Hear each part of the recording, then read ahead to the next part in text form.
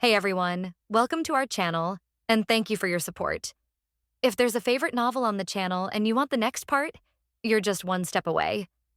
Become a Patreon member and I can make it depending on your tier. Thank you for your attention. Then Miss Kaguya can also hint to her not to have too much contact with young Master Zia Chuan. Or simply explain your feelings to her first. But what if she betrays me? What if she tells the president about those things? I will never tell her those things without complete trust. Kaguya Shinomiya shook her head again. She hadn't even told Fujiwara Chika. How could she so easily tell her thoughts to someone she had only known for a few days? If that doesn't work, let me go and contact young Master Zia Chuan again to find out the situation. Hayasaka AI was really a little bit headache. Her suggestions were constantly being refuted, and her advice was not being accepted. But she couldn't just watch Kaguya look so helpless, so she began to think hatefully in her heart. It's all young Master Zia Chuan's fault. Why suddenly introduce extra personnel for no reason? Such inexplicable behavior, especially since the other party is one of the president candidates. Moreover, judging from the young lady's description, young Master Zia Chuan's attitude towards that Iroha Ishiki seems very unusual. But in terms of ability alone, her own young lady is definitely better. Even in terms of appearance, the other party is not as good as Miss Fujiwara. And a student council only needs one vase at most. Hayasaka AI thought a lot. But no matter how she thought about it, she couldn't guess Zia Chuan Chin's intentions. As if the other party really just had a temporary idea. However, that was impossible. Young Master Zia Chuan is a firm actionist. It can be seen from the means he used to approach the young lady that he has extremely strong execution ability. And his actions are definitely not without purpose. So what is the reason if he likes the young lady? Then bringing in the so-called love rival can be explained as creating an external crisis. But isn't Zia Chuan Chin's real target her? Could it be that she misjudged it at the beginning? But what happened that day is still vivid in her mind. Hayasaka AI frowned, feeling that her thinking had entered a dead end. Surrounded by solid walls with no way to go, she decided to give up thinking that if it really didn't work, she would risk contacting Zia Chuan Chin again. It seems that this is the only way. Kaguya Shinomiya hesitated, but finally nodded if there were other good ways. She would not want Hayasaka to contact the president again. She still remembers clearly what happened last time. She didn't know what the two of them talked about. But after that, the president became strained. And Hayasaka even took a few days off.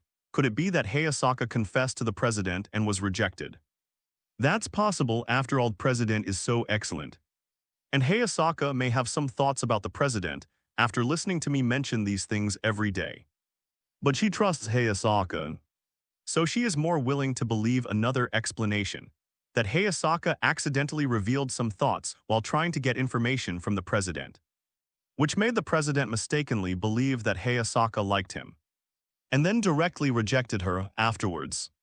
Little AI couldn't bear the humiliation and was depressed for several days. After all, the president is a gentle person. He will definitely feel guilty for rejecting other girls in person. So it's normal for him to be in a bad mood for those few days. That's it. Kaguya Shinomiya nodded heavily, thinking that the president still cared about her after all. He was unceremonious to other girls. Even if he was willing to help them, it was only to fulfill the obligations of the student council president. 60. The enemy is at Honoji Temple Friday. The last moment before the student council temporarily disbanded. Next Monday is the election time. So rather than saying that this student council is disbanding, it is better to regard it as giving themselves 2 days off. After all, he will not lose. The law of victory has been firmly grasped in Zia Chuan Chin's hands. Although he has been busy with official duties these days and has not gone out to show his face, his subordinates have been making various appearances. Major clubs, teachers' offices, student buildings, wherever there are people. The student council will not let it go, and it is determined to imprint its footprints on it. However, that being said, All that needs to be done is to get acquainted with the freshmen and teachers. He disdains so-called off-the-table tactics, but he is naturally willing to give a little psychological suggestion. The only problem is that it is very embarrassing to distribute leaflets printed with his own headshot, so he simply does not participate in it and lets other student council members complete it. It's also interesting to say that Iroha Ishiki, as an extra member, actually acted with their student council, distributing leaflets of the enemy, while she herself did not take any publicity measures. According to the news from Shinomiya, Iroha Ishiki still has a professional team behind her to take care of her public relations. But recently she doesn't know why she hasn't taken any action. Is she afraid of being caught by him? Xia Chuan-chin was a little puzzled. He had always suspected that the team was composed of anti-Qin party members, with the goal of bringing him down and pushing him off the stage.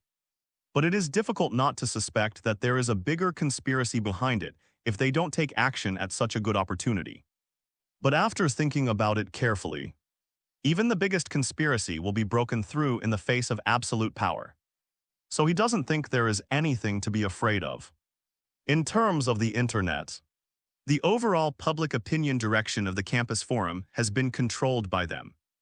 In reality, they have not seen the other party stand up to resist, completely abandoning themselves. And even the auxiliary candidates have come to his student council and are working for him. As if they are performing "Why did your majesty surrender first?" Then what has he been vigilant about for so long? It really feels like when he was preparing to punch with all his strength in a ring match. The other party suddenly raised a white flag, highlighting the fact that he was not allowed to enjoy himself. Is he from France? Well, in short, there is no need to worry about the election.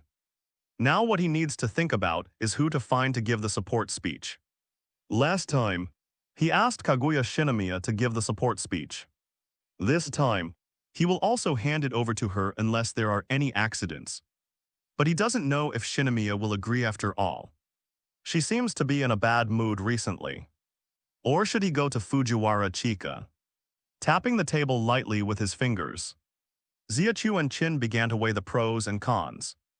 If he remembers correctly, Fujiwara should be born into a political family. She must have a lot of experience in this area under the influence of what she has seen and heard. But her personality is so unique that it is difficult to believe that she can handle this matter well. Fortunately, the speaker does not need to be so outstanding, as long as they perform in a satisfactory manner. The more critical thing is to have a certain popularity and leadership, which can also facilitate him to canvass votes. Don't look at Fujiwara Chika often acting like a fool in the student council. But she is still very popular on campus, and her leadership is not bad, at least stronger than Shirogane and Ishigami. Everyone knows that Kaguya Shinomiya is on his side. So even if Shinomiya does not give a speech on stage, it will not affect the votes of those who support her. With the supporters of Fujiwara Chika and a small group loyal to him, the election will definitely be in his hands. Thinking of this, Xia Chuan-chin no longer hesitated, picked up his phone and prepared to ask Fujiwara Chika to talk. Before long, Fujiwara Chika appeared with a smile on her face, shouting, "Yeah, hello. What's the matter with the president looking for me? I'm busy researching insects." Then she took out a magnifying glass to pretend. Xia Chuan-chin glanced at her, thinking that she really has a sense of atmosphere, and then beckoned her to sit on the sofa. In short, "I'm here to talk about the support speech next week. I hope you can help me become the speaker. When dealing with Fujiwara Chika, go straight to the point if you cannot beat around the bush. Otherwise, it is easy to fall into her conversation rhythm. And she is very good at pulling other people's thinking into her peculiar brain circuit and then defeating them with rich experience. So don't chat too much if you can. Otherwise, what awaits you is a brain-dead ending." Support speech. Fujiwara Chika tilted her head, looking very puzzled. Didn't Kaguya agree to help the president? Xia Chuan-chin raised his eyebrows, a little curious as to why she would mention Kaguya Shinomiya, but still answered her truthfully. "I didn't ask Shinomiya for help, I came directly to you, so." Fujiwara Chika opened her mouth wide looking shocked. Then smiled but soon became serious again. 5 fake expressions in 1 second. Making Xia Chuanchin stunned, did she learn face changing? No president. You have to go to Kaguya-chan for this kind of thing. Why? Could it be that Fujiwara you are actually not good at it? Xia Chuanchin said suspiciously. This development was beyond his expectations. And he never thought that Fujiwara would refuse this kind of thing. That's not the case, I'm super strong. It's just that this kind of thing, it's not Kaguya who can't do it. She's the vice president. There's no rule that the vice president must give the speech. Right, I think you're quite suitable, Fujiwara. Provided that you can be more serious. Xia Chuanchin thought, oh president, you don't understand. Anyway, you must go to Kaguya for this kind of thing. Fujiwara Chika hummed softly, and then began to use the special skills of girls, in short. This matter is decided, also. Because the president didn't let me give a support speech. As compensation you have to treat me to ramen next time. Eat ramen again. Is it that delicious? Xia Chuanchin subconsciously complained. But then remembered that the point was not there at all. That's not right, I did not let you help. You clearly refuse Sadake and still saying compensation. It's just digging a hole for money. I don't care, this is the privilege of girls. Stupid president, hurry up and contact Kaguya. I'm going to continue researching insects. Fujiwara Chika stuck out her tongue at him and then ran away, not giving Xia Chuanchin a chance to persuade her at all. Forget it, let's contact Shinomiya. At least she is far more reliable than Fujiwara Chika. Xia Chuanchin rubbed his temples, feeling a little helpless. With Fujiwara's personality, she shouldn't think this is troublesome. She would push this matter to Kaguya Shinomiya, which really surprised Xia Chuanchin along with it. Xia Chuanchin began to doubt if he asked Shinomiya for help. Would she also refuse him? Could it really be the enemy is at Hinoji Temple, 061?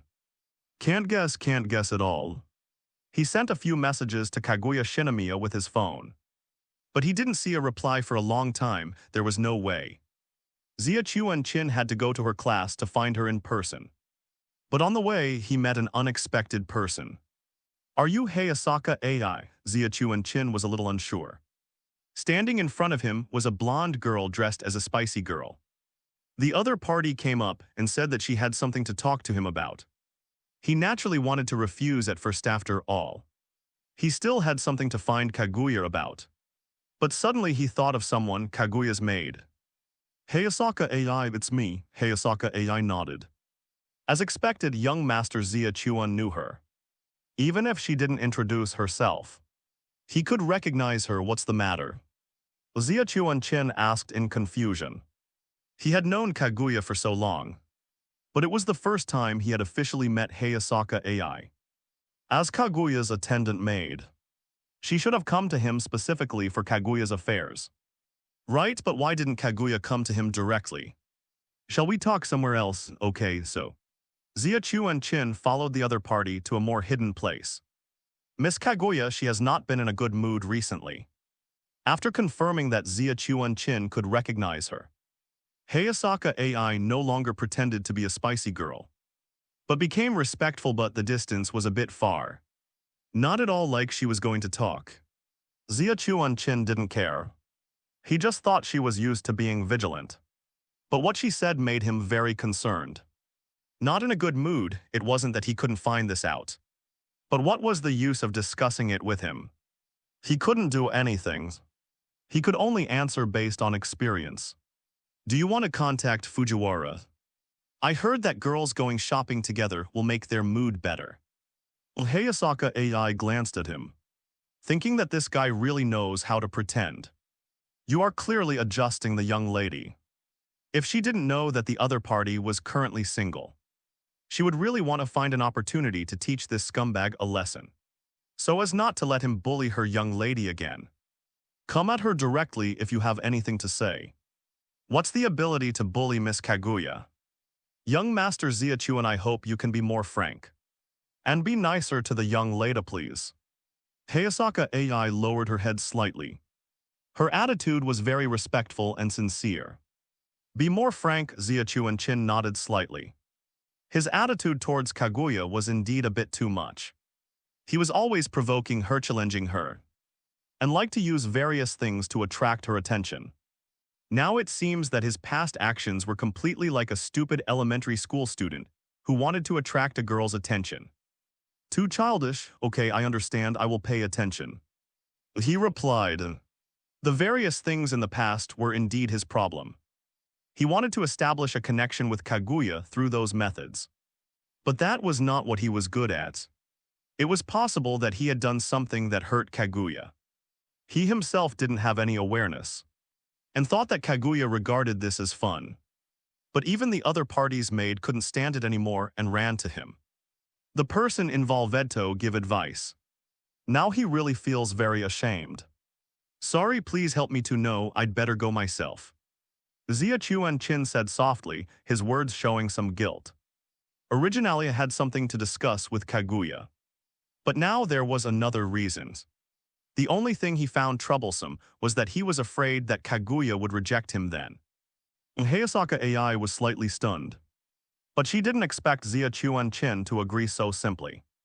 At this time, shouldn't he take the opportunity to make some requests to her? Such as going out on a date or something. This is unscientific, young Master Zia Chuan. Is there nothing else you want to say?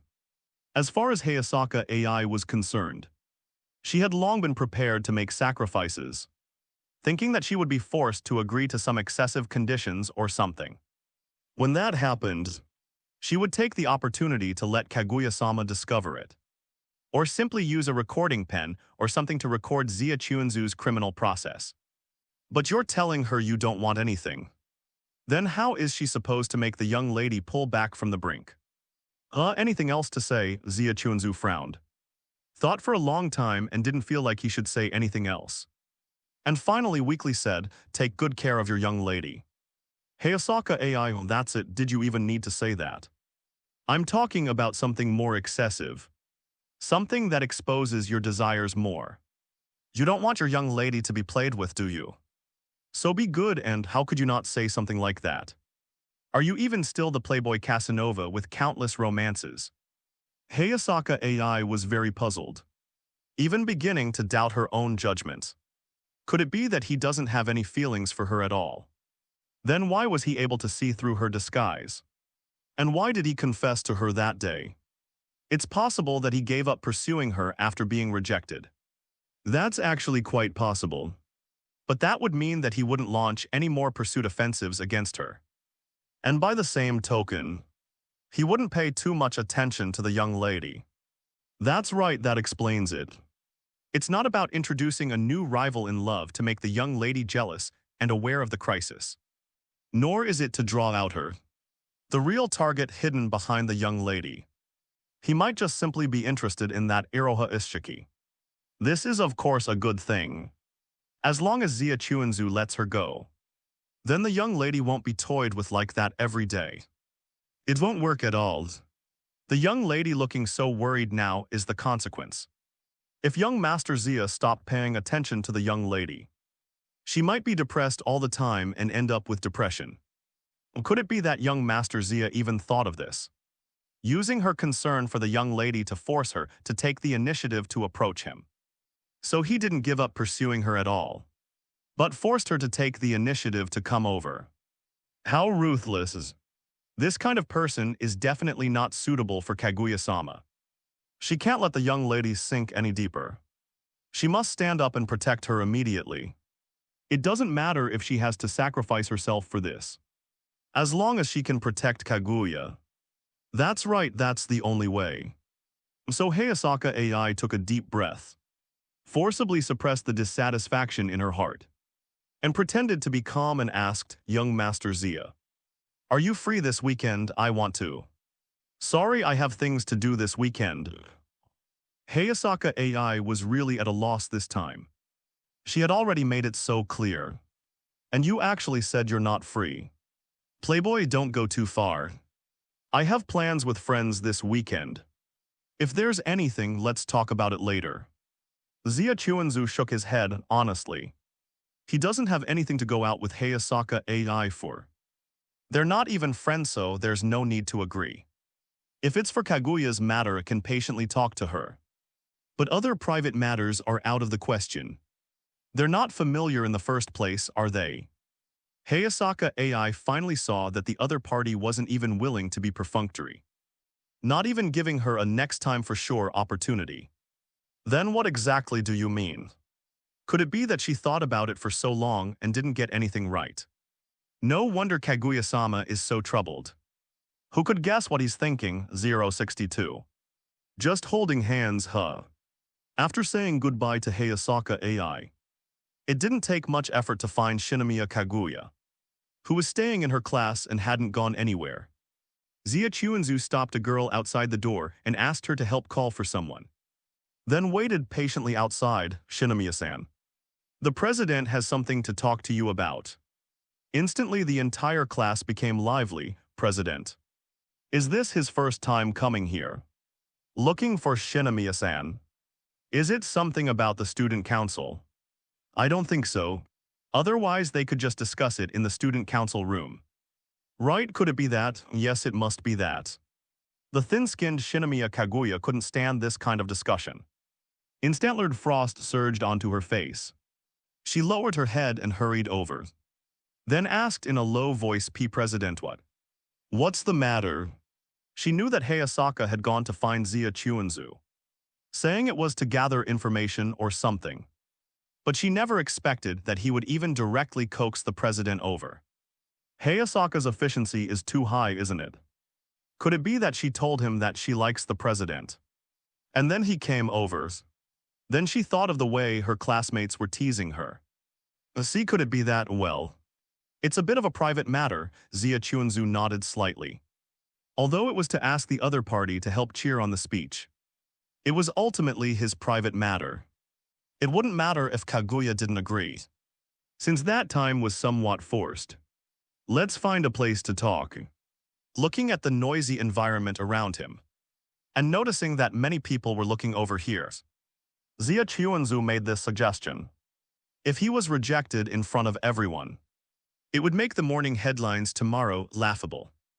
The former student council vice president refused to help the former student council president cheer on the speech. And it was for this reason. Maybe it would even evolve into some strange development, like discussing a non-existent love triangle or something. He quite likes watching gossip, but he wouldn't be happy if he was the one being gossiped about. What? Shinomiya Kaguya suddenly became flustered and stammered. See, can you give me a little time? Zia Chuanzu nodded. Then told her that he would wait for her on the playground. Originally wanted to go to the student council room, but he had already returned the key to the grade director. So he simply found an open space after Zia Chuanzu left. Shinomiya Kaguya returned to her class with floating steps, during which she was constantly questioned by other classmates. Shinomiya-san, is it that? It must be that, right? It's finally coming, Shinomiya-san, good luck. Suddenly telling me to cheer up or something. The silly young lady's face was rosy. Her posture was coy, but she refused to admit it at all. See, certainly it's a misunderstanding. The president is looking for me for something else. Something, however, that being said, she couldn't suppress the smile on her face at all. And her heart was even more excited. It must be a confession otherwise. He wouldn't have come to her classroom to look for her. So she began to think about how she should reply to the president later. Yes, I am very willing. Wouldn't that seem too unreserved? Since the president is so strongly requesting it, I will reluctantly agree, be a little nicer. The president might misunderstand that she's pitying him. Oh well, never mind, I'll think about it later. Thinking like this, Shinomiya Kaguya couldn't help but thank Hayasaka, not knowing what she had done to make the president suddenly get enlightened. So she sent her a text message, "Little AI is awesome.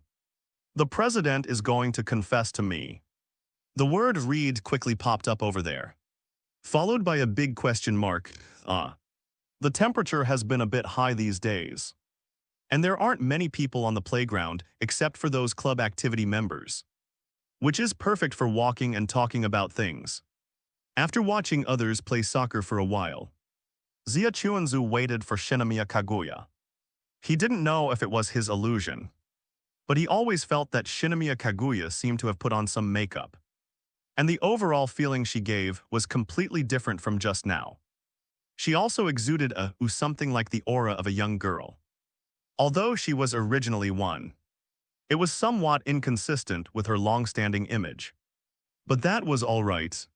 The key was that there was a dense crowd of people following behind her, not knowing what they were doing here. They wouldn't be here to watch him confess, would they? He wasn't here for that kind of thing. President, have you been waiting long, unexpectedly? When she saw him, Shinomiya Kaguya suddenly showed a smiling face, greatly shocking Zia Chuanzu. Where did this cute girl come from for a moment? Zia Chuanzu wondered if there was a twin sister in this world, with a personality completely opposite to Shinomiya Kaguya's. Shinomiya, are you okay? I'm fine. But President, didn't you say you had something to talk to me about? The silly young lady still had a happy look on her face, and even got closer, so close the delicate and smooth skin, the slender and slightly curled beautiful eyelashes, the pink and moist lips, and the sweet breath spraying on his face, were all within reach, making it impossible for him to calm down. Then I'll just say it directly. Zia Chuanzu took a deep breath then slowly exhaled. I hope you, Shinomiya. Shinomiya Kaguya looked at him patiently, however. Zia Chuanzu couldn't say his request after opening his mouth for a long time.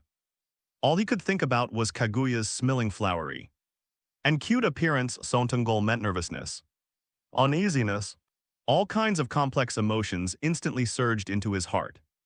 Perhaps he was frightened by the students hiding not far away.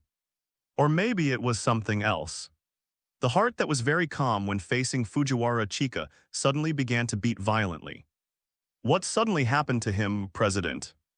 Shinomiya Kaguya tilted her head slightly, looking at him with some concern. Suddenly a breeze blew, and several petals from the pagoda tree above her head fell down, landing on Shinomiya Kaguya's head, and also landing in Zia Chuanzu's heart. Pressing his hand on his chest, trying to push back the heart that was about to jump out, Zia Chuanzu finally made up his mind. Shinomiya, I want to ask you to continue being my vice president.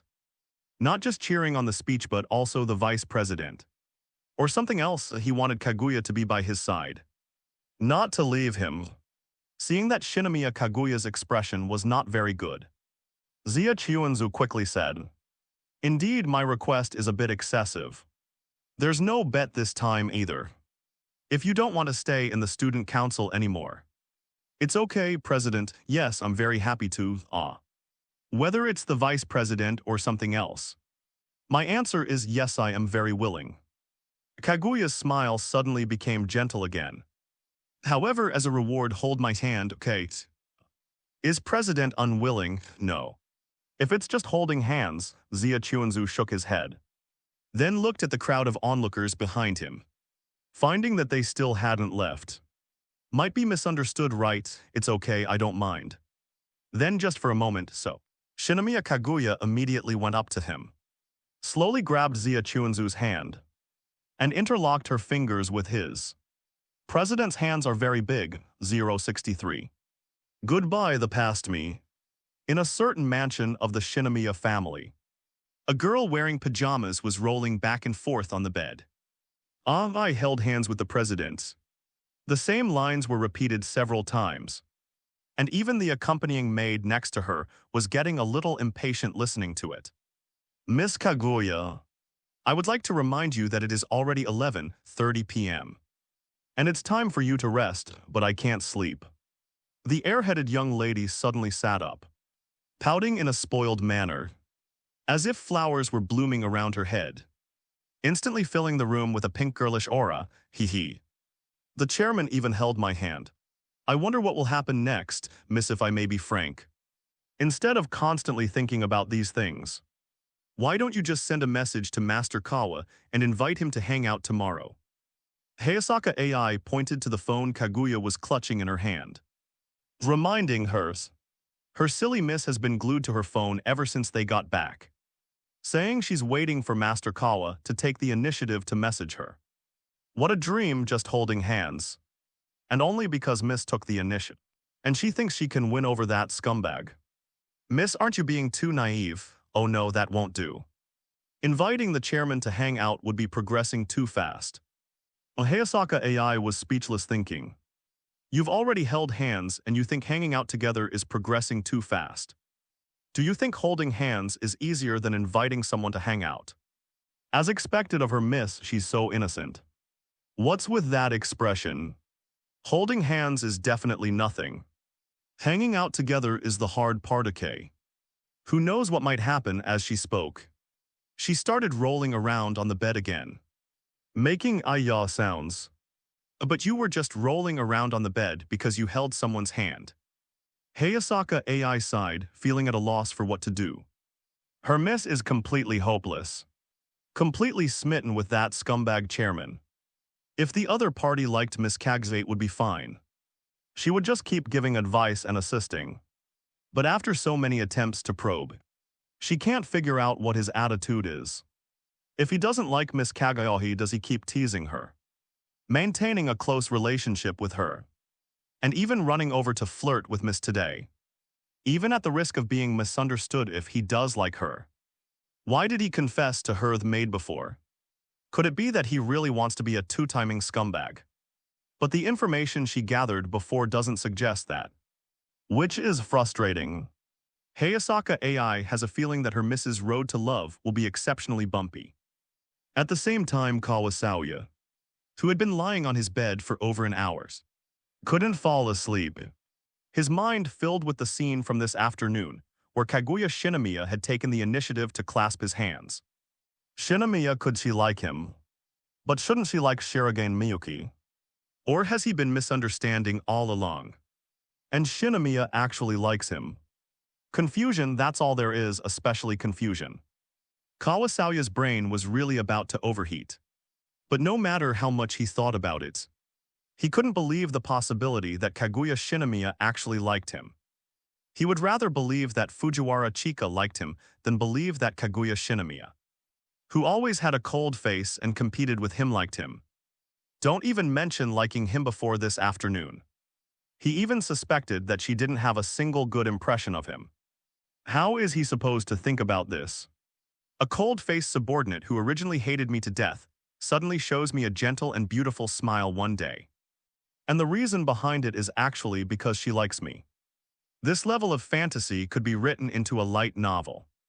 At least Kawasawa is more inclined to believe that she suddenly fell ill, damaged her brain, or was pretending to be attentive for some other purpose. Unless Kaguya Shinomiya is really good at disguising, able to bury her true feelings deep in her heart without revealing them. But her behavior towards the person she likes in the original work isn't like that. Moreover, there is another point that he cares about even more. He seems to no longer like them as he used to. If it were the him from before, he might have confessed to Kaguya without hesitation when she suddenly smiled gently at him and said, "Chairman, is there anything I can do for you?" From the Ice Princess Kaguya to being able to show a smile. That kind of transformation is enough to prove that Kaguya truly cares about him. Maybe she has a good impression, maybe she really likes him. But in any case, would definitely go for it. But now he doesn't dare. He doesn't dare to say the words of confession. Afraid that after being rejected, he won't even be able to be friends. He also doesn't dare to test his true feelings again.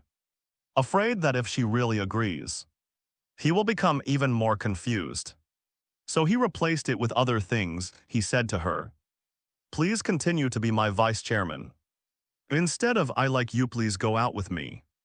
From the surface, it seems to be retreating, not daring to confess, but in reality, this is a more serious performance. Just like what he thought that day. His feelings for Kaguya Shinomiya shouldn't be real love, but something else. The former him would definitely firmly believe that his love was genuine. And even if it wasn't sincere, he would turn it into sincerity by continuing to associate. But now he would think that this is a wrong idea. Maybe he has really grown up. But it is likely that everyone has taught him this truth. Having an insincere love and associating with others is itself a mistake. Even if he is not purposeful, but simply does not know his true heart, fake is fake. Even if it comes true, it's just adding some costumes. So he didn't dare to test it anymore. Unless one day he could correctly determine his true feelings.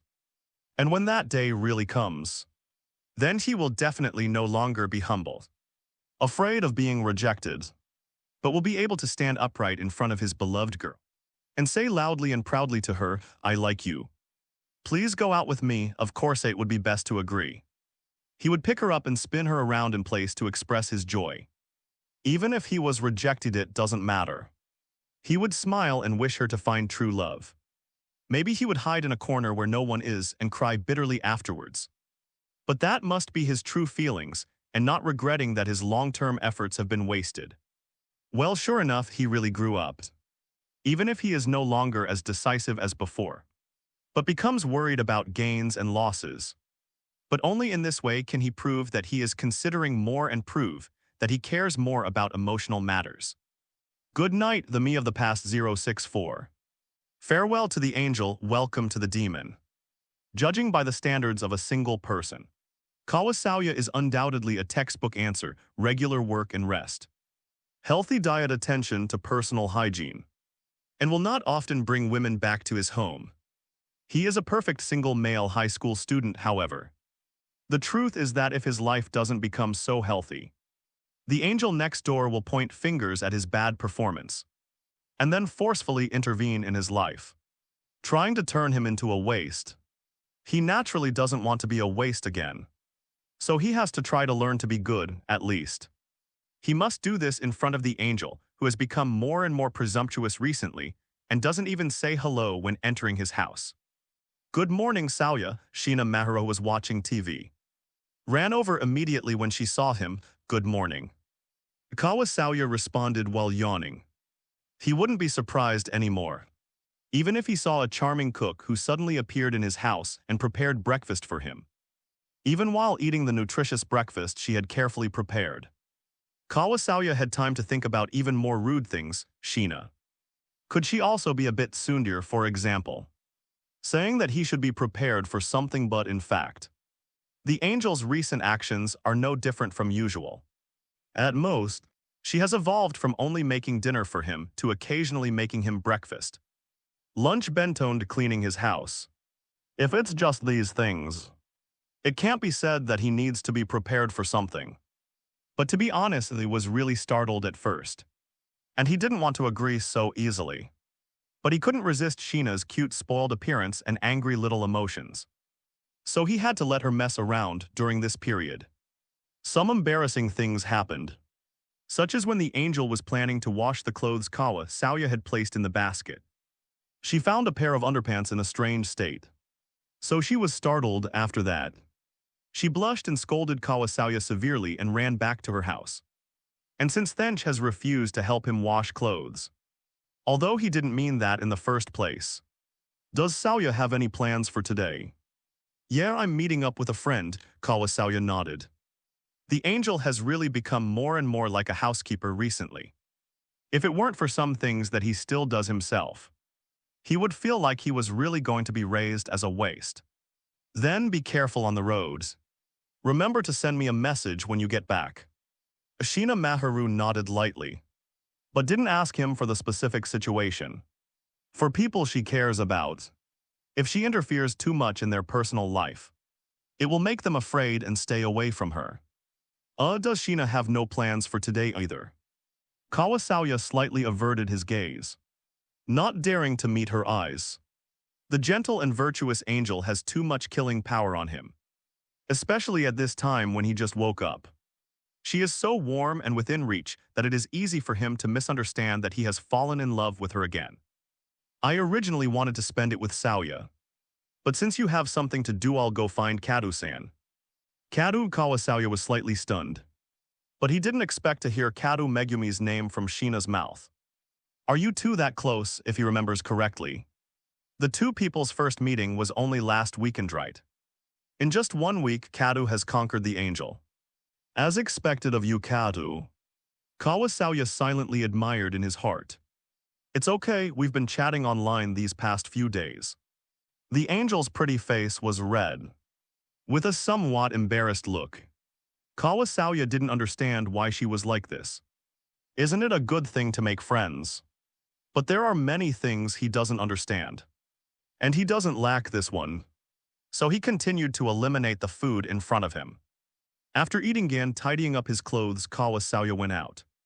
I'm leaving, be careful on the roads. After taking the train for a few stops and walking for a while, he soon arrived at the place he had agreed to meet. A cute girl was standing there looking forward to it, looking like she had been waiting for a long time.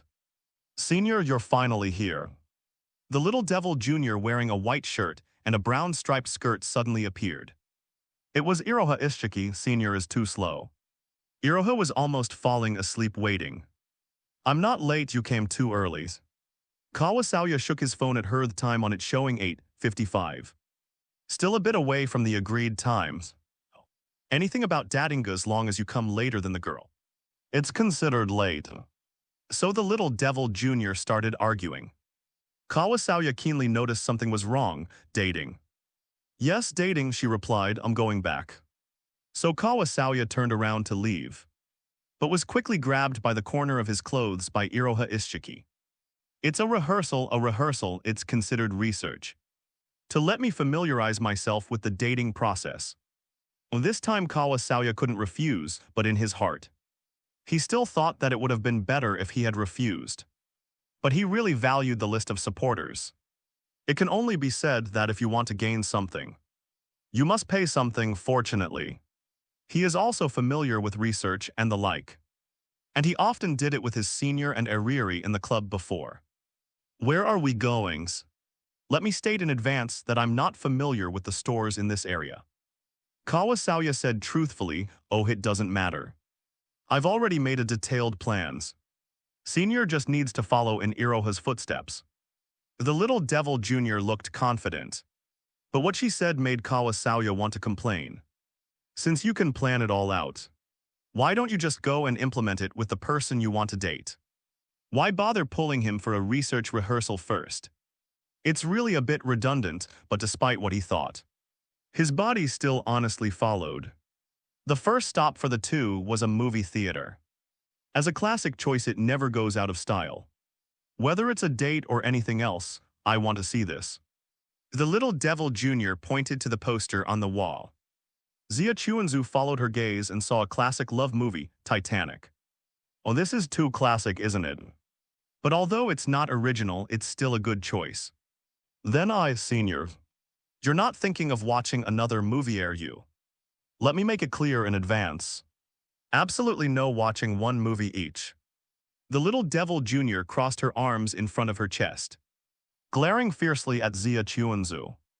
No matter what, I wouldn't do that, would I? Zia Chuanzu was speechless. What did Yai's Ku take him for, or rather? Could there be such outrageous people in the world? I just wanted to say, then I'll go buy the tickets. Only then did a smile appear on Yai's Ku's face. Then senior, go early and come back early. Oh right, remember to buy a large bucket of popcorn. Ku likes large ones, buy it yourself, 065. No way, it's an innate talent. Many things feel amazing and interesting when you first see them. But after seeing them too many times, you no longer feel moved by them. This is especially obvious in the viewing experience. Titanic is indeed a good work, but its commercial meaning is also very obvious. A poor boy with a little talent accidentally meets a rich young lady and quickly falls in love with her. After experiencing various hardships, they confirm their failings. It doesn't matter whether the ending is good or bad, but at least such a process can move most viewers. So much so that no one cares about those innocent supporting characters, such as the woman's fiancé, the man's childhood sweetheart, etc. In reality, they should have been the ones to reach the end with the protagonist. But this is not the case in artistic works. So I don't like this movie, Zia Chuanzu said definitively. After walking out of the cinema with Yai's Ku, he launched a sharp review of the movie, perhaps influenced by his own personal experience. He can no longer hold this movie in high regard. only feeling that it deceives the audience and excessively praises love. It's not suitable for him anymore. Senior is too much of a straight man, isn't he? At times like this, you should go along with the girl's wishes. The little devil junior kept poking him from the side, looking like she was venting her dissatisfaction. Xia Chuanzu ignored her and asked directly, "What's the next item?" His attitude was as cold as if he was completing a task. TCH, Yizkyu glared at him lightly. "Next, let's do some exercise." "But it's almost lunchtime, isn't it? Are you sure you want to choose a sports item?" Xia Chuanzu was a little puzzled, especially after just watching a movie, and a romantic literary film at that. Shouldn't they find a place to rest and savor it? It's precisely because we're going to eat. So let's do a little exercise first, so the subsequent food will be more fragrant. Yizkyu replied, then pointed to a gymnasium not far away. "Let's go, senior."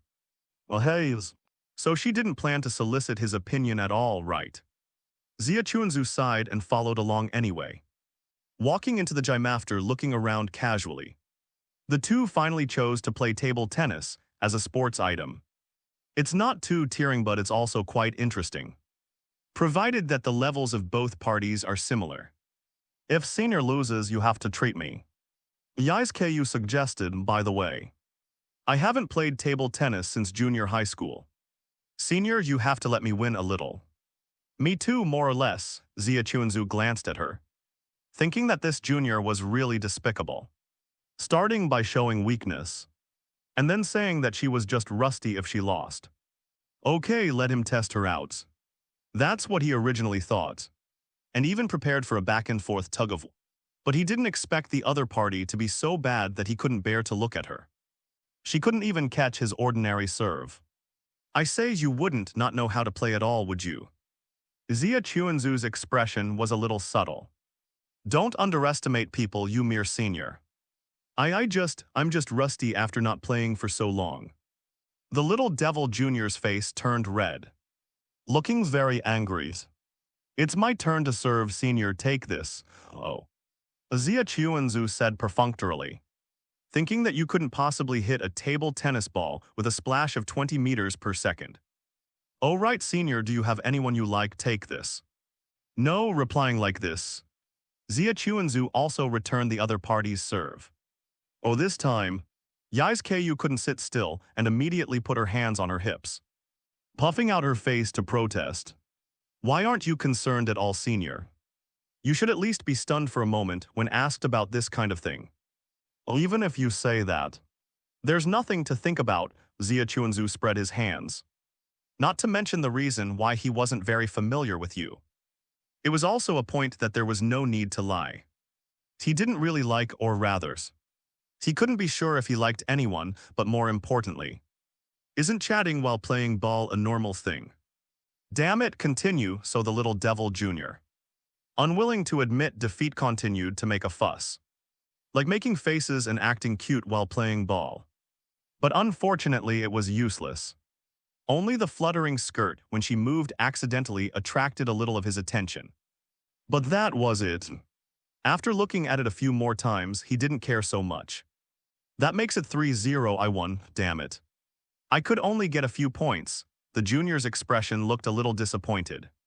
This was normal after all. The match was almost one-sided, and she would even have to treat him later because of it. Xia Chuanzu didn't dare to reply. In fact, he had already held back a lot. Otherwise, the other party would have had a hard time getting even 1 point. But he didn't dare say that, otherwise it would be too cruel. The other party was just a junior who liked to be arrogant, and he didn't need to go to that extent. Senior's strength is too strong, isn't it? At this level, you can already become a school team player.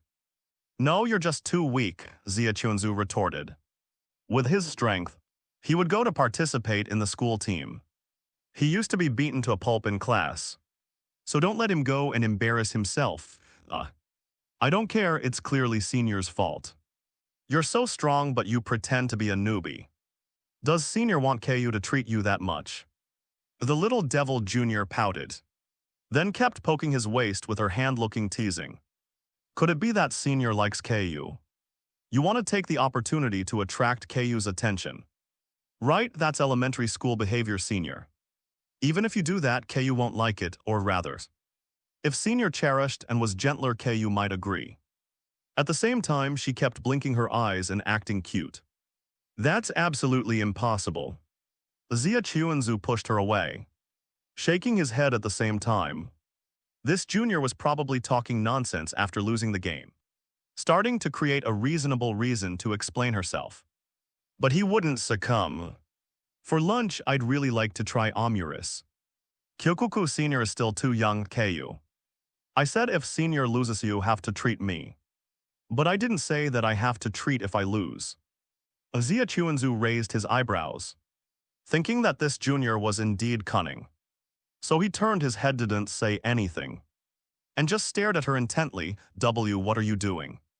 Even if senior stares at me like that, stare. Okay, I'll treat you. The suddenly serious eyes were really sharp, and the prolonged stare made the little devil junior unable to resist. KU's allowance sub. Only then did Zia Chuanzu nod in satisfaction. It wasn't that he didn't know how to quit while he was ahead. But why shouldn't he eat this meal that he won with his strength? At most, he would give way in the afternoon's project and treat this arrogant junior back. 066 Ia tilde Senior H. Hey Senior. I don't remember you saying that you wanted to come to this kind of store. Standing in front of a maid cafe, Yai's Ku asked Zia Chuanzu a soul-searching question. Could it be that senior is also an otaku who likes to watch anime? The junior's eyes seemed a little disgusted, but it didn't reach the level of disgust, at most. It was like saying, I didn't expect you to be this kind of senior. I can't be called an otaku, but some anime are actually quite interesting. Zia Chuanzu shrugged, not refuting much. He didn't have many opportunities to watch them before. But now he has the opportunity but doesn't have the time. He wouldn't think of deliberately hiding the fact that he liked to watch anime. But he wasn't social enough to freely promote his hobbies in this regard. After Alan, this society in neon. D Chinese letter DOG is sometimes not just a simple joke. I've always wanted to go in and visit, but I'm a little embarrassed to go alone. Zia Chuanzu explained to Yai's Ku beside him. It just so happens that I'm with you today. So please help me out. The only ones who can have common topics with him in terms of otaku are senior, Yinglili and the others. But in their case, he's really embarrassed to invite them to come together. But it's okay with Yaisanu if you're not familiar. So it doesn't matter what she thinks. Ia tilde, the little devil junior, made a disgusted shriek. But she didn't explicitly refuse. In the end, she hesitated and nodded lightly. Let me make it clear in advance. If it's some strange store, I'll leave senior behind and walk away. Don't worry, I've investigated before. This is a serious store, not what you think. Then Yai's Ku's eyes became even more disgusted, as I thought. Senior, you were thinking about that kind of thing, right? Zia Chuanzu was numb. He didn't expect that he would be fished, but at this time, he had to bite the bullet. He couldn't waste the opportunity that he had finally gotten. So he pretended not to hear her and took the lead in stepping into the store. Master Miss, welcome back. As soon as he entered the door, he was infected by the youthful welcome of the maid ladies. And Zia Chuanzu's eyes couldn't help but become subtle. Senior, your nose has gotten bigger. A green jade finger immediately poked Zia Chuanzu's waist. Looking back, the little devil junior also came in, also pouting her lips to tease him. Where did I come from, Pinocchio? Zia Chuanzu retorted. Then the two sat down under the welcome of the maids. Master, this is today's menu, please take a look. As soon as he sat down, a sweet-looking maid lady brought a menu and waited beside him, ready to move at any times. Do you have that love heart Omuris? Zia Chuanzu asked softly. He didn't forget his original intention. If he said he would eat Omuris, he would eat Omuris. It's on the back of the menu, master. So Zia Chuanzu turned the menu over and sure enough saw today's recommendations. Several options were also followed under the dishes. such as love heart magic and other particularly shameful words. If he remembered correctly, it seemed that when the omuris was served, some ketchup would be squeezed on it and magic would be applied. Cough cough, just follow the most classic set menu. I don't have any other requirements. Now that he's here, he should try it a little. It's just that those words look too shameful. And he can't say them after ordering. Zia Chuanzu looked at Yai's Ku opposite him and asked her, Yais, what do you want? I'm already full. The little devilish junior glared at him, then said in a huff, dating Kai Yu and still wanting to come to a place like this. You're the worst, senpai. I told you it's not a date. Zia Chuan-ku lightly retorted. But it was indeed his fault for wanting to satisfy his curiosity, not expecting that Yishiki would be so resistant. Sorry, if you feel uncomfortable, we can leave. It's good that senpai knows what's good for him. Yishiki Kaiyu's expression softened a bit. Then after a long silence, she asked again, does senpai like maids that much? No, it's not like I particularly like them. I'm just curious. But his mind couldn't help but start fantasizing. If Shiina could wear such clothes at home and say to him, Master, welcome home, senpai. Your nose is getting bigger again. And you say you don't like them. That's why I said it's impossible, theoretically. When a person is excited, blood circulation accelerates, and inhaling more oxygen will make the nostrils slightly larger. But such changes are too subtle to be noticed. This arrogant junior is definitely trying to trick him. Hurry up in order, don't cause trouble for people. Zia Chuan-ku began to change the subject, HMPH. The little devilish junior snorted lightly, then stood up. I'm going to the restroom, don't you dare peek. You idiot, senpai, who would do that? After Yishiki Kai-yu left, Zia Chuan-ku waved to the maid beside him, asking her to prepare the meal first. As for the junior's portion, he'd let her decide when she returned. After waiting for a long time, the little devilish junior still didn't come back. But the omelet rice he ordered was brought up. Master, your love omelet rice. The voice was sickeningly sweet, giving Zia Chuan-ku goosebumps. Okay, thank you. As soon as he turned around, Zia Chuan-ku noticed something was wrong. The person who brought him the meal wasn't a maid from the shop at all, but the little devilish junior who had disappeared after going to the restroom. Ah, what, senpai looks so shocked. Doesn't Kai-yu's maid outfit look good? With the tray tucked under her arms, Yishiki Kai-yu also made a V sign, trying to act cute towards Zia Chuan-ku. Don't stand there dumbfounded, senpai, at times like this. You should happily ask Kai-yu to take a picture. Ah, okay. Zia Chuan-ku nodded subconsciously, even taking out his phone as a result. The little devilish junior immediately put on a disgusted expression. So, senpai is indeed a big pervert. He gets excited as soon as I say he can take a picture. He was getting hard, his fist was getting hard. Zia Chuan-ku's face was full of black lines, and he really wanted to go up and give this arrogant junior a profound lesson on the forehead, so she would know that the human body can also make a crisp sound like a dong. Senpai, don't be silent. Is it that Kai-yu doesn't look good? Unexpectedly, Yishiki Kai-yu suddenly became awkward, making Zia Chuan-ku feel a little embarrassed. No, it's pretty good actually, yay. I knew senpai was a maid con, I guessed right. You. 067 senpai, wow.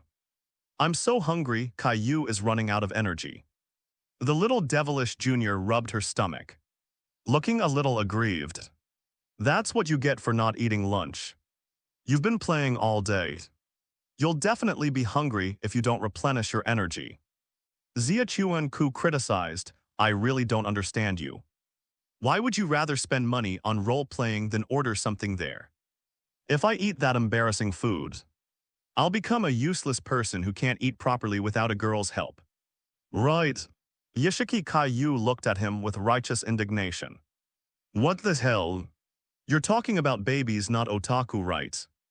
Apologize to all the otaku in the world. Aren't you a girl yourself? Zia Chuan-ku subconsciously retorted. Also, don't underestimate otaku. They are a group of people who can live strong lives even without girls. They are warriors with powerful hearts. Is Senpai one too? I'm not, Ziachuan-ku immediately retorted. He wasn't an otaku, he just liked watching anime. A tilde not convincing at all. Yashiki Kaiyu puffed out her cheeks and looked at him. Then became pitiful again. Hey senpai, do you like sweets? If senpai really wants to eat sweets now, Kaiyu wouldn't mind going with you. Isn't eating sweets before a meal a bad habit? Ziachuan-ku glanced at her, he originally wanted to say, no, I don't want to eat at all. But he was afraid of really making her angry. So he seriously replied, after Alit's almost dinner time. Can't you wait a little longer, damn it? Where did you come from, you demons? Your kind and cute junior is already starving, and you're telling her to endure it. Soft little devilish junior let out a coquettish cry. Then stretched out 2 fingers and kept poking at Ziachuan-ku. Mean senpai, Kaiyu even treated you to lunch. Just kidding, just kidding. Ziachuan-ku easily diffused her attacks with one hand. And even pointed to the dessert shop on the street. There, the dessert shop you're looking for. Yashiki Kaiyu looked in the direction he pointed. And then her eyes lit up. But she immediately showed a suspicious expression, that's strange. How did senpai know there was a dessert shop here? Could it be that you've been here with other girls before? Brains are a good thing. Seeing that the little devilish junior was about to bite him, Ziachuan-ku quickly explained, it's the navigation. I looked at the navigations. He had searched on his phone as soon as Yashiki Kaiyu complained about being hungry. The nearest dessert shop was here, so he brought her over. I'll say it in advance, I haven't been here before.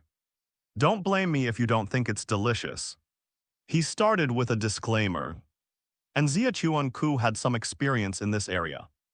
Oh my senpai, don't be so unmanly if it's not delicious. I'll definitely blame it all on senpai. Yashiki Kaiyu patted him on the shoulder, smiling. Ziachuan-ku glanced at her speechlessly, thinking that she didn't realize how hungry she was at all. As everyone knows, when people are starving, they can eat anything even if it's not very tasty. He really didn't believe that this little devilish junior could give away the dessert. At most, she would frown and eat it while complaining that it was unappetizing. Entering the store, they found a secluded spot to sit down. After receiving the menu from the waiter, Ziachuan-ku glanced at it and handed it to Yashiki Kaiyu. The little devilish junior didn't have any difficulty choosing. She circled and selected her order all at once. Then asked Ziachuan-ku, I want a galaxy mousse and a strawberry sundae, what about senpai? Just an espresso, eh? Isn't senpai going to have some sweets? This store also sells ice cream, Yashiki Kaiyu reminded him. As she had just seen it on the next page of the menu, I'm okay. I'm saving room for dinner, Ziachuan-ku shook his head.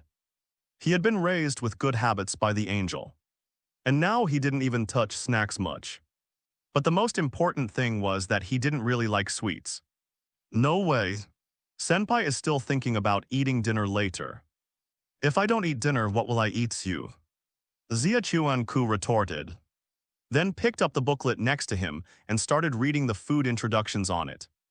Senpai is so full of himself. The little devilish junior snorted softly.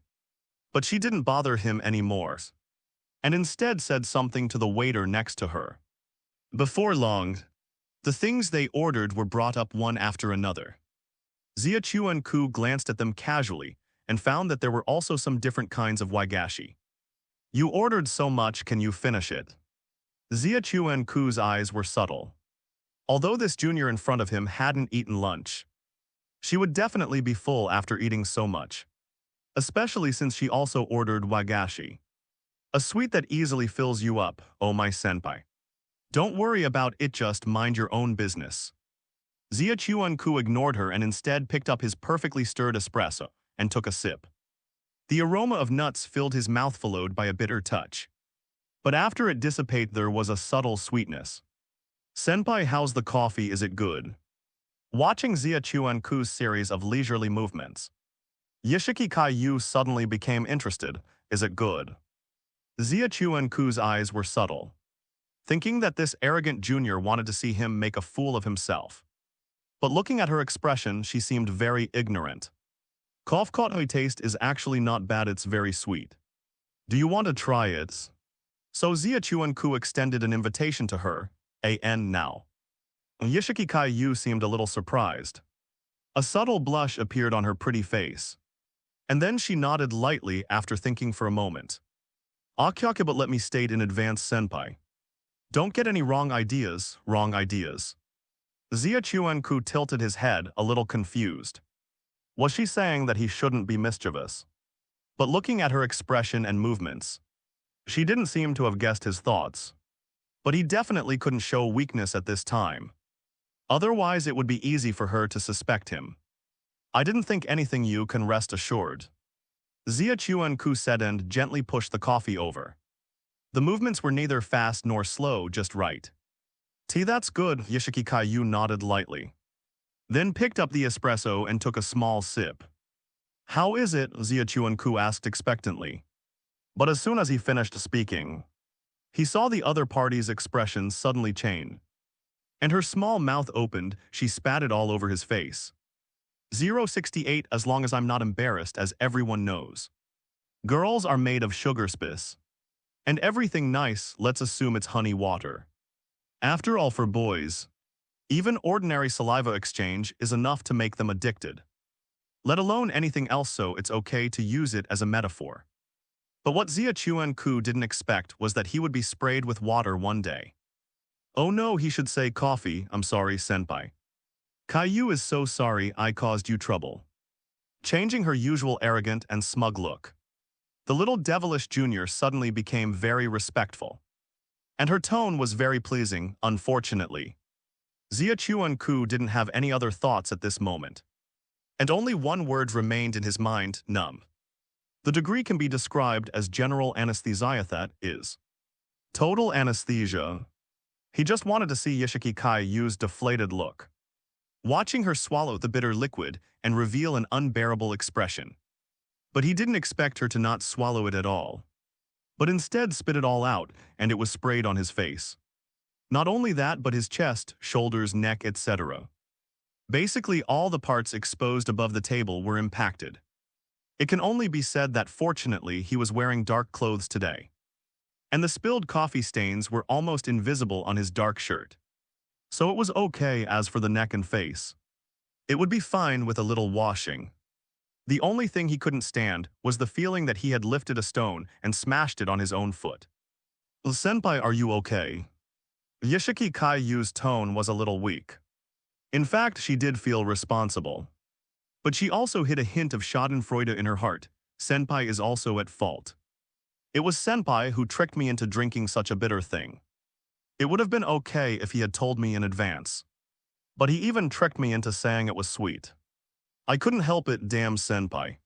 Actually deceiving an ignorant girl into drinking that kind of thing. Guilty, but she thought so but didn't dare to say it. After all, Zia Chuan-ku obviously looked like he was in a bad mood at the moment. And if she annoyed him again, she didn't know what would be done to her. After washing his face again and calming down his emotions a little, Zia Chuan-ku raised his head and looked at Yishiki Kai-yu and said, Let's go back, go back. Do you mean go home to change clothes? Yishiki Kai-yu was stunned for a moment, and then looked a little disappointed. She didn't expect her first date to end here, go back to eat. Wasting food is shameful. Zia Chuan-ku replied expressionlessly. Although I was sprayed with coffee, the espresso was innocent. And since he was going to pay the bill later, I couldn't just go home anyway. My clothes were already dirty, and the stain wasn't too obvious. So what's the harm in staying a little longer? You can't possibly diet again, can you? Okay.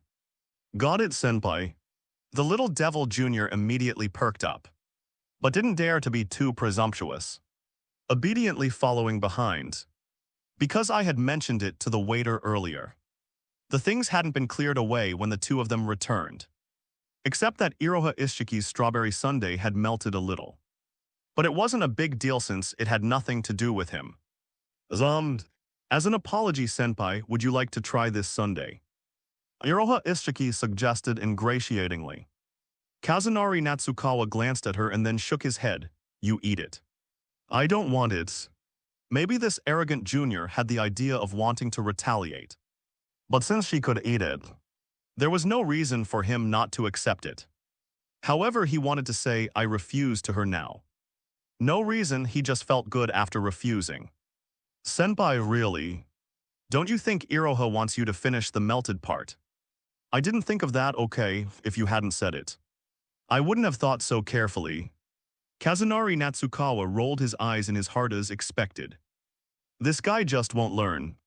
Even if it's an unimportant matter to him. She's still thinking about teasing him. Hurry up and finish eating. Let's go and complete the next thing, really. Senpai is actually going to continue going on a date with Iroha with coffee stains on his body. The little devil junior looked at him in surprise, even stopping her spoon from scooping ice cream. Whose fault do you think it is? Kazunari Natsukawa glared at her. It doesn't matter. Anyway, it's getting dark. You can't see it unless you look closely. But Iroha might dislike it after all. I'm going back. After saying that, he pretended to stand up. Ehihei Chinese letter. Senpai, I'm sorry, Iroha got carried away. Please don't go back. The little devil junior put her hands together and apologized to him. Please continue dating Iroha. At least finish all the scheduled items for today. Then hurry up and eat, don't talk nonsense. Kazunari Natsukawa said without curiosity, yes sir. So she stopped talking and began to bury herself in her work. After a while, Iroha Ishiki finally wiped out her cake and ice cream. But there were still a few wagashi left on the table. So she rolled her eyes and suggested to Kazunari Natsukawa, Senpai, I really can't eat anymore, let's divide them. Kazunari Natsukawa looked up at the mochi balls and daifuku on the table, hesitating to shake his head. Didn't Senpai say it himself? Don't waste food, Senpai must set an example. This stuff was clearly ordered by you, okay? I only ordered a coffee, Kazunari Natsukawa retorted, but hesitated for a while and nodded all right. Since you can't eat it, I'll take care of it. Okay, I'll leave it to Senpai, but before that. Iroha Ishiki quickly picked up 2 wagashi, took a small bite of each and muttered while chewing, let me taste them first. Then she handed the 2 wagashi over with her own hands, blinking her innocent little eyes. Just a mere declaration of sovereignty. Does she really think he cares? Kazunari Natsukawa looked at this arrogant junior with a dumbfounded expression. He's seen this kind of plot before, like back then, when classmates borrowed water from others. They would take the first sip themselves, and some with a dark sense of humor would even lick the bottle mouth twice. Really talented. What's even more bizarre is that the person who took the water didn't dislike it, and even repeated the same action, then gave the original owner a you-know expression, highlighting an arrogance of who's afraid of who. Honestly, used to be quite envious after all. Being able to do that meant that the relationship between the two was really good. And he just happened to lack such good friends who could joke around with each other. So Kazunari Natsukawa was actually not afraid at all. It was just a bite, it wasn't like it fell on the ground. What's there to not eat, rather? The more the other party made small moves, the more he wanted to see this arrogant junior embarrassed. So he directly took the wagashi handed over by Iroha Ishiki and took a big bite from where she had bitten, even savoring it carefully in front of her. So, he commented. I don't know if he meant the wagashi or something else. Iroha Ishiki, who was originally a little embarrassed, immediately put on an annoyed expression, glared at him fiercely and whispered, Stupid Senpai the worst, 069. As expected of you, Iroha Ishiki. Although such and such things happened, the overall dining process was quite enjoyable, and the food tasted pretty good, which satisfied some of his appetite. The most important thing was that after seeing the little devil junior's embarrassed appearance, his mood couldn't help but improve a little. What's next? Kazunari Natsukawa asked Iroha Ishiki next to him. The other party was a little excited, still flipping through her phone, which seemed to be recording some notes. Next is the aquarium. It's a few minutes walk in that direction. Iroha Ishiki pointed in a direction, then grabbed Kazunari Natsukawa's arm and hurried up. Senpai, hurry up, we are running out of time. Running out of time, are they closing at night? Kazunari Natsukawa asked in confusion. Oh no, not that. Iroha Ishiki shook her head, acting mysterious. HMPH. Senpai, don't be so curious, Iroha won't reveal it in advance. Just come with me, there was no way since she said so. Kazunari Natsukawa had no choice but to obediently speed up his pace. It's good to be faster the sooner he finishes his work. The sooner he can rest. Although the coffee stain on his body has dried, it's still a bit awkward to leave it alone. So it's good to be able to go back sooner. Before long, the two arrived at the appointed place. The target aquarium is in a park, and you need to buy an all-in-one ticket to enter. But the ticket price is not expensive, only 700 yen for adults, and only 250 yen for junior high school students. But unfortunately, they are past their expiration date and can't take advantage of it. He handed the purchase ticket to Iroha Ishiki, but she inexplicably complained about it.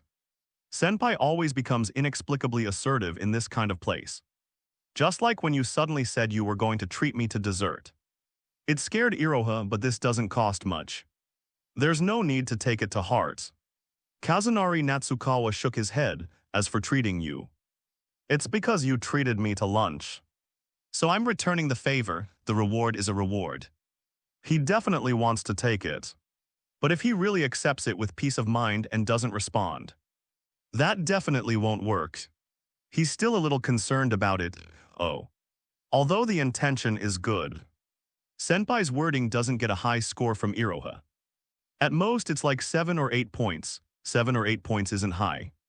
The full score is 100, you know. Kazunari Natsukawa was speechless, thinking that this junior sister had never followed the routine from beginning to end. It seems that either she likes this kind of appearance, or she is deliberately teasing him. Truly worthy of being a little devil type, K-senpai.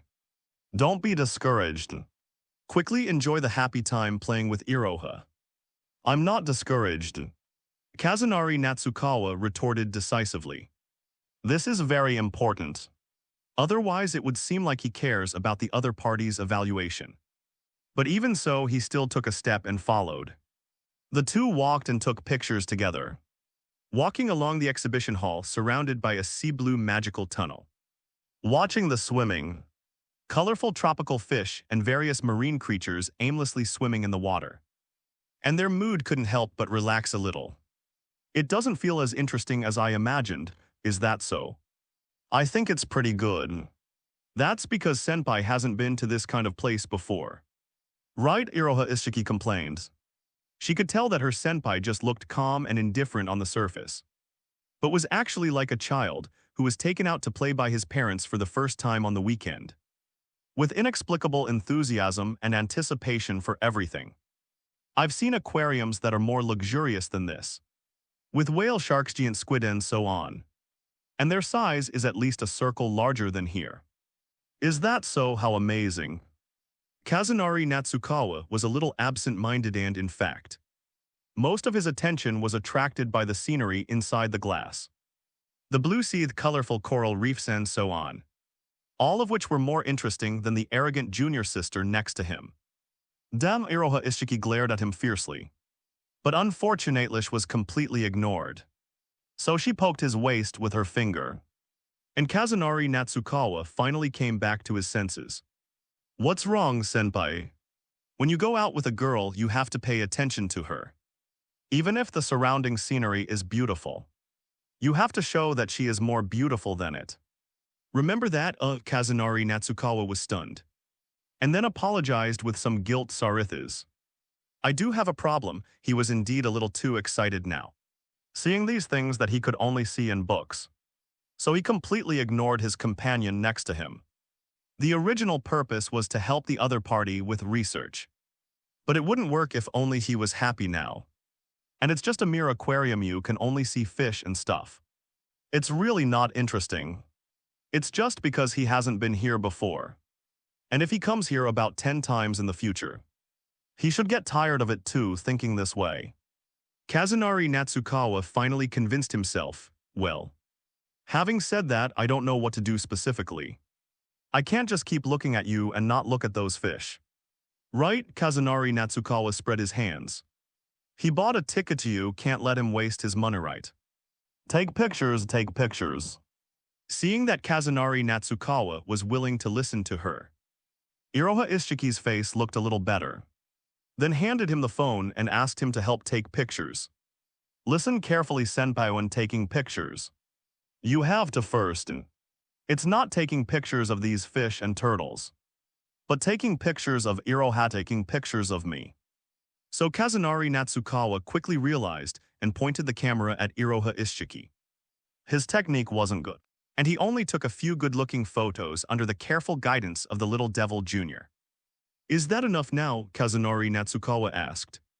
He always heard that girls, whether they are traveling, checking in or eating out, would first take a few selfies, or have others help them, but he didn't believe it at first, thinking that taking pictures of people was not as important as taking pictures of scenery.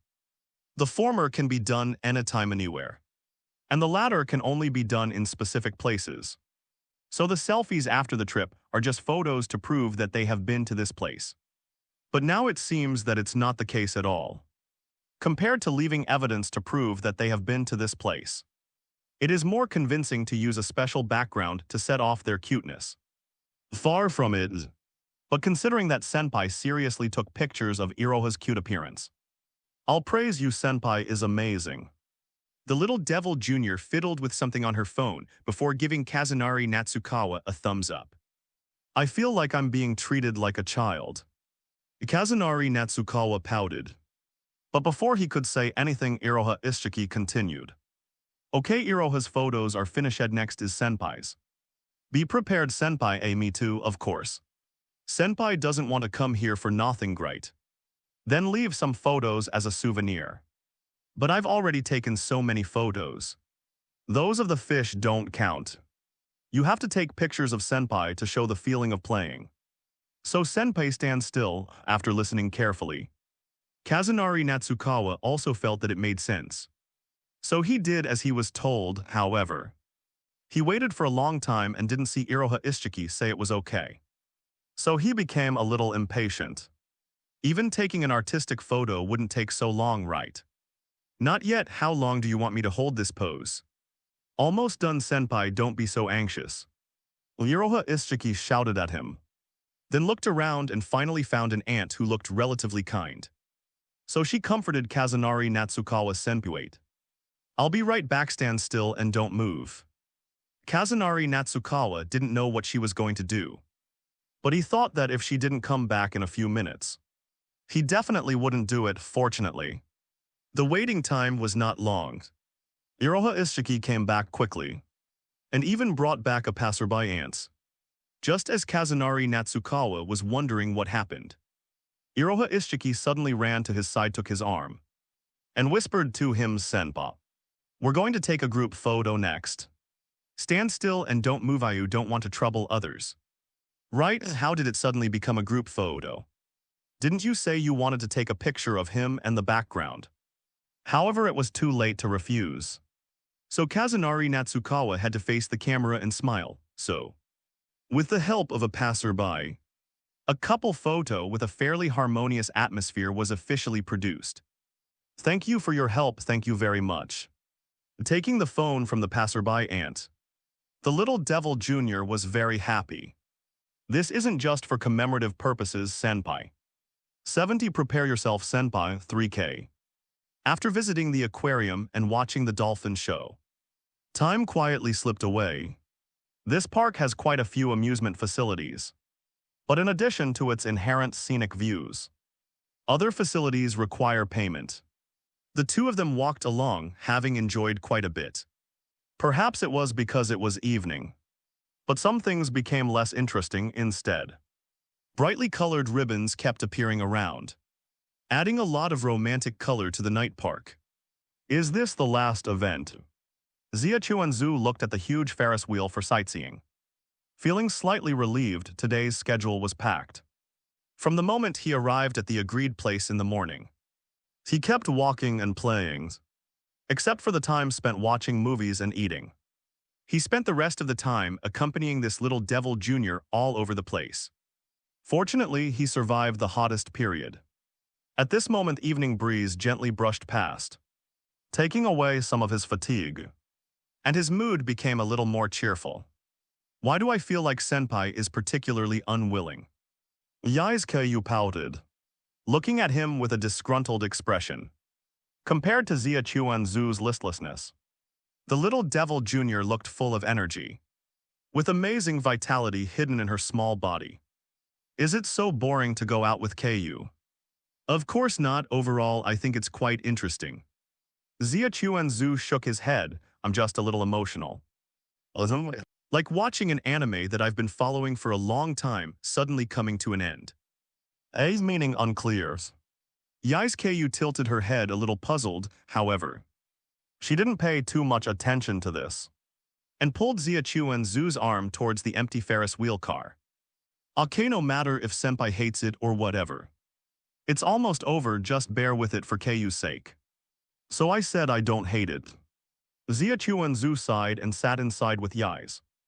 The two sat facing each other, sometimes talking, sometimes turning their eyes to the scenery outside the window, watching the tall trees on the side constantly lower their posture, and finally disappear. A wonderful feeling rose in Zia Chuanzu's heart. Looking down through the glass, the city, which was originally based on dark colors, suddenly seemed to be lit up. Colorful neon lights were visible everywhere, not only in the park under their feet, but also in the commercial buildings not far away.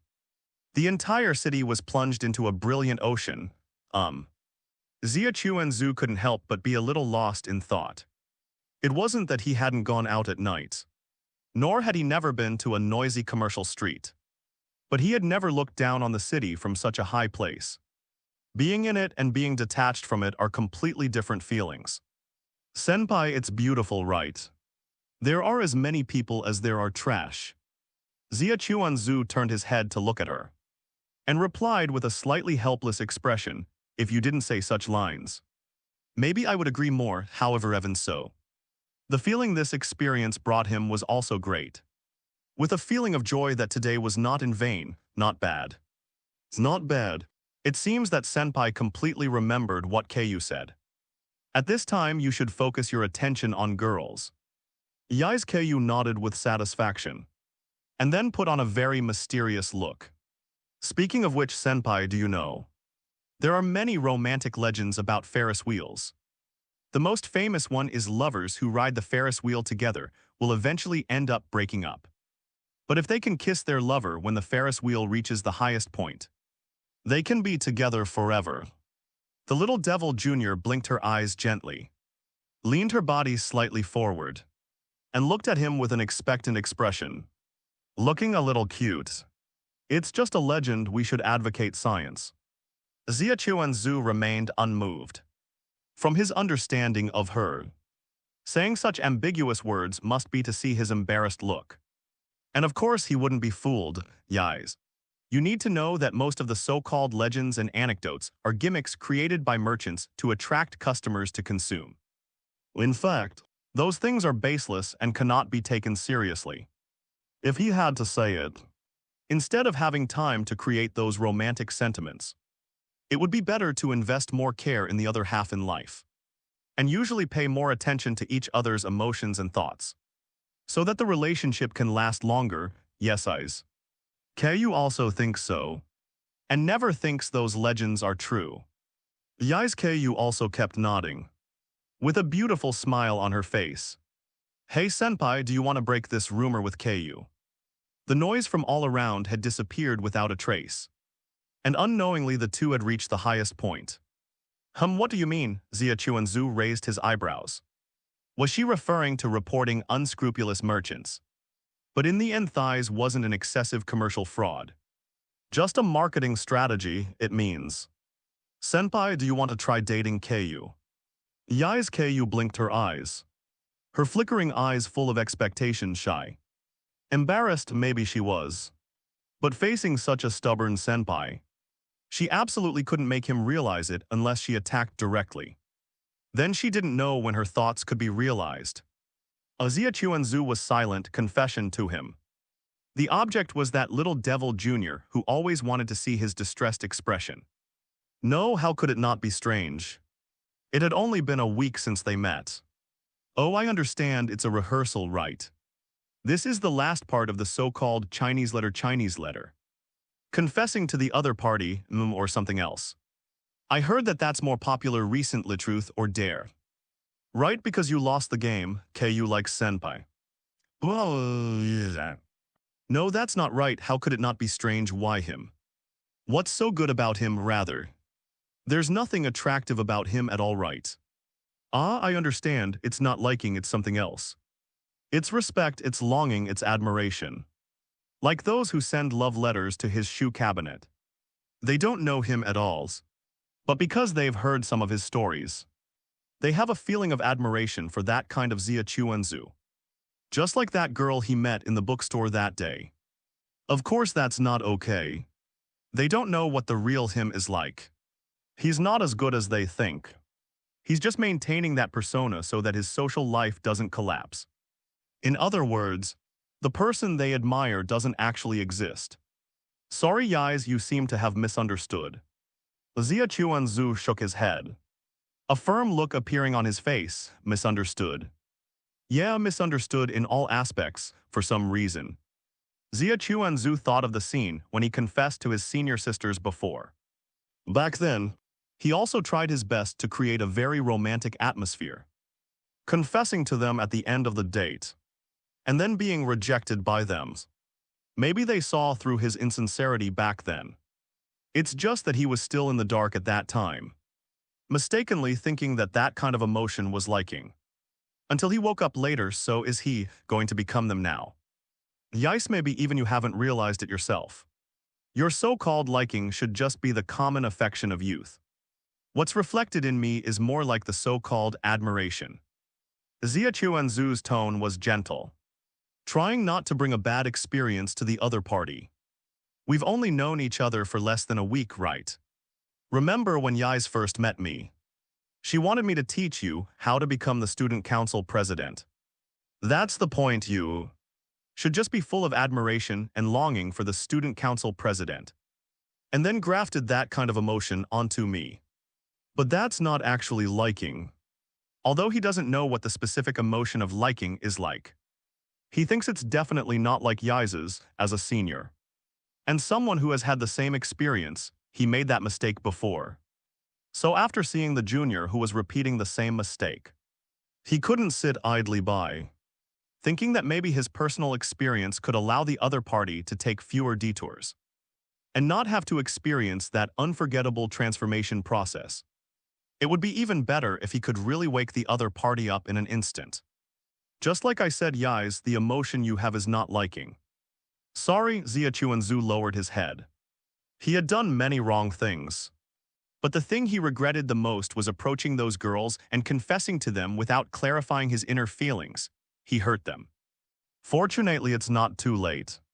And the current ending is pretty good. After a long silence, Yais Ku sighed and showed a very helpless expression. Senpai, you should have never been in a relationship, right? That has nothing to do with it, right? Zia Chuanzu looked a little embarrassed. Of course it does, senpai doesn't understand anything. Yais Ku scolded him loudly. Her tone sounding a little angry, this is of course the case. After all, from the results, he rejected the other party's confession. What admirations, longings. In the end, senpai just doesn't like Ku, right? You analyze so much on your own, but in reality, senpai doesn't understand Ku at all, right? HMPH, you still say that Ku's feelings are fake. In that case, I'll prove it to senpai. Saying that, Yais Ku suddenly stood up. Zia Chuanzu's expression tightened, thinking she was going to do something. But the next moment he realized that the other party just honestly walked over and sat next to him. And then took his arm was firmly grabbed. And the other party's head also leaned over, resting on his shoulder and unwilling to move away. Of course, this level of counterattack is no problem, but it still makes Zia Chuanzu care. Isn't it a little too close? Senpai, don't talk, this is also part of the interview.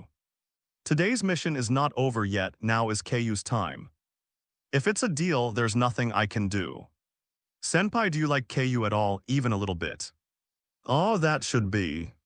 Okay, Keiyu doesn't want to hear it, Senpai, shut up. Senpai, what's wrong again, be prepared. 071 Angel Sama, Fallen Angel Sama. After getting off the Ferris wheel, he went to dinner with the little devil Jr. again. Zia Chuanzu was a little absent-minded the whole time. After the confession, Yaiza's attitude towards him didn't seem to change much. But he himself felt a little awkward and couldn't look at her with ordinary eyes anymore. Fortunately, the other party didn't embarrass him too much, and wouldn't deliberately stick to him while walking on the road, or tease him or something. Getting on the train and returning to the apartment. After changing into indoor shoes and entering the living room, he saw Shiina Maharu sitting on the sofa at a glance. I don't know when she came back or if she had eaten. I'm back, Zia Chuanzu said immediately afterwards. He saw the angel-like Miss suddenly startled, and hurriedly hid her phone behind her. Well, welcome back. Something's wrong. Zia Chuanzu noticed the problem at a glance. The usual angel-like Miss should be asking him how the fun was at this time, or at least asking him if he was happy or something. But not this time, very concerned. Want to know what happened? Maybe it's related to today's matter. Zia Chuanzu had some ideas in his mind, but before talking, he went to change his clothes, washed his hands and face, and changed his mood. Shiina, did you have fun today? Did you do anything with Kato-san, sitting next to Shiina, watching the program on TV with her? Zia Chuanzu asked casually. No, I didn't do anything. Just wandered around or something. It was pretty fun. Well, that's what he said. But the angel seemed timid and not very happy. Did Shiina do something to make me angry? Hey. Why are you asking that all of a sudden? Shiina Maharu covered her mouth, looking incredulous. Well, maybe because I understand Shiina pretty well. Like you can't hide your emotions. Kawakanade reminded her ever since he came into the house. The little expressions on the angel's face hadn't stopped, and her delicate body looked very stiff. Not like she was relaxing at home, of course. Maybe he was misjudging, but if he didn't say it, he would always be a little concerned about it. Shiina, don't be nervous, I'm just asking casually. You don't have to say if it's inconvenient. It's not that, it's just that if I say it, I'm not sure if Kanade will be angry.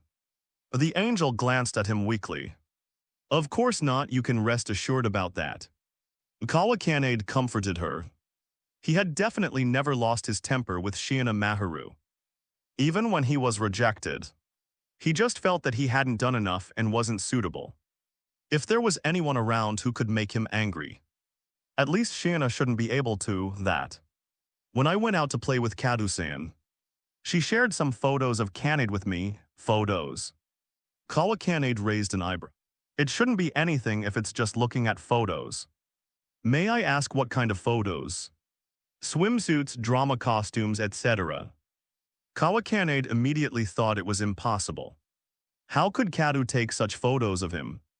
But when he thought about it carefully, when he participated in the club activities, he did take various photos as material, but the problem is, you two went out to play. What's the deal with looking at his photos? Can I see them? Kawakanade asked. The angel hesitated for a while, but nodded lightly and handed over her phones. Kawakanade swiped through them one by one, and the more he looked at, the more unnatural he became. They were indeed photos taken during club activities, and they weren't strange photos. Just him wearing specific clothes in specific scenes and making specific movements. At most, they were a little bit embarrassing. Can you delete them, say? Kanade said you wouldn't be angry. No, I'm really not angry. He just felt like he was going to lose face. Many people should have had this experience. The experiences of bare children being photographed and shown to their friends. Or the appearance of being photographed and commemorated during the second year of middle school. At first, they definitely didn't think anything of it. But when they looked back on it later, the embarrassment exploded. Kawakanade is feeling this way now. It's even more embarrassing than being stripped naked and admired. It's not a physiological unacceptability, but a pure psychological feeling of being unable to bear it. Katu and the parties involved are fine. At least they understand what's going on. But if you show it to Shanna, it's hard not to be considered someone with strange hobbies. These were all taken as material photos at the time. For making games, it's definitely not that I have any strange hobbies. Can you understand? Kawakanade sighed and then asked. So you really can't delete them, Gu. If Kanade doesn't like it. The angel looked very disappointed, actually. If it were Kawakanade himself, I would feel very reluctant. After all, if there were a few funny or embarrassing pictures of his friends in his phone, he wouldn't want to delete them. He would definitely keep them as a lifetime souvenir. But Shiana looks really pitiful. The slightly drooping eyelashes, raised lower lip. The lightly puffed cheeks, all telling her inner reluctance. Just looking at this scene, even Kawakanade himself would feel a little cruel. Kawakanade quietly returned the phone, staring at the TV program pretending not to care. Don't show it to other sake. Shiana Maharu was slightly stunned, but quickly reacted and gave him a sweet smile. Of course not. Kawakanade stopped talking, thinking about minimizing his presence as much as possible. And he wouldn't be so embarrassed after Shiana's excitement passed. But what he didn't expect was that the angel actually moved over quietly, sat closer to him and leaned her head on his shoulder, flipping through the photos on her phone in front of him. She's a fallen angel, right? Too despicable, Miss Shiana. I didn't expect you to have such bad intentions. Nothing was said all night. The happy weekend passed quickly, and it was time for hard work again on Monday. Kawakanade got up early and first went to the agreed place to gather with the former student council members before leaving together to the school auditorium. Along the way, they attracted the attention and pointing of many students. And when they cast their eyes over, the other party immediately fell silent. So they had a feeling of everyone is a villain. In fact, this is indeed the case, the fierce-eyed Shirogane, the gloomy-faced Ishigami, the cold Kaguya Shinomiya, plus the unsmiling Kawakanade. If you remove the hippie-smiling mascot Fujiwara Chika, it is not bad to say that it is a combination of delinquents. Then, their group ran into Iroha Ishiki and her behind-the-scenes team, who also came to participate in the election. The Service Club members 072 election. The two teams broke out into a fierce fight, from personal appearance to the core of the members. As long as it could be used to attack, all means were used without exception. This battle was so noisy that even the senior leaders were alarmed and had to intervene to stop it. Historically known as the Shuchian Academy First Disturbance Event. Such a thing is impossible. Meeting, then nodding and greeting, that was all. The two sides didn't even exchange a word. They just met and walked into the waiting room separately. In fact, there were only 10 minutes left before the election started. They didn't have any extra time to do meaningless things. At this moment, the only thing they should do is to make the final mental adjustment before the speech. According to the order of the draw, the first to speak was Iroha Ishiki, then Aino Miko, who was also a first-year student and finally Kawakanade. Thus occupied all the right time, right place, and right people. After a while, the official election began. First up was the support speech, and the person sent by Iroha Ishiki's side. Yukino Yukinashida, unsurprisingly, the choice. From the moment he saw their team, Kawakanade understood some things. First of all, the most important thing is why Iroha Ishiki became a candidate. Leaving aside the low probability of self-action, the greater possibility is that the other party has provoked a small group in the class or something.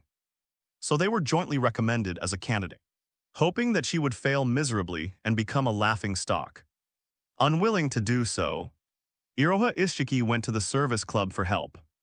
From the fact that Iroha Ishiki pestered him to learn How to be a good student council president before. It can be seen that in the face of this almost bullying action, the other party did not choose to apply to the school for withdrawal from the election, but decided to resist and act seriously for the election. But whether it was her own intention or Yuki Nishida and the others were planning behind the scenes. In short, things became like this. The only thing that can be confirmed is that their publicity plan in the past few weeks was definitely participated by the service club members. In other words, that idiot Hachiman didn't tell him his friend when such a major event happened, which made him suspicious and thought that the group of staunch Pure Academy members were playing tricks behind the scenes. It's decided after the election is over he must extort him. At least make him spit out all of this week's pocket money. Yukino Yukinashida's speech ended quickly. In Kawakane's opinion, it was a mediocre performance. Whether it was appeal or anything else. If it was placed in other schools, it would probably be unanimously praised. But this is Shuchian Academy. After that, it was Iino Miko's turn. Her supporter was Abutsu Kobachi. The content of the speech was very ordinary and not worth mentioning. Then it was Kaguya Shinomiya. President, can you give me a blessing, Kaguya Shinomiya, who was supposed to go on stage directly, suddenly looked at him with a hopeful expression, which surprised Kawakane. Of course, good luck Shinomiya, yes, I'm very honored. Thus his supporter Kaguya Shinomiya went on stage. After the previous uneventful speeches, more and more people in the venue became drowsy. And all of this could not affect Kaguya Shinomiya's mentality. Ding, along with the loud sound of tapping the microphone. The attention of the entire venue was focused on Kaguya Shinomiya. At this moment, she also showed a smile that was usually never seen. Good morning everyone, I am Kaguya Shinomiya, who is responsible for giving a support speech for president candidate Kawakane. What happened after that was very clear. Kaguya Shinomiya, who already had a large number of supporters, almost formed a dimensionality reduction blow to the first two supporters after seizing everyone's attention. Different from Abutsu Kobachi's empty talk speech, completely suppressing Yuki Nishida's high-performance explanation. Kaguya completely displayed the results he had achieved in the past few months in a screen manner at this point. The victory was set. After all the support speeches were over, it was time for the candidates themselves to speak. Iroha Ishiki is worthy of being someone who can get 30% of the support, even if her results should have been completed with the assistance of Yuki Nishida and the others. She herself is indeed capable after studying these days. She has learned a lot of the essence, the so-called playing to her strengths and avoiding her weaknesses. Her speech at this moment fully demonstrated her energetic personality. Even after Kaguya Shinomiya's powerful speech to solicit votes, she still attracted a lot of attention and support. Then it was Iino Miko, contrary to expectations, when everyone's performance was very normal. This first-year junior suddenly became abnormal. She had stage fright in this auditorium. When facing the gaze of most of the students in this school, she couldn't say a word. She clenched the speech in her hand tightly, but couldn't open her mouth. Even if there was sparse laughter from under the podium, she was still like this without any action. It still happened, Ishigami, what's going on? Kawakane looked at Ishigami, who suddenly spoke, and asked him. Iino Miko is not used to speaking in front of people. It's always been like this, especially after each election. It's funny, right? The little straight-laced person who is number one in the grade and doesn't know how to adapt usually points fingers at others in an arrogant manner.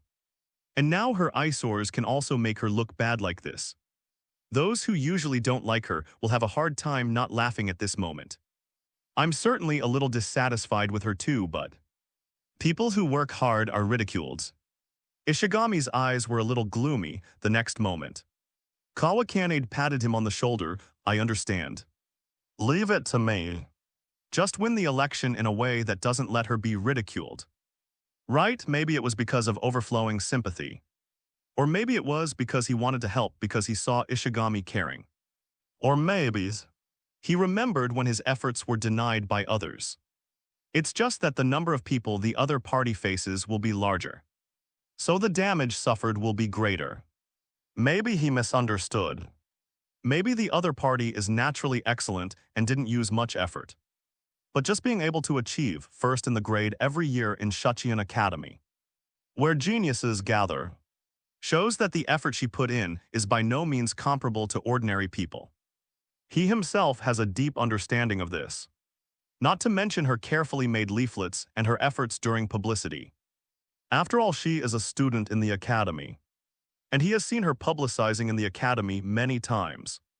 But at that time, never imagined her as an opponent at most. He was a little wary of her alliance with Iroha Ishiki.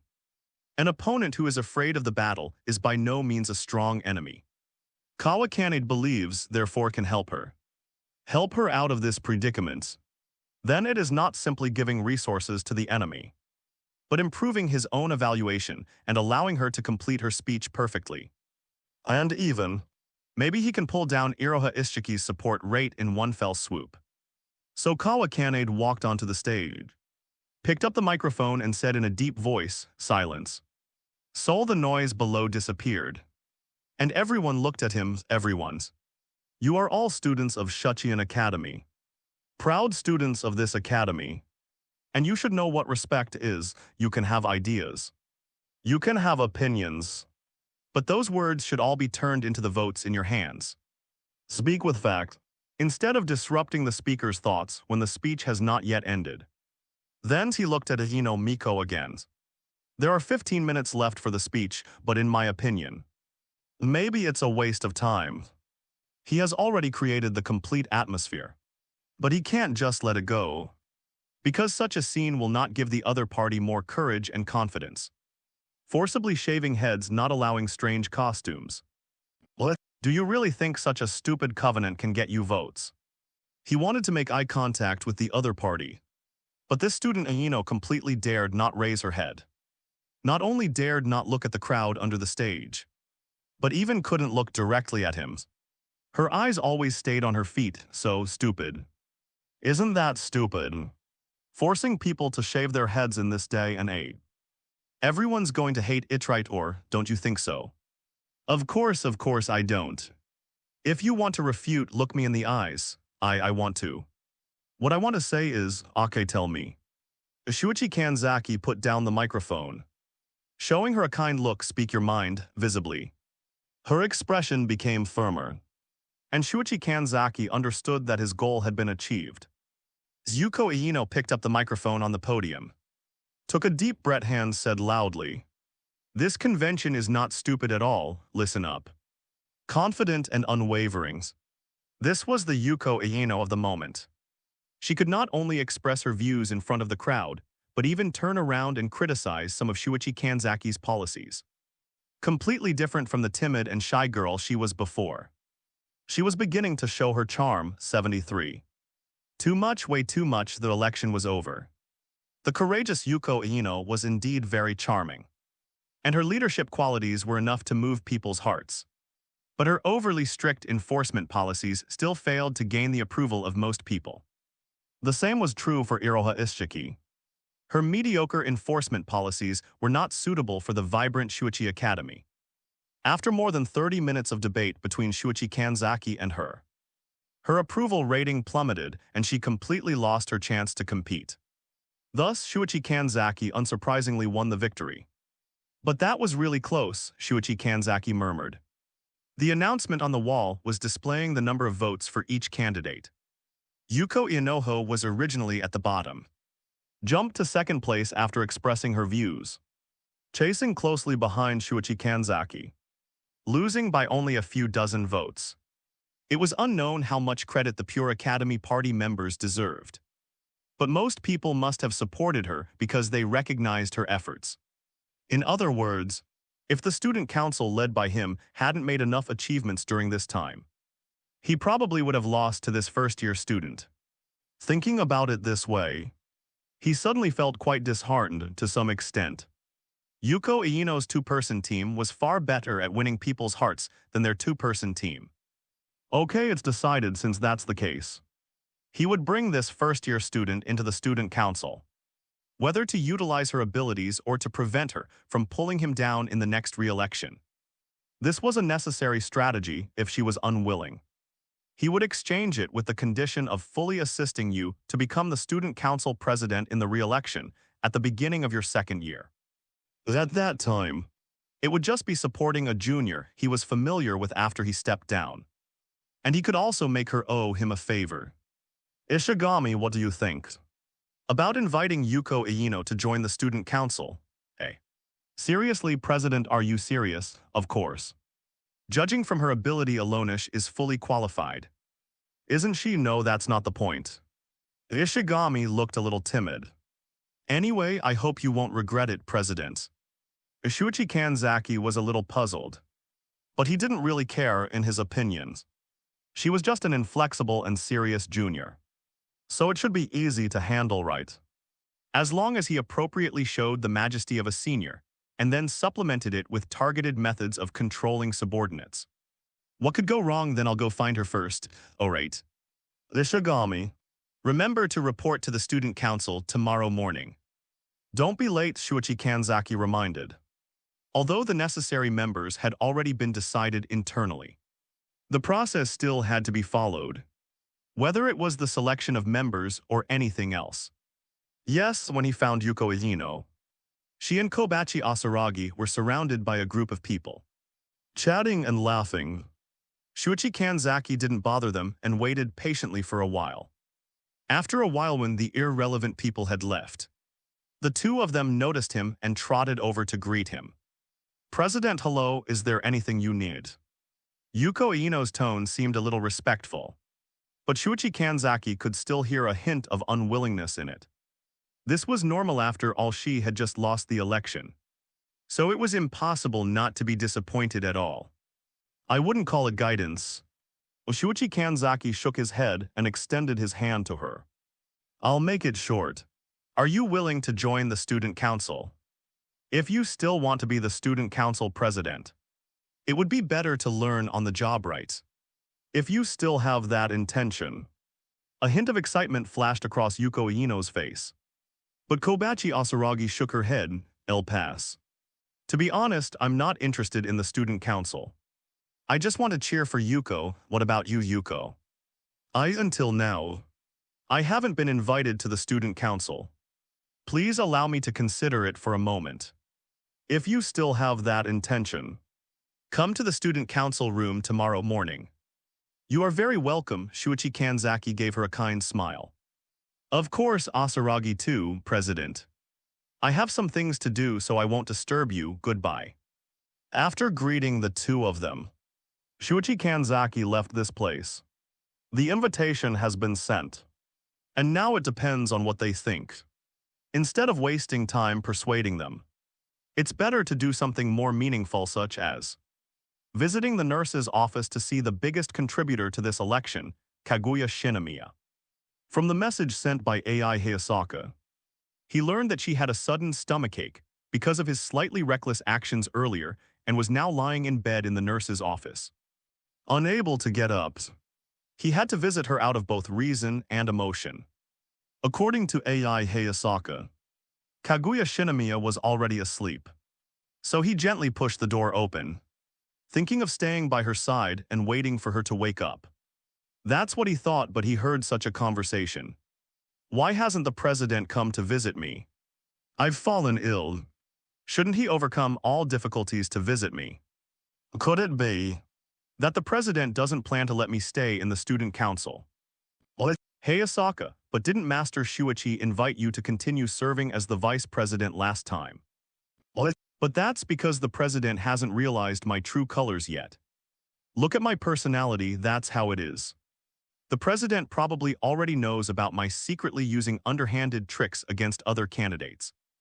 Even though the president said it wasn't necessary, I took the liberty of soliciting several clubs and concentrating their votes. Maybe it's also been exposed that the election management committee is actually under my control. Hayasaka, that's really a lot of things you've done. Of course, if I didn't do that, there's no way to be sure how things would turn out. But in the end, I'm just a terrible woman who can only use dirty tricks. Even if someone like that is really removed from the student council, there's nothing that can be done about it, right? This is already beyond the point of nothing that can be done. It's ridiculous in the end. The voting rights that we finally gathered were so easily given away by the president. Is it because he thinks my efforts are completely meaningless that he made such a move? Right. This is just like a wife working part-time day and night to earn money little by little. And then a good-for-nothing husband squandering all the money on eating, drinking and having fun. Who exactly is the wife here? Hey Asaka, it's Aki after all. Master Shuichi even let you give a supporting speech. He will definitely come to invite you. What's the use of verbal promises, anyway? The president will definitely use a woman like me when he can. And then abandon me when he's done with merit. Too much. The president is too much, hey Asaka, geez. Since you have so much to say, why not go and explain it to him in person? Kaguya Shinomiya was stunned, and then looked in the direction Hayasaka AI was pointing. Shuichi Kanzaki stood there with an embarrassed expression. Sorry, I didn't mean to overhear, 074. A silly and cute young lady meets a scheming man in his memory. Kaguya Shinomiya always had a cold and unapproachable appearance. But that wasn't a posture deliberately put on to avoid socializing, but a permanent outward image she had formed over time. As the outstanding eldest daughter of the Shinomiya family, she had received a rigorous imperial education from the family since she was a child, which matched her innate personality. Thus, she had developed the idea of naturally looking down on others and thinking about how to exploit them since she was a child. Shuichi Kanzaki had known this for a long time, whether from understanding her on the screen in the past or through their current interactions, which had also confirmed the facts. However, what he didn't expect was that Kaguya Shinomiya could actually make such adorable actions in private, hugging a pillow and constantly hitting the bed, waving her hands up and down, constantly beating the bedding, rather than the aloof Ice Princess Kaguya. Perhaps the image of a little girl who likes to act spoiled and throw tantrums better described her current appearance. This kind of Kaguya Shinomiya is really cute. Then I won't disturb you. Hayasaka AI glanced at Shuichi Kanzaki, then respectfully bowed. Master Shuichi, I'll leave Miss in your care. Perhaps she had another meaning. Or perhaps she just wanted him to comfort the girl in front of him who had accidentally exposed her embarrassing side. In any case, Shuichi Kanzaki nodded in agreement. Thus, Hayasaka AI obediently retreated outside the nurse's office, guarding the door, leaving the small space to the two of them. Looking at Kaguya Shinomiya, who had completely wrapped herself in the blanket, Shuichi Kanzaki wanted to speak but didn't know what to say. Actually, I didn't hear very clearly. I didn't expect you to be like this in private, Shinomiya. Don't worry. I don't care about your personal state at all. None of the opening remarks he could think of were suitable for this situation. Her appearance clearly showed that she cared very much about him. Hearing those words just now, blaming him for not visiting her, worrying that he would abandon her, fearing that he would find out about her secretly using tricks. And that strange analogy, honestly. He had never thought that the always rational Kaguya Shinomiya would think so much. But the direction was not at all on rational thinking that weighed the pros and cons, but only on worrying about a terrible imagined future for her. That girlish melancholy was completely embodied in her. Shinomiya, I'm sorry, he wanted to stand, as that would show more sincerity.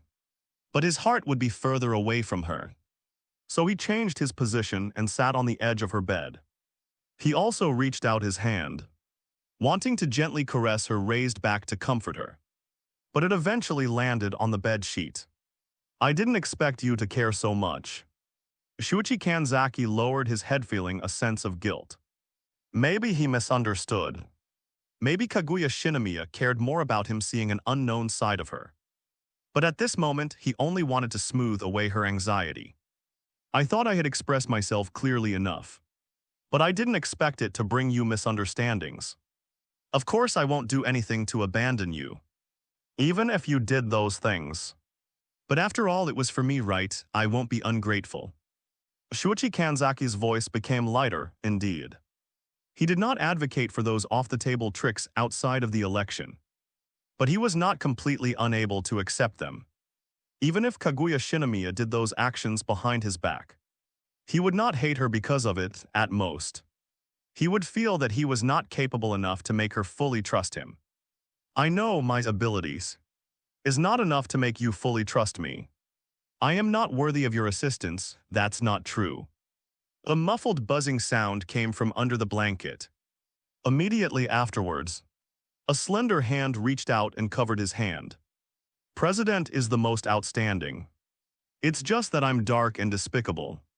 So I did those things behind President's back. Through the contact of skin, it was easy to feel the uneasiness in Kaguya's heart. No, that's not the case, on the contrary. Isn't a network of connections a kind of resource? Shuichi Kanzaki shook his head firmly and grabbed the hand that was trying to escape. Wanting to be recognized, not wanting to be disliked. He was all too familiar with such feelings. Shinomiya didn't do anything wrong, on the contrary. I was the one who was overthinking things. Wanting to prove myself in front of you and satisfy that boring vanity. Shuichi Kanzaki smiled self-deprecatingly. President, but I understand now. Compared to my insignificant vanity, the opportunity to continue getting along with you is what I should grasp the most. I've done many wrong things. Whether it was the previous avoidance of resignation or the unauthorized actions just now. But that's because of Yao with you here. I can muster the courage. I can't do anything alone, but if you Shinomiya are here, I feel like I can do anything no matter how boring, so. Become my vice president, Kaguya Shinomiya, I need you. The hand being held suddenly moved. Gently scratching his palm, then slowly writing, okay. Zia Chuanzu suddenly laughed, laughing very happily. That's great, really great. After Zia Chuanzu left, Zalbani, who was waiting outside the door, came in and opened Si Gonghue's quilt. Then, a girl covering her pretty face, blushing, appeared in front of her eyes, with a few small flowers swaying on her head, fluttering in the wind with the throbbing heart of the master. Hethiho, Zalbani sighed, thinking that her eldest lady was still so promising. It was neither a confession nor any intimate contact, but just because she was invited to continue serving as the vice president. She was so happy, like a fool, too embarrassing. Miss Huyai, is it time to calm down a bit? Zalban, hee. The president, he still values me so much. Ah, yes, that's right, Zalban read aloud. The eldest lady in love is indeed stupidly cute. And she doesn't even notice why Zia Chuan Shao suddenly appeared here. Not only that, but she was coaxed by the other party with a few words and couldn't find Bei. I can't do without you because I have Si Gong. I have the courage, you didn't do anything wrong. On the contrary, I should abandon my self-esteem. Rather than a sincere expression, it is better to say that Zia Chuan Shao is conducting language training on her eldest lady, imprinting in her subconscious the thoughts of the president can't do without me. I want to always be by the president's side. The president is perfect. I want to do work for the president that doesn't belong to him. Attempting to completely turn the eldest lady into someone who can't leave him. How despicable. Zia Chuan Shao 075, don't come over here. Moving here is fine, thank you, Shishang Bai Yin. Zia Chuanzu wiped the sweat from his forehead and thanked the two people who were carrying equipment aside. Leave the rest to me and Secretary Fujiwara. You can go back first. Before the two people who were named could say anything, Fujiwara Kainyua took the lead in expressing her dissatisfaction. Why do I have to stay? This is unfair treatment. Why do I have to continue working alone? I refuse to accept it. I want to apply for labor arbitration. Because you've been slacking off all the time. Zia Chuanzu explained to her with a blank expression. He had noticed from the beginning that this idiot, Fujiwara Kainyua, was deliberately slow when moving things, and used various excuses such as going to the bathroom and being thirsty to avoid tasks. She ran once in the time it took others to run back and forth 3 times. And she even pretended to be working hard in front of him to wipe the non-existent sweat stains. Did she really think he was a fool? Don't even think about slacking off again. I will supervise you all the time, President. You black-hearted capitalist. You're going to be hanged for this, don't worry. I will squeeze out the rest of your value before that. He retorted, casually greeted Shishang and the others. Then grabbed Fujiwara Kainhua's wrist and forcibly took her away. The delaying tactic of chatting is also useless. Because I will help you move. The target is the auditorium where there is still a lot of equipment. Guwu president, enemy of women, idiot, violent maniac. Give up no matter what silly things you say. You can't influence my decision. Fujiwara Kainhua's struggle was a bit intense, and it attracted the attention of many passersby. But after seeing that the perpetrator was him, the newly born student council president, they immediately changed to a blind eye. In order to express her dissatisfaction, she seemed to really use a lot of strength, but after all, she was still a girl and she couldn't escape his control. To be honest, he had long been resentful towards this idiot. He was very frightened when she refused to support his speech last time. And then she even thought about extorting a meal from him. Plus the previous things, he must severely deter this guy. This one thighs one end, that one over there.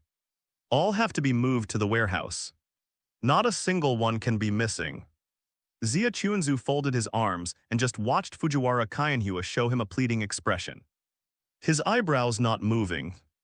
Fujiwara Kainhua immediately put on a bitter face, but soon began to praise him. "Oh, President. I can't move so many things at once, President. Come and help me, I know I was wrong. Next time I will definitely work hard and never slack off. President, please spare me this time." Xia Chuanzu didn't reply, just continued to stare at her with a blank expression. So Fujiwara Kainhua stomped her feet angrily and started attacking him. Idiot president abusing power man. Light novel protagonist. Xia Chuanzu curled his lips, somewhat disdainful. Back then, in order to maintain the senior's novel, he learned a lot of things and even personally experimented, and fought countless rounds with people on the internet. Fujiwara Kainhua's current aggressiveness can't be said to exist, but it can be said that he doesn't take it seriously at all. It's too weak. If you keep talking, I really won't help you. As soon as the light words were thrown out, Fujiwara Kainhua immediately stopped making trouble and saluted pretentiously. Yes, sir, I knew the president was the best, he. On picking up the heavy speaker, Xia Chuanzu ignored her clowning behavior and instructed. Put those cables away, it's best to roll them into a ball. Don't drag them on the ground, it's easy to trip people.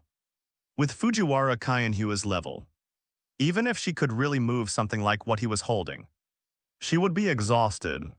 So he didn't expect the other party to finish these things alone. He just wanted to scare her. Worry, don't worry. The president's worries are unnecessary, I'm not an idiot. Why do you think I'm worried? Angers. The president is the big idiot. Say that again while looking at what I'm holding, I said. President, you look so handsome today, sparkling. Especially when you were performing on the stage. Are you talking about where the stars came from? Still sparkling, as the saying goes. Men and women work Tojtharan, they are not tired, in fact. That is just the result of showing strength and charm in front of the opposite sex, and a large secretion of hormones. If the partner you encounter is someone you will not have special thoughts about at all, then the feeling that should be there will still be there. Unless another special situation occurs. Are you too weak? You're tired after just moving so little. And your face is flushed, you're too lacking in exercise. Right? Looking at Fujiwara Kainhua's panting appearance, Xia Chuanzu complained, that's not the case. Just because. Because, Fujiwara Kainhua immediately retorted. But she couldn't say the specific reason. Because her shoulders were too sore, which caused her to lose focus and expend a little more effort. How could she say such a thing? Because I enjoy life every moment. Anyone who has experienced it knows. If you live seriously, every day will be very tiring. It's like having zero psychological pressure. Not worrying about anyone or anything, and in a sense, you're already dead after all in modern society. It is impossible for people who live seriously to have zero psychological pressure. This is a special thing that only spiritual zombies can do. Xia Chuanzu glanced at her in surprise, thinking that he had always misunderstood the other party. It turned out that Fujiwara Kaienhua only looked carefree on the surface. But she had actually been living seriously all the time. Sure enough, he still underestimated the girls too much. It's cool, right? I saw it on the internet. I wrote it down because I thought it was cool. Zia Chuanzu, give me back my emotion, you idiot. In order to take care of Fujiwara Kaienhua's physical strength, the two basically stopped in place to rest a little after moving something. So when they completed all the goals, the sky outside was completely dark, and the students in the school had basically left. Now it's completely don't thank you for your hard work. Fujiwara. Looking at the neatly arranged and orderly warehouse, Zia Chuanzu nodded in satisfaction, turning his head to look at Fujiwara Kaienhua. Just as he was about to comfort her, he saw her slumped in a chair, looking like I can't do it anymore, it's so hot. It's so hot. She is clearly a stupid character, but she always seems very charming at certain moments. The round but not fat cute pretty face, the delicate facial features, the soul-stirring willow leaf eyebrows and azure eyes, the fair skin, the delicate upturned nose, and the cherry-colored lips that are not dotted with jus, all reveal the charm of a girl. The crystal sweat beads on the slightly open chest are even more radiant under the red glow through the display window, making people want to explore the abyss below. Do you want a handkerchief? Thank you, President. Just as she took the handkerchief, before she even started using it, Fujiwara Kaienhua suddenly stood up in fright and took several steps back, looking at Zia Chuanzu resentfully. President is too close, there's a smell of sweat. She would be smelled in an instant. The sudden little heartbeat in Zia Chuanzu's heart disappeared without a trace. His brain must be broken if he has strange ideas about this kind of idiot. 76 President, you are going to be played with. Have you rested enough? If you have rested enough, hurry up and go out. I will check again and close the door. Looking at Fujiwara Kaienhua calmly putting away the handkerchief that belonged to him, and then putting it in her Paketha's eyebrows twitched. Although it's just a handkerchief, it doesn't matter whether you want it back or not. But isn't it a little strange if you take it away without saying hello? You better not take it back to do some strange curse ceremony. Akyake President is really just loves to urge people, Fujiwara Kaienhua pouted, then stood up leisurely and patted the dust off her body. Great, today is also a day of fulfilling labor. Zia Chuanzu didn't complain about her anymore, and patiently checked the number of equipment against the list. But after a while saw Fujiwara Kaienhua running back again, and said to him mysteriously, President, there is a good news and a bad news. Which one do you want to hear first? You say the good news first, Zia Chuanzu said without turning his head. The good news is that I happen to bring my mobile phone, and the mobile phone still has power. Oh, then what's the good news, idiot President? I'm going to hit you. As she said that, a roll of white paper appeared in Fujiwara Kaienhua's hand at some point, and she kept hitting him on the head with it. Aren't you already hitting me? Zia Chuanzu sighed. But he didn't stop her violent behavior. The light pat on the head was not only not painful, but the breeze it brought up had a cooling effect. So what's the bad news? HMPH, Fujiwara Kaienhua snorted softly, and then slowly said in a dissatisfied tone, the bad news is we are trapped in the warehouse. We can't get out. Only then did Zia Chuanzu turn around and look up and down at the other party's expression. Arms folded, a sulky look, slightly bulging cheeks, pouting and still muttering.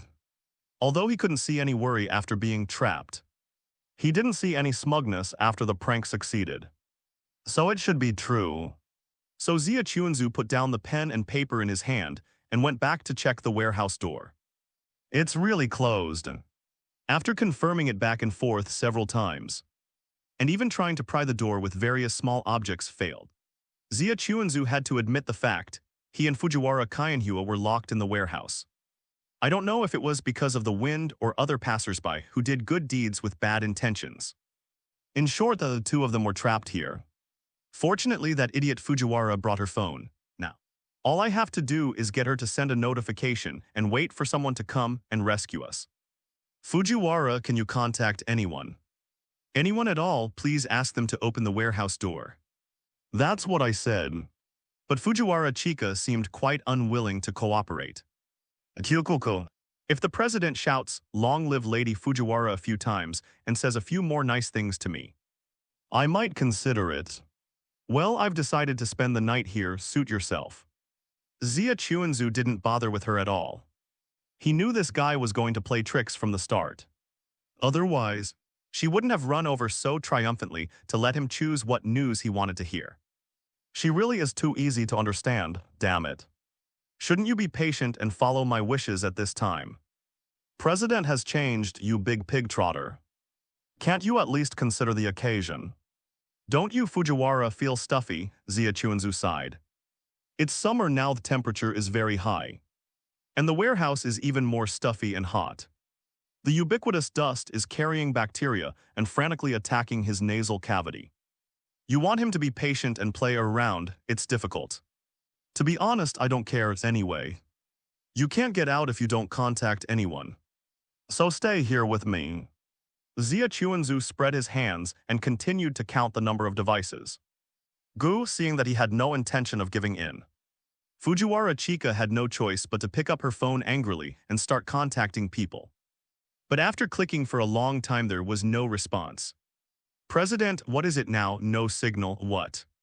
No signal. As she said this, Fujiwara Chika showed the phone screen to Zia Chuanzu. Zia Chuanzu was really speechless now.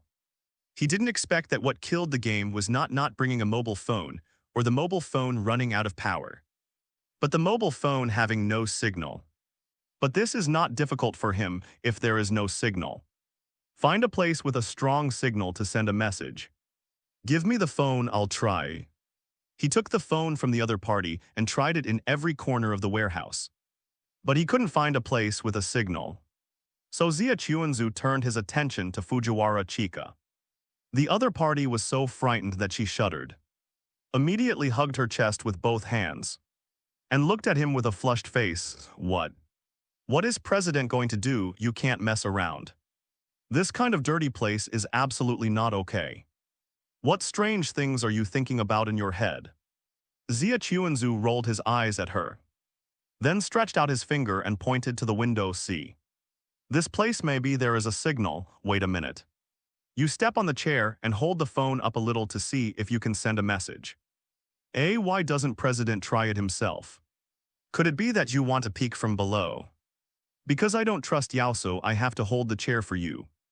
You idiot, Zia Chuanzu gritted his teeth a little. I don't usually see this guy caring so much about this kind of thing. But now she's starting to worry about this and that. She's obviously teasing him. Hurry up, stop dawdling.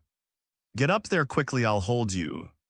Oh, President, don't be so impatient. My mother said that boys can't be too fast. Fujiwara Chika stuck out her tongue, and then rushed up while holding on before Zia Chuanzu glared at her. After the extreme anger there is endless peace. At this moment, Zia Chuanzu only wants to arrange endless tasks for this idiot after this is over, so that she is so tired that she can't straighten her back. How is it? Is it okay? It's still not working. Maybe it needs to be a little higher. I'll try to stand on tiptoe. Don't push yourself too hard if it really doesn't work. I'll replace you, Zia Chuanzu reminded. But before he could finish speaking, he saw the other party lose his footing and fall from the chair. Zia Chuanzu reacted quickly, and quickly pounced on her and hugged her in his arms. But his back made intimate contact with the floor. This time he really gritted his teeth. Not because he was angry about anything, but because the burning sensation from his back kept stimulating his brain, making it difficult for him to control his physiological reaction. President, are you okay? Fujiwara Chika, who originally thought she was going to fall hard, closed her eyes and waited for the verdict, but found herself wrapped in a warm embrace. As soon as she opened her eyes, Zia Chuanzu's painful appearance came into her eyes. I'm sorry, it's all my fault. Fujiwara Chika was a little bit self-blaming. If she hadn't taken it for granted, she wouldn't have hurt him like this. Yes. President, I'm here, tell me, get up first. Fujiwara Chika subconsciously wanted to complain and complain that Zia Chuanzu thought she was heavy. But she quickly realized the situation between the two of them. She was pressing on Zia Chuanzu, and the other party was lying on his back. And the strong pressure continued to devastate him. So she quickly got up and helped Zia Chuanzu up. Is President okay? Let me see the injury. It's probably nothing. You're still holding on at this time. President is really an ultimate idiot. Fujiwara Chika glared at him fiercely and then ordered. Turn around, quickly pull up your clothes and let me see. What? Zia Chuanzu silently did as he was told and slowly pulled up his clothes.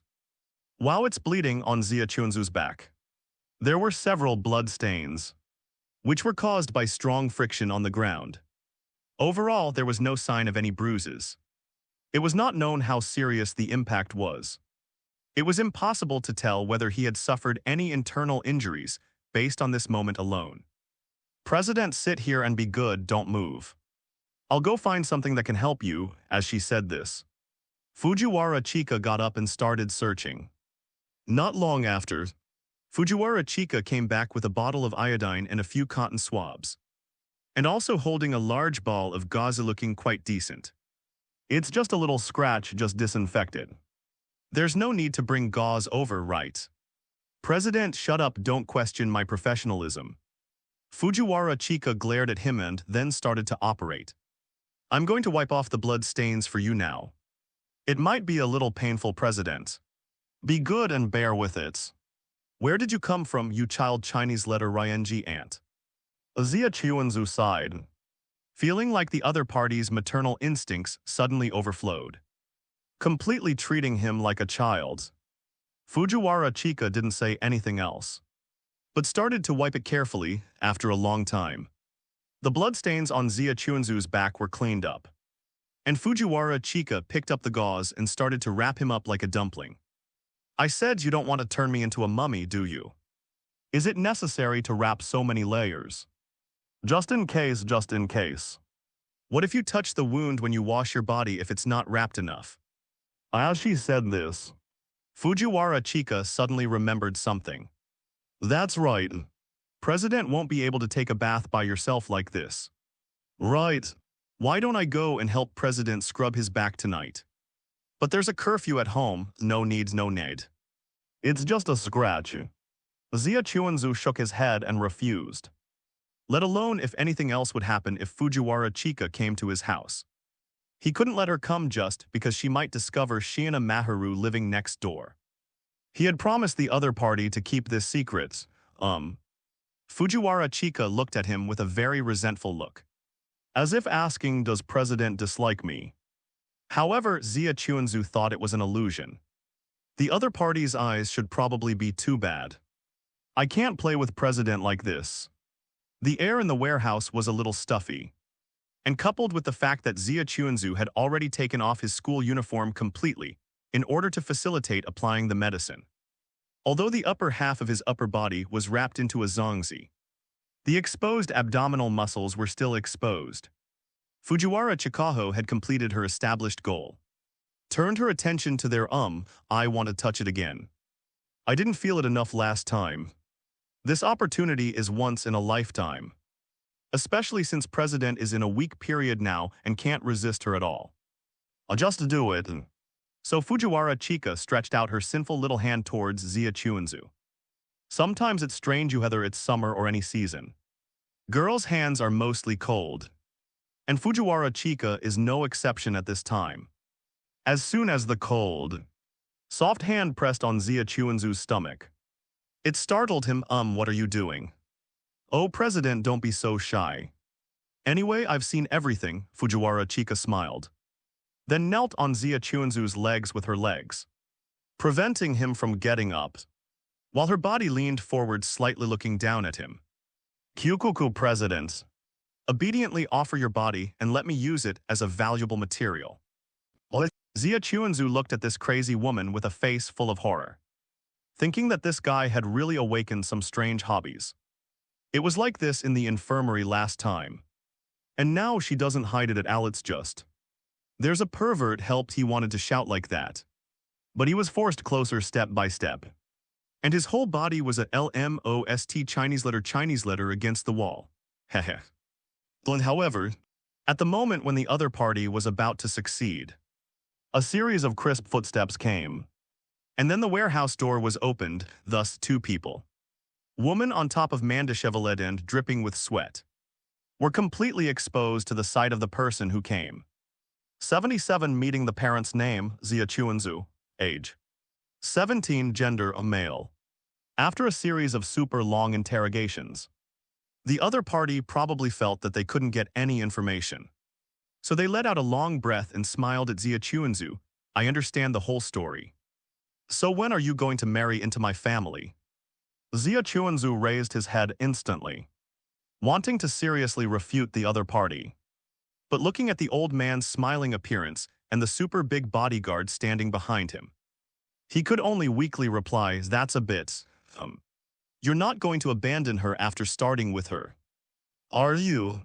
After doing that kind of excessive thing to my precious great-granddaughter. No, that's not the case. Zia Chuanzu waved his hands to deny it. It's really a misunderstanding. I didn't do anything to Fujiwara. Which Fujiwara are you talking about? Cough cough, it's Chika. I didn't do anything strange to Chika-san. Under the other party's sharp eyes like an eagle, a trace of cold sweat flowed down Zia Chuanzu's forehead. At this moment, he was kneeling in front of that Fujiwara Chika's great-grandfather, the former prime minister, begging for forgiveness. The reason for this was because the scene in the warehouse where Fujiwara Chika stripped off his clothes and pressed him down was seen by her family. And then he was invited to her house as a guest. Although it is a political family, the Fujiwara family is indeed warm and hospitable. They talked to him a lot, which benefited him a lot. But the price was also obvious. It was a bit hard on the legs. However, that trace of coolness made him feel the beauty of life in this hot summer. So it can be said that it was a worthwhile trip, you kid. You're not going to abandon her after starting with her. Are you HMPH? Admit it. You must have touched and thought about my precious Chika. Zia Chuanzu didn't know what to do anymore. It's really not okay to deny it, and it's not okay to admit it. He does have that sort of thing, but at most, it's just a few hand chops to the head or cheek pulling with Fujiwara Chika. He hasn't done anything more outrageous, if anything. Fujiwara Chika is always the one bullying him.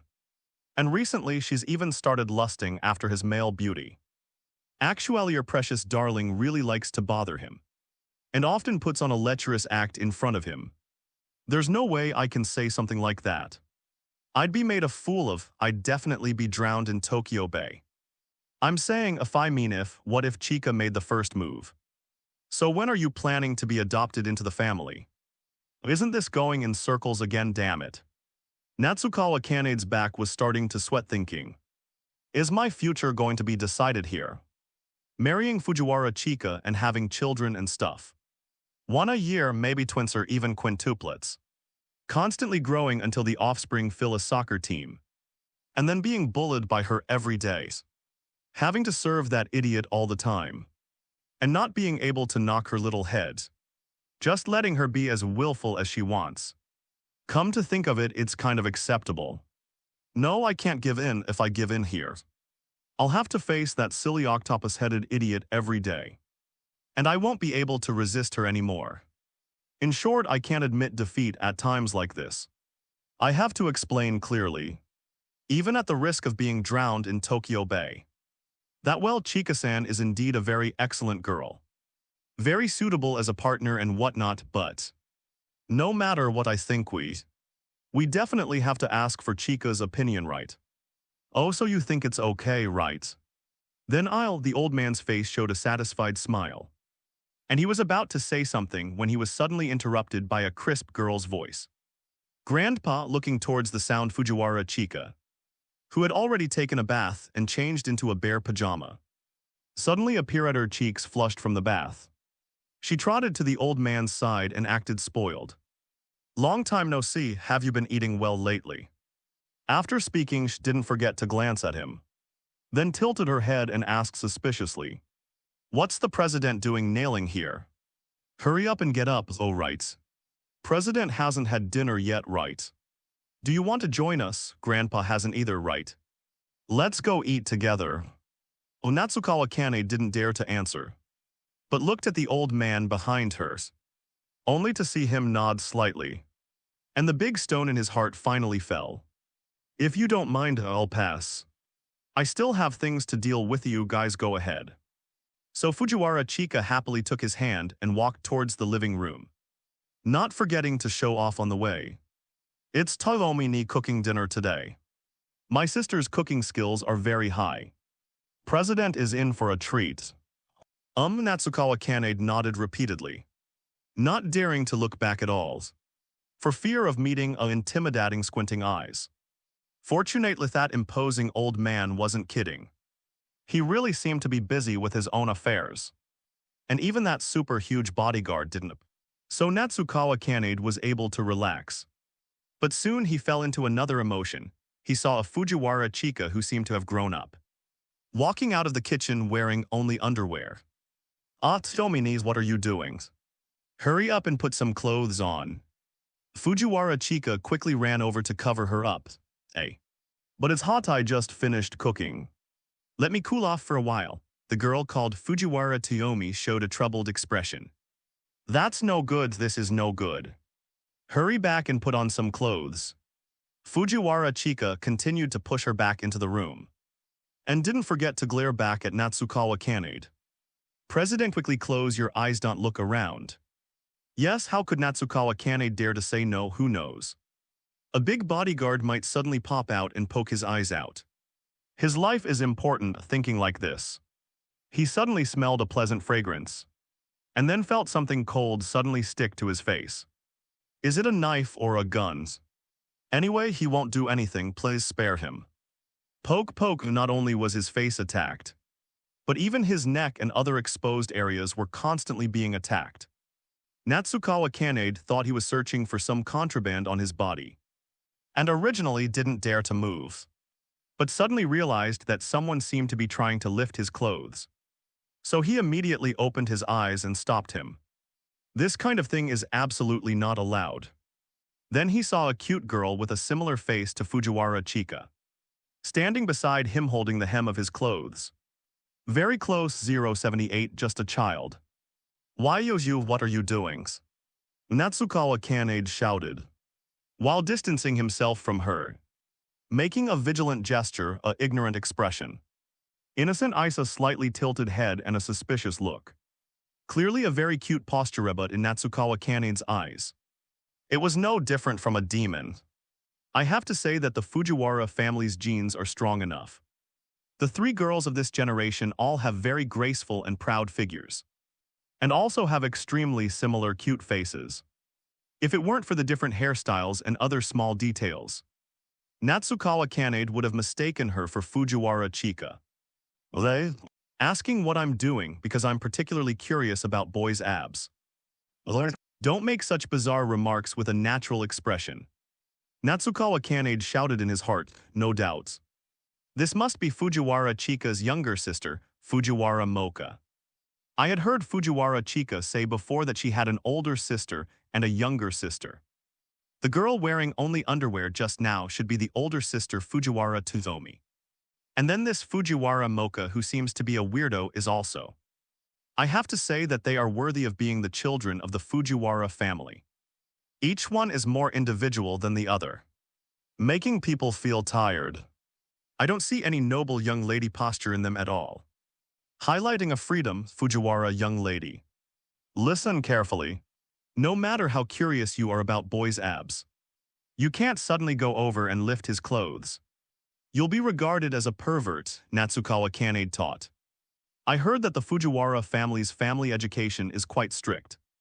But why are the three sisters more strange than each other? I didn't see any noble young lady posture in them at all. Highlighting a freedom, say. Isn't it okay even if it's the president? The other party looked at him with her head tilted, with a somewhat disappointed expression, yes. Even if it's me, Natsukawa Kanade was about to nod, but suddenly realized something was wrong. What did you call me, president? Could it be you know me, putting aside everything else? At least Natsukawa Kanade is very sure that this is the first time he has met the other party. But looking at her appearance, it doesn't seem like it's the first time she has met him. And she can even accurately call out his title. Yes, Natsukawa-senpai, Fujiwara Mocha nodded. Then leaned in without hesitation, showing goodwill to him. Mocha is also a student at Shuchian Academy.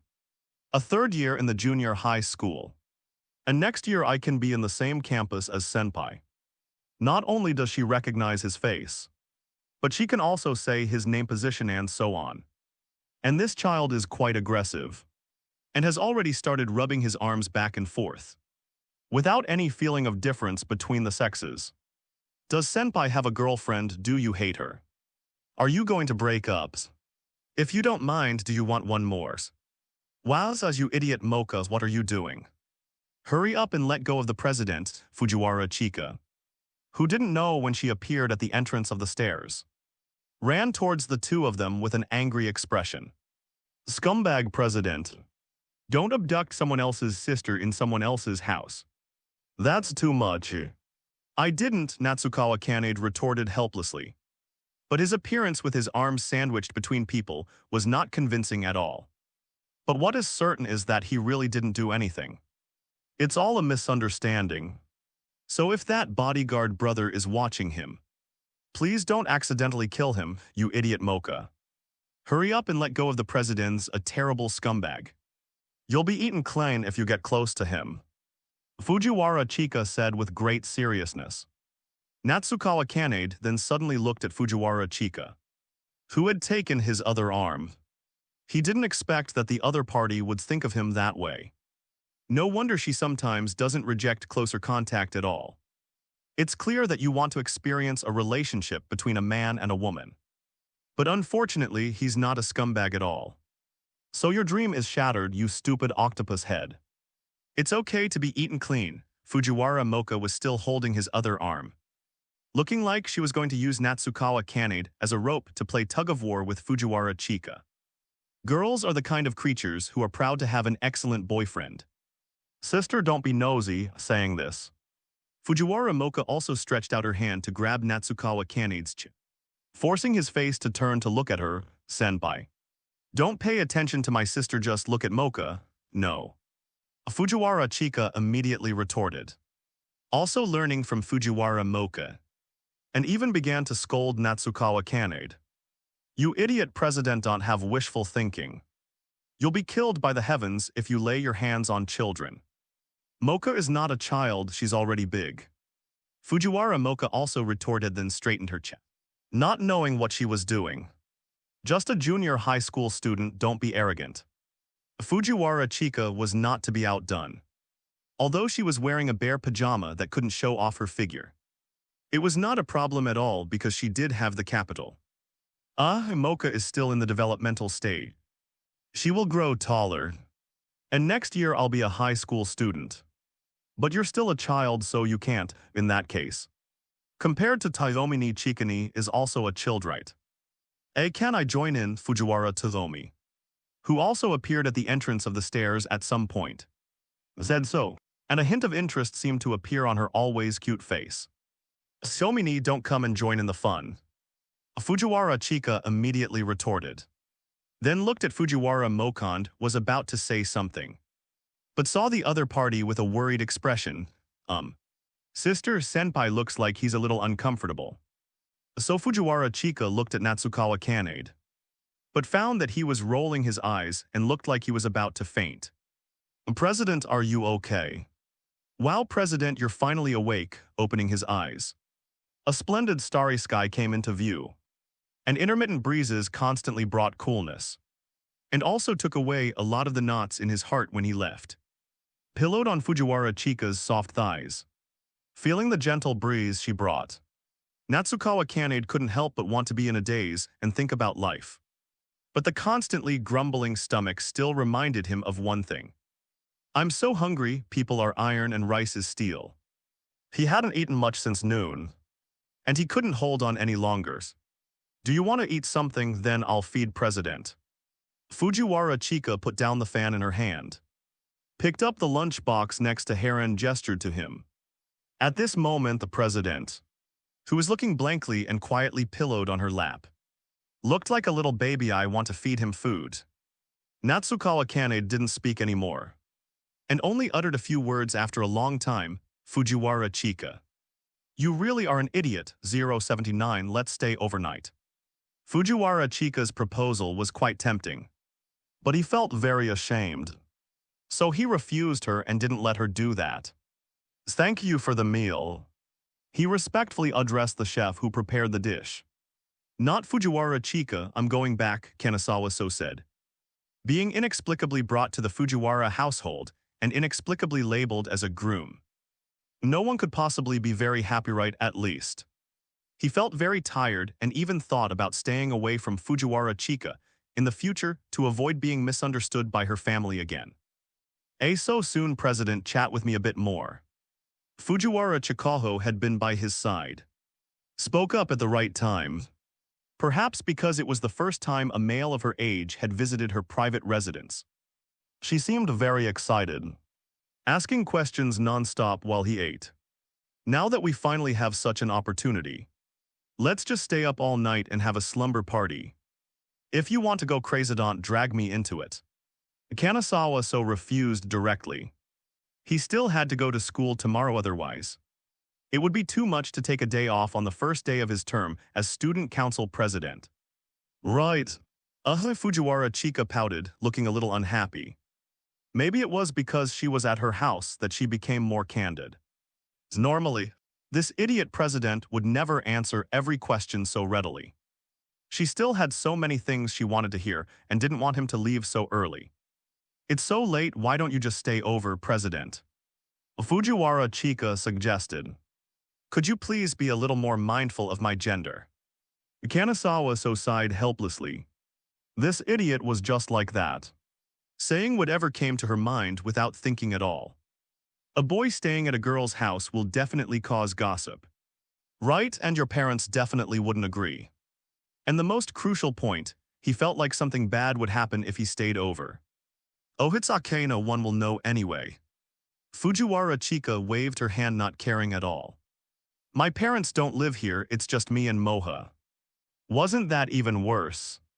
3 young girls facing a high school boy in his prime could fill a whole book. Especially after discovering that the bodyguards guarding the front gate had no intention of entering the mansion, no matter what. This strange thought became even stronger. He even couldn't help but complain about that old man who used to be the prime minister. He was able to rest assured and let an outsider like him get along with his 3 precious great-granddaughters. Was he not afraid that 3 great-great-granddaughters would suddenly pop out in 10 months or so? Listen, Fujiwara, is the president talking about me? Or Moha? Fujiwara Chika tilted her head. Looking at him questioningly, Chika listened carefully. Kanazawa so took a deep breath, grabbed her shoulders, and said word by word, I am for the time being. A normal high school boy, underestimate me too much. Fujiwara Chika froze, then her face visibly flushed red. And she stammered, that kind of thing. It's impossible for me to help you even if you tell me. Idiot president, or is she an idiot? Is she an idiot, right? That's not what he meant at all. He didn't need her help at all. He was saying that he might attack her, you idiot. Although attacking an idiot is indeed against the law, shouldn't you have some sense of vigilance? Don't think of him as some harmless herbivore boy. I'm going back. Realizing that he couldn't reason with her, Kanazawa so prepared to leave. But there shouldn't be any trains at this hour, right? Fujiwara Chika reminded him, if you go back, President, you'll have to walk for at least half an hour. It's too dangerous alone. I'm not some girl, there's no such danger, okay? Kanazawa so retorted, it would be more dangerous to stay. Facing the already awakened Fujiwara Chika and her sister, Fujiwara Mohaho was not good in many ways. His purity might not be preserved. President, don't be too arrogant, look at this. So Fujiwara Chika came closer and showed him the news on her phone. Today, a pervert has appeared in Mehana town. According to eyewitnesses, the person is an adult woman about 8 feet tall who likes to act at night and attacks male high school students. Nearly 20 people have been victimized, please citizens. especially male high school students. Be careful and do not go out alone at night, as you may be attacked. Are you sure this isn't some fake news you just photoshopped? This is clearly the real world. So why is there even an 8-foot woman? And why are the targets male high school students? Go attack younger children to maintain your urban legend. But even Soit definitely better not to do that. Because male high school students are definitely more resistant than children. In the end, it's still debatable whether this is true or not. And even though they've issued a notice, why have 20 people been victimized? It can't be that those idiots are actively approaching her. Right. But after taking the other person's phone and looking at it left and right, he couldn't see any signs of photoshopping. Clicking on the link below really led to the corresponding news column. I was too presumptuous. Please, Lady Chica, be sure to take me in for the night. I am eternally grateful. The 8-foot woman was too terrifying, especially one inclined toward that area. He had to protect his purity no matter what, MMM. Then without further ado, President, go take a bath. Tonight I want to have a heart-to-heart with the President. Not too late, Kanazawa so replied. He had to get up early tomorrow to take office. And all sorts of things were waiting for him to do. He definitely couldn't keep her company seriously. He didn't know what Fujiwara Chika was suddenly up to today. Becoming so interested in his personal history. He just tried to pursue a few girls in the past. So why was she so curious that she wouldn't even sleep? He could only say that Fujiwara Chika was extraordinary, being too curious about gossip related to romance.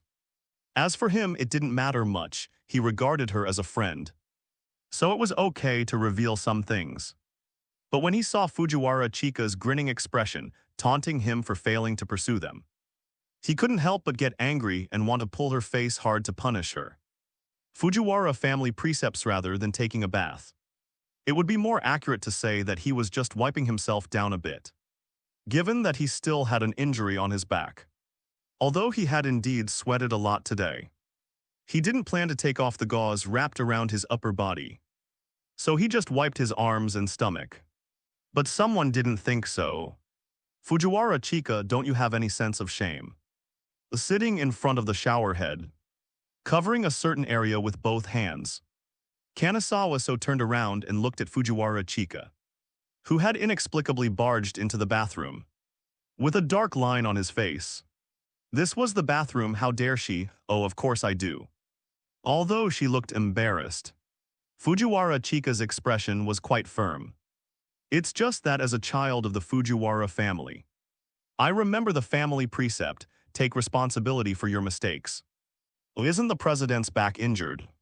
So I'm here to help you treat it, also to bring a new towel. Because she was going into the bathroom, she didn't wear that nightgown anymore. She just tied her long hair up in a knot and wrapped herself in a bathrobe before coming in, holding a white towel in her hand to give to him. Kanazawa so took it and quickly covered it on his lap. Feeling a little better, I don't need your help. Get out quickly, President, don't be willful.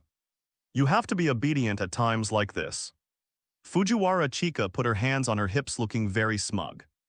If the wound isn't cleansed, it will be very uncomfortable if it gets inflamed and suppurates.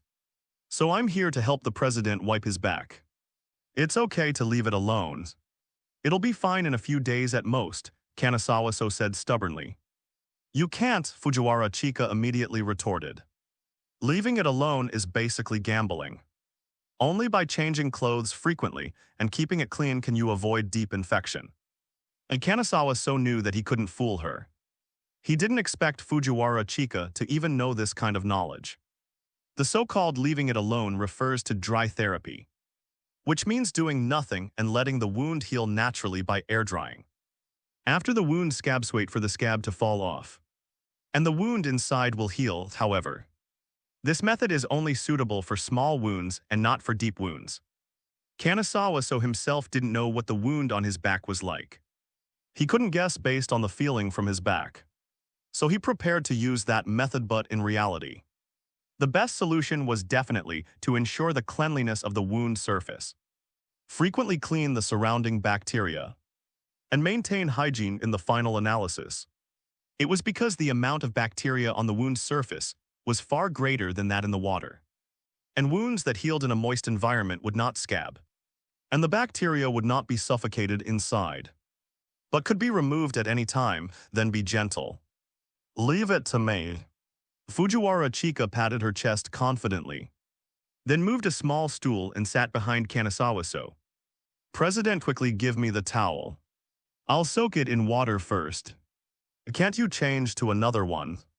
There are no extra towels like that. Don't tell me the president wants to use mine. Absolutely no way. Fujiwara Chika looked embarrassed and made a big times with both hands in front of her. Helpless, Kanasawa-so had to hand over the towel that was originally covering his lap to her, while he sat upright not daring to move at all. Before long, Fujiwara Chika came back with a warm towel and began to untie the gauze on his body. President, you have to change your clothes frequently, and you have to wash your back often, Fujiwara Chika instructed. There were still many blood stains on the gauze that was taken off, but the amount was not large. The wound on his back also showed a gradual recovery trend. It should heal normally in a few weeks. Ugh. It seemed that Fujiwara Chika's movements were a little too heavy. Feeling the pain from his back, Kanasawa-so groaned. Did it hurt? Sorry, it's okay, continue. Kanasawa-so shook his head. He wasn't so weak that he couldn't bear this little pain. It was just that he was caught off guard. To Kanasawa-so's relief, Fujiwara Chika really didn't do anything this time, just seriously cleaning his back for him. Huff, mission accomplished. With a smug hum, Fujiwara Chika stood up. Now that you're done whipping, hurry up and get out. I want to take a bath. You haven't washed your hair yet. President, don't be impatient. Only my back is injured, not my hand. I don't need you to do it. Kanasawa-so turned around and looked at her with a dark line on his face, reaching out to grab the towel in her hand. However, Fujiwara Chika dodged slightly and shook her finger at him, saying, you can't if the president does it himself. He'll definitely pull on the wound, right? I just finished wiping your back. Don't let my efforts go to waste. It has nothing to do with that, it's just a little pain. I can bear it, give me the towel. No way, give it to me. The two of them, being on edge, probably forgot that they were in the bathroom. Facing Kanasawa-so's constantly attacking hand, Fujiwara Chika dodged very easily, but accidentally slipped. Ugh. Just as she was about to fall again, she was suddenly pulled into a warm embrace. Are you planning to prank me again? Opening her eyes, Fujiwara Chika saw Kanasawa-so's speechless expression. The little heart that was still pounding suddenly calmed down after he said that. President, you big idiot, she cursed at him softly, then reached out and pushed him away. She originally wanted to say something more, but saw Kanasawa-so looking at her in a daze, his cheeks gradually turning red. What happened? Thinking so, she followed his gaze and saw that the bathrobe wrapped around her body had fallen to the ground at some point. In an instant, Fujiwara Chika's skin immediately turned an unparalleled pink color. She hugged her chest with both hands, and just as she was about to shout loudly, she realized that she seemed to have forgotten something, and squatted down in shame. President, turn around quickly, don't look anymore. Not only did he see a strange big snake, but she herself couldn't get married. Whether it was because the bathroom was too hot or something, steam was constantly rising from her head, making her whole person red and extremely cute. Sorry, Kanasawa-so quickly turned around and apologized. Don't look at him seeming quite calm, but in reality, his heart had already started racing wildly. His body was even reacting, and the scarlet color on his face couldn't stop at all. Why? You calm down first, thighs is all a misunderstanding. An accident. But he said for a long time and didn't hear any movement from behind. A little scared, he glanced back slightly, only to find that Fujiwara Chika had disappeared. At least leave the towel behind, 81 caught. After taking a shower and changing into the pajamas provided by Fujiwara, Natsukawa went to the living room. Fujiwara Chika wasn't waiting for him outside. She must have been frightened by what had happened earlier and didn't dare to face him. Which was a good thing for him. This mansion didn't have many rooms. Besides the room used as a storage room, there were only the Fujiwara sisters' bedrooms left. Originally, Fujiwara Chika wanted him to sleep on the floor in a room. But he refused, deciding to spend the night on the sofa in the living room. He picked up his phone and casually scrolled through it, finding that many people had sent him messages, mostly congratulating him on his successful re-election. So he replied to them one by one, "Why isn't Sue home yet? Did something happen?" This was a message from Angel-san. And there were several others before and after, basically sent every once in a while. And the tone was getting increasingly worried. "I'm fine. I won't be home tonight. Staying at a friend's house." Sue Natsukawa replied the next second. He saw that she had read it and sent a relieved cat emoticon. "That's great !U003E/U003C. I thought something happened. I was so worried. Sorry for making you worry, Omega." After chatting for a while and coaxing Angel-san to sleep, he browsed the news for a while before closing his eyes to rest. Although he was staying at a girl's house, he had similar experiences before, so he wouldn't get carried away by the romantic atmosphere and start thinking about this and that. Unable to sleep good night, Sue Natsukawa seemed to have a dream in the dream. A familiar girl stretched out her sinful hand towards him, pushed him to the ground and then started groping him. He wanted to resist, but for some reason, he couldn't move his body. Alan could only wave his hands, trying to stop her, goo accompanied by a soft moan. Sue Natsukawa woke up from his dream. His eyes were still a little blurry, and he vaguely felt something heavy pressing on his stomach, making him uncomfortable, guided by the moonlight. He found a blurry black figure looking down at him. Please be gentle." Sue Natsukawa finally woke up and understood what was pressing on his stomach, a girl. And his hand was pressed on her chest at some point. "Why you, who are you?" Sue Natsukawa almost shouted. But his mouth was quickly covered by the other party, making a woo-woo-woo sound. He was terrified and couldn't help but recall the scene when he was chatting with Fujiwara Chika before going to bed. Lady 8 feet threats. Male high school student, several keywords flashed through his mind. And Sue Natsukawa understood that this was definitely a critical period. His chastity might not be preserved. Where are the bodyguards? How could a pervert break in? "Bodyguard, please save me, don't move, senpai. Moha will slip," the girl sitting on him said, leaning down and breathing gently in his ears. "Keep your voice down, senpai. You don't want your sister to find out what we're doing." Right? Sue Natsukawa realized who the other party was. It was clearly Fujiwara Chika's terrible sister, Fujiwara Moha. He didn't expect her to come and attack him at night, so he started to act, wanting to grab her shoulders to prevent her from getting closer. But he heard a clear clink-clink sound, and when he looked down slightly, he found that his hands had been connected together by a pair of handcuffs at some point. "Do you like it? I chose this carefully for senpai. It should be quite comfortable to wear," Fujiwara Moha said with a smile, saying something terrifying to him. No ghost would think handcuffs are comfortable. He doesn't have that kind of hobby. Don't insult him too much. What do you want to do?" Sue Natsukawa asked. The living room was unusually quiet. So quiet that he could hear his heart pounding wildly. His brain was running fast, thinking about how to escape this dangerous situation. His hands were locked. He couldn't exert strength in his waist, and he missed the chance to headbutt. He could only rely on verbal communication to seek an opportunity. There was only one person on the other side. As long as he stabilized her, would have a chance to escape, and then take the opportunity to call Chika for help. No. When it came down to it, Fujiwara might collude with her sister. She had awakened some very bad hobbies recently. In other words, he could only rely on himself now. I think this kind of thing still depends on both parties' wishes. Forcing it is not good. Although he had never eaten pork, he had seen many pigs run. In this situation, there was only one possibility. he seemed to be regarded as Mr. M to be trained, but he himself didn't want to. Especially since the other party was Fujiwara's sister, whom he wasn't very familiar with. It was progressing too fast, right? You are still young, you have a lot of time.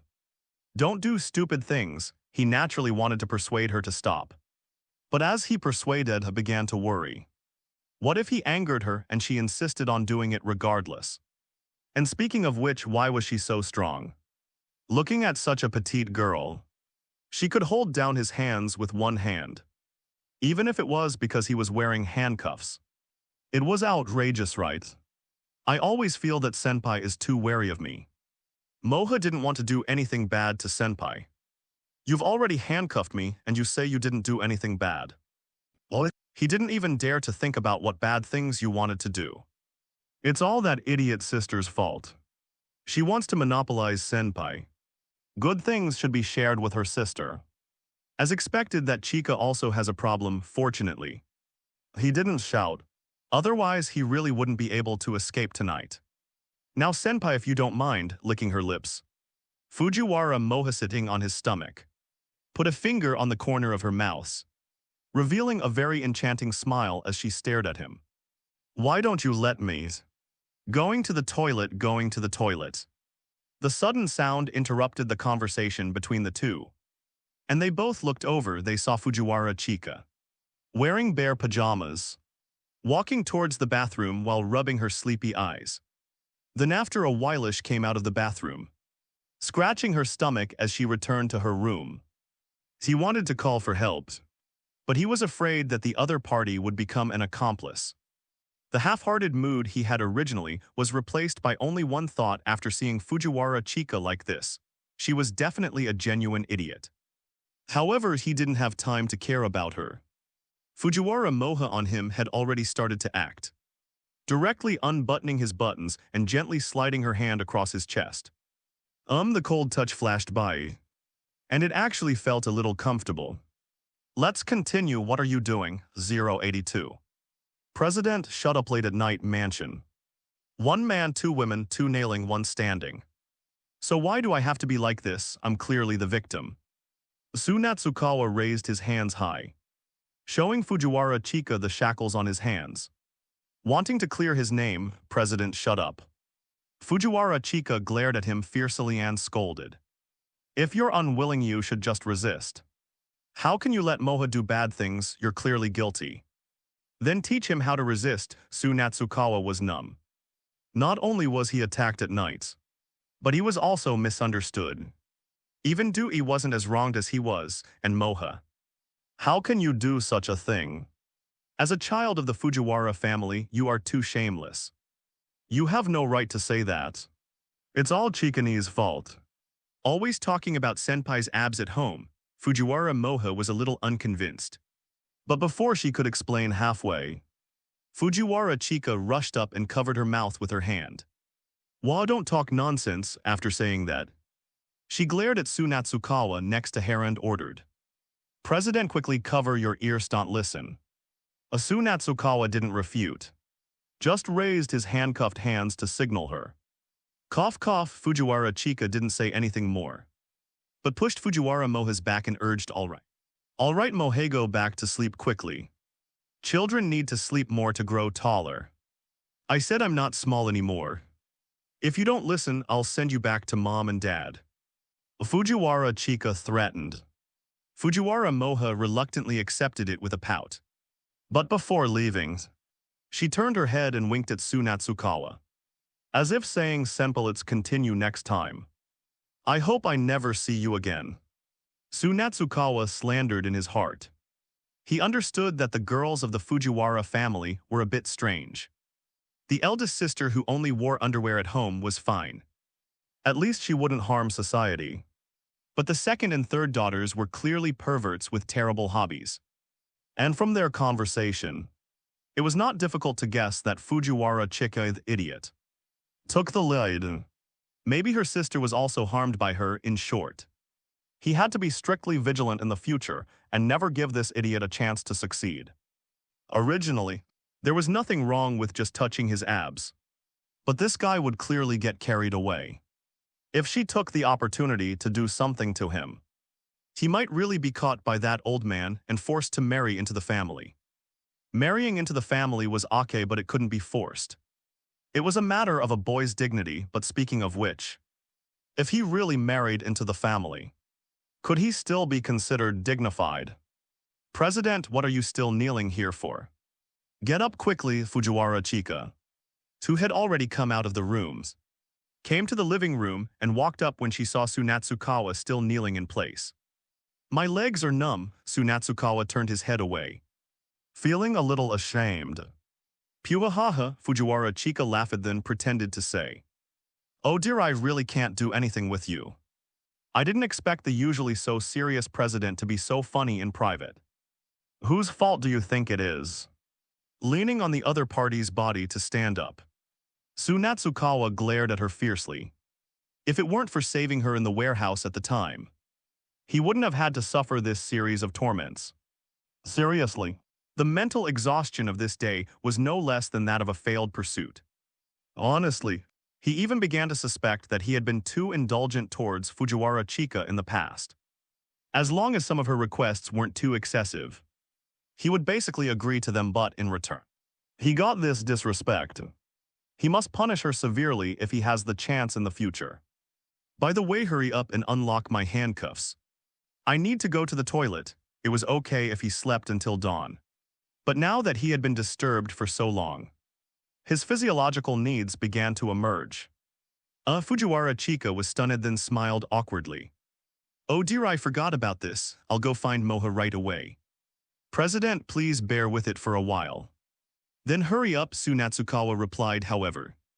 After waiting and waitings, Fujiwara Chika slowly came back when he was about to be unable to hold it in anymore. She didn't have anything in her hands. No, you. Ahaha, Moha seems to be asleep. I can't wake her up. His Tsunatsukawa took a deep breath, feeling his forehead start to sweat. Then what do I do? President, try to see if you can handle it yourself. Then teach me, Tsunatsukawa said angrily. Not to mention whether he could handle this matter. He couldn't even move his arms now. His hands were stretched straight. Only then would his wrists not hurt. Then what should I do? Fujiwara Chika was also a little anxious, not knowing what to do. Stir fry. Let me die from holding it in. Tsunatsukawa rolled his eyes, already wanting to give up. After hesitating for a long time, Fujiwara Chika finally said weakly with a red face, "WL. How about I help President, help me pee?" Tsunatsukawa gave her a thumbs up, praising. As expected of you, oh dear, that's not what I meant.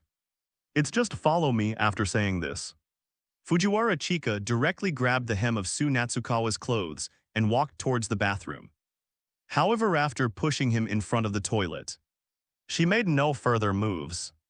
Are you implying my imagination is too poor? Or are you hoping I'll soil these clothes? Zia Chuanzu asked expressionlessly, wondering what this idiot meant by dragging him to the toilet. Did she expect him to just stare at the toilet and let his imagination run wild? He couldn't bring himself to do that, okay. Fujiwara Kainhua blushed and said nothing, taking a deep breath before slowly reaching for Zia Chuanzu's pants. What are you doing? Zia Chuanzu quickly dodged, looking at her with a horrified expression. So this girl finally couldn't resist making a move. And when he was at his most desperate. Have a little decency, Fujiwara Kainhua. Helping you take off your pants. Fujiwara Kainhua retorted, her neck flushed red, as if that would give her more courage. President, don't make a fuss. Let me take them off obediently. If you soil your pajamas, I'll never be friends with you again. Zia Chuanzu finally realized he had misunderstood. But then he thought, wasn't this also terrible? Having a girl help him, was he some kind of infant baby? But he really didn't have a better solution. His arms were too long to reach down there. And his desire was already overwhelming.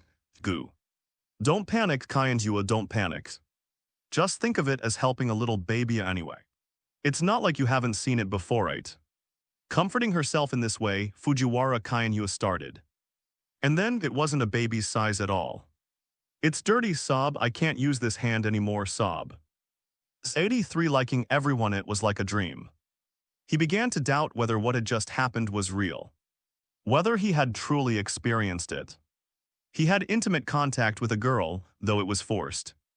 He was touched in that place, though it was forced. And the girl was Fujiwara Kyanhua. Maybe he should pinch his face to wake himself up from the dream. It hurts, however, after trying several times. What he saw when he opened his eyes was still Fujiwara Kyanhua's tightly closed door. She was tidying up the makeshift bed in the room, saying she would let him stay inside tonight to prevent Fujiwara Menjai from sneaking into his room again. This was really a minor matter. Just spending the night in the same room. It wasn't like he hadn't experienced it before. And he was confident he wouldn't do anything beastly. However, what had just happened had caused quite a shock to his brain. So much so that he hadn't been able to recover for a long time. With a creak, the door opens, and Fujiwara Kyanhua poked her head out, beckoning to him. President, come in, the sheets are ready, okay. Unlike his heavy heart, Fujiwara Kyanhua didn't seem to be troubled by what had just happened at all. He couldn't detect even a trace of shame on her face. As expected of the representative of optimists, she could easily gloss over even this kind of thing, making him seem overly concerned. It's getting late, let's go to sleep, with a snap the girl, who had propped herself up on the headboard, pressed the switch of the overhead light, and the room was immediately plunged into darkness, as if falling into an abyss. The pure darkness instantly deprived him of his sight, but it inexplicably made him feel more at ease. Compared to her strange sister, the quiet Fujiwara Kyanhua was indeed more reassuring.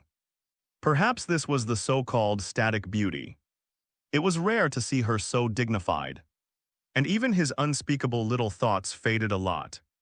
Sleepiness gradually welled up in his heart. I can't sleep at all. Throwing off the blanket, Fujiwara Kyanhua got up and turned on the bedside lamp, then leaned over the edge of the bed and looked down at Zia Chuanzu, calling to him, President, don't sleep, come and chat with me. Even with his eyes closed, he could feel Fujiwara Kyanhua's penetrating gaze of expectation. Helpless, Zia Chuanzu slowly opened his eyes and replied softly, there's student council work tomorrow morning. He wanted to struggle a bit, but it was clear she wouldn't listen. I can't sleep. Fujiwara Kyanhua rested her chin on her hands. Just watching him like that, President. Tell me more of your stories, I still want to hear them. There's nothing more to say. Zia Chuanzu looked up at the ceiling, somewhat absent-minded. He had already poured out most of his love life, like complaining to a friend. But after the most interesting part was over, it was a bit difficult to ask him to go back and recount it. Could it be that he should also tell her about how he pursued Huiyai? But he had never confessed, and maybe even the person involved didn't know. So he didn't need to go out of his way to tell her best friend. Besides, it's supposed to be a private talk between friends. But I'm always the one revealing my feelings. It's a bit unfair, right? Let me hear yours too. His original intention was to dispel her curiosity and tell her to go to sleep. But he didn't expect Fujiwara Kyanhua to actually agree. Okay, buds. I can only reveal a little bit to the president, okay. Fujiwara Kyanhua nodded slightly, and then began to tell Zia Chuanzu about the various things she had encountered. Most of it was about how she met Huiyai and how she got along with her, with a small amount of her own affairs interspersed. So I like Huiyai the most. I like her more than anyone else in the world. Yeah, I can definitely see that. What about the president? How do you see Huiyai-chan? It was an unexpected development, but it was a reasonable continuation of the topic. How do I see Sigong? Zia Chuanzu murmured. I think she's very cute or something. He had always thought so, and recently, after seeing her beautiful smile, felt even more so. Not that kind of view, I means. Fujiwara Kyanhua knocked on the bed, looking a little frustrated, like love or something. Because Huiyai-chan is very cute, right? As a girl, she's very popular. Not only boys, but many girls like her too. What you're talking about is more like admiration. Zia Chuanzu replied, in fact. He himself had received countless love letters expressing that kind of feeling. And there were both boys and girls. Could it be that all of those were loves, however? Love itself is an ethereal emotion that is difficult to define accurately. He couldn't even figure out his own. So how could he presume to define other people's feelings? Maybe there were genuine feelings included in those. Ugh. President, don't change the subject. In short, there are only two options, like or dislike. Come on, choose. Who are you imitating again? Zia Chuanzu complained but still firmly replied. Of course I like her. Perhaps he couldn't express it more clearly. But in terms of whether he was willing to continue to associate with her, the answer was naturally yes. Her cold exterior and warm interior, the soft heart beneath her shell, her determination to act bravely for love. Although she was indeed clumsy in some ways, that was also what made her cute, not to mention her HIGH Chinese letter. Her all-around talent and other such pluses. As a very excellent and outstanding girl, Si Gong Huai was naturally likable. Not only that, but Kian Hua Shishang Bai Yin, I like you all very much. And I want to continue to get along with everyone. The quirky Kian Hua with brave Shishang.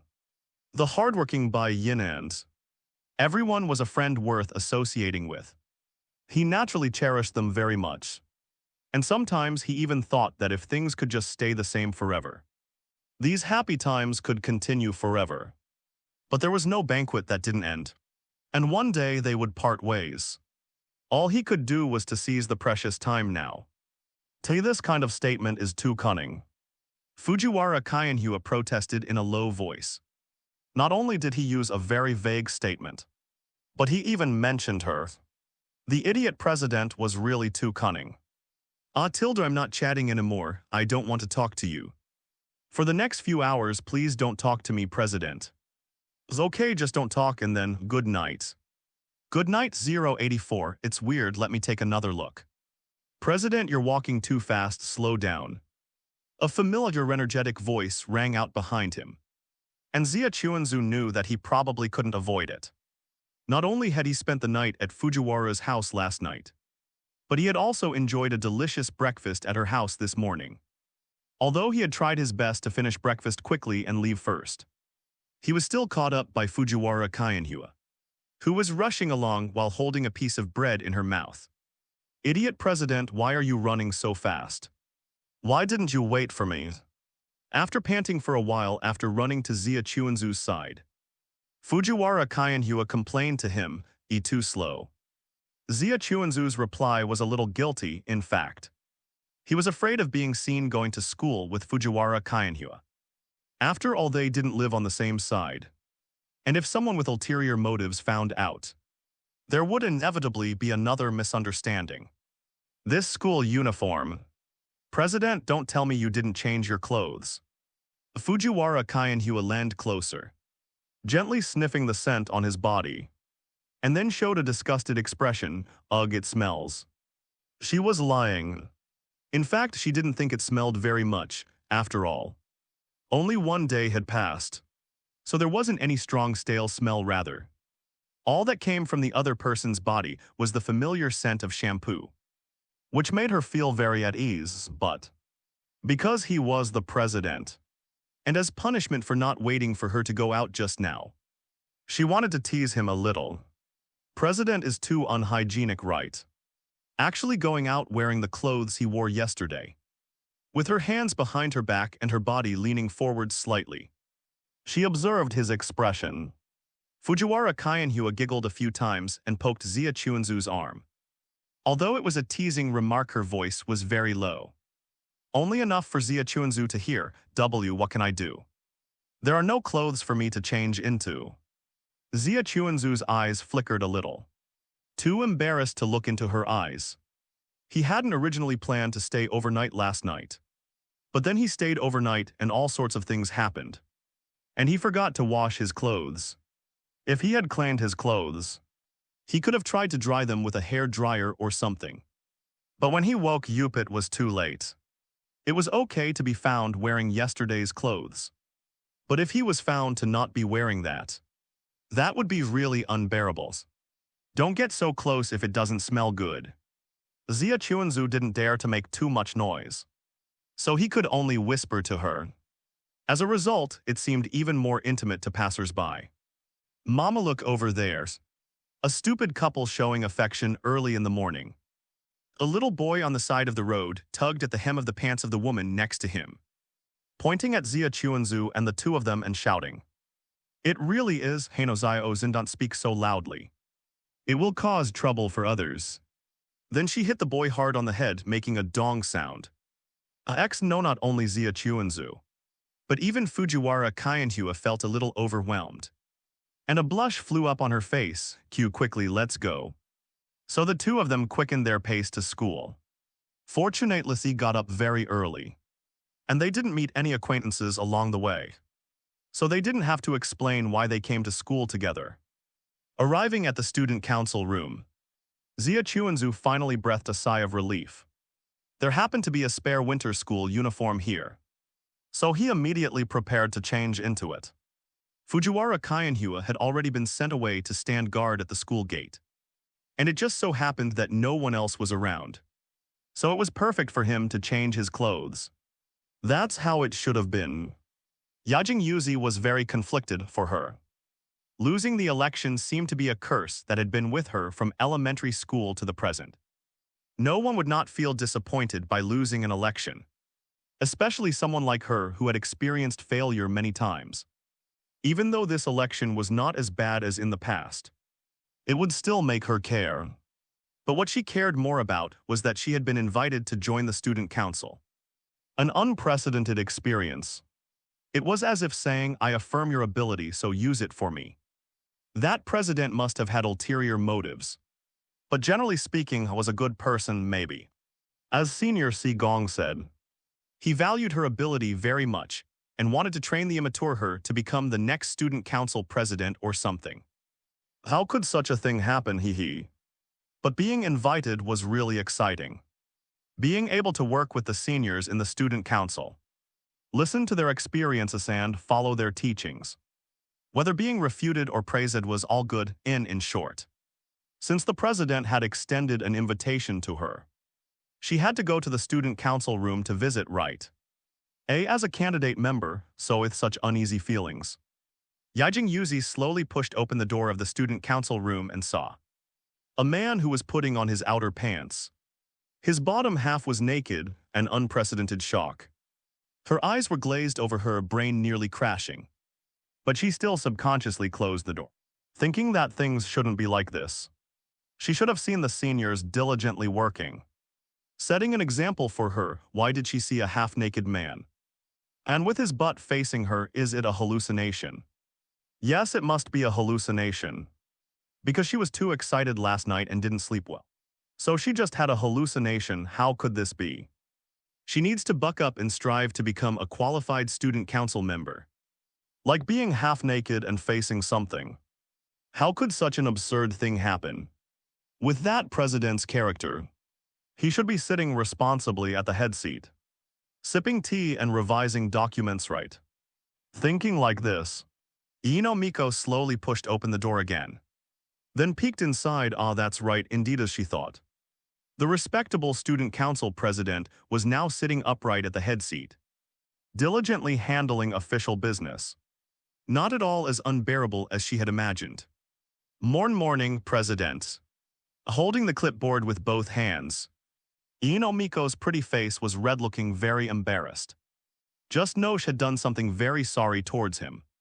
Imagining him as someone who was self-stimulating in the sacred student council room. In short, she was very sorry. She misunderstood the president. She was really sorry. Summer River Melody did not reply, seeming to be immersed in busy official duties.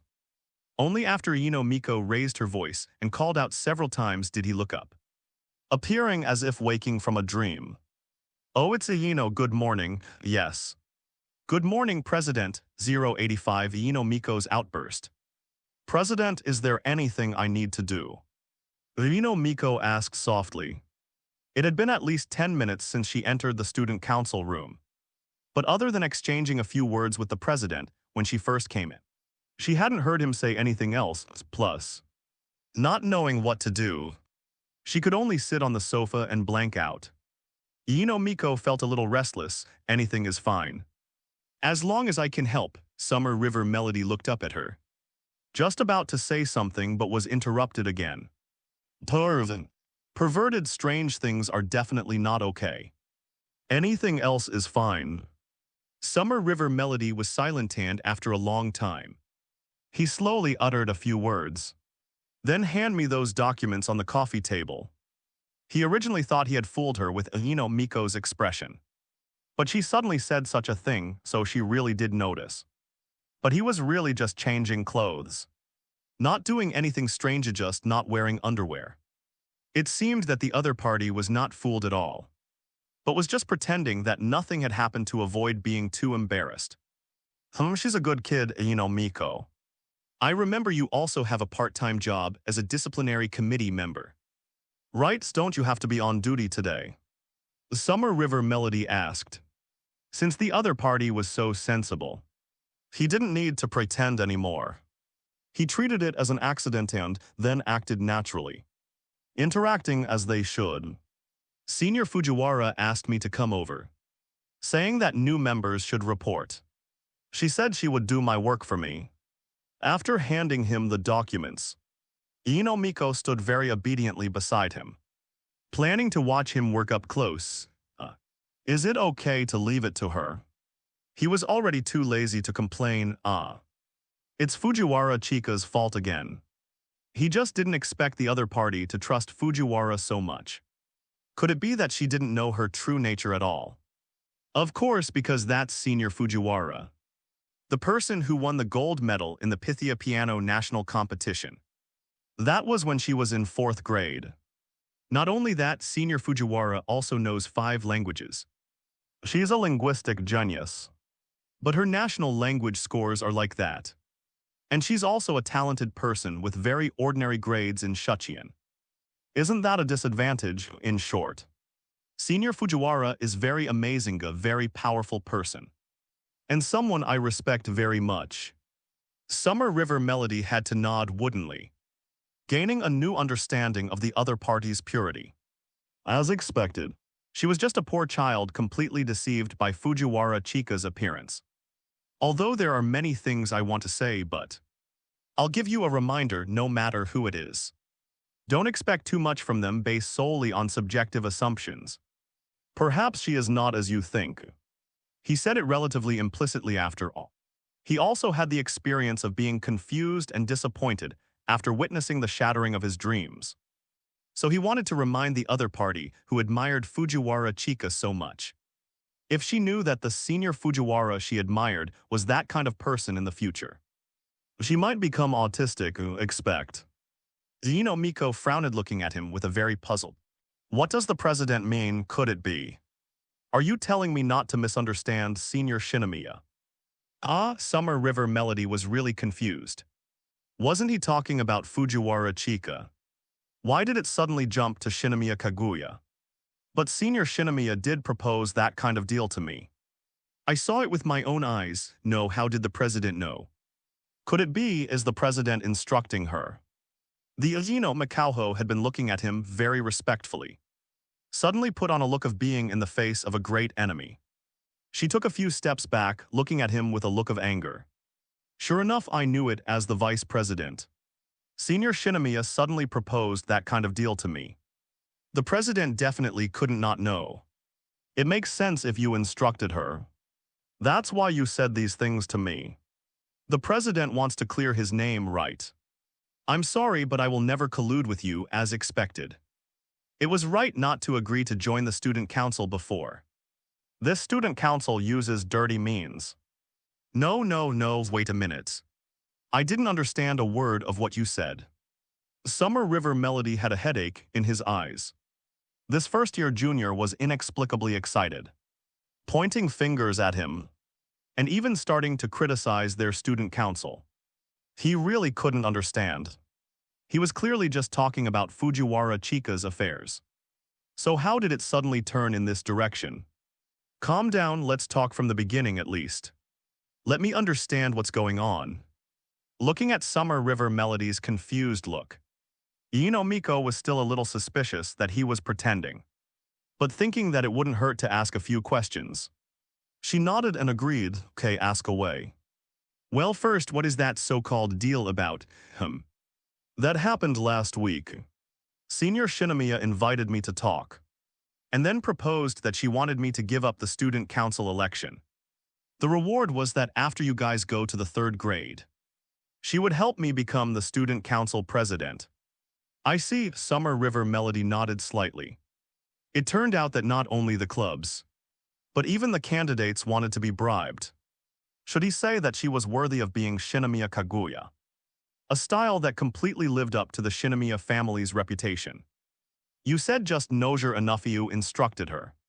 Do you think I am the mastermind behind the scenes? Yes, okay, I understand. Summer River Melody nodded slightly. Having an idea in his heart next is the last question.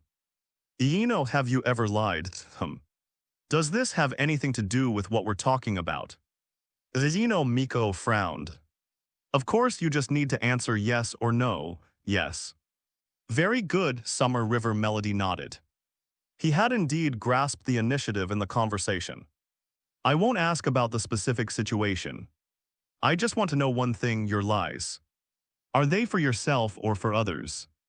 Now that the trap had been entered, it didn't matter how the other party answered later.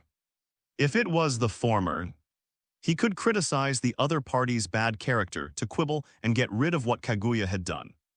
If it was the latter, it would be easier to solve. He could even be more direct.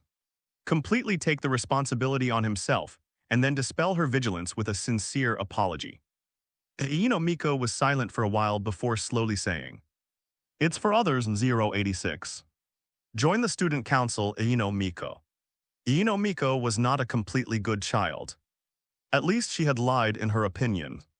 A completely correct person should be someone who obeys the rules. Is moral sincerity serious, therefore? Lying is not allowed, that is not the correct behavior. Even if her lies were to reassure her parents who were busy with work, since she was a child. She had seen and encountered various bad things.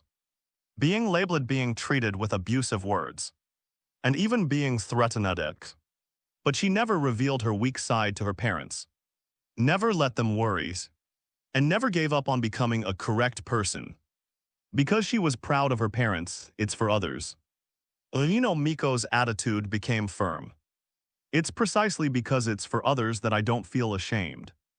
I'm sorry your plan failed. No, you misunderstood. Summer River Melody shook his head, not taking the other party's naked malice to heart at all. I'm not talking about that shallow thing. In your opinion, is lying a good thing? Even the white lies that are for others? Of course, it depends on the situation. Although they are all deceptions in essence, they differ because of the heart, in other words. Do you approve of that feeling of paying for others? Even if it is with bad methods. What exactly do you want to express? You seem to be very hostile to Mebut we are debating now. Aren't we? Please think calmly. Miko took a deep breath before slowly replying to him. Of course, the heart that pays for others is worth affirming. But you can't use crooked ways. It's just that it looks like that to you. Summer River Melody's voice was a little low, and the other party's resilience was somewhat beyond his imagination. It seemed that his and Kaguya's status were not high enough in the other party's heart. If it were Fujiwara, Chikaho had enough goodwill, she would have been abducted long ago. Therefore, he had to change his method. Take your covenants for example. Do you think that shaving heads is a correct mandatory requirement? Of course it's right because it is conducive to. So I said it's just what you think. Summer River Melody shook his head and continued to refute her. What about other students? What about their parents? What about the school teachers? Have you done a questionnaire survey? If so, how many people agree? Is it more than half? If in yesterday's election, some people just thought it was interesting and voted for you, and you were lucky enough to be elected president, Would you continue to issue policies according to your own ideas or determine intentions through various surveys? Aloys? You just think that shaving heads helps students develop discipline and can improve the school's atmosphere. But have you ever thought about another possibility? Students resist this kind of discipline and even threaten it with suspension from school and other means, leading to a worse school atmosphere since ancient times. Any policy or rule will breed a group of rebels. And he naturally understood this. Now he was exaggerating it a little. But some people also said they would support me. How many people? I'm afraid not many, right? Since elections are mainly based on votes. This aspect should also be consistent. But you don't seem to have done a survey right. In other words, all of this is just what you think. Miko was a person who didn't know how to be flexible. He had seen it before from Ishigami's mouth and the school rules she advocated. But now he had a deeper understanding, however. It was nice to say that she didn't know how to be flexible. But to put it bluntly, she could be described as stubborn and unwilling to understand each other. She may have never stood in the perspective of others to think about problems. So both her thoughts and words and deeds were filled with a strong personal will. And judging things solely on the basis of subjective assumptions could not be called a correct person. Even Yukinashita Yukinoho also pursued correctness. Would not do such a thing. I actually admire you very much, Miko. After severe reprimands, there was a benevolent smile. He didn't want to be like this originally. But the other party's rough jade was a bit difficult to chew. I've seen many people like you. But they are all guys who flaunt their own noble character and do dirty things behind their backs. But you are different. I believe you will lead by example and practice the covenants you have put forward. But it's not enough just to do that. If you want to practice only what you think is right, that's far from enough. You must go deep into the public. Investigate and understand everyone's intentions before determining the best plan. That's what you should do as a student council president. Miko looked a little shaken. Then he should show the other party his fish intestine sword. Your father is a judge, right? I wonder if he has revealed to you some regrettable cases, clearly out of good intentions and kindness, but being punished for using inappropriate means. But even in law, such people can still get a chance to reduce their punishment. No matter which world it is not black and white. And there is also a delicate gray line, for example. Our Neon's Yakuza organization. You clearly know that those are definitely not correct existences. But they have been recognized because there is a demand and a meaning for their existence. Of course, you can stand on the moral high ground and accuse them. Accuse those things you deem incorrect. But you must learn to accept them. Even learn to coexist with them when that time comes. Whether you want to integrate or remain a lotus flower untainted by mud. That will be your choice. This world is neither correct nor gentle. So excessively pursuing the correctness of everything will only plunge you into pain. Unless you have the power to change the world, you can only ride a small boat, letting the waves crash over you. I'm not trying to excuse anyone, but I hope you can understand that the so-called means are simply a necessary condition for achieving the goal. If the intention behind them is acceptable, then slightly overstepping the rules isn't necessarily a bad thing. Is it? Summer River Melody never felt that he was a good person. And he knew very well that he would only care about the people he wanted to care about. And everything else had nothing to do with him. Acts of kindness should be judged by the heart, not by the deeds. For it's hard to find genuine kindness in deeds. I believe that during my tenure, I have never done anything to betray the school or the trust of the students. And I have managed this school well, diligently fulfilling my duties as student council president. And Kaguya Shinomiya certainly trusts my leadership ability. And therefore, she did not hesitate to use that method to ensure my election path. Her original intention is naturally good for me. But the method may make you feel a little inappropriate. Here I sincerely apologize to you on her behalf. Seeing that the time was right, Zia Chuanzu bowed deeply to the other party in order to seek forgiveness. Originally could have avoided doing these things. and even told the other party that he was completely unaware of it and removed the responsibility. But he couldn't do that. First, Huey did those things for him. So he had to make corresponding efforts. At least not to let the student sister in front of him feel dissatisfied with her and create estrangement. Or even spread that kind of thing in private. Perhaps with the background of the Shinomiya family. No one would say anything in person. But inevitably, some people would discuss these things in private, which would cause some damage to Kaguya Shinomiya's reputation. So it would be best to avoid this situation, of course. You may not be able to trust her, even forgive us. But it doesn't matter. This invitation to join the student council is also a test for us. If you can't trust us, then use your correct qualities to supervise the student council. Writes if there is any illegal behavior. You can directly feel it, can't you? Miko was silent for a long time before slowly uttering a word. Okay, let's get this straight.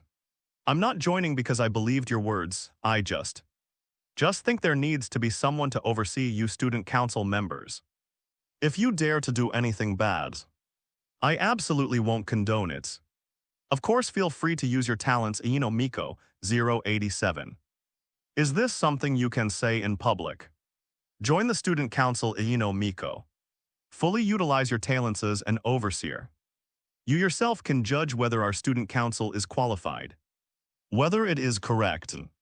Kagawa Minato did say such things to Miko. But his intention was to help her better integrate into the student council and slowly get along with everyone and eliminate the barriers. But he didn't expect that she seemed to have misunderstood something and made a move completely beyond his expectations. For an entire day aside from the necessary class time, she would appear beside him almost whenever she had free time. And whenever something happened, she would pick up a pen and paper and write non-stop on the side. Quite like a serious secretary, but if it was just like this, it would still be a good thing. Which meant that the student council finally had a serious secretary. But she never dropped her original job. Even when recording the content of the conversation, she didn't forget to observe him with a scrutinizing gaze, and even wanted to inquire about some of his personal circumstances. This is already going too far, right? Rather than fulfilling her role as an overseer, it was more like she was indirectly tracking and recording his personal life. Otherwise, why didn't she follow Shinomiya Kaguya and Fujiwara Chika, but kept following him? Could it be that she thought he was easy to talk to and wouldn't lose his temper at his juniors? He really will make a fuss, just you watch. Is the president feeling unwell? You look very tired, would you like to rest for a while? Miko looked up at him and suggested. Kagawa Minato silently turned his head to look at her.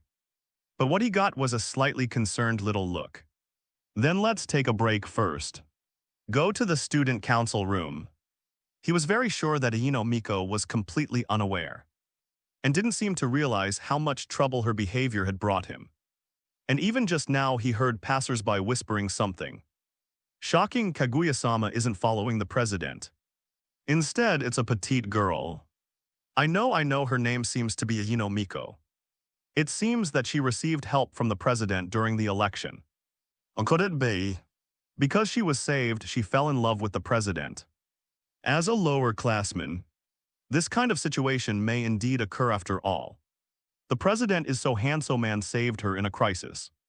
If it were me, I would be willing to give birth to the president's child right away. But isn't this considered cheating? Woo-woo-woo. Kaguya-sama is so pitiful she seems to be kept in the dark. Could it be a tragic love triangle? Well, I can't stand it. Why I was the first to meet the president and work with him? Well, shut up, my Kaguya-sama would never say such weak words. She would definitely fight back, that's right. My Kaga Minato party is confident and will never admit defeat. A mere first year is not even 1/10,000th as beautiful as my Kaguya-sama. In my opinion, as long as Kaguya-sama beckons her finger, the president will be like an obedient dog, eagerly rushing over just like this. Because Shinomiya Kaguya was usually by his side. Or he was alone. Now that the position beside him was occupied by Miko, it had already attracted the high attention of many second-year students. And some people even asked him without any scruples if he had broken up with Kaguya or something. But he hadn't even started dating yet. It can only be said that the students in Japan still have too few classes, and even have the leisure and time to pay attention to, and even create all kinds of scandals for him in front of the person involved. Are they really not afraid of him getting angry? He had created a rather serious and upright image to the outside world. Could it be that his face is naturally not fierce? The various outrageous theories he heard along the way were really making him unable to hold back. But fortunately, he managed to get to the student council room. He had to talk to Ino Miko properly. But what he didn't expect was that there was someone in the student council room. Good afternoon, President. Shinomiya Kaguya sat upright on the sofa. Acting like a noble young lady, Shinomiya. Don't you have club activities today? Kagawa Minato was a little surprised, yes. Because the club leader said it's rare to give everyone a holiday. So today's club activities were cancelled. Shinomiya Kaguya smiled, telling a lie without flinching. In fact, she was particularly concerned about certain things, and even to the point where she couldn't carry out club activities at all. So she asked for leave early, just to be able to rush to the student council room and be alone with the president. But she didn't expect that the president would have a little tail following him. But it's not a big problem after all. This classmate, Ino Miko, was the one who said in front of her that day, "You and that president are really a good match. Even to the point where you should get married right away." Surely she won't interfere with her plan, right? What kind of tea would the president like to drink? Seeing Kagawa Minato take his seat, Shinomiya Kaguya stood up and walked to the cabinet to take out the tea set. Anything is fine, I'm not that picky. Kagawa Minato shook his head and began to review the funding reports submitted by various clubs. I understand, Shinomiya Kaguya nodded. Then looked at Ino Miko again. What about Ino-san? I'm fine, Senior Shinomiya, just pretend I don't exist. Ino Mikauho was called, shrank her neck, and looked a little restrained sitting on the sofa. Shinomiya Kaguya didn't say anything more, but felt even more that this cute junior was really sensible, and actually took the initiative to say that she didn't exist. Wasn't that telling her, Senior can do whatever you want? I won't interfere with you, what a godsend. So, with a very pleasant mood, Shinomiya Kaguya brewed a cup of puer and sent it to Kagawa Minato's desk. The president seems to prefer a more bitter taste. Well, that's generally right. Kagawa Minato nodded while looking at the documents. It could be said that it was his daily routine to chat while working. And sometimes he didn't even need to use his brain to think about anything because he was used to it. In other words, compared to sweet entanglement, a refreshing touch makes the president feel more at ease. That's right, in other words. The president is actually the kind of person who prefers to wear boxer briefs. That's not necessarily. Kagawa Minato subconsciously wanted to answer, but suddenly stopped, feeling a trace of something wrong. Boxer briefs, underwear. What the hell are you talking about? Is this something that can be discussed in public? You're acting strange, Shinomiya Kaguya 088. Please don't attack me, think carefully. Make a calm decision. Think about why Shinomiya Kaguya suddenly asked him. Presidento, you prefer to wear boxer briefs, normally. You definitely wouldn't discuss these things with the opposite sex. Right. Even if the relationship between the two is slightly closer and can be considered good friends, it's still not okay. Right, after all, men and women are different. Wait a minute. Could it be that Kaguya noticed that he wasn't wearing any? Want to use this to test him, but how could this be? He clearly concealed it very well right today. He hasn't been discovered by anyone all day, and even the boys haven't been able to notice it. How could only Kaguya know? Could it be Fujiwara Chika? But judging from Fujiwara's performance this morning, that guy doesn't seem to have discovered this. But if it wasn't Fujiwara, then the only possibility is that Ino Miko told Kaguya. But she is indeed a very upright person, and shouldn't go around talking about that kind of thing. Right, at most it might be a slip of the tongue. Thinking like this, Kagawa Minato secretly glanced at Ino Miko sitting on the sofa. and found that she was indeed listening to their conversation, and also showed a very shaken look, feeling even more so. How should I say this? This kind of thing should still depend on individual factors. Right? For example, some people like briefs. Some people like boxer briefs. And some people like to not wear any, of course. It may also be caused by some special circumstances. It's not necessarily a personal preference. God knows what he's talking about. Because his heart was filled with the very shameful feeling of being discovered by others that he wasn't wearing underwear. His entire head began to be unable to think normally. And he didn't think about other possibilities at all. And was single-mindedly trying to muddle through this matter. And even put on himself the persona of possibly being someone who likes not wearing any. What explanation, what excuse? This is simply exposing a strange fetish. It does vary from person to person. Shinomiya Kaguya was stunned for a moment. Then began to feel unwilling, too bad originally. According to her plans, after laying the groundwork with a few selective small questions in front, plus the president entering his usual state of handling official business, she should be able to steadily get some words out of his mouth. But she didn't expect that she would be muddled past by the president again, just as she was about to get the answer. Really, why are you so smart? It's more likable to be a little stupid at the right time. Shinomiya Kaguya secretly got angry in her heart.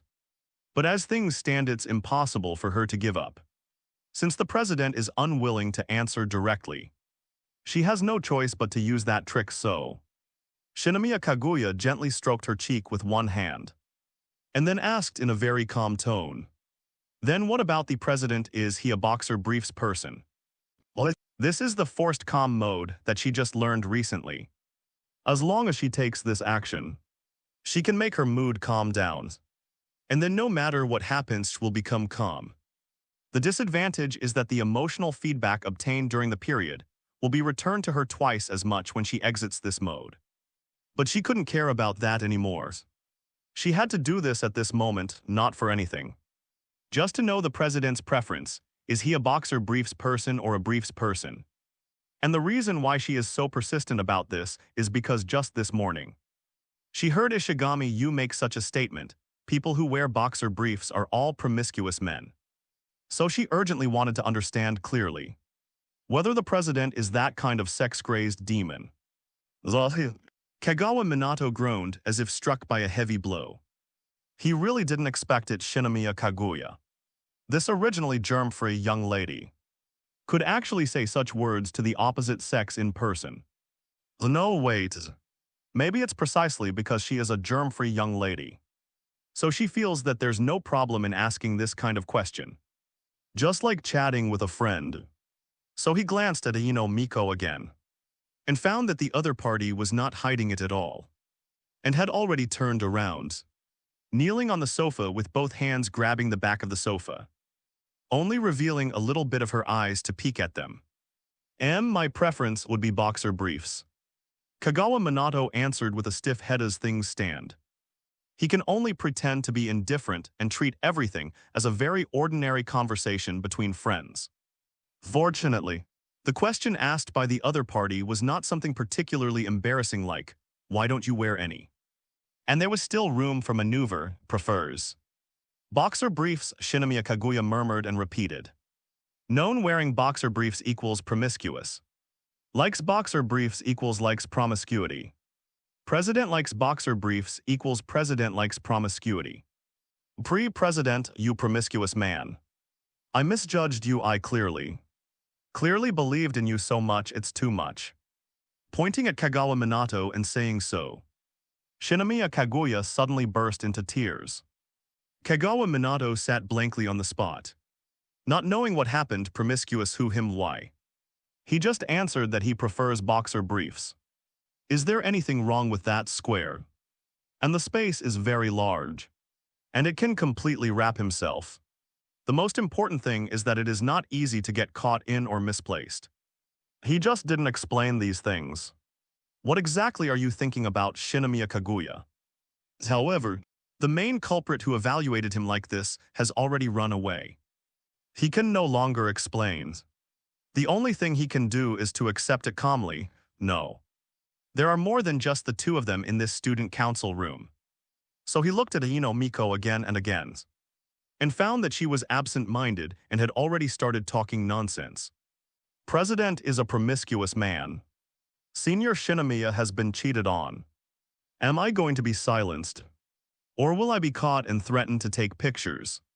Doing this and that, san. Kagawa Minato stood up and wanted to explain to the other party. Don't come over. Miko immediately jumped off the sofa. With a terrified expression, I didn't hear anything. What do I know, PL, please don't catch me. And I don't have much me time and not tall. And I'm not good lookings. So I can't do this in that kind of pose at all, and I'm still a person who can't keep secrets. Even if you threaten me not to tell. I might accidentally say it one day, in short. Don't attack me, please be sure to let me go. Everything related that she had ever seen flashed through her mind. Miko became even more afraid. Her absent-minded pupils rolled back and forth in her eyes. Her body couldn't stop trembling, her legs wanted to move. Right, she can still run so. With the thought that running away would be good. She abandoned her work, gave up her heart of resistance, and chose to escape. Not caring at all about the explanation of you misunderstood from behind. It was raining again, as if under some kind of curse. His mood always seemed to sour on rainy days. But it wasn't really the rain itself. It just so happened that the sky opened up with rain that matched his low spirits. And thinking about it, it seemed like the rainy season was fast approaching. Maybe this was a sign, foreshadowing a change in his mood or something. Just kidding, he wasn't that melodramatic. Good evening, Kanade. Just as he was about to open his umbrella and step into the rain, he heard a familiar voice from behind, Shiina. The person who came was indeed Miss Angel. She still had that infinitely adorable and charming appearance, but with an added touch of holiness and an unapproachable aura. This was the demeanor she would show to outsiders. But once she entered his personal space, she would immediately become somewhat childish. Your actions are so slow, I've been waiting for so long. Waiting for me, is there something urgent? Zia Chuanzu was a little puzzled. This was the only explanation he could think of. If it were a small matter like buying something on the way back, she could have just sent him a message. Any other major issues could wait until they got home. No. It's just that I accidentally forgot to bring an umbrella again. What? Shiina Zhenju turned slightly to the side and replied after noticing that Zia Chuanzu was holding a long umbrella. Looking at Miss Angel's awkward appearance, Zia Chuanzu understood, so he suggested together. Yeah. So he opened the umbrella and sheltered her under it. Aren't you afraid of being seen with me under the same umbrella? Zia Chuanzu chuckled. If he had to say which girl he understood the most right now, it would be the angel in front of him. Just like now, he saw through her little trick at a glance. She probably thought she was hiding it well. It's just mutual help. Miss Angel's delicate body trembled slightly, and a blush rose on her pretty face. She could indeed accept others' comments in her heart, but being told to her face by Zhu still made her feel shy. Anyway, it's okay even if someone really sees it. At most, they'll just spread another scandal about Zhu. Right, Originalis just wanted to retaliate a little. But the more she thought about it, the angrier she got. How many girls was this idiot going to attract? There was already the godly couple like Shimiya classmate. And recently another fan-like girl had emerged. And they were both especially beautiful. Which was simply infuriating. You even know about this. Zia Chuanzu felt a little embarrassed. Otherwise, why would he want to talk to Miko? He felt that her actions had brought about very bad influences. Especially regarding his reputation, how should he say it? What? He felt like he was going further and further down the road of being recognized as a scumbag. That girl is a new member of the student council, named Miko, a first-year student, who participated in the election before. A strange feeling suddenly welled up in his heart, as if he was explaining to a suspicious wife who suspected her husband of cheating that he didn't cheat. looking at Miss Angel's pouting and sulking appearance, and thinking about the scene of her busy with various housework at home. He felt even more so, although she wasn't actually his wife. The image she had created due to Shiana's personality completely fit the description of a new wife. Zia Chuanzu was suddenly a little curious as to what kind of person would run out to do something unfaithful while having such a cute and virtuous wife. However, she seems to have some misunderstanding about our student council. So she's recently conducting surveillance activities as a monitor to ensure the student council's fairness and justice. Today's surveillance target happens to be me. After thinking about it, he still didn't tell Shiana Zhenju the specific reason. Although he believed in Shiana, this involved the issue of Kaguya's image. So it was better not to say it. Isn't that very bad? I heard that child also seems to be in charge of discipline. Wouldn't it be terrible if Zhu was caught, in your eyes? Do I look like the kind of person who would do something worth being caught for? Zia Chuanzu didn't know whether to laugh or cry. HMPH, who knows, Miss Angel snorted softly. Other aspects were hard to say, but there was definitely something going on in terms of relationships. A heartbreaker like Zhu would one day be caught and severely punished. I'm so hurt, it turns out that's how Shiana sees me. I'm sad and need a cute girl to comfort me before I can recover.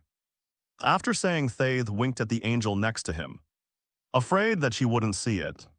It's shameful to act cute, especially someone like Zhu. Not cute at all, Shiana Zhenju was flustered. And her caramel-colored eyes glared over with both shyness and anger. Trying to hide her inner weakness, that's so silly. Zhu's appearance is like a child who secretly took her mother's expensive lipstick and scribbled on the white wall. And then asked her mother with a flattering expression, "Did I draw well? It won't work. Don't think you can fool me by acting cutes, eh?" But you just said not at all, Zia Chuanzu teased. He just wanted to tease Miss Angel a little. But he didn't expect her to suddenly expose herself. But speaking of which, is it really okay to describe him with the word cute? Although he was originally performing maliciously, Miss Angel suddenly froze, her heart was suddenly pierced. And she only felt that her face was like a thorn flower that had exploded. Frighteningly itchy. She just wanted to turn into an ostrich and quickly find a place to bury her head in. You didn't hear anything, don't say it anymore. Words alone were not enough to express her determination. So she used both hands, wanting to cover Zia Chuanzu's eyes to prevent him from seeing, and also wanting to block his smiling mouth to prevent him from speaking. But her two small hands were not enough. So she simply gave up such an idea and instead pushed against his chest, waving her fists gently, and scolding in a voice as thin as a mosquito. "Idiot Zhu, idiot, yes, I'm an idiot." He responded softly, holding the umbrella with one hand to prevent it from blowing away, and protecting Shiana with the other to prevent her from slipping. After all, it was raining, so it was better to be careful. Perhaps the warmth from his chest made Miss Angel a little nostalgic, and she hadn't seen her get up for a long time. So she gently reminded, "If you want to doze off, do it when you get home, I'll lend you my shoulders." Miss Angel didn't speak, not knowing what she was thinking. People around are looking over here. As if in response to Zia Chuanzu's words, a childish boy's voice suddenly came over, "Mama, look. Stupid couple this time." Miss Angel really couldn't stand it anymore. And the slender hand holding his clothes began to tremble slightly, and finally even abandoned him in place and ran away. It's still raining. But Miss Angel still walked her own way without looking back. 90 No mistake, Miss Angel. Although this rain is a blessing to nature, if you consider the daily life of human beings, you will feel that there are many inconveniences. For example, if it rains, not only is it difficult to dry clothes, but it also becomes impossible to go out happily. And then the most important thing is that the hair will become wet and full of moisture. And it takes a lot of time to comb it. Shiana sighed after finishing speaking, looking like she was thinking from the bottom of her heart. But that's just because you suddenly ran into the rain without an umbrella. Right, Zia Chuanzu sighed, and then continued to use a towel to wipe the wet hair of Shiana.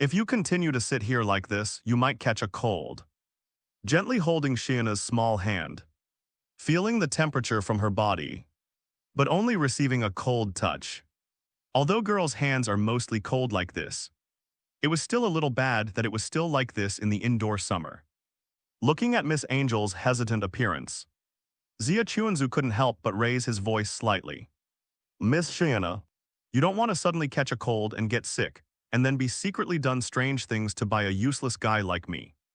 Right, strange things is, Sheena Zhenju's small face suddenly flushed, especially conspicuous in the dazzling warm light.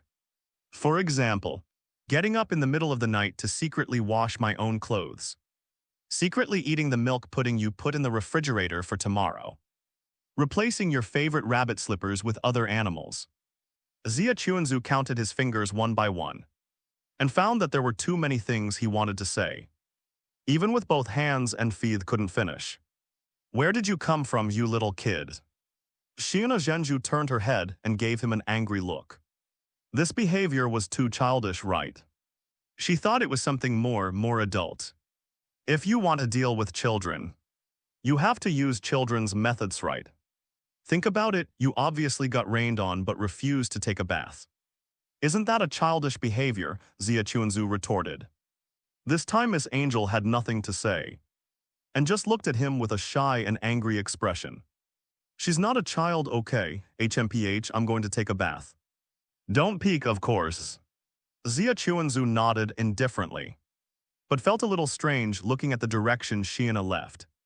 Why? Didn't she go back to her own house but went to his bathroom? No mistake, right, 91 boys are like this. Miss Angel is taking a bath in his bathroom.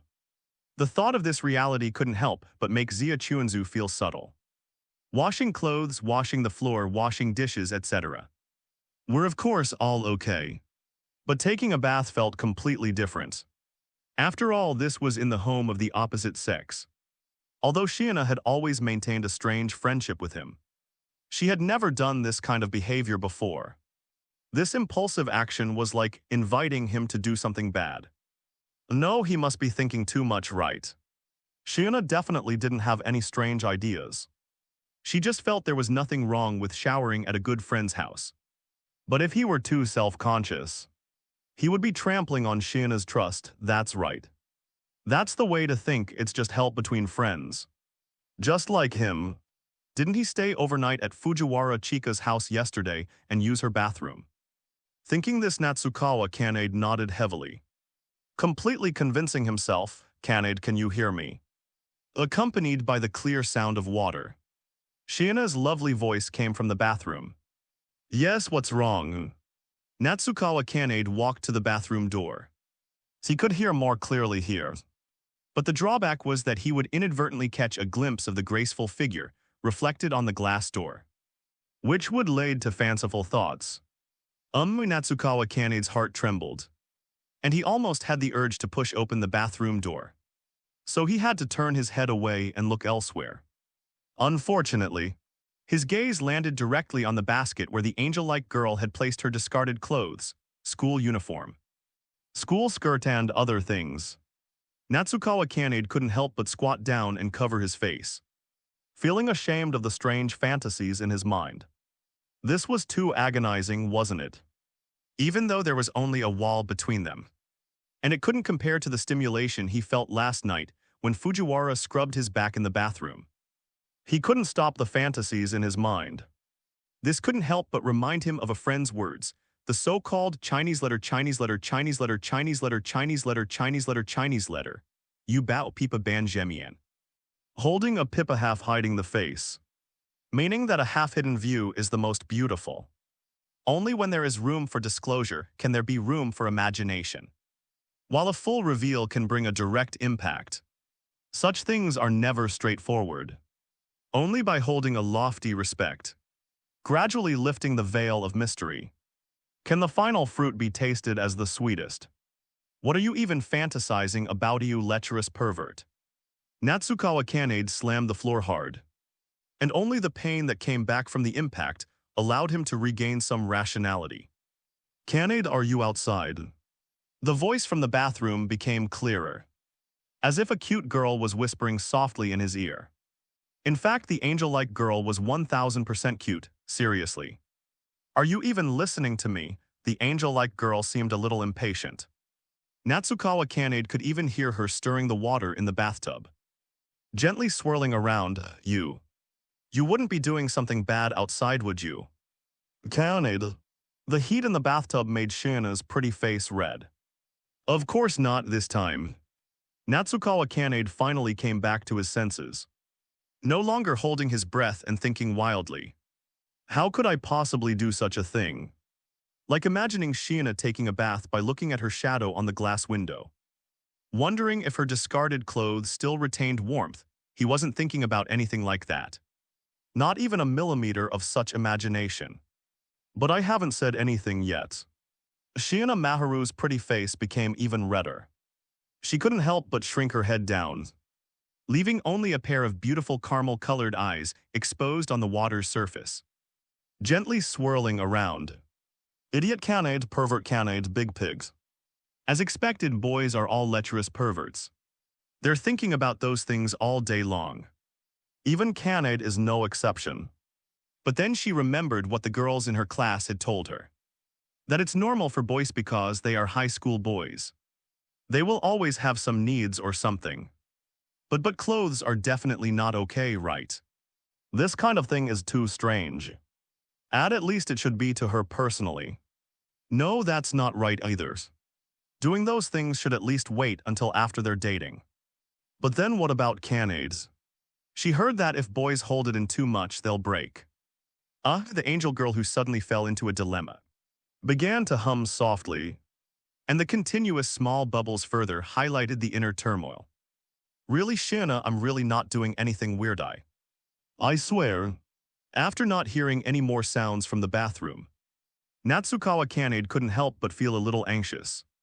Thinking that the angel girl was angry, goo woo woo. A strange sound came from the bathroom, what? Natsukawa Kanade couldn't hear very clearly. So he wanted to get a little closer to speak, but if he did, it might create the illusion that he was going to barge in. And he was in a dilemma again for a while, fortunately. Things weren't as complicated as he thought. And soon he heard the angel girl's gentle voice again. Clothes, I want clothes, I've already finished showering. But those are already's. Natsukawa Kanade finally knew what Shiina was calling him over for. It turned out she wanted him to help pass her clothes in. But after his eyes glanced at the clothes in the basket, he felt it was inappropriate. Can clothes that have been worn be worn again? With Shiina's personality, that shouldn't be possible. Right, it's not to wear those, okay? Shiina's voice sounded a little annoyed, which was normal. After Alan her opinions, those clothes were already dirty and she would definitely not wear them again. There's a spare one in my bag. Bring it to me, and also, Kanade, prepare a shirt for me. Use yours, okay, Natsukawa Kanade nodded, thinking that Shiina was indeed prepared. So he didn't have to go to her house to get it. But thinking back, I felt it was strange. Wasn't this kind of preparation a bit unnecessary? Normally, you wouldn't prepare one in your bags, right? It can only be said that girls are indeed different. He had also heard that some girls seem to have all kinds of things in their bags. Like nail clippers, cosmetics, makeup remover, and so on. Just no school supplies. But Shiina doesn't seem like that kind of person. After rummaging through the angel girl's bag, he indeed found a spare one which looked brand new. And the design was also very cute. Very much in line with Shiina's personality. Speaking of which, he's actually holding a girl's. No, can't think about it anymore. Otherwise, Shiina will really get angry. And the most important thing is, if she finds him still standing there when she comes out, it'll really be bad. 092. I didn't expect you to be this kind of angel girl. Someone once did a statistic like this: what clothes do girls wear that are most attractive? So netizens discussed, saying cheongsoms, kimonos, etc. But unexpectedly, the most options were this: wearing a boyfriend's clothes. For girls, there are many possibilities for wanting to wear a boyfriend's clothes. Like feeling that the clothes are loose and comfortable. But for boys, There is only one reason to highlight a sense of possessiveness. After all, if you wear your boyfriend's clothes, you will have a feeling that the other person belongs to you. And in contrast to the body shape, it is easy to see the woman as a petite and cute existence, thus adding a sense of pity. However, that being said, the attack speed will not be reduced at all, but may even increase a lot. It feels a bit big. Shiina Maharu muttered while pulling on the cuffs of the shirt. With her legs crossed on the sofa, the always serious angel girl occasionally has such rude actions. But in reality she is still very cute. Because it's my clothes, Natsukawa Kanade replied, holding a hairdryer in his hand, carefully grooming the angel girl's hair. This should be my smallest one, but it still seems a bit big for Shiina, after all. His height is close to 180 cm. But Shiina's height is less than 160 cm. And her body type is also petite. So it's no problem to say that she's completely wrapped in him. Is it uncomfortable otherwise? Go back and change, Natsukawa Kanade suggested at first sight. He was certainly moved, thinking that the angel girl is wearing his shirt now. This level of intimacy is a bit too high. But after calming down a bit can accept it. The only thing that feels good, not good, is that it's easy to see Shiina's unguarded appearance from a high angle. The exposed white and fragrant shoulders are still secondary. The key is that there seems to be no protection in front. No, this is fine. Shiina Maharu shook her head slightly.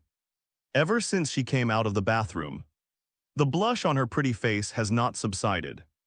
She thought that she was indeed a bit too bold. She shouldn't have listened to what Zioling and the others said. She should have taken things slowly and waited for Kanade to take the initiative. But what about now? Although she is also waiting for Kanade to take the initiative, the meaning has changed as if she is saying to him, hurry up and attack me. Will she be considered a bad girl? The angel girl is a little conflicted, however. This feeling of being completely wrapped in Kanade's clothes is indeed very comfortable. And it also makes her feel very at ease. Goo woo woo. An inappropriate strange sound suddenly rang out. And the angel girl felt even more ashamed. Isn't she too weird? She's not even hungry at all. But her stomach starts protesting after it's time.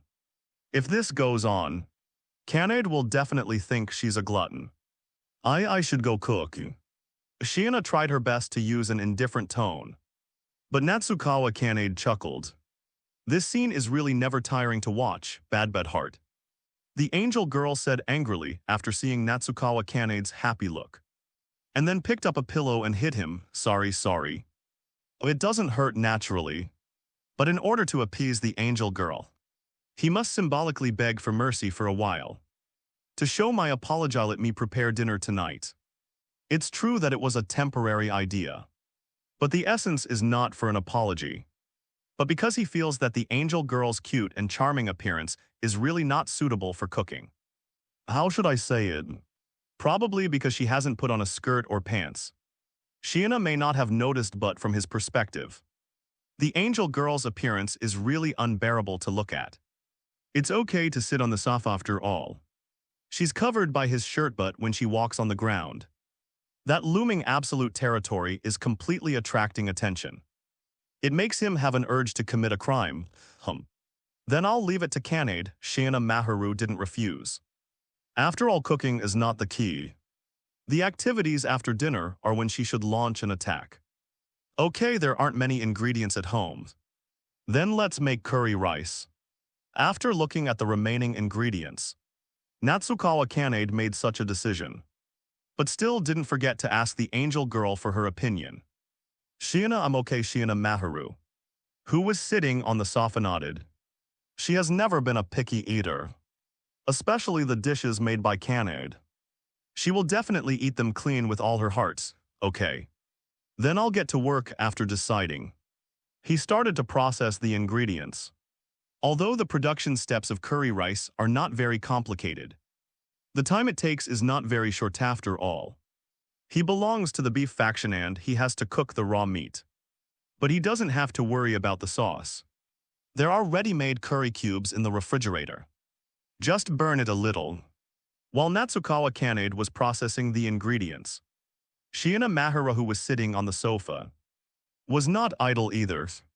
Although she turned on the TV and pretended to watch the program, her thoughts were all on him who was cooking.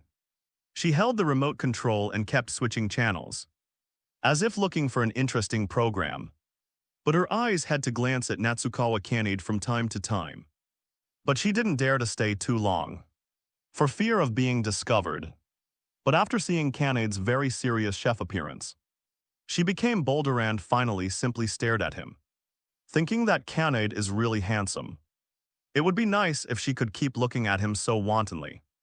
"The food is ready," Natsukawa Kanade shouted, and at the same time raised his head to look at the angel girl, but found that the other party was already looking over, not watching the TV at all. "I didn't expect you to like watching this kind of program." Natsukawa Kanade showed a subtle expression as he carried 2 plates of dishes to the table. The expression seemed to be saying, "I didn't know you were this kind of person." So the confused Shiina Maharu turned her head to look at the TV, and found that it was broadcasting a sumo match. 2 sumo wrestlers wearing loincloths and with big bellies were wrestling. The angel girl exclaimed, and then turned her head to face him with a blood-colored pretty face, and explained frantically, "Nano Kanade. Don't misunderstand me." Of course, no misunderstanding," Natsukawa Kanade responded. But he didn't think much of it in his heart after Alan Neon. Sumo is indeed a popular sport nationwide. The social status and financial income of professional sumo wrestlers are at a high level, not to mention the cultural charm that has been passed down for a long time. He was just a little surprised that the angel girl would also be interested in this kind of sport. She is obviously a petite and cute type 093. The angel's little strategy, does it suit your taste? Natsukawa Kanade was a little concerned. His cooking skills were naturally not bad. Even Fujiwara and Kaguya could praise him a few words. But he really wanted to hear Shiina say it in person. It's okay," Shiina Maharu replied like this, although she really wanted to touch Kanade's head and praise him for doing a great job. She didn't want him to have the idea of, "Then I'll cook in the future." Wouldn't that be disgusted that she's useless? That kind of thing is not allowed. "Kanade, don't be too proud. It's just a so-so level, I'll do it in the future." Occasionally enjoying the other party's intentions will certainly make her feel happy. But the kitchen battlefield must not be let out. This is her dignity as a girl. Natsukawa Kanade didn't care. Just looking at the angel girl's happy appearance of eating little by little was already very satisfying. The rain outside seems to be stopping soon. Looking out through the window, he could no longer see the continuous raindrops, and even the sparse ticking sound became barely audible. "Do you want to go for a walk outside later?" After dinner, Natsukawa Kanade suggested. "There's no special idea. Just simply enjoying this hard-won daily life. Enjoying the easy time that he can still spend with Shiina." A walk, Shiina Maharu looked a little hesitant in fact. This was not the same as the plan she had envisioned. If possible, she hoped that Kanade could do more private activities. For example, hugging her in his arms and playing games together. "I'm a little shy, it's okay, let's just stay at home." The angel girl suddenly became worried. This is one of the few times that Kanade has actively invited her. Won't he be angry, but if she misses today's opportunity? She doesn't know when she can muster up the courage again. "Okay, then forget it," Natsukawa Kanade thought for a while, and felt that Shiina might not want to change her clothes again. After all, she had already taken a shower, and if it were him, he would definitely not want to go out again. After chatting casually for a few words, the pleasant dinner time ended. Natsukawa Kanade ate relatively quickly. After cleaning up his own bowls and chopsticks, he also thought about washing the bowls. But he was righteously rejected by Miss Shiina, and even drove him to play games, telling him not to get in the way. So Natsukawa Kanade did as she wished and sat on the cushion in front of the TV. Before long, the angel girl who had finished washing the dishes also came over. At first just knelt beside him and watched him play. But later she seemed to become interested. So she sat on his lap and even asked him to teach her how to play games. This side is the direction key. And this side is the function key, for example. This is drifting and then this is releasing props. The angel is indeed an all-rounder. She learns things very quickly, and soon learned how to play racing games smoothly. Natsukawa Kanade helped her choose the assisted driving mode, so that her experience would not be too bad when she first started. Heave-ho, the angel girl also seemed to be immersed in it. Not only did she start secretly competing with other participants, but even her body began to sway from side to side, as if she could personally experience the character's experience. Natsukawa Kanade didn't stop her after all. This can also be considered a part of the game experience. Even he sometimes couldn't help but do that, as if he could improve his combat power. 1. Watching the character she controlled win the first place in the competition, Shiina Maharu couldn't help but show a happy smile. She turned her head to look at Natsukawa Kanade and wanted to share this joy with him. Great. Natsukawa Kanade certainly wouldn't be stingy with his praise. Although the angel girl was only competing with a group of computers, it was also very impressive for a beginner to win the first place. And the angel girl's smile was so cute and dazzling that he couldn't help but obey. Not only were his eyes full of the other party's figure, but even the breath that came was all a refreshing fragrance. Chesulg's arms, her body was very close to him, and he couldn't help but want to seek more play. The angel-like girl revealed a slightly puzzled look, seemingly asking why suddenly pat my head. Sorry, I couldn't help myself, and no. Continuing is also okay. Shiina Maharu shook her head slightly, then turned back to continue watching the TV screen. But her mind was completely off the game. Kanade's palm is very warm, and his embrace is also very reassuring. I wish time could freeze here forever. Her face began to feel numbachi, feeling like ants were crawling on it. But she didn't dare to make any movements, afraid of being discovered, lost. Looking at the last place score displayed on the screen, Shiina Maharu didn't feel lost at all, but was just afraid that Kanade would see something. So she handed the controller back to him and said softly, I don't want to play anymore, Kanade should play, okay. Natsukawa Kanade reached out to take it, but immediately discovered the inconvenience. Shiina was still sitting in his arms. Although he could bypass the angel-like girl and play the game directly, he would inevitably make a hugging motion. But actually, it's not a problem, right? After all, Shiina didn't seem to want to get up at all. Zia Chuanzu still couldn't fully concentrate on the game.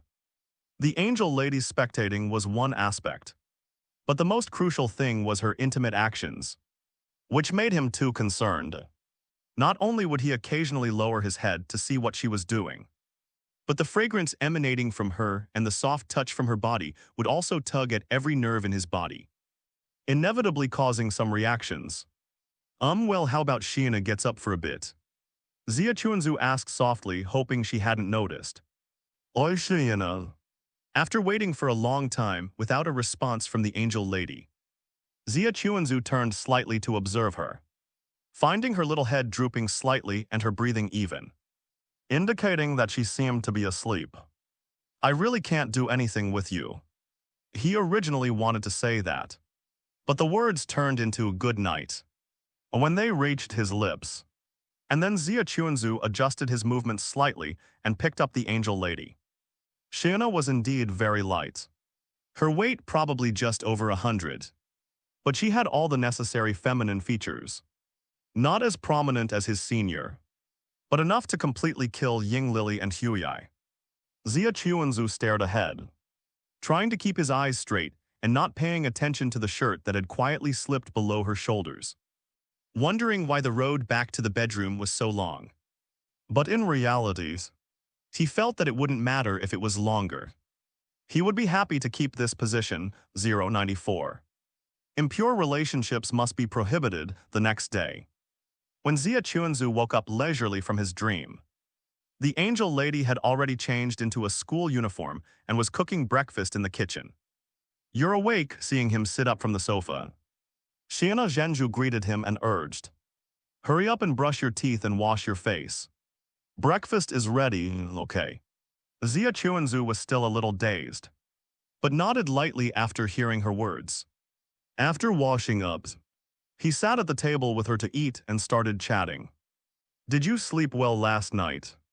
Although Shiana had laid down on his bed in a seemingly asleep posture, he still asked out of curiosity, which could probably be seen as a polite term that a host must make after a friend stays over. So not bad. The angel lady seemed a little embarrassed, and seemed to care about sleeping in a male's home, even on a male's bed, but in fact, the resentment was greater than the shame after all. She had made such an unguarded move, but Zouthai's idiot really didn't do anything. Jevon just put her on the bed, covered her with a quilt and left, without even a good night kiss. Too timid. She couldn't help but think, is that so? Zia Chuanzu nodded awkwardly. Seeing the angel lady's shy appearance, also reacted. It turned out that Shiana had really spent the night at his house like this, even wearing his clothes and sleeping in his bed, which rounded up to sleeping together. Thinking of this, Zia Chuanzu quickly shook his head, fearing that he would think of anything strange again. After all, it was morning time of day. His energy was really strong, and he couldn't think about anything else. So the two people with their own thoughts fell into a long period of awkwardness and stopped talking. I'm full. After drinking the hot milk in his cup, Zia Chuanzu put his hands together and thanked. Thank you for the treat.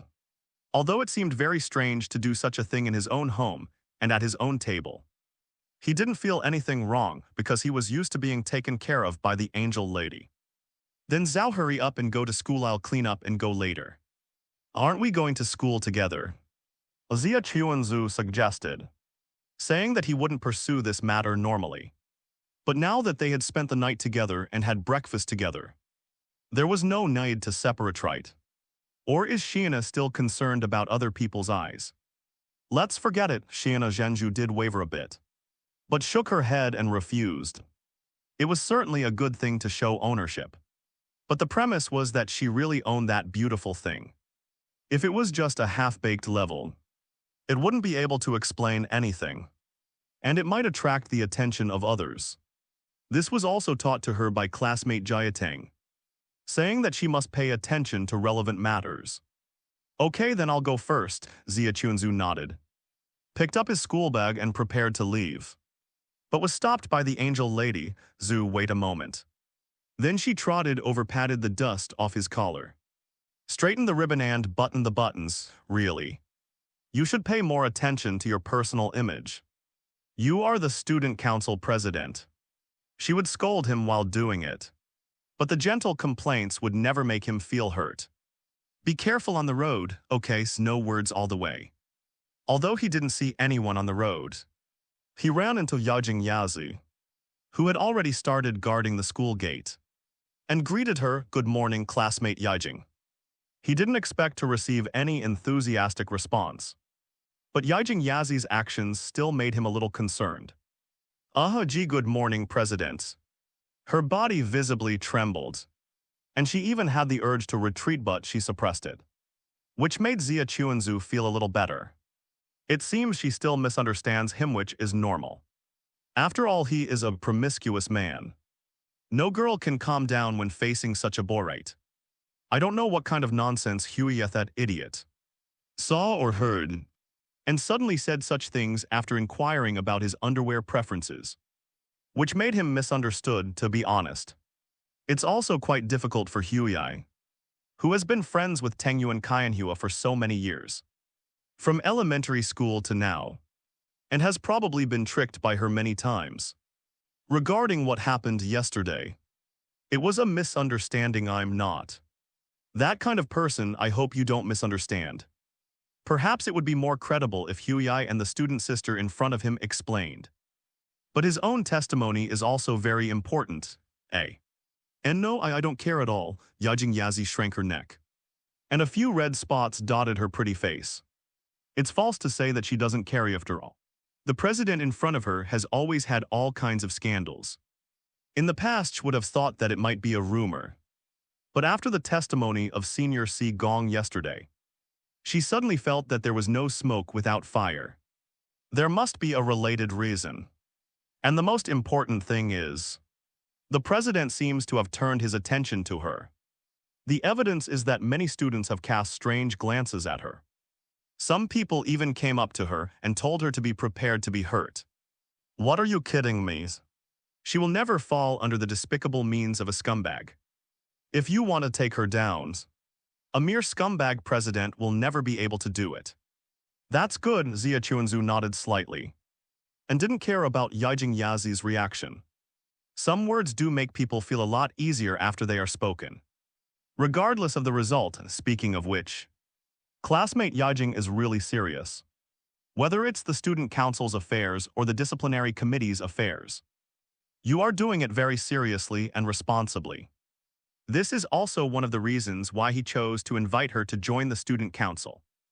Yijing Yazi's face showed a very understandable joy, but soon turned into a blaming look. No. You don't think you can fool me by praising me? I will still supervise you. I will never let go of any violations, such as promiscuity, stepping on multiple boats. Such impure heterosexual relationships must be banned. There must be no tolerance, especially as the student council president. If you know the law and break the laws, you should be punished more severely. Of course, you are always welcome. Xia Chuanzu thought for a while, and felt that this kind of relationship was also okay. And it was good to be a little wary of him, so he didn't have to worry about causing any strange misunderstandings. Then I won't bother you, I'll go first. More and more students were around, and it was too eye-catching to stand here and chat with her. And it would also disturb her work. So Xia Chuanzu said goodbye and left. And Yijing Yazi didn't think there was anything wrong. But when she calmed down and thought about it carefully, she felt that the president was indeed trying to do bad things. And he had eliminated most of her vigilance in just a few words. She still had to continue to be vigilant against him, 095. Fortunately, the prize is not him. First went to the class to put the bag, did some work as a duty student, and then prepared the homework to be handed, and then went all the way to the student council room.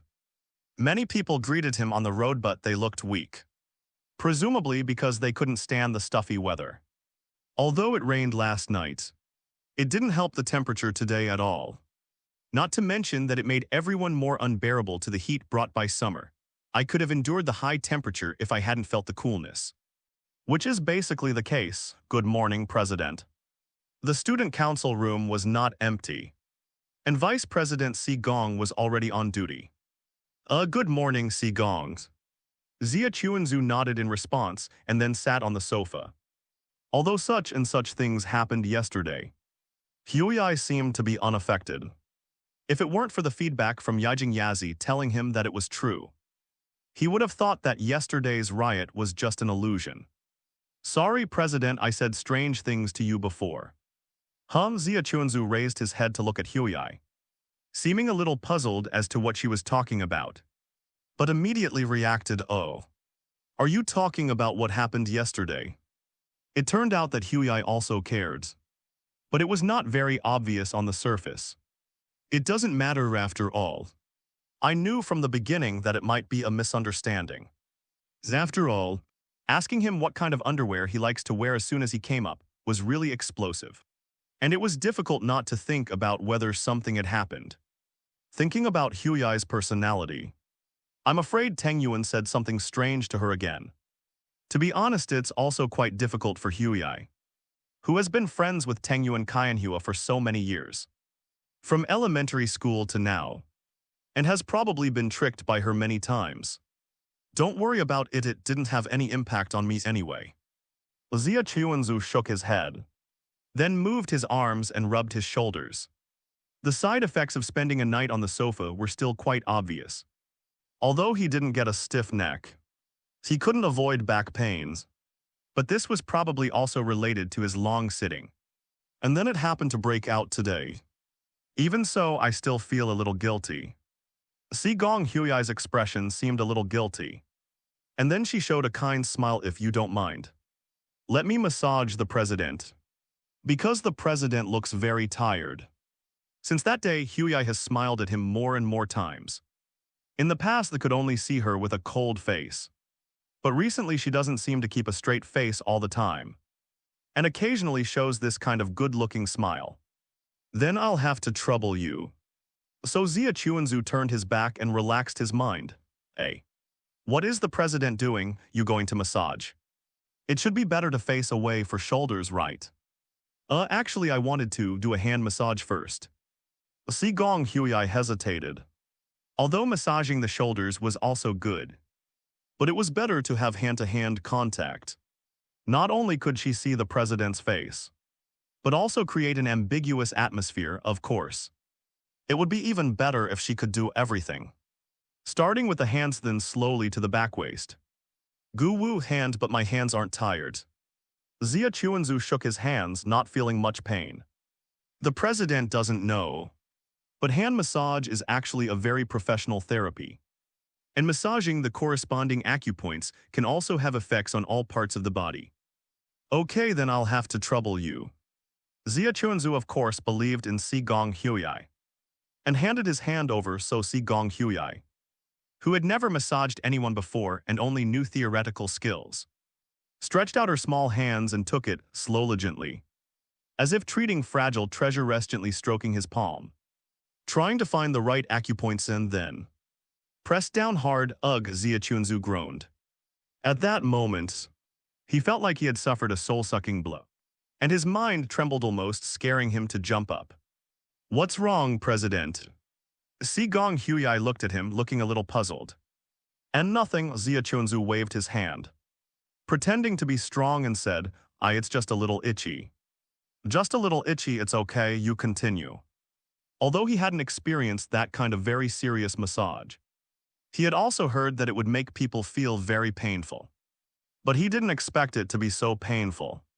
Almost pressing his soul out. Okay, then I'll continue. So Si Gong Huey nodded, just preparing to continue. The door of the student council room was suddenly opened. Yeah, hello, good morning, everyone's. Such a full-bodied voice must be the student council room's mascot. Teng Yuan Kaiantua turning her head to look. She found a pink octopus head standing at the door, looking curiously at the two of them. President and Huey, what are you two doing? So Zia Chuanzu raised his hand and showed it to the other party. As you can see, Si Gong is giving me a massage. Oh, I'm familiar with this, let me help too. So, completely ignoring the reactions of the two, she sat down excitedly on the other side of the sofa, putting Zia Chuanzu's head on her lap. Clang, clang, clang. Ready? The president is really lucky. Two cute girls are giving you a massage at the same time. Unlike the excited Fujiwara Chika, Shinomiya Kaguya's expression was quite unpleasant. That brat Fujiwara actually provided the president with a lap pillow. She hasn't even done anything that intimate yet. That damned earth cancer. Stealing the president's first time. Absolutely, absolutely unforgivable. But just massaging him is boring. It's all the president enjoying himself. Fujiwara Chika's eyes darted around. Then she suggested to Shinomiya Kaguya. Let's have a competition, Kaguya-chan. Let's see who can make the president feel more comfortable. The winner gets to eat the president's lunch today. Kaguya suddenly felt a surge of fighting spirit and firmly replied. All right, bring it on, Natsukawa Kanade. So what about his opinion? Could they consider his own wishes? As if sensing his thoughts, Fujiwara Chika suddenly smacked him on the head and scolded. President, don't be ungrateful, this is a perk. Just obediently enjoy it. If the feedback from Kaguya isn't too painful, and if you idiot don't do anything weird to him later, then he'll definitely be willing to enjoy it. Until now, he hasn't been able to forget that experience in the infirmary that day. That humiliating memory of being pinned down 096. Next time I'll take the initiative. Ino Miko is a very serious person once she starts working. She will definitely see it through to the end. Whether it's the duties of a disciplinary committee member or the responsibilities of a student council member, she will complete and fulfill them meticulously. There's still some time, so let's report to the student council room before patrolling. After checking the time, Iino Miko murmured to herself as she put down her phone. Although President Shikawa had explained to her that yesterday's incident was a misunderstanding, she couldn't judge the specific situation, if possible. She still hoped to get an answer from Senior Shinomiya in person. But thinking about it carefully, that's the student council that's so loved by the students. How could that group of people do such promiscuous things? It must be a misunderstanding, right? It must be. So, with a heart full of respect, she opened the door to the student council room. Senior Shinomiya and Senior Fujiwara were doing something on the sofa, but the others were nowhere to be seen. So Iino Miko raised her hand wanting to say hello to them. But she heard a strange sound, sure. It's because I make President more comfortable, right? No, don't use so much force. Kaguya-chan underestimates people. I'm definitely the one, I'm gonna die. President Shikawa's unique voice came from the sofa area. Although she couldn't see him because the back of the sofa was blocking him, she was sure he was there, as she could tell from the words of the two seniors. She could tell they were doing something terrible. 3-3x, it's an orgy, right, so it's like this. What misunderstanding? President is indeed an orgy man. She actually wanted to believe him for a moment. That's too much. Iino Miko was completely stunned, and the documents she was holding fell to the ground. But she didn't care, because Senior Fujiwara had already walked towards her. Miko-chan, come and join us, it's very interesting. Iino Miko looked at her, feeling her faith collapsing in an instant. Why, Senior Fujiwara, are you doing this kind of thing? I thought you were a more serious person. Serious? That's right, I have to get serious. I definitely can't lose to Kaguya-chan today. So she abandoned her and went back to her seat. Iino Miko was stunned. Doing this kind of thing in the sacred student council room. And this isn't the first time, it's a habitual offense. Iino-san, would you like to join us too? Seeing Iino Miko standing at the door, Shinomiya Kaguya also looked up at her, and no. I have no experience, I'll only get in your way. Hey. You don't have any experience. Shinomiya Kaguya was a little puzzled. So there are people like her who have never given anyone a massage before. So she couldn't help but show a smile of approval on her face, and coaxed her, it's better to have no experience. I can teach you. No one dislikes being a teacher in all aspects. She never thought that she would one day become a role model for this junior. Thinking like this, Shinomiya Kaguya wanted to stand up and guide her, and no. No, don't let me see that kind of thing. Then she fled in panic. Is there anything strange on my body? Shinomiya Kaguya began to look at herself, but couldn't find anything wrong. So she looked at the president. The president is about to fall asleep from comfort. Don't run away. Shinomiya Kaguya shouted softly, then joined in again. Ding-ling-ling, accompanied by a crisp class bell. Shikawa Kanade ushered in lunch break, however for him. The happy time that could have been used to enjoy delicious food today may become unhappy. His lunch box is going to be taken by Fujiwara as a prize. That's right, in this morning's private match, Fujiwara Chika defeated Shinomiya Kaguya with the advantage of not painful enough massage, and took away his lunchbox, that nutritious lunchbox carefully prepared by Angel-san. It's certainly not good to take other people's feelings as prizes without permission. But he didn't do it on purpose, it was completely forced. And by the time he remembered this, he had already enjoyed their service. Then refusing would be like watching a video that someone had worked hard to make and then, in the request for support section, sending a next time for sure barrage an act of freeloading. Although it's really great, doing it offline is easy to get beaten up opening his phone. He wanted to apologize to Shiina, but he couldn't bring himself to say it. He thought that maybe he could lie to Fujiwara and say that he forgot to make lunch today. But he clearly makes his own every day. And Shiina helps him occasionally. It just so happened that today, it's really hard to decide, want to have lunch together. He received such a message. Looking closely, he found that it was sent by Angel-san. He could even see that Shiina-san, who was sitting in the front row, was secretly winking at him, clearly still chatting and joking with her friends. But she can secretly make these small movements. Angel-san has become more approachable, but not today. Although he's happy that Shiina took the initiative to invite him. Today is really not possible. It's not that he rejects introducing Shiina to Kaguya and the others. It's okay to have a meal together. He's just afraid that when Angel-san finds out that the lunch box he made will be eaten by another woman he doesn't know, he'll probably be scolded severely, right? That's just thinking about the good aspects. He doesn't know what will actually happen. But his intuition tells him not to do that. It will definitely be bad, sorry. I have some things to deal with at the student council today. Let's do it next time. After repeatedly considering the wording, he finally edited and sent such a message, adding "I'll invite Shiina" at the end.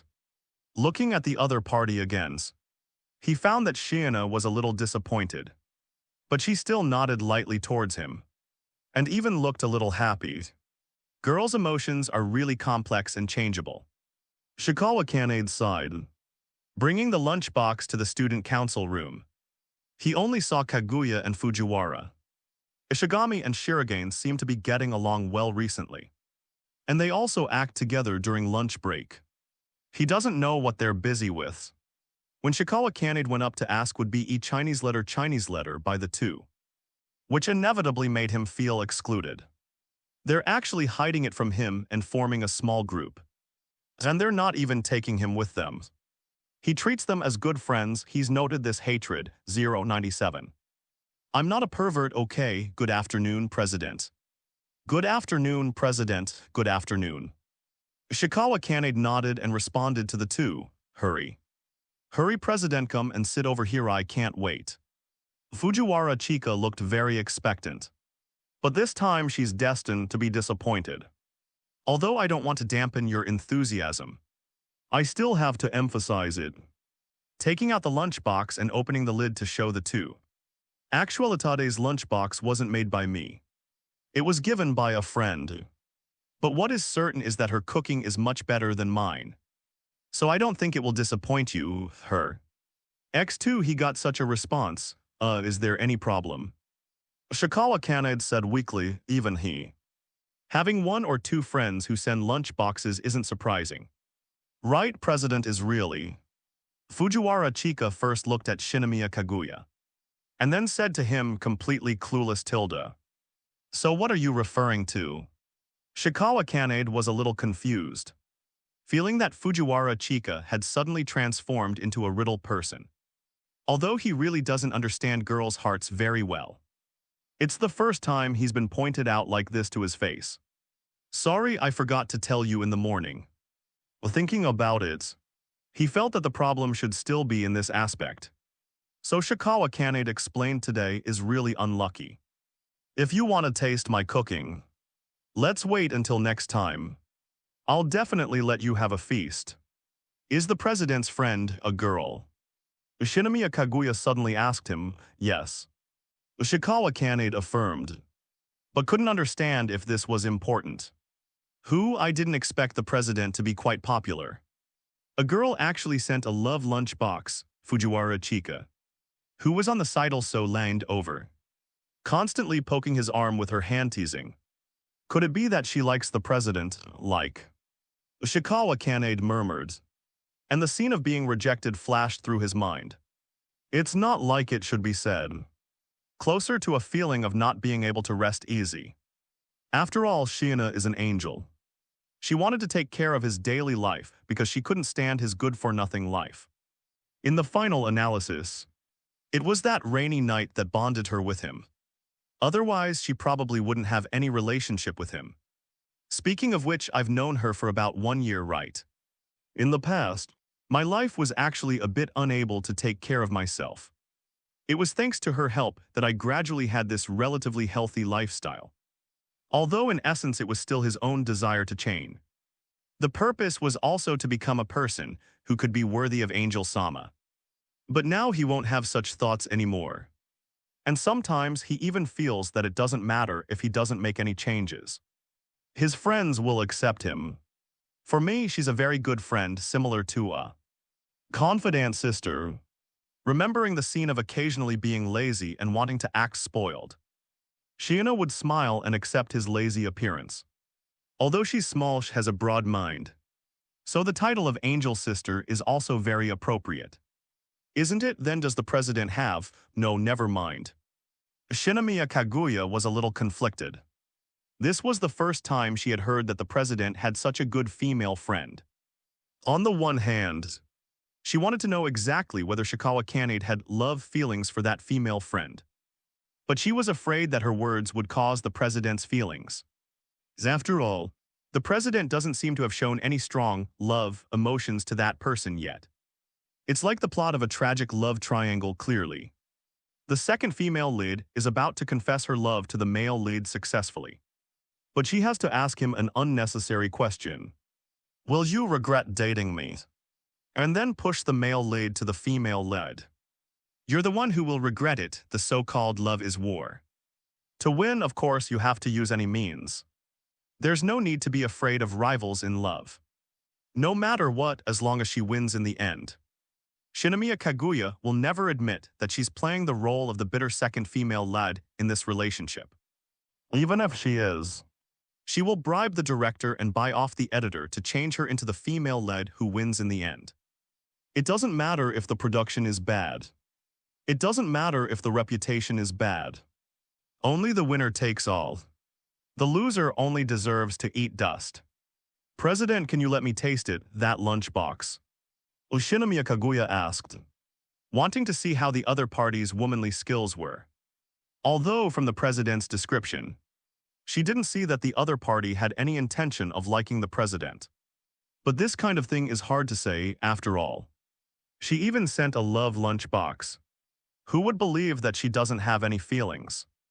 And she's actually playing the role of a confidant sister. What? She also wants the president to act spoiled in her arms and then take the opportunity to touch his head. It's so infuriating, oh, me too. Fujiwara Chika, who was on the side, also echoed. Of course, Shikawa Kanade nodded slightly. It's certainly no problem to taste it. It's not like he's sending away the lunch box made by someone else. And honestly, he's looking forward to introducing all of his friends one day. Letting all of his friends get together and get to know each other. If possible, he even hopes that they can play games together and deepen their feelings for each other. But so far, it seems that only Shiina and Kadu have met. Speaking of which, how did those two become familiar? It seems that Shiina also went out to play with Kadu last weekend. He didn't even realize that they had developed into that kind of friendship. President, sorry I spaced out. Coming back to his senses, Shikawa Kanade handed out the lunchbox. But Fujiwara Chika didn't seem to be satisfied with this at all, and directly opened her big mouth and begged for food. President, feed me, put it in quickly. For some reason, Shikawa Kanade felt that the surrounding temperature had suddenly dropped several degrees, and his whole body had goosebumps. Why don't you do it yourself? You're too lazy, right? This is punishment for the president. For the lunchbox he brought being made by another girl. So I said I'll make another one for you next time. Shikawa Kanade sighed. Although he was a little happy that his cooking was liked so much. Couldn't the method be a little gentler? But despite the complaints, he still picked up half a piece of hamburger steak and stuffed it into Fujiwara's gaping mouth. He saw her open her mouth wide and bite down, making people wonder if she wanted to bite off the chopsticks as well. Goo, the taste, it's surprisingly delicious. So I said her cooking is better than mine, after all. Strictly speaking, Angel-san can be considered his teacher. He can't do Gekko Kyujo yet, don't get so cocky, President. You didn't even make it yourself. Fujiwara Chika said with her hands on her hips. Then she nudged her lips towards him and Kaguya-chan. Don't forget to feed her a piece too. You big oaf of a president, why am I getting scolded again? Summer River Melody complained. But he still picked up half a piece of cuttlefish sausage and gestured towards Shinomiya Kaguya. Once you do it once, doing it twice is nothing. Now that he had already done it, there really was no need to feel embarrassed, at most. He was just curious if Kaguya could really tolerate this kind of seemingly intimate action. Of course, she was more than happy to oblige. Although Fujiwara's milk cow was hindering her right beside him, she would forgive her shameful act of wagging her tail and begging the chairman for food, considering she had done a good deed, unlike Fujiwara Chika, who had an unrefined image of devouring everything in sight. Kaguya Shinomiya appeared very reserved, merely tucking the hair beside her ear behind it, then leaning forward slightly, her lips parting as she gently bit down. After chewing a couple of times and swallowing, she licked her lips and said softly, "Not bad. Thank you for the treat, chairman." "Oh yeah," Chunzu replied, letting out a breath.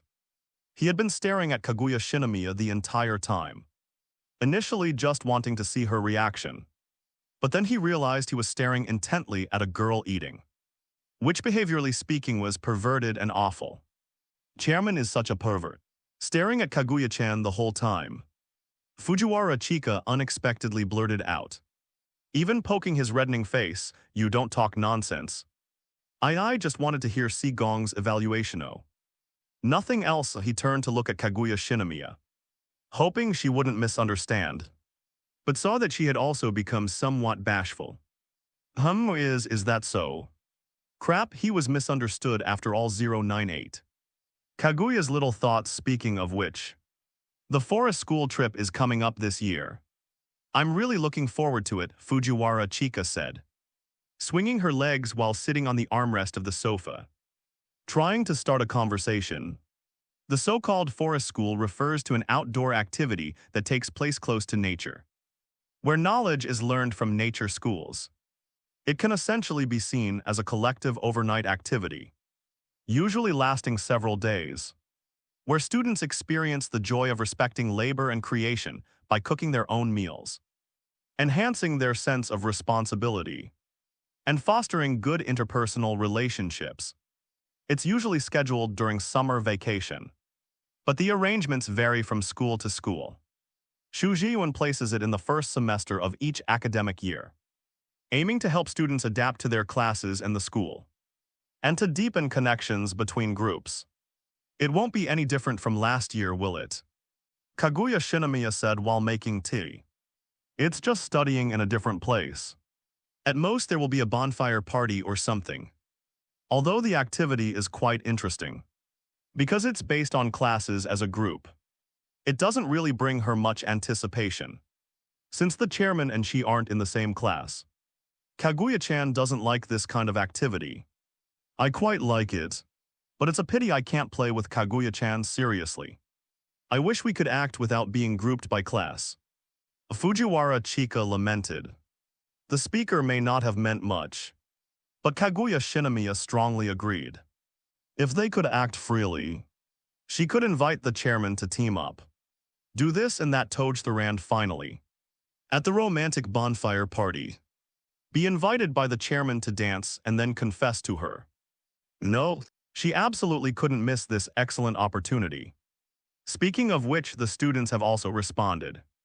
Grouping by class is indeed a bit inhumane, hindering their interactions with friends from other classes. They hope the school can be more flexible in this regard, Kaguya Shinomiya said with a smile. Looking at Chunzu, what does the chairman think? Should we change it to a grade-based unit or something? Saying it's free action would be too chaotic, and there's a possibility that the chairman might notice her thoughts. But saying it's grade-based is fine anyway. The third-year students aren't participating, and the first and second-year students won't be going to the same places. There are only a little over 100 people in each grade, so it's completely manageable. The most important thing is, that way she can be with the chairman openly. After all, she's the vice president. Isn't it her duty to help the chairman manage order? The so-called vice president should always be with the president. No one can stop her if it's grade-based. There will be more activities that can be carried out, won't there? Like the test of courage that students have been clamoring for. Test of courage, Chunzu thought for a moment, feeling that it did make sense he had just taken office, so he should consider how to add fuel to his performance. If it's grade-based, there are indeed a bit too many people, And it's not easy to manage. How about this? Let the class committee members of each class be responsible for managing individuals, and then report the situation to us every day. And the student council will handle it centrally. In order not to affect the safety of the students, the first few days will still operate in the usual class mode. And the last few days will hold, a test of courage and a bonfire party. And a reward and punishment system should also be established, selecting the class with the best order and the class with the worst order. The rewards can be given appropriately, but the punishment must be in place. Once the passing line is not reached, it must be severely punished. The Student Council of Shujiyuan has a lot of power. Although activities like forest school trips are already established rules, it's not impossible for the Student Council to get involved, as long as the proposed arrangements are relatively reasonable and not the kind that suddenly cancels everything. The school won't say much. After the few people discussed the details, the matter was settled. Seeing this, Fujiwara Chika hugged Kaguya Shinomiya and rubbed her face against her. Great, that way I can always be with Kaguya-chan. Kaguya Shinomiya looked like she couldn't stand it. Her goal was to be close to the chairman. Not you, you big-breasted milk cow, damn it. If she wasn't concerned about her image, she would have slapped this idiot's chest long ago. It would be even better if she could slap it smaller on the spot. She is irreconcilable with the giant breast aliens. Don't be too happy. Although it's nice to find friends to be together, the amount of work for our student council will increase, and we won't be able to enjoy the activity naturally. Although he didn't want to dampen the girl's emotions, seeing Fujiwara Chika so happy always made him want to ridicule her subconsciously. Of course, as long as you can successfully complete your duties, you can do whatever you want at that times. Anything Chairman you wouldn't want to be lewd, would you? Fujiwara Chika suddenly looked at him with a very disgusted expression, as if he really would do that, so it appeared on his head, thinking that he really shouldn't be too kind to this idiot. Just as he was about to retort, "Give me a break," the door of the student council room was opened. Ino Miko appeared at the door once again. Chairman wants to be lewd. Being stared at by a first-year junior with a look of contempt, Zia Chuanzu was almost numb. It's not what you think, in short. I don't want to be lewd at all. Mostly out of a self-deprecating attitude, Zia Chuanzu's words became a little more unrestrained. But precisely because he was facing three girls, he had to clarify himself, not allowing the strange persona that Fujiwara had put on him to be imprisoned. So he explained to Ayano Miko, and then exerted the majesty of being the chairman and a senior, asking her to do the overall planning and manage the first-year students. Just treat it as adapting to the identity of student council president in advance. With Ino-san's ability, you will definitely be able to complete the task perfectly. Right after cheering up his junior a little, she looked different. But is it really okay to leave it to me? I just joined. I should be inferior to Ishigami, not forget I said that. Ino Miko seemed to have some concerns, but she immediately became confident after talking about Ishigami. Cough cough, in short, I'll leave the first-year side to you. I'll have Ishigami cooperate with your work. Feel free to dispatch him, is fine, Zia Chuanzu replied. He once again remembered the two idiot boys forming a small group without him. So he decided to take revenge on the spot, but honestly, Ishigami didn't seem as reliable as Ino Miko. And the key is that these two are the only first-year students in their student council. So he couldn't ask someone else, right? 099. Haha, it's a bomb. It just so happens that Miko-chan is here today. So let's play a game, Fujiwara Chika suggested, even suddenly pulling out a box of board games from somewhere. I refuse, X2. Kaguya Shinomiya and Zia Chuanzu said in unison. They still hadn't forgotten the terrible experience brought about by the last game. Oh, don't say that. Just treat it as a welcome party for little Miko. Playing games together can also enhance feelings, right? Fujiwara Chika tried to bewitch people. You just suddenly want to play, right? Zia Chuanzu ruthlessly exposed her. So Fujiwara Chika hugged the person involved in her arms and began to act coquettishly towards the lower-grade junior. How could I? Miko-chan must want to play too, right? You haven't really integrated into us yet, Miko. How could she integrate into this chaotic student council? Although, after rational thinking, she could understand that the chairman and the others were definitely not the kind of people who could do that kind of terrible thing in the sacred student council room. But the scene at that time didn't allow her to think too much. Especially the posture was SOIN in short. As long as it's not doing that kind of thing. Playing games or something is still acceptable. Miko thought in her heart. Even she herself could hardly detect that she, who originally scoffed at this kind of improper development, would actually accept it for the reason of as long as it's not doing Chinese letter things. And even vaguely look forward to it, see. Since it's a welcome part, then there's no way around it. This coy reaction was too easy to understand. Completely able to see through this junior's thoughts. So Zia Chuanzu and Kaguya Shinomiya exchanged glances. Exchanging their eyes, since that's the case. Can Secretary Fujiwara please introduce the rules of the game first? Although satisfying the junior's expectations was good, it also depended on the situation. If this idiot octopus head took out that kind of dogshit game last time, he would definitely refuse righteously, believing that Kaguya would also maintain the same opinion as him. The rules of the game are very simple. Wait a moment, Fujiwara Chika said, opening the box of board games, and then taking out a card from it, handing it to him with her back turned, for example. The chairman is now holding a card, and then showing it to everyone. Then the chairman can't make the actions described in the text above. Oh, if you doit's a failure, I see, it's really simple. Yeah, you're bombed, Fujiwara Chika pointed to the card. Zia Chuanzu then turned the card over and found the words, "Say simple" written on it. Great, he completely understood the rules of the game. Then let's start the game, Fujiwara Chika cheered. And then blindly selected a few cards, covering them on the table. The winner can ask the chairman to do something. Hey, why are you using me as a bet again? This isn't fair if I win, Zia Chuanzu protested. Then we'll each promise the chairman a condition. Okay, that's very fair, Zia Chuanzu nodded. Things should be like this. He also has the right to ask for a reward.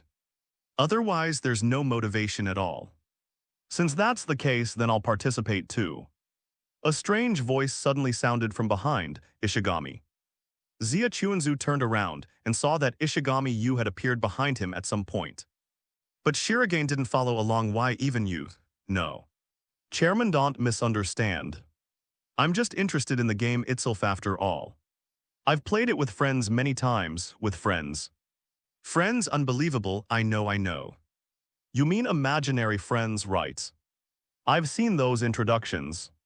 Saying that every lonely person, Fujiwara Chika raised her small hand and began to popularize. It's not that kind of thing, you idiot senior. It's real people, Ishigami Yu protested. Don't say it, Ishigami, I can understand you. Zia Chuanzu patted him on the shoulder. After all, he had that experience before. Why, even the chairman, Ishigami Yu, looked very hurt. But he was still trying his best to struggle. Even me. I can meet one or two like-minded people online. Sure enough, it turns out they're netizens. Zia Chuanzu nodded. And the others also looked enlightened. Chairman, what does netizen mean? Only Kaguya Shinomiya, who never touched electronic devices much, asked a question. It's the kind of on the internet. They don't know each other's background, but they can chat about all kinds of messy things, sharing what they think in their daily lives with a smile. Through electronic devices, Zia Chuanzu popularized to the germ-free young lady. Isn't that very empty? Randomly finding an unknown person on the internet and talking to them, there's also a risk of exposure, right? I feel like it's better to find a wailing walls. You can't say that, Zia Chuanzu tried to explain after all. Netizens or something are very interesting. The source of daily happiness or something. There are many things to explain. But he didn't know where to start. And Ishigami Yu was already about to wither into crumbs. Still muttering a few words in his mouth, empty, wailing wall. Cough cough. In short, let's play the game first. Don't worry about other things. Feeling that if he didn't pull away the topic, Ishigami might really be shot down and unable to rise again. Damn it if that's the case. Then I must win against you all and show you the results of my training. This kind of thing can't really be called training. Can it, Ishigami-kun? Natsukawa Kanade really wanted to retort. But after seeing his miserable state, she decided against it, so the number of people participating in the game was decided.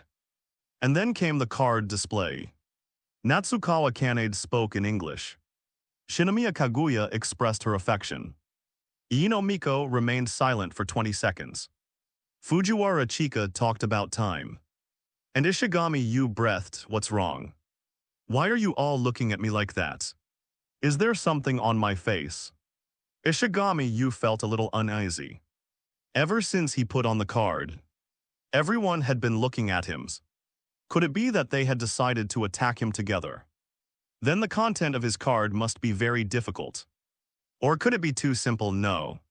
It might also be something that only takes effect under certain specific conditions, such as needing to be completed at the beginning.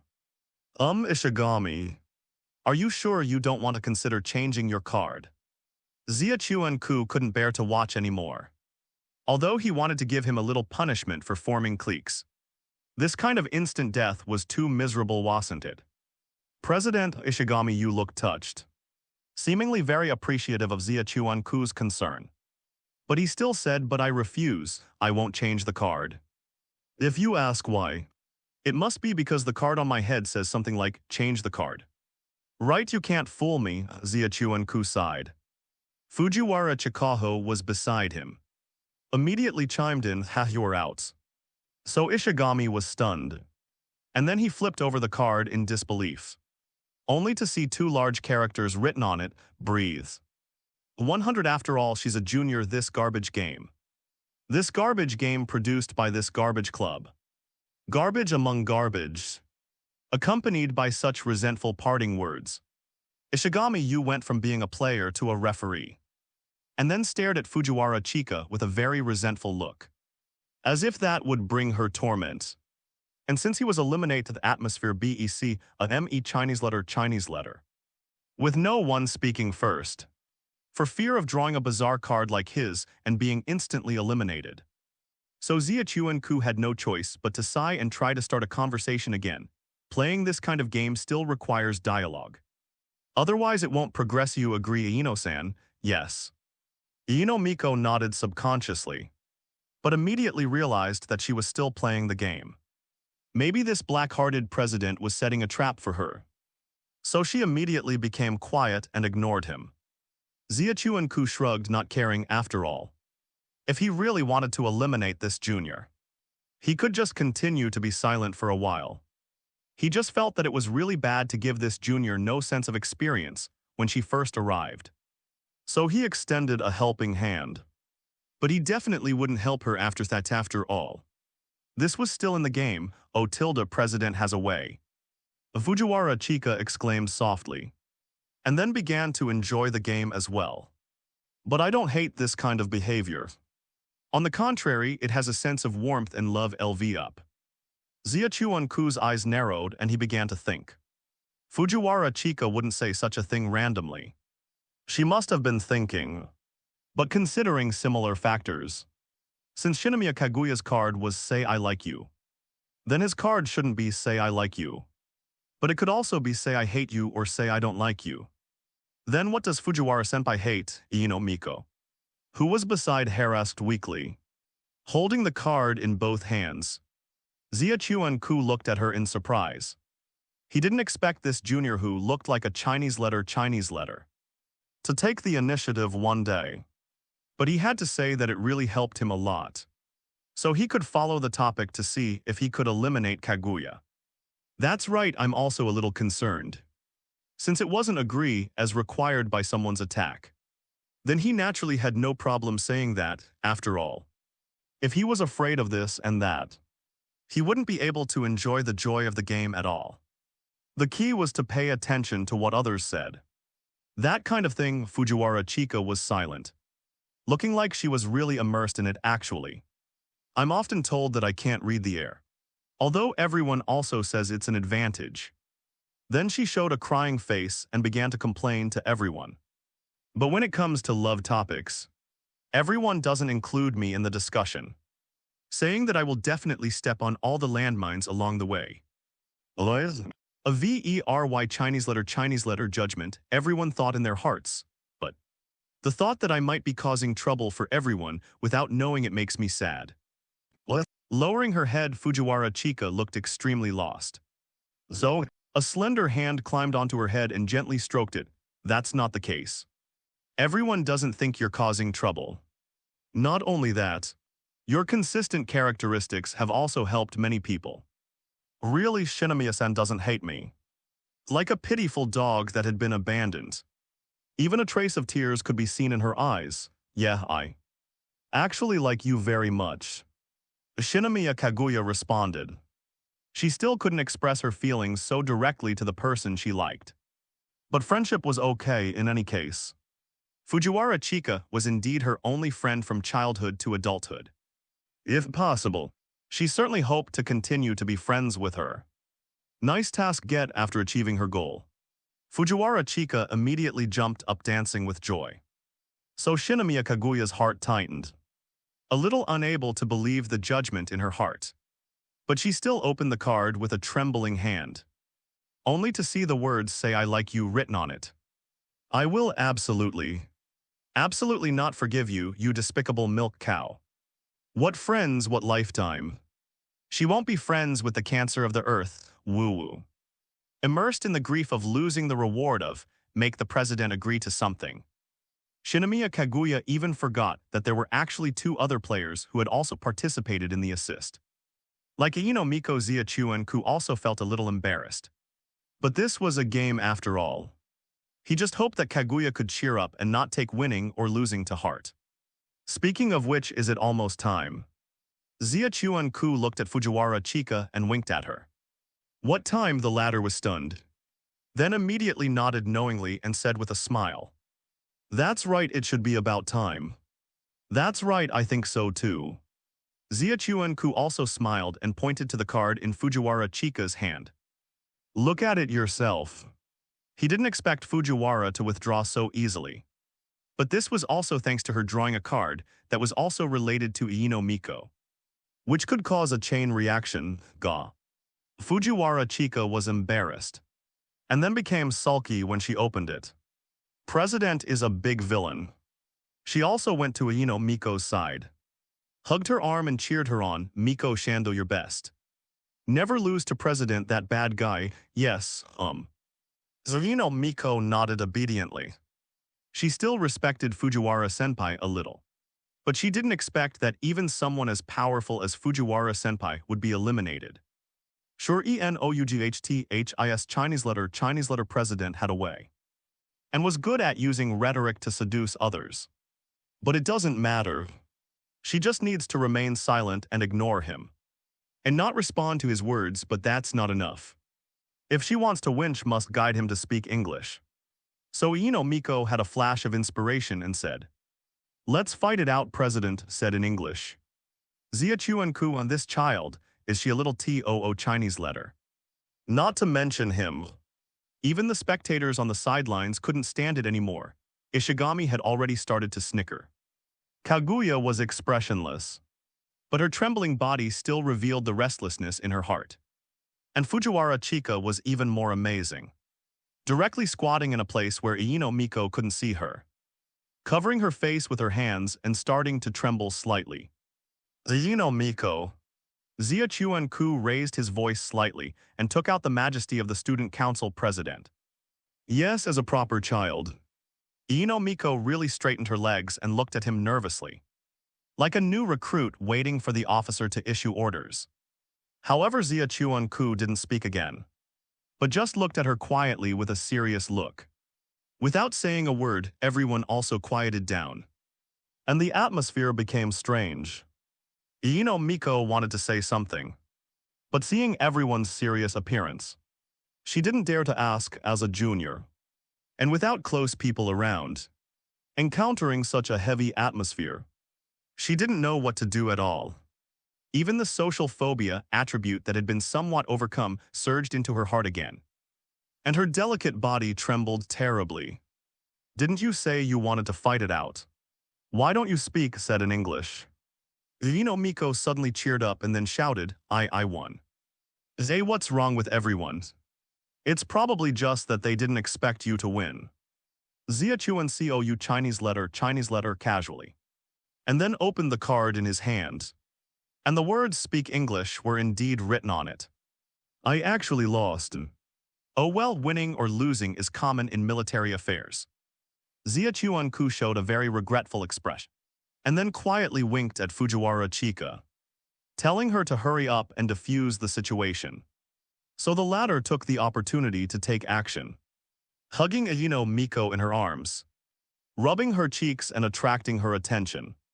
"Congratulations, Miko-chan. You won the first time you played. The reward is that you can make a wish to the president once. Anything is possible. Don't say it as if I'm some kind of omnipotent wishing machine."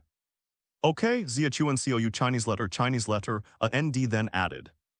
"But it's still possible within my power, know that. I haven't thought about it yet, can I say it next time?"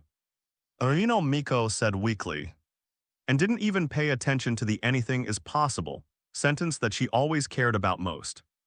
But just asked Zia Chuan-ku for his opinion. Of course, congratulations at any time. The junior finally breathed a sigh of relief, and then hugged Fujiwara Chika back, happily saying, "That's great, I won, Fujiwara Senbei. Chinese letter, that's great, the president's fulfillment." Ishigami shut up, looking at the warm appearance of the few people playing together. Zia Chuan-ku couldn't help but show a knowing smile. This was of course what he wanted to see. A pleasant way of getting along between friends. As a reward, it was completely enough. Is that okay? "President." Shinomiya Kaguya quietly leaned over and asked softly. "Since it's a welcome party, what's wrong with it?" Zia Chuan-ku didn't turn his head, but leaned down slightly and whispered in Kaguya's ear. "The most important thing is that nervous appearance, which is very similar to the scene during the election that day. It's hard to let go of your heart, right?" Shinomiya Kaguya took a small step back, looking a little restrained.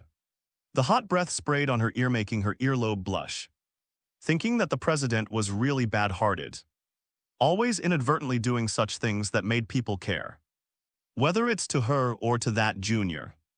"You're really cunning, President." Zia Chuan-ku looked at her. "It's nothing." Shinomiya Kaguya turned her head, stood quietly beside her, and replied softly, 101. "Visiting a senpai's house when she's sick. After holding a welcome party for the junior and improving the activity arrangements for the forest school. Today's campus time ended. I was originally thinking about whether or not to ask Shiina to go out and eat something to celebrate the upcoming weekend. But I was taken away by Kadu-san first. Kasumigiaka-senpai is sick. I heard such news from Megumi, yes. I heard it's quite serious. It seems that she's reached the point where she can't get out of bed." Kadu took a sip of milk tea and nodded gently, "For senpai. As long as she has a problem, she will stay in bed, right?" Zia Chuan COU Chinese letter. In fact, Kasumigiaka Shiwa is such a person. She is not good at sports, and she will never move her body if she can avoid it. She seems to be a Chinese letter who loves to dress up and pursue novelty. But in reality, she is a literature roRIENTED Chinese letter who hates trouble and doesn't like to go out.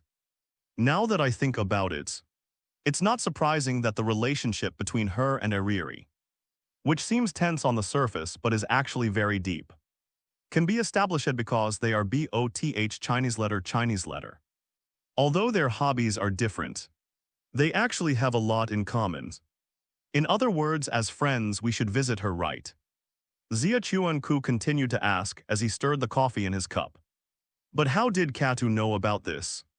I feel like you and senpai are not in the same grade after all, actually. I wanted to say not close enough. But considering various factors, I changed my wording. The guidance counselor contacted me, probably because we were in the same club before. Kadu explained softly, her slender hands playing with the hair around her ears. Gently swirling, Senpai seems to have moved recently. Although she also asked her homeroom teacher for leave. The other party seems to want the students to send the handouts over. But if they don't know the address, there's no way to do it. After all, Senpai doesn't seem to have many friends in the class. And there's no one who can help her. Zia Chuan-ku was silent, she didn't show any expression. And she was stating objective facts with her usual calm appearance. But he always felt that Kadu seemed to be a little unhappy. And it seemed like she had been like this since she contacted him just now. Could it be that Kadu has always regarded Senpai as a good friend? So she was a little worried when she heard the news that Kasumigiaka Senpai was sick. Then let's go visit her, Kanade Natsukawa inquired, tentatively considering himself a friend of his senior, even though she always tried to find ways to tease him. But that was just Kasumigiaka's way of expressing her awkwardness in socializing. By the way, should we invite Iriri along? I don't think so, Kadu shook her head and replied softly. Iria's busy with her manuscript lately. So let's not bother her. As for me, I have to go back to my hometown with my parents later. So I probably won't make it. She scooped up a small piece of dessert and put it in her mouth, the sour and astringent taste filling her taste buds. Not delicious. So she thought maybe she should try a different flavor next time. So I can only trouble you, Natsukawa-kun, good luck. She even made a small fist to cheer him on symbolically. But she didn't know in which direction he needed to work hard. Then I'll leave it to Natsukawa-kun, I'll go back first. Saying so, Miss Kadu took out a stack of papers from her bag and pushed them over along with the dessert. Don't waste it. If you're in such a hurry, don't eat dessert so leisurely. But there was no way Miss Kadu had already said so. So he had to accept this task along with the dessert. Taking a light taste, he felt it was a bit sweet but not bad. After coming out of the dessert shop, he followed the address sent by Kadu and soon arrived at Kasumigiaka Utaha's hideout, a single apartment building. Although he really wanted to ask Kadu where she knew about the senior's address, since even the senior's homeroom teacher didn't know. He was worried that Kadu would refute him with a light and breezy answer, because they're friends. It's not strange to know her address, right? He felt that Kadu could really say something like that, which would make it seem like he is a friend. Didn't care about Kasumigiaka Senpai's recent situation at all. Even if that's the case, it's really hurtful to be told that to your face. But he had to admit that he hadn't contacted the senior much recently. For his own part, he hadn't had time because of various reasons. He wasn't too sure about Kasumigiaka Senpai's side. He could never figure out her ever-changing thoughts. He was thinking about all sorts of things. But his feet didn't stop moving. Following the door number and finding the senior's new home, Natsukawa Kanade rang the doorbell. Moshi Moshi, is anyone there? The house was quiet with no response at all. So he rang the doorbell again and waited for a while. But still no one answered. Natsukawa Kanade had no choice but to take out his phone and send a message to Kasumigiaka. Senpai, are you home? I'm at your door now, is it convenient to open the door? After finishing editing the message, he sent it. Their last conversation was last Friday. Exactly 1 week ago, he waited patiently for a while. But Kasumigiaka Utaha didn't send a message. Not even a read notification could she have gone out. But if that were the case, she should be able to receive message notifications. Unless she went to a place that required silence, such as a bookstore. But considering that the senior is in a sick state, she shouldn't be stupid enough to go to the bookstore to read while she's sick. Right, after all, she's the type of light otaku who would never go out if she could avoid it. I should have sent a message first and come over after receiving a reply. I wonder if Senpai is asleep, Natsukawa Kanade sighed, feeling that he might waste a lot of time here. Almost unconsciously, Natsukawa Kanade put his hand on the doorknob and gently twisted it. I'm really stupid, it wouldn't be open like that. Before he could finish complaining, the door was actually opened. Whoa, really? Natsukawa Kanade was very surprised. He didn't expect his unintentional action to actually open the door. But that didn't make sense at all. With the senior's black-bellied personality, how could she possibly put her personal safety on someone else's character? Not to mention strangers. She doesn't even have 100% trust in her friends. The only explanation was that the senior was confused and forgot to lock the door. So Natsukawa Kanade took out his phone again, sent a message to Kasumigeaka, told her about this, and reminded her that he was at the entrance and not to mistake him for someone strange. 102. The inescapable law. It was indeed impolite to break into someone's home without the owner's permission. Natsukawa Kanade could have put down the handout and sent another message to explain and then go back. But after all, they were friends. So the visit to check on her was naturally indispensable. He glanced slightly at the furnishings in the entrance. Basically no different from his apartment, looking like they came from the same designer. These were not the main points. The key was that Natsukawa Kanade found a pair of men's leather shoes, placed casually on the carpet. The degree of wear was almost non-existent. They should be newly bought, judging from the shoe shape. The owner was probably around 180 cm tall. But this was clearly Kasumigeaka Utaha's home. So he looked around again and found the high heels she wore when he met Kasumigeaka in Saitama last time. He had personally taken off her shoes to treat the injury on her foot. So he had a deep impression, since it was determined that it was the senior's home. Then the existence of these men's leather shoes was very suspicious. If it was a father or someone who came to visit, they should have come to open the door when they heard the doorbell. But he waited for a long time and no one answered. And with the shoes placed in such a way, it was basically the idea of staying for a while and then leaving. So they didn't put the shoes in the shoe cabinet, which contradicted the previous statement about visiting. Thus, a terrible idea entered Natsukawa Kanade's mind. Could she have been robbed? Although it seemed strange to take off shoes before robbing, he couldn't think of any other ideas. And he increasingly felt that this guess was becoming possible. The reason why the door was open was not because the senior was confused, but because it was pried open. The criminal may have been coveting the senior's beauty.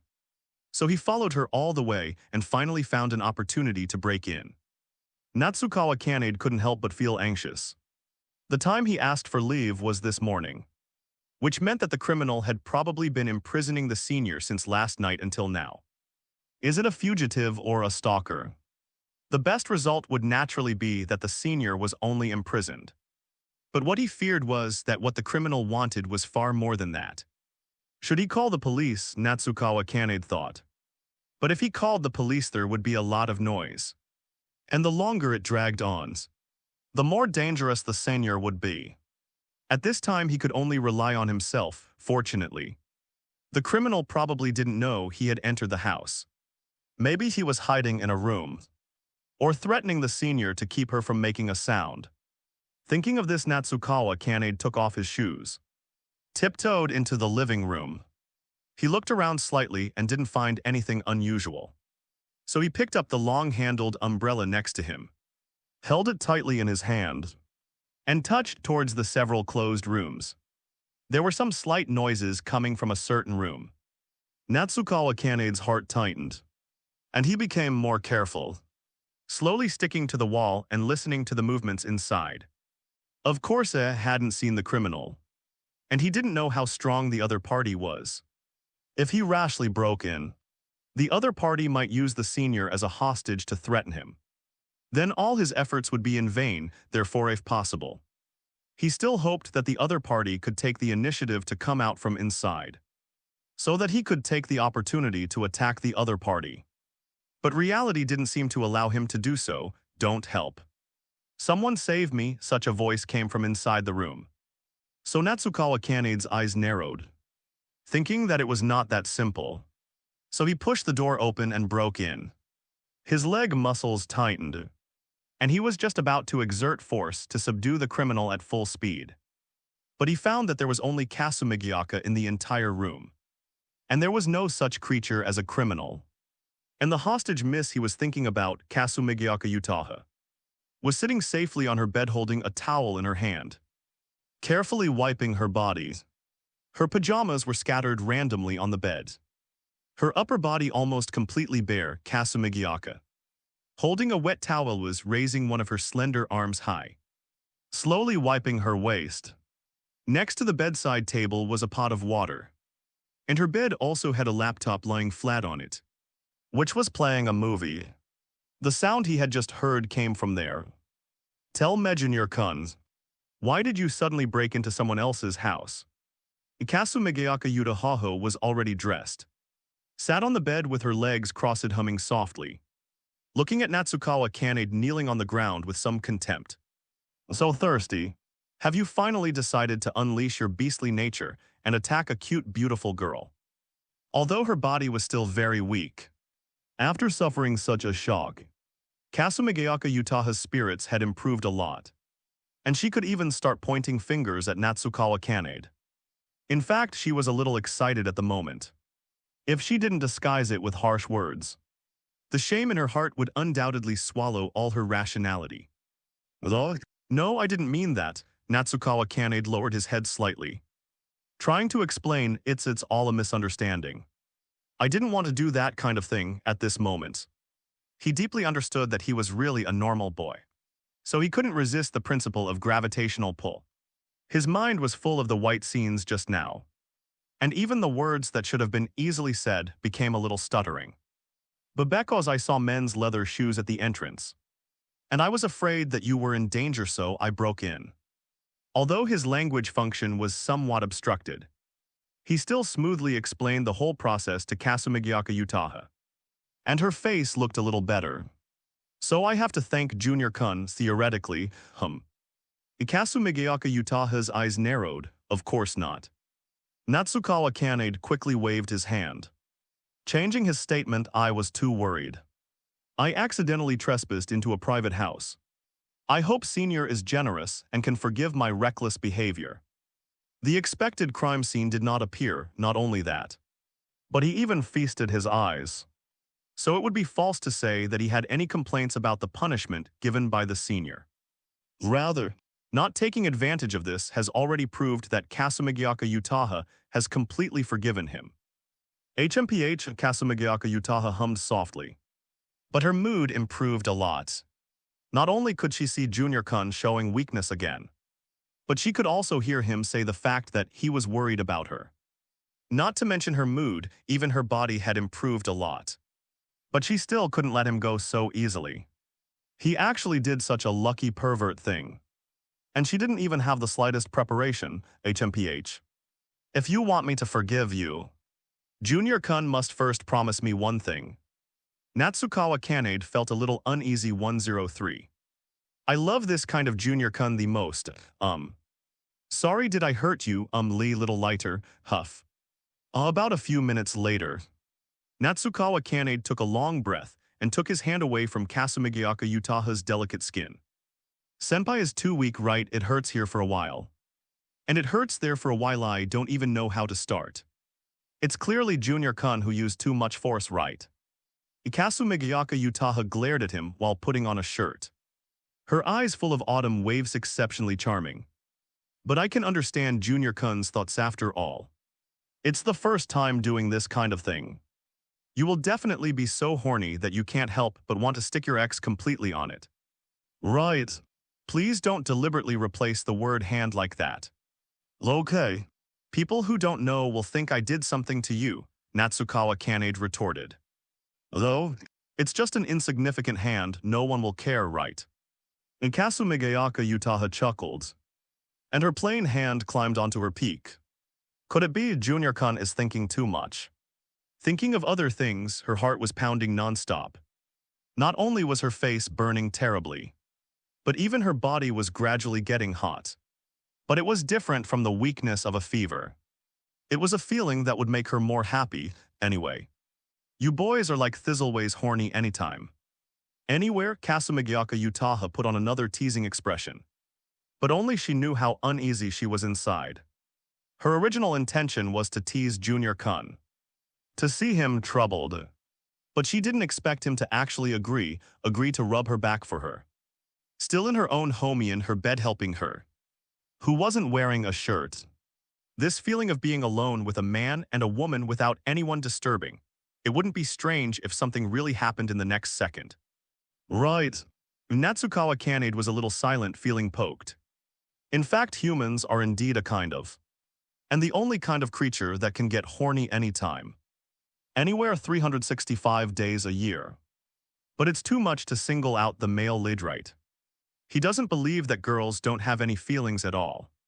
It's Senpai who is thinking too much, right? I'm just habitually complaining. He thought that after not seeing each other for a long time, his way of getting along with Kasumigiaka Senpai could move in a normal direction. But the result was even worse, at least in the past. Kasumigiaka would at most use some bad language to stir up his emotions. But he didn't expect that now she would even use the weapons of her body. Is she really not afraid that he will not be able to help but do something bad? There's no need to trust him so much. Junior, you don't need to hide it so much. You can show how happy you are a little more. It's okay, I won't think less of you because of it. Don't put emphasis on meaningless words. Tamake Natsukawa retorted, then rebutted her, also. I'm not happy at all just standing there, listening to your back and forth voice instructions. I'm already burned out, he wasn't lying. After discovering that there was no so-called criminal, all that was left in his heart was worry for his senior's condition. That was also the reason why he was so obedient to her just now. Because how could he possibly have any ulterior motives towards a sick person? But now it seems that she has recovered very well and shows no signs of being sick at all. In this state, she should be the one thinking about whether she will be attacked. Is your body feeling better now? After washing the towel and starting to pick up the clothes scattered on the ground, Tamake Natsukawa asked Kasumigiaka, what about your mom and dad, did you tell them? No, I don't want them to worry. Kasumigiaka shook her head, then you could have told me. Being alone. Tamake Natsukawa was about to reprimand her, but remembered the pair of leather shoes at the entrance. So he paused, finding it difficult to speak. Why, you can also tell your boyfriend and have him take care of you. Don't go too far, Loli Jr. How could I possibly go out with the kind of guy who is always horny? Pig-like, has an underdeveloped brain but likes to dream unrealistic dreams, and fantasizes that he can win a beautiful girl's favor just by confessing. Kasumigiaka Utaha was very angry. Her junior was really lacking in perception. If she liked someone, how could she let any male creature other than that person touch even a tiny bit of her? Not to mention this kind of very intimate behavior. Did she look like that kind of frivolous girl? There's no need to go that far. Tamake Natsukawa weakly replied. If the object of her statement wasn't so clear, he would have thought that Kasumigiaka was taking the opportunity to criticize him. After all, he was also one of those whose confessions had been rejected. Then the men's shoes at the entrance, shoes. Kasumigiaka Utaha frowned, and after a long while, she realized what he was talking about, Junior. Don't tell me you don't even know this basic common sense. The so-called men's shoes are of course placed at the entrance to show others. And I also have some men's shirts and underwear drying on the balcony. This can effectively prevent certain perverts, making them think that there is a male owner in this house. Kasumigiaka Utaha explained to him in a methodical manner. This, Tamake Natsukawa was a little dumbfounded. He didn't expect there to be such a thing. And he really didn't know anything about it. So that's why the junior mistakenly thought I had a boyfriend. Kasumigiaka Utaha put on a teasing expression, propped her hands on the bed boards, slowly crawled to Tamake Natsukawa's ear, pushed his chest with her finger and teased him. First you were worried that I was in danger, and then you were worried that I had a boyfriend. Junior, do you care about me that much? Finally feeling the genuine care from her junior. A small flower bloomed in her heart, and warm, tender feelings filled her entire chest. Her mood also became more cheerful. and even the small resentment left over from his rough treatment last time disappeared. Her junior still cared about her after all. How could he just leave her alone just like now? Although he didn't say it, he was still preparing to clean her room and do all sorts of things for her. I love. Okay, stop being silly, I was just curious. Itamake Natsukawa, with a straight face and expressionless, pushed Kasumigaoka's forehead away with his hand. I was just curious about what kind of person could win the favor of the noble Kasumigaoka-senpai. It's not what you think, so please don't overthink it. 104 I will never let you go, Tamake Natsukawa lied. When Kasumigaoka Utaha was pressing him closer and closer. When she was questioning him. When she was speaking her heart, you care about me, right? Isn't that obvious? How could he not care? You are the person he liked. Perhaps it was more admiration and longing. But it was undeniable that he had indeed pursued Kasumigaoka Utaha madly. Therefore it was impossible not to care about her situation. Even if his confession was rejected. Even if she really got a boyfriend. Of course that was allowed. The pursuit of happiness was everyone's right. But please don't tell him. He didn't like hearing that kind of news. Hearing that the person he once liked had fallen in love with someone else after rejecting his confession. He wouldn't like hearing that kind of news no matter what. The room is so messy, don't tell me you haven't cleaned it since you moved here. Tamake Natsukawa said as he picked up the clothes scattered everywhere. Scolding Kasumigaoka Utaha, who was standing to the side with her arms crossed. Looking sulky, it was clearly her own fault. But she was showing this angry expression. How arrogant senpai, however, it wasn't what he thought. Kasumigaoka Utaha never got angry over such trivial matters. On the contrary, she was more willing to regard Tamake Natsukawa's painless scolding as a small, warm moment between lovers. The reason why she looked so sulky was because her impromptu attack had been interrupted just now. The atmosphere was so perfect, their posture was so charming. And she was even prepared to not be able to get out of bed today. But she was kicked out of bed in the next moment. Just because he said he was going to wash the sheets for her. That kind of thing was fine, however it was, rather. Shouldn't a healthy high school boy who comes to his beautiful and cute senpai's house only think about doing housework for her? There's a big problem. Junior-kun, could it be that you're no good? Kasumigaoka Utaha was a little worried. But modern medicine was also very advanced. Junior-kun was so young he could definitely be cured. What nonsense are you talking about? Tamake Natsukawa said without looking up as he continued to mop the floor. His senpai was like this, occasionally blurting out a dirty joke or two. Don't let her quiet. Literary girl look on the outside fool you. She was actually very black-bellied. Although he didn't hear it much now. Her inner drama was as abundant as ever. To say that he was indeed very familiar with her. But sometimes he couldn't keep up with her bizarre brain circuits. Senpai should also pay attention to her image. Don't always be so nonchalant, even if you're good friends. You should pay attention to the distance between you. Not having any friends was probably one of Senpai's weaknesses. Because she wasn't good at interpersonal relationships. She always had very extreme ways of dealing with others. Either treating him and Eriri like she was trying to tease and ridicule them with all her heart. Or treating them like irrelevant passers-by. Not giving them even a trace of a response. This wasn't a good thing. So Tamake Natsukawa educated her in such a rebellious manner. While also reminding her to lift her feet up so that he could clean the ground under her feet. HMPH, you don't need to be so talkative, Junior-kun. Kasumigaoka Utaha snorted lightly. Then simply took off her slippers. Raised her legs and stepped on the edge of the sofa. And hugged her knees. Anyway, I'm the kind of black-bellied, troublesome and heavy person. So Junior-kun might as well not care about me and let me fend for myself. Where did you get this childish elementary school student act? And right now, the high school senpai character who throws tantrums isn't popular anymore. Tamake Natsukawa retorted, but still took out a piece of candy from his pocket and handed it over. As if he was coaxing her, come try your luck. It's a random flavor fruit candy. Meaningless stuff, Kasumigiaka Utaha looked very disgusted, but still tore open the candy wrapper and put it in her mouth. Ugh, what kind of candy is this? It's actually bitter. Kasumigiaka Utaha stuck out her tongue, feeling like she had been tricked. So she looked at Tamake Natsukawa with an angry expression. Junior-kun, are you deliberately teasing me? Of course not, I already said it's a random flavor.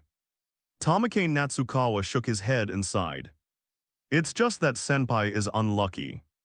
But it's also a pity, I actually quite like that flavor. I didn't expect it to be taken away by senpai. Is that so? Kasumigiaka Utaha looked disbelieving. Then her beautiful eyes narrowed slightly, and an interesting idea suddenly arose in her heart. In that case, don't you let Junior-kun enjoy this candy. Take it from my mouths. Thinking that when Junior-kun reached out, she would tease him, you're so impatient. You actually want to kiss me indirectly, right? But she heard him say, no way, it's dirty. Tamake Natsukawa waved his hand in disgust. It was fine if a few sips were taken from a drink or something. But candy was too much. You should know that the oral cavity ranks very high in the ranking of the dirtiest areas in the human body. And Kasumigiaka Utaha's pretty face immediately turned as cold as frost.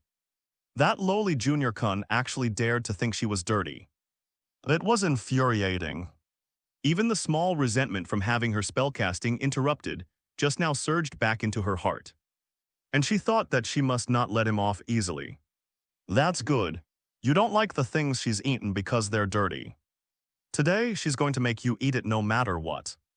So Kasumigiaka Utaha jumped up from the sofa, grabbed Tamake Natsukawa's arms with both hands, and pressed him down on the sofa, her cheeks constantly approaching, looking like she was going to kiss him forcefully.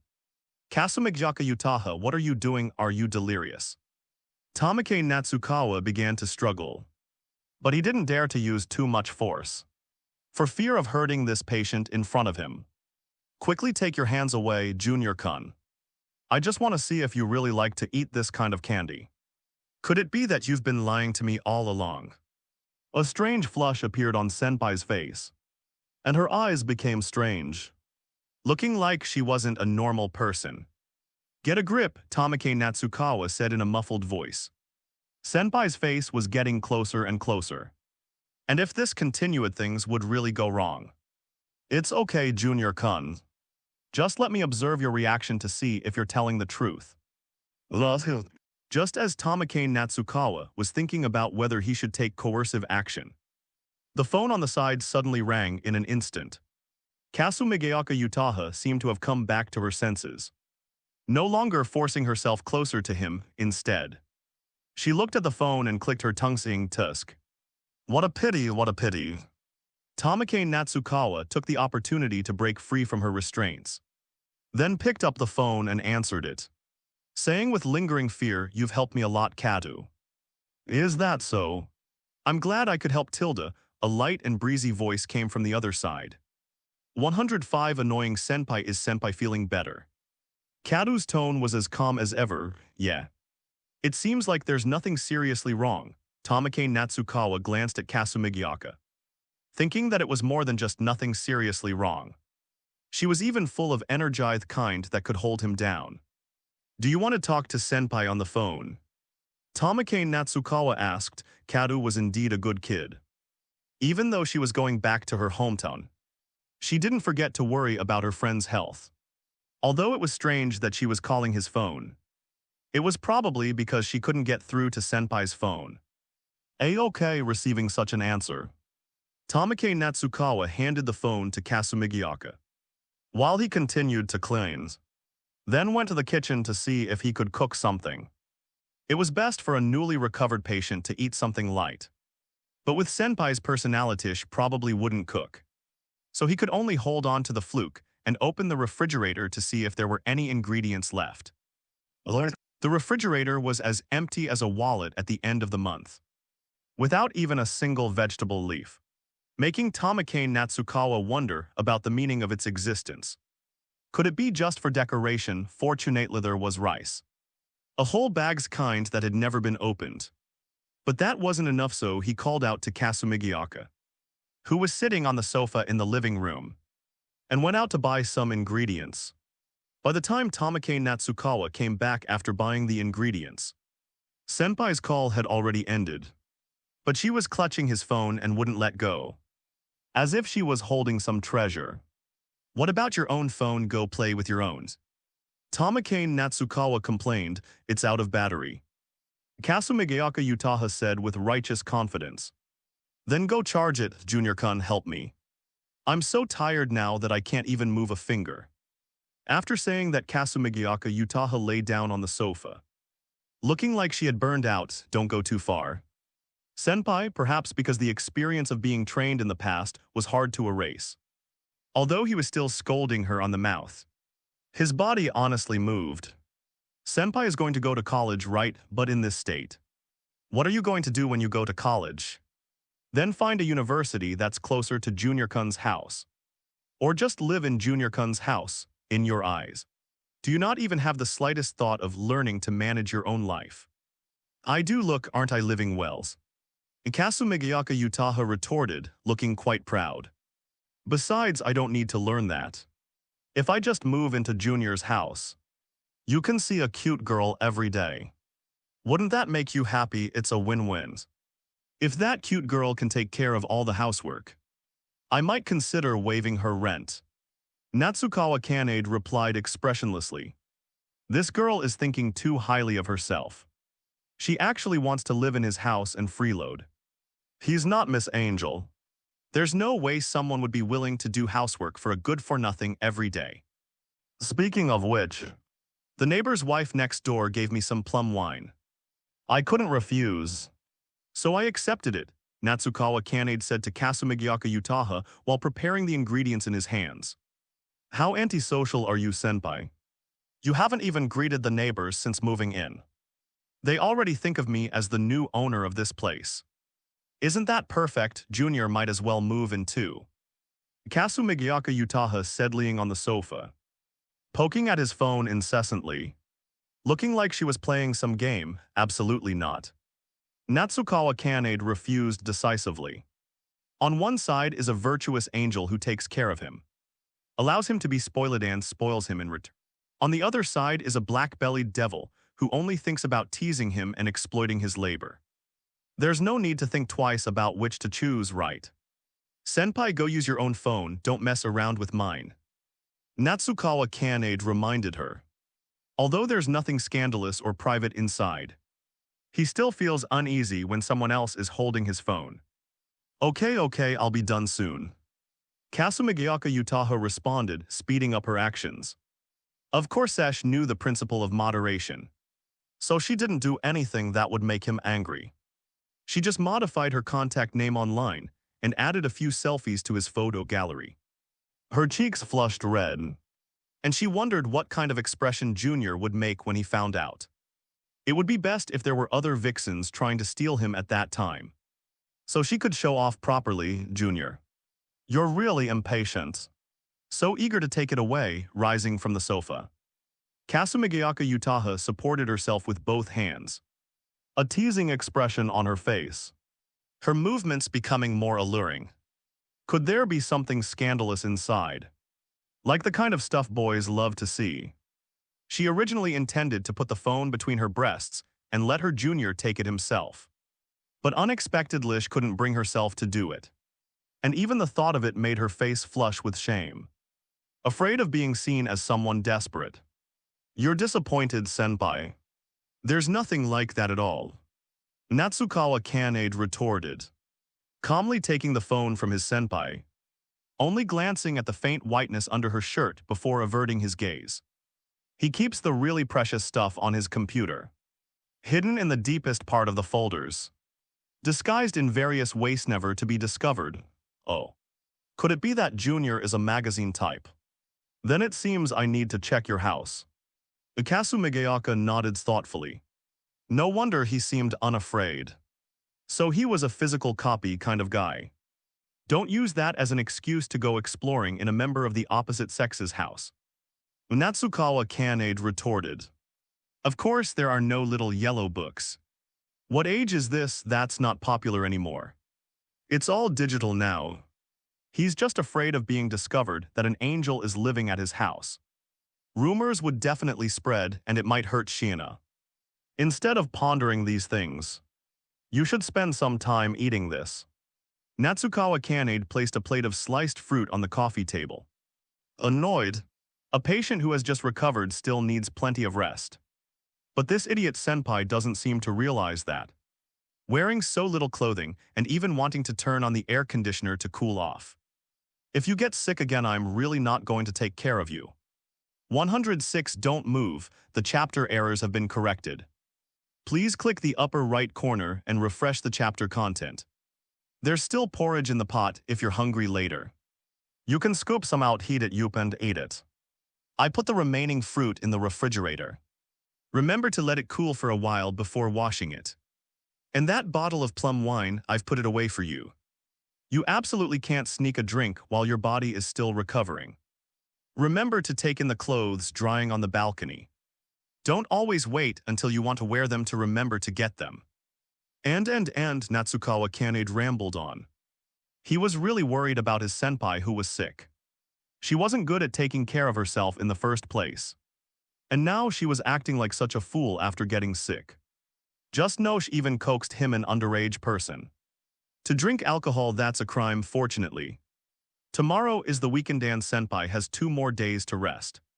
She should be able to recover her energy, but honestly, Natsukawa Kanade suspected that she didn't care about having a weekend at all. Even on school days, she would probably take a few more days off under the guise of being sick. Maybe she didn't even want to go to school at all. It can only be said that fate is really unfair. Even someone like senpai can be at the top of the class, making those who study hard every day but still struggle to improve feel so inadequate. I know Junior is so naggy. Like an old woman, using a spoon to gently tap the edge of her bowl. Kasumigaoka Utaha said casually, if you're so worried. Junior, why don't you just move in? You can sleep anywhere, even in my room. Because she had been busy writing and hadn't seen her junior for a long time.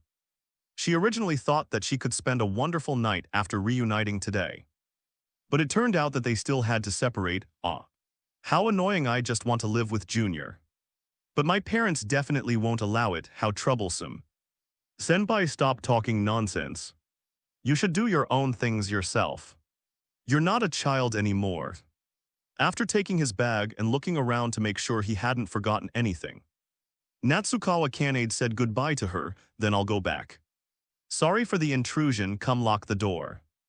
Okay, Kasumigaoka Utaha replied lazily. Then slowly walked over. Seeing that she was actually moving, Natsukawa Kanade felt relieved. But just as he was about to open the door and leave, she called out to him, Junior, wait a moment. What is it? Turning around, he was startled by his senpai's sudden closeness before he could finish speaking. You don't talk and don't move. Different from the time on the sofa before. There was no strange flush on his senpai's face this time, but rather a very serious expression. His cheeks were pinched by her hands, and he wanted to pry them open, but in the end, he gently covered them with his hands, feeling the coolness. A Chinese letter sound, although his eyes were closed tightly.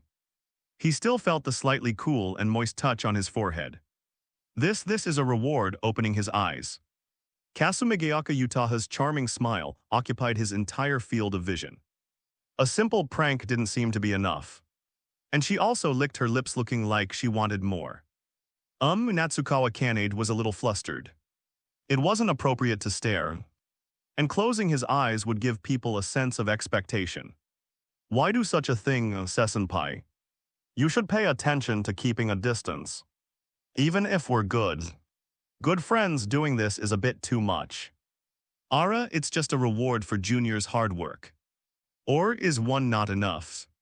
Her heart was still pounding nonstop. But seeing Junior looking so cute, she couldn't help but want to tease him again. Then where do you want to be kissed next? The hands that were originally holding his cheeks had moved to other places at some point. Slender jade fingers slowly climbed from the back of his hand to his neck, then came to his chest for a short stay. and finally climbed to the peak, stopping at his lips. I'm going back first. Natsukawa Kanade ran away.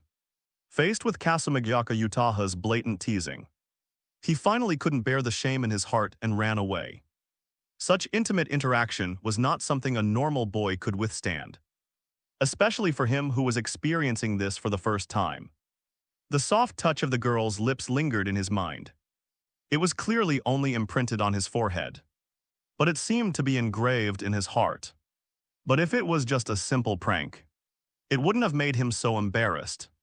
But he clearly saw a serious expression on his senpai's face, as if she was seriously saying to him like, "No, senpai. She just enjoys this ambiguous atmosphere." Just like just now, she showed that watching a good show expression again. He would never see it wrong. That was something he had misunderstood before. Misunderstanding that senpai also liked him, and then sending her a confession signal. But today is different from the past. He certainly wouldn't be fooled by her again. But he clearly thought so in his heart. But another thought inevitably rose in his mind. He wanted to continue. Once such a thought appeared, it could no longer be suppressed. I want to continue. I want to continue to be done something, but we're clearly just friends. Can such a thought really be considered correct? The strong expression of liking from the past is still vivid in my mind. But now when I recall it, I feel very empty. Like a paper garment without candy inside. After opening it with joy, I encountered pure disappointment. He had already put those things behind him, determined to look forward from now on. But now he recalled them again. So a strong sense of guilt wrapped in self-blame attacked him. And he inevitably felt a sense of disgust towards himself. I clearly said that I would treat senpai as a good friend. But I actually had disrespectful thoughts towards her. Of course a senpai is also wrong. She shouldn't do such intimate things to him as a friend. But she is like that, always not grasping the distance of interacting with friends. He didn't remind her clearly enough and he didn't do enough. So senpai mistakenly thought that he could accept this level of contact. In the end, it was his coy performance that made her misunderstand. Should he try to be cruel to senpai like before? Natsukawa Kanade didn't know what to do. He remembered that weekend, the encounter with senpai in Saitama. No matter what reason he used to convince himself, although he did make cruel moves, he couldn't affect senpai at all. Instead, he softened his heart and gave up in the end, choosing to compromise Kasumigyaka Utaha. He really might not be able to do anything about this woman. 107 Forest School Departure. When he came out of senpai's house, night had quietly fallen. Natsukawa Kanade didn't stay long and went home. After eating, he and Miss Shiina snuggled on the sofa and watched TV for a while before going back to their rooms to sleep. There were quite a few invitations for the weekend, but because he was busy organizing the forest school activities, he didn't accept them as a result. The great weekend time was all wasted on work without realizing it. So the time came to Monday on the bus to the forest school. After informing the students in the class of all the precautions, Natsukawa Kanade found an empty seat and sat down. It just so happened that Miss Shiinaho he was familiar with was sitting next to him. Kanade looks tired, are you okay? Looking at Natsukawa Kanade's tired look, Shiina Maharu was a little worried, although she was very happy to be Kanade's neighbor. Because it was still a public place, she couldn't do anything too intimate. Even the conversation was in a low voice, not wanting anyone to hear. It's okay, just a little sleep-deprived. Rubbing the bridge of his nose, Natsukawa Kanade explained softly. In order to achieve the goal set by the student council last time to hold a brand new forest school activity, he had been very tired these days. He needed to contact all parties and report the situation to the school. He even had to complete the financial statements himself. He probably slept less than 10 hours in total on the 2 days of the weekend. It can only be said that it's great that the angel is his neighbor. Otherwise, he would have hesitated about how to open his mouth. I'll catch up on some sleep. Remember to wake me up if we arrive at the destination or if there's an emergency. After instructing Shiina, Natsukawa Kanade relaxed and leaned back in his chair to rest. Although the surrounding sounds were noisy and numerous, they couldn't hinder him from falling asleep. Instead, they became a lullaby to stabilize his mind, allowing him to enter a sweet dream more peacefully. So he fell into a sweet dream in less than a while. Shiina Maharu wanted to talk to him to make up for Kanade's lack of energy, but she didn't want to disturb his rest. After thinking about it, she slightly adjusted her sitting posture, put his head on her shoulder, and then took out a small blanket and covered the two of them. After completing a series of actions, she also observed the surroundings with a guilty conscience. When she found that no one had noticed this side, she breathed a sigh of relief. Then she gently covered the back of Kanade's hand with her little hand hidden under the blanket.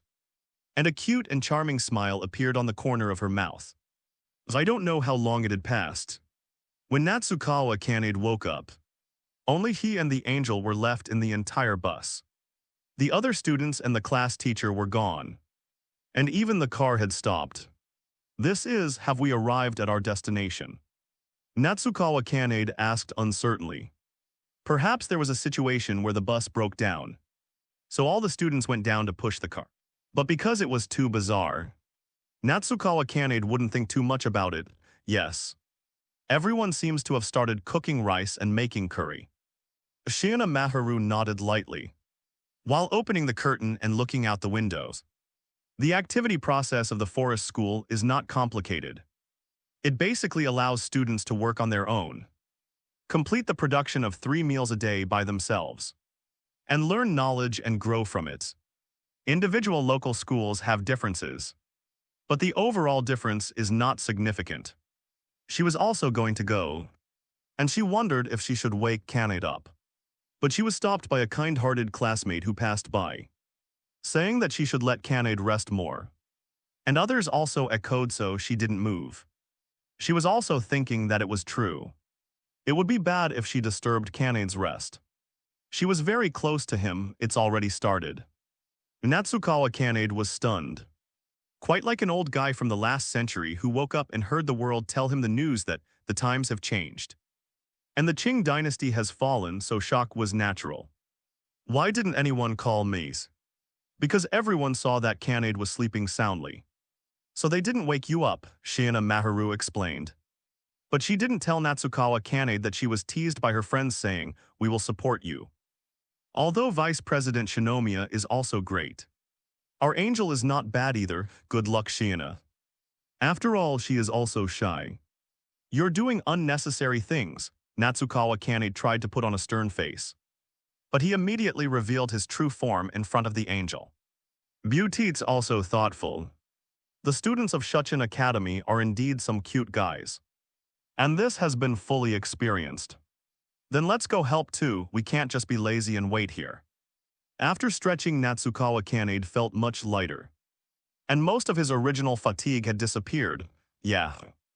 Getting off the bus, the air felt incredibly fresh. The aroma of green grass from the woods completely captivated his senses, only to be immediately overwhelmed by waves of curry scent. It's curry every year. Can't they come up with something new? Kanzaki sighed, recalling that they had curry rice last year as well. Of course it wasn't that he hated it, but he felt that after a year there should be some changes. He didn't expect everyone to decide on curry again this year.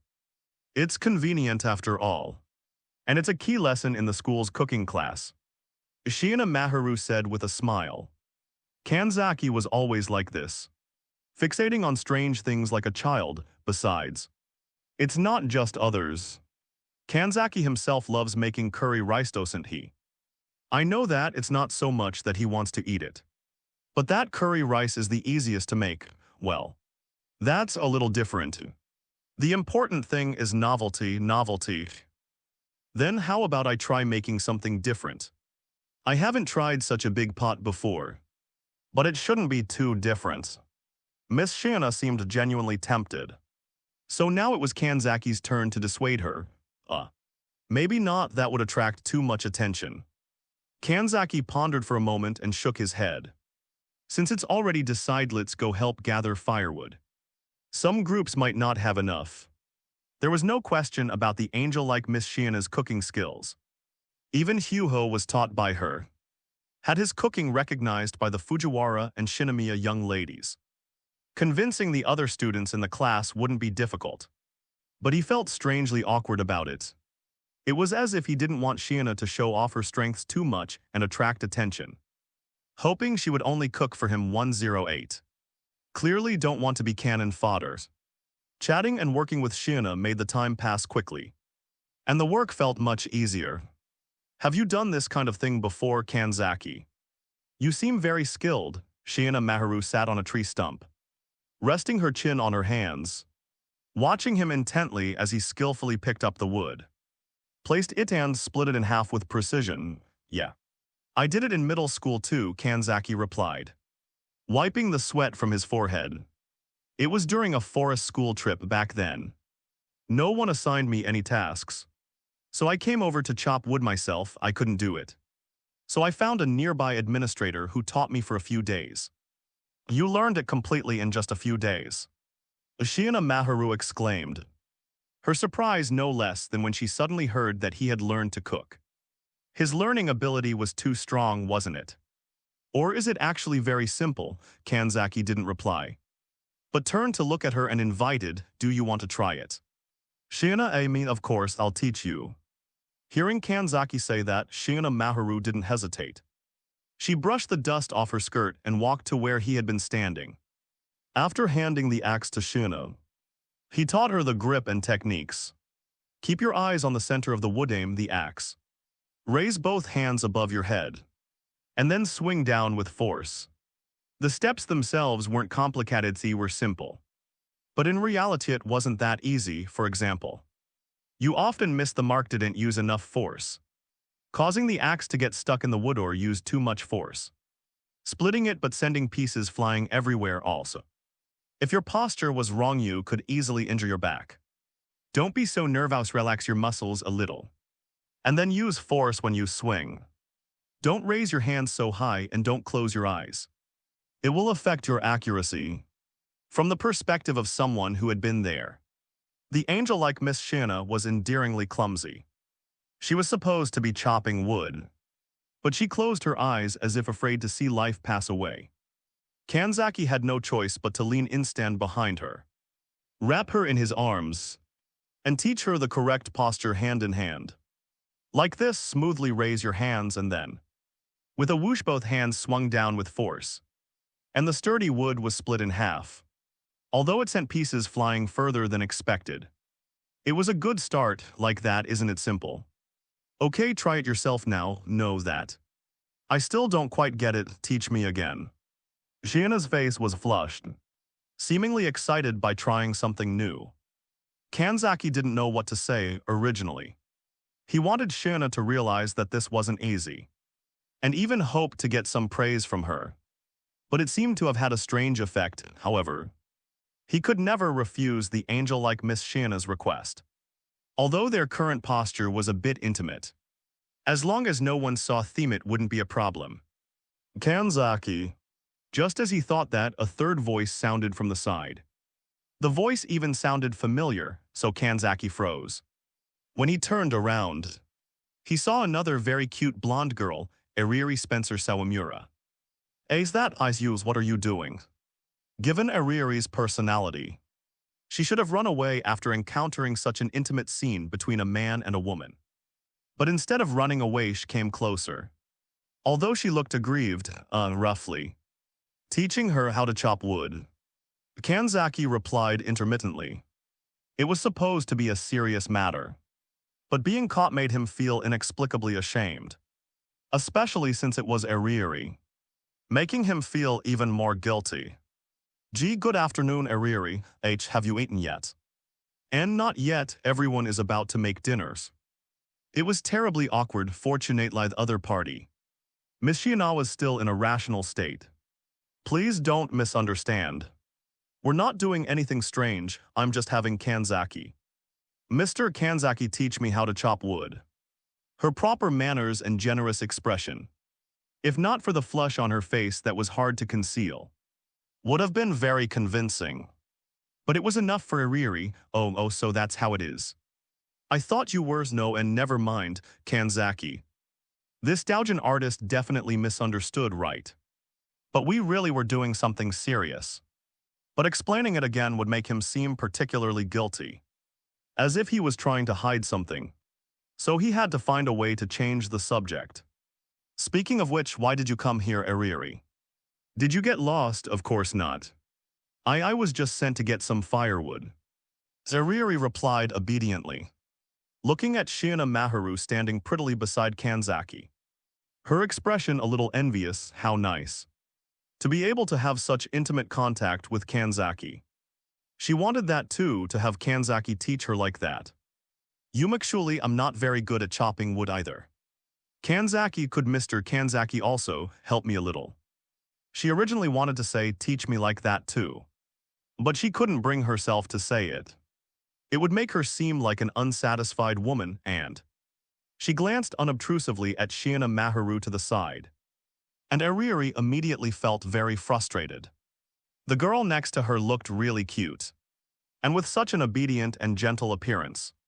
She was clearly the type that boys liked the most. Her title was still the kind of angel that everyone loved. What? That sounded much better than her so-called ace of the art club. Damn it, she couldn't compare at all what was going on.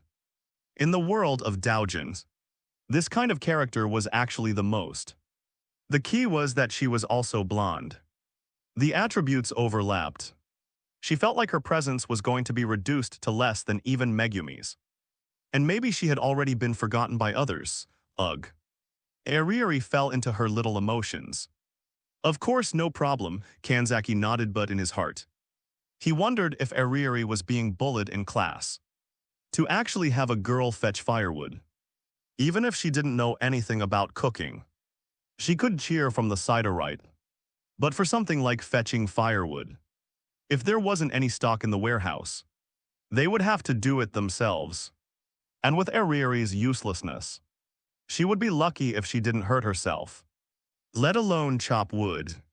We happen to have a bit too much, so I'll give you half. After thinking about it, Kanzaki decided to give her some. But it's too much for you to carry alone. I'll help you carry some later.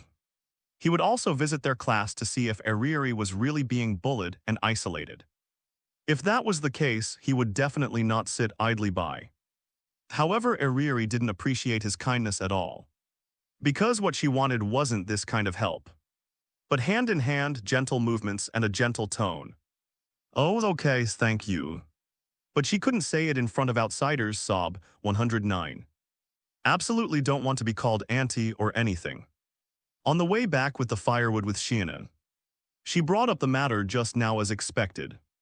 Is that Sawamura classmate, very close to Kanzaki? Shiina Maharu pursed her lips, trying to appear indifferent. But she couldn't do it after all. The way that girl looked at Kanzaki was definitely not how ordinary classmates should look at him. She was absolutely sure of that. Should be pretty good. After thinking carefully, Kanzaki replied. Although nominally it was for helping with drafts, they could go to each other's houses after all. We used to be in the same club and made games together. Iriri's drawing skills are great. And she's a well-known name in the industry. And she's also the ace of our school's art club. Although it was in the world of doujin, Shiina Maharu became a little sulky. That was what she cared about the most. She didn't seem to be very close. But she could call the other person by their first name. And even she didn't have that treatment. Or was that girl actually closer to Kanzaki than she was?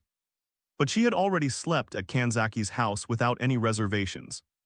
What had that girl done? What's wrong? Seeing that the angel-like Miss Shiina was in a bad mood, Kanzaki asked softly, was she minding being disturbed? He didn't expect that Shiina would actually be interested in chopping wood. Normally, this should be a unique pleasure for boys. Similarly, there were also tree branches on the ground that looked very much like swords. If the shape was more perfect, they would definitely cherish them as treasures. Saying that they were enshrined as holy swords was not an exaggeration. After all, boys were such creatures that they could be happy for half a day just by finding a perfect skipping stone. It's nothing, I just feel like I'm getting a little carried away. Why are you suddenly saying that? Kanzaki couldn't keep up with her conversation rhythm. Because you think about it, I've always been calling you Kanzaki, but you don't seem willing to call me Maharu. The angel-like Miss Shiana's face was flushed, feeling that her little thoughts had been exposed. And because she envied Kanzaki calling another girl's name, she brought this up, as if she had given up in terms of how close they were. Although she initially only had the attitude of it's okay to just be friends, when she approached him again, she couldn't help but want more after always being together like this. She wanted to be closer to him than anyone else. Kanzaki felt like he had grasped something, but he couldn't say exactly what it was. But he couldn't refuse such a childish angel like Miss Shiana. Just calling names Maharu. It was clearly just a tentative tone, but it sounded like heavenly music to the angel. Ugh. Her delicate body trembled slightly and her hand shook, almost dropping the firewood. Her heartbeat accelerated suddenly, and it was as if a deer was running wild. And even the sunlight shining on her face became hotter. Too cunning, this sudden attack. If it's not appropriate, I'll change it back. Seeing Shiana's awkward expression, Natsukawa Kane didn't know what to say, as expected. Calling her by her first name directly was a bit too intimate. No, it's not that. It's just I'm just not used to it yet. Shiana Maharu shook her head frantically, completely not wanting him to change the way he addressed her back. This can be called a phased breakthrough. And she has to work harder than I'll call you. Originally wanted to address her in the same way, but he realized that he had always been calling her by her first name. And not just since they reunited but even earlier. What's wrong, then I'll call you Kanade. Kanade Chin then, after thinking for a while. The angel decided to add a title that was unique to her. Although she was so shy that she was about to explode, she felt that she had to endure it because she thought this also marked a breakthrough in their relationship. However, while she didn't dare to look at Natsukawa Kanade, the latter also looked like he couldn't face anyone. Tell you the weather is very hot today. Using the excuse of wiping sweat, Natsukawa Kanade covered part of his face with his hand and didn't dare to look at Shiana again, for fear that she would discover some strange expression. Kanade-chin, this kind of address is too weird. If it were a Gyaru character, it would be understandable. But coming from the gentle and kind angel, it would make people feel extremely embarrassed. Is that so? Miss Shianaho was in the same state. Replied casually, completely absent-minded, however. Precisely because they were both preoccupied. They didn't notice each other's subtle state at all, until the time alone faded away under the curious gazes of their classmates. The president is back, go and tell him, are you stupid? How could I say it in this situation? Just say. You have something to ask him. You don't understand the specifics, right? I'll go then. The students in the class gathered in twos and threes, and a small group was discussing particularly closely. One of the boys even walked towards Natsukawa Kanade. President, Vice President Shinomiya came to look for you just now, but didn't say what it was about. The person who spoke was named Tanuma Tsubasa, and his relationship with Natsukawa Kanade was okay. Barely someone he could talk to. Okay, thank you for the reminder, Tanuma-kun. Natsukawa Kanade nodded and said to Shiana Maharu, it might be student council business. I'll go take a look first, okay. The angel nodded obediently, looking very understanding. So Natsukawa Kanade walked in the direction he came from. It just so happened that Kaguya and Iriri were in the same class, so he could take the opportunity to send firewood back for Iriri and personally ask Kaguya what was going on.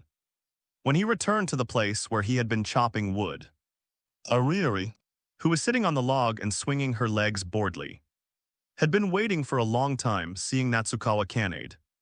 She quickly stood up, patted the dust off her skirt, and moved closer. Kanade, why are you here? I thought I was going to be forgotten. In reality, not much time had passed. Although Natsukawa Kanade had been chatting with Shiana along the way, he never stopped walking. The reason why she felt it was long was because of Eriri's own psychological effect. The thought of Kanade having spent time alone with a super cute blonde girl, and their relationship being so close, made her very concerned. The key was that they were going back together. In the same class, who knows what they might do. Just thinking about it made her unable to sit still. And her mind began to unconsciously imagine the doujinshi she had drawn. And then she even substituted herself into the role of the tragic victim. She was even angrier, especially since their attributes overlapped. No, she absolutely couldn't continue like this. If she didn't take the initiative, Kanade's children would be calling her Aunt 110. Eriri's invitation tie that. Do you want to team up together during the test of courage? Eriri's heart felt a little uneasy. This was the first time she had tried to actively invite Natsukawa Kanade. And not for work-related reasons, but simply because she wanted to go and have fun with him. She didn't know if Kanade knew, but she had heard that every year at this time, after the Forest School mini-sweet couples were born, especially with the double legendary buffs of the Test of Courage and the Bonfire Party. If she could complete it with Kanade, she would definitely win. Therefore, she absolutely couldn't let go of this opportunity. It was time to take the initiative, Test of Courage. Natsukawa Kanade thought for a while before replying softly. It should be no problem, but because of student council work, I might have to wait until the last group. Because he didn't see Eriri's signature tsundere remarks. Natsukawa Kanade was a little surprised. But it also confirmed her feelings even more. She had even thrown away her exclusive tsundere attribute. It was obvious that Eriri really wanted to go and try it out. He just didn't know why she would choose to ask him. But when he thought that she really didn't have any close friends, he felt that she was too pitiful. And he completely lost the heart to refuse. Great. No, I mean, it's a deal. Eriri's sharp little canine teeth shone brightly in the bright sunlight. And she revealed a dazzling smile. Yeah, it's a deal. Natsukawa Kanade nodded. And the corners of his mouth also raised slightly. As expected, Eriri was more suitable for this kind of expression. It wasn't suitable for her to always have a aggrieved, angry little face. Although the twin-tail whirlwind slash under anger was also very cute, giving people a feeling of wanting to bully her. While walking and chatting, they soon arrived at Eriri's classroom. Many people greeted him, and after seeing him come back with Eriri, they all cast curious glances. Good morning, President. Thank you for being a flower protector and sending our Eriri back. A girl who looked quite cute came over, and her words seemed to be full of teasing. So Natsukawa Kanade looked at Eriri and found that her face was full of shyness. But he didn't see any embarrassment or discomfort. He understood it's nothing. Because Eriri and I are also good friends, it's only right. He hadn't seen her for a long time, so he naturally didn't know about Eriri's recent social interactions. But because of the special nature of her work, it was hard to imagine that she could find another friend who got along well with her, or even tolerated her like Kadu. However, it was already difficult to find close friends. In the student days in Japan, it was enough to have a few acquaintances who could talk to each other. And being able to not be alone would make it less easy to be bullied. Moreover, with the quality of Shuchian students, this kind of thing was indeed unlikely to happen. He was just overthinking it, however, facing his reply. This girl looked very shocked and even blurted out, Eriri. So bold, so Eriri was a little confused. Not knowing what was going on, what's bold? She didn't understand the other party's evaluation. Was she saying that she had taken the initiative to ask Kanade to participate in the test of courage? But she hadn't told anyone, and it was impossible for her to have been eavesdropped on. No, it's nothing, the girl waved her hand awkwardly, but thought to herself that there was a good show to watch. After all, the president's address to Lady Kaguya was still just Shinomiya. Oh. Eriri nodded obediently, not suspecting anything. After all, she wasn't very familiar with the other party. At most, they had just greeted each other, Natsukawa Kanade. On the other hand, didn't have any extra thoughts, even though the angel had asked him to call her by her first name just before. After all, he had always been oblivious. By the way, where's Shinomiya? He looked around and didn't find Kaguya anywhere. So he asked this kind-looking girl, Kaguya-dai, classmate, is currently supervising everyone in the kitchen. Natsukawa Kane didn't know if it was his imagination.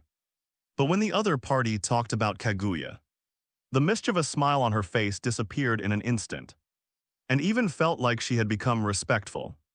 Was she a fan of Kaguya? But even if she was, it had nothing to do with him. She wasn't his. Okay, thank you, Natsukawa Kane nodded, greeted Iriri on the side again, and walked straight in the direction the other party was pointing. After Natsukawa Kane left, the girl approached Iriri again and showed her a kind expression. Iriri-san, thank you for your hard work. Let's send the firewood over together. Okay. Iriri nodded but felt a little flustered in her heart. Although the other party was talking to her with a smile, she always felt a trace of coolness coming through, and even felt that the other party was looking at her like she was looking at a cicada with not many months to live. So what exactly did she do on the other side? Natsukawa Kane, who quickly found Shinomiya Kaguya in the kitchen, saw that she was concentrating on watching everyone cook. So he didn't disturb her and started observing from the side. I see you have to do this first and then that. Shinomiya Kaguya watched very seriously, nodding from time to time, as if she was watching the creation process of some art, completely unaware of him beside her.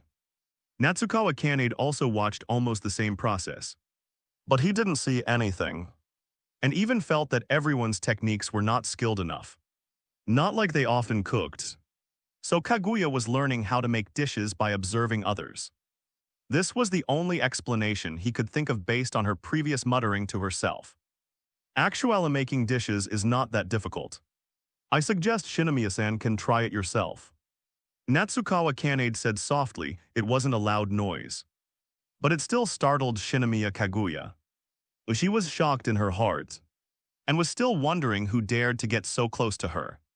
But when she turned her head, she found Natsukawa Kane's face close at hand, even though she hadn't seen him for 2 days.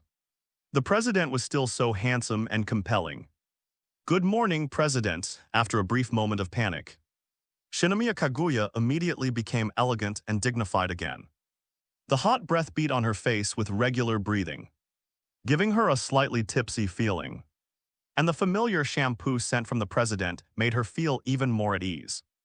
President, things are a bit sudden, but can I ask you to accompany me for a while? 111. Reality is indeed different from manga. Is this Shinomiya's first time? Why, yes, so I'm not very skilled. Actually, this is also my first time like this. Don't be so nervous, just relax a little more, okay? Although I don't really understand it. You definitely have to put your heart and soul into doing this kind of thing. You can't do it without enjoying it. Shinomiya Kaguya nodded as if she understood.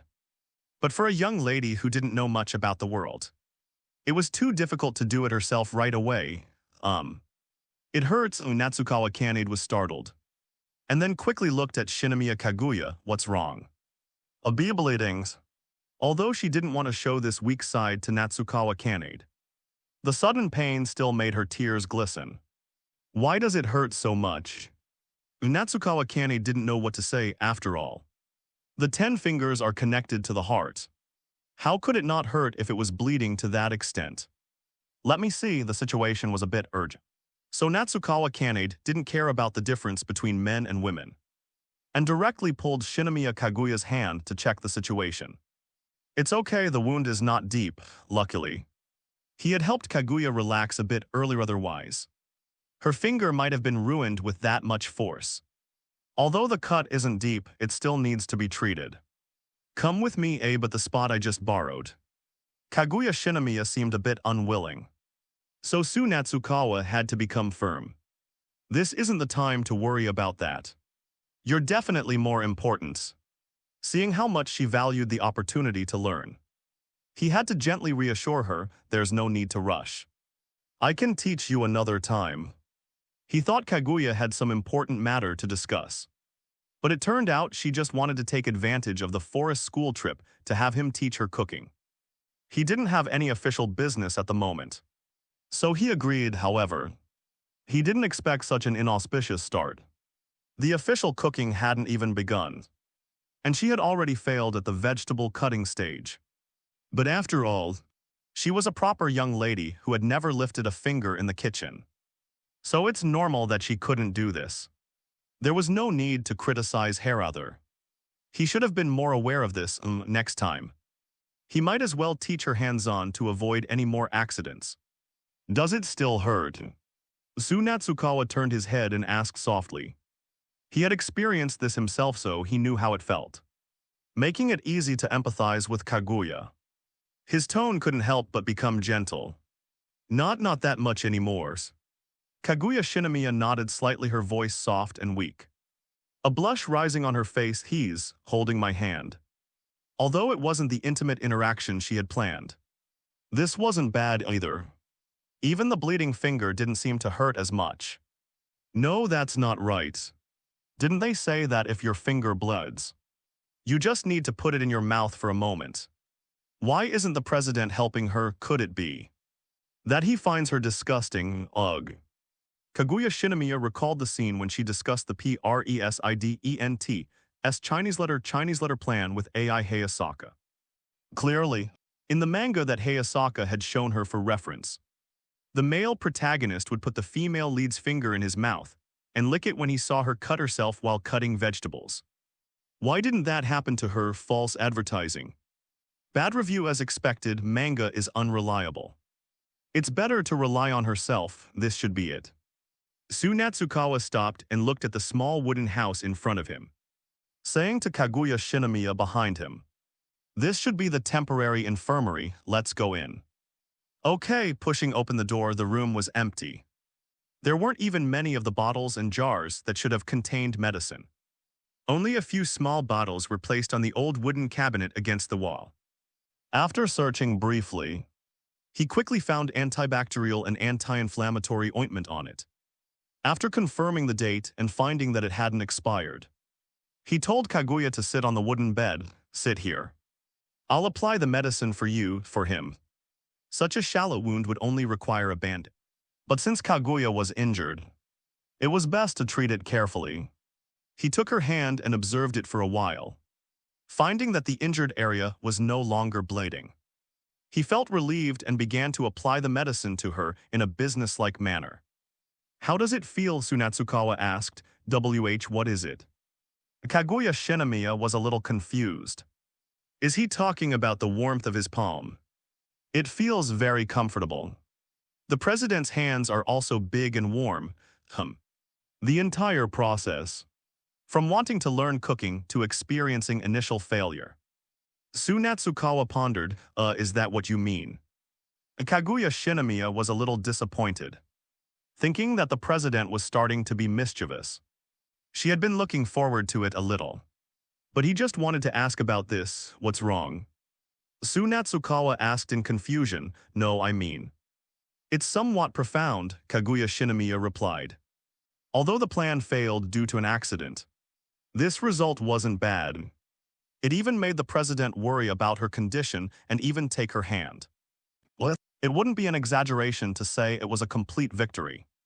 Right as expected, the goddess of fortune favors her. Profound, it does fit somewhat, Natsukawa nodded. But he wanted to ask about other aspects.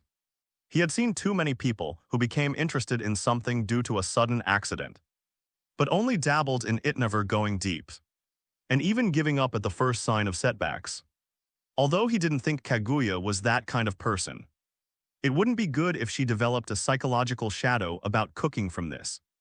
Actually, I've had similar experiences.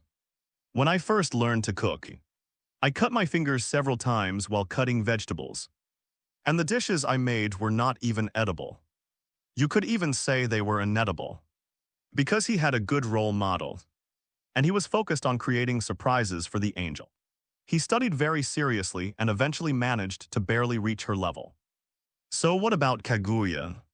No matter what her reason for suddenly wanting to learn cooking was, he still hoped she could persevere until she fulfilled her dream. At least not leaving regrets like he did back then. So please don't hate cooking because of this.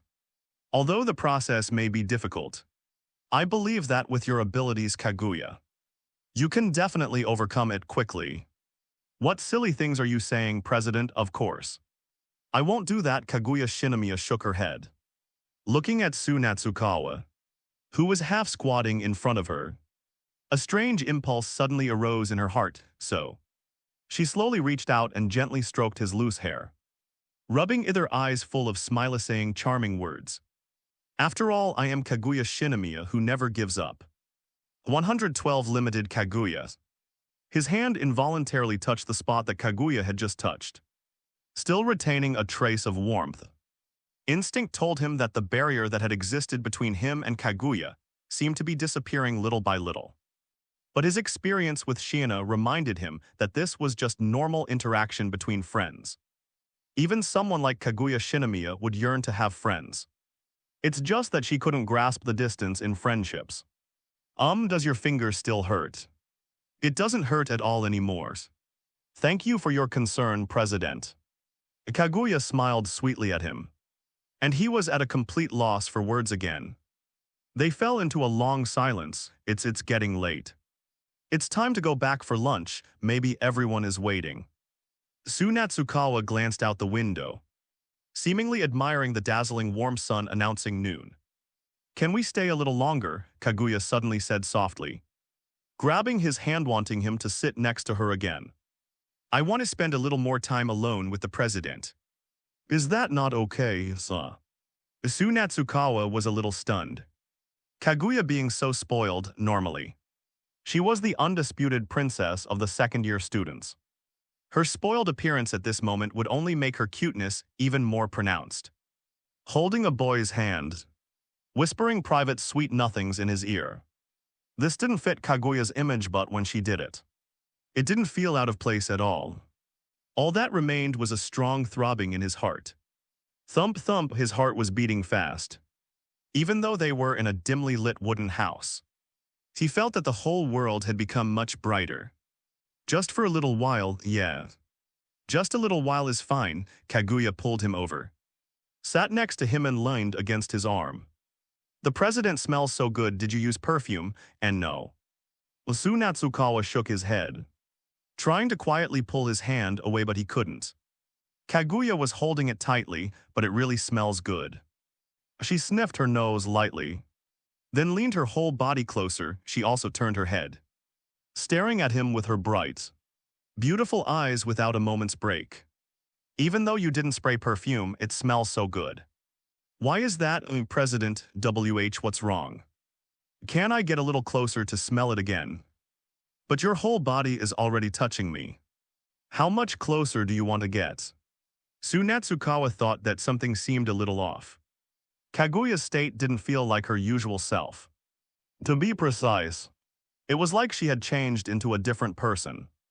From a cold and proud queen to a naive and adorable girl in love, that was roughly the feeling. Are you okay realizing this? Natsukawa's heart was no longer so distracted. He remembered that Kaguya seemed to have something like multiple personality disorder. However, had never seen such a scene until now. But it seemed like he had encountered it today. Is there anything I can help you with? Natsukawa asked just from the screen. Both personalities of Kaguya were of course quite cute, which was one of her endearing qualities. But if it appeared in reality, because he knew about this situation, he couldn't help but worry. Would her other personality have any impact on Kaguya's main personality? Would it last for a period of time, or would it require some trigger to change back? Would the main personality retain memories of what the other personality did? Although recently his relationship with Kaguya seemed to be gradually becoming closer, it certainly hadn't reached the point where they could do such things without any reservations. For her, no, everything was so natural. But if her main personality knew about it, wouldn't she become depressed? Do you want to lie down for a while and rest? Natsukawa suggested. Perhaps sleeping was a good idea as long as she lay down, closed her eyes and woke up. She should be able to return to normal. I don't want to rest yet. Please stay with me a little longer, President. Then let's compromise, you lie on the bed. And I'll chat with you, Natsukawa coaxed. Kaguya at the moment seemed too easy to coax, even giving him the feeling that he was luring an innocent little girl. Fortunately, they were both the same age. And even if they were both underage, it wouldn't attract guys who would shout, "Open the door." Outside the door, Then the president should join too. Kaguya first tilted her head and looked at him. Then nodded happily, "I don't need to."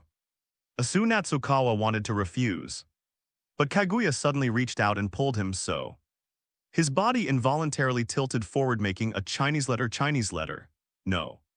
It should be a Chinese letter-like pose on Kaguya. The surroundings were quiet. Even the rustling of the wind blowing through the trees was clearly audible, as if it was ringing in his heart. But the sound of his heartbeat was so strong, gradually completely drowning out all the sounds, until it spread out, then deprived him of all his senses. And only Kaguya's delicate appearance remained in his eyes, still blinking gently at him. "What's wrong?" "No, it's nothing." Looking at Kaguya's ignorant eyes below him, Natsukawa suddenly woke up. He supported himself and climbed off the bed, wanting to escape, but Kaguya wouldn't let him. Although she was still lying obediently on the bed, her eyes kept staring at him, and her slender little hand had already grabbed his palm at some point, and he couldn't break free anymore. "Where are you going, President?" "Don't go anywhere, stay with me, okay?" After a long silence, Chuanzu finally responded. "Hand, you want to hold hands?" It couldn't be said to be a scene like coquetry it clearly was, but compared to Shiana's use of a weak tone and a pitiful and cute appearance, Kaguya's delicate air would seem more overbearing. Not in a way of "can you please agree to me," but more like a feeling of "I'm very cute, you have to help me."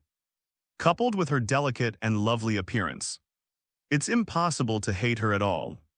"I've seen another side of you again." "What are you talking about, President?" "It's nothing," he shook his head, and then chatted with her about something else. After coaxing her for a while, finally saw Kaguya yawn, showing a hint of sleepiness.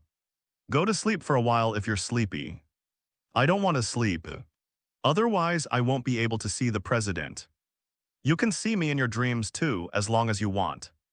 "The president in my dream," just thinking about it made her feel that it must be a wonderful scene. So Kaguya nodded happily. "But the president has to sing a lullaby for me." But I'm not very good at it." "Then I won't sleep." "I'm helpless." Chuanzu had no choice but to open his mouth and gently hummed a familiar nursery rhyme from memory. Kaguya gently closed her eyes, and with the soothing sound of her beloved, she gradually fell into the beautiful dream she had woven. Have a good dream, Kaguya, 113. Have a good dream, Hayasaka is running. Open your eyes, get out of bed. Supporting her lumbar spine with her hand, feeling the traces left by last night's exercise, a sweet smile appeared on Kaguya Shinomiya's face. It has been as long as 7 years with the president. It is said that the so-called 7-year itch will affect the relationship between lovers and test their future. But in their passionate life there is no sign of it at all. Only deep affection, even every night. There is so much affection that it overflows. Today's dinner should continue to be leeks and oysters, with a little something else, sitting on the bed. Kaguya muttered to herself. Even though she had just gotten up, she was already thinking about the scene before the next bedtime. Sure enough, what Hayasaka said was true. If you want to capture a man's heart, you must first capture his stomach. Since the day she made a dish that won the president's heart, their relationship began to heat up rapidly after that. They not only confirmed their relationship as lovers, but even stepped into the palace of marriage just after graduating from high school. Not only that, but the president also won the recognition of the Shinomiya family with his outstanding personal ability and became her rightful husband and lover. What a beautiful future, perfect as if she was dreaming. No. Don't think wildly anymore, it's time to get up. I can't be a lazy person. Otherwise I will be disliked by the president. Or shaking her head, Kaguya Shinomiya dispelled the strange thoughts in her mind and began to dress and wash up. Since the two got married, they moved into this house together in order to fully enjoy their life as a couple. She even refused any maids and butlers, learning everything from scratch, striving to become a qualified housewife every day. She does housework and waits happily for her beloved to come home from get off work. Although it is just a monotonous life, she enjoys it and is not tired at all. But I still feel a little bored without the president. Even the funny entertainment programs being played on TV were left behind by her. Her mind full of thoughts about what the president is doing now. Well, should I call and ask? Maybe the president is thinking of me now. But on second thought, it's working time now.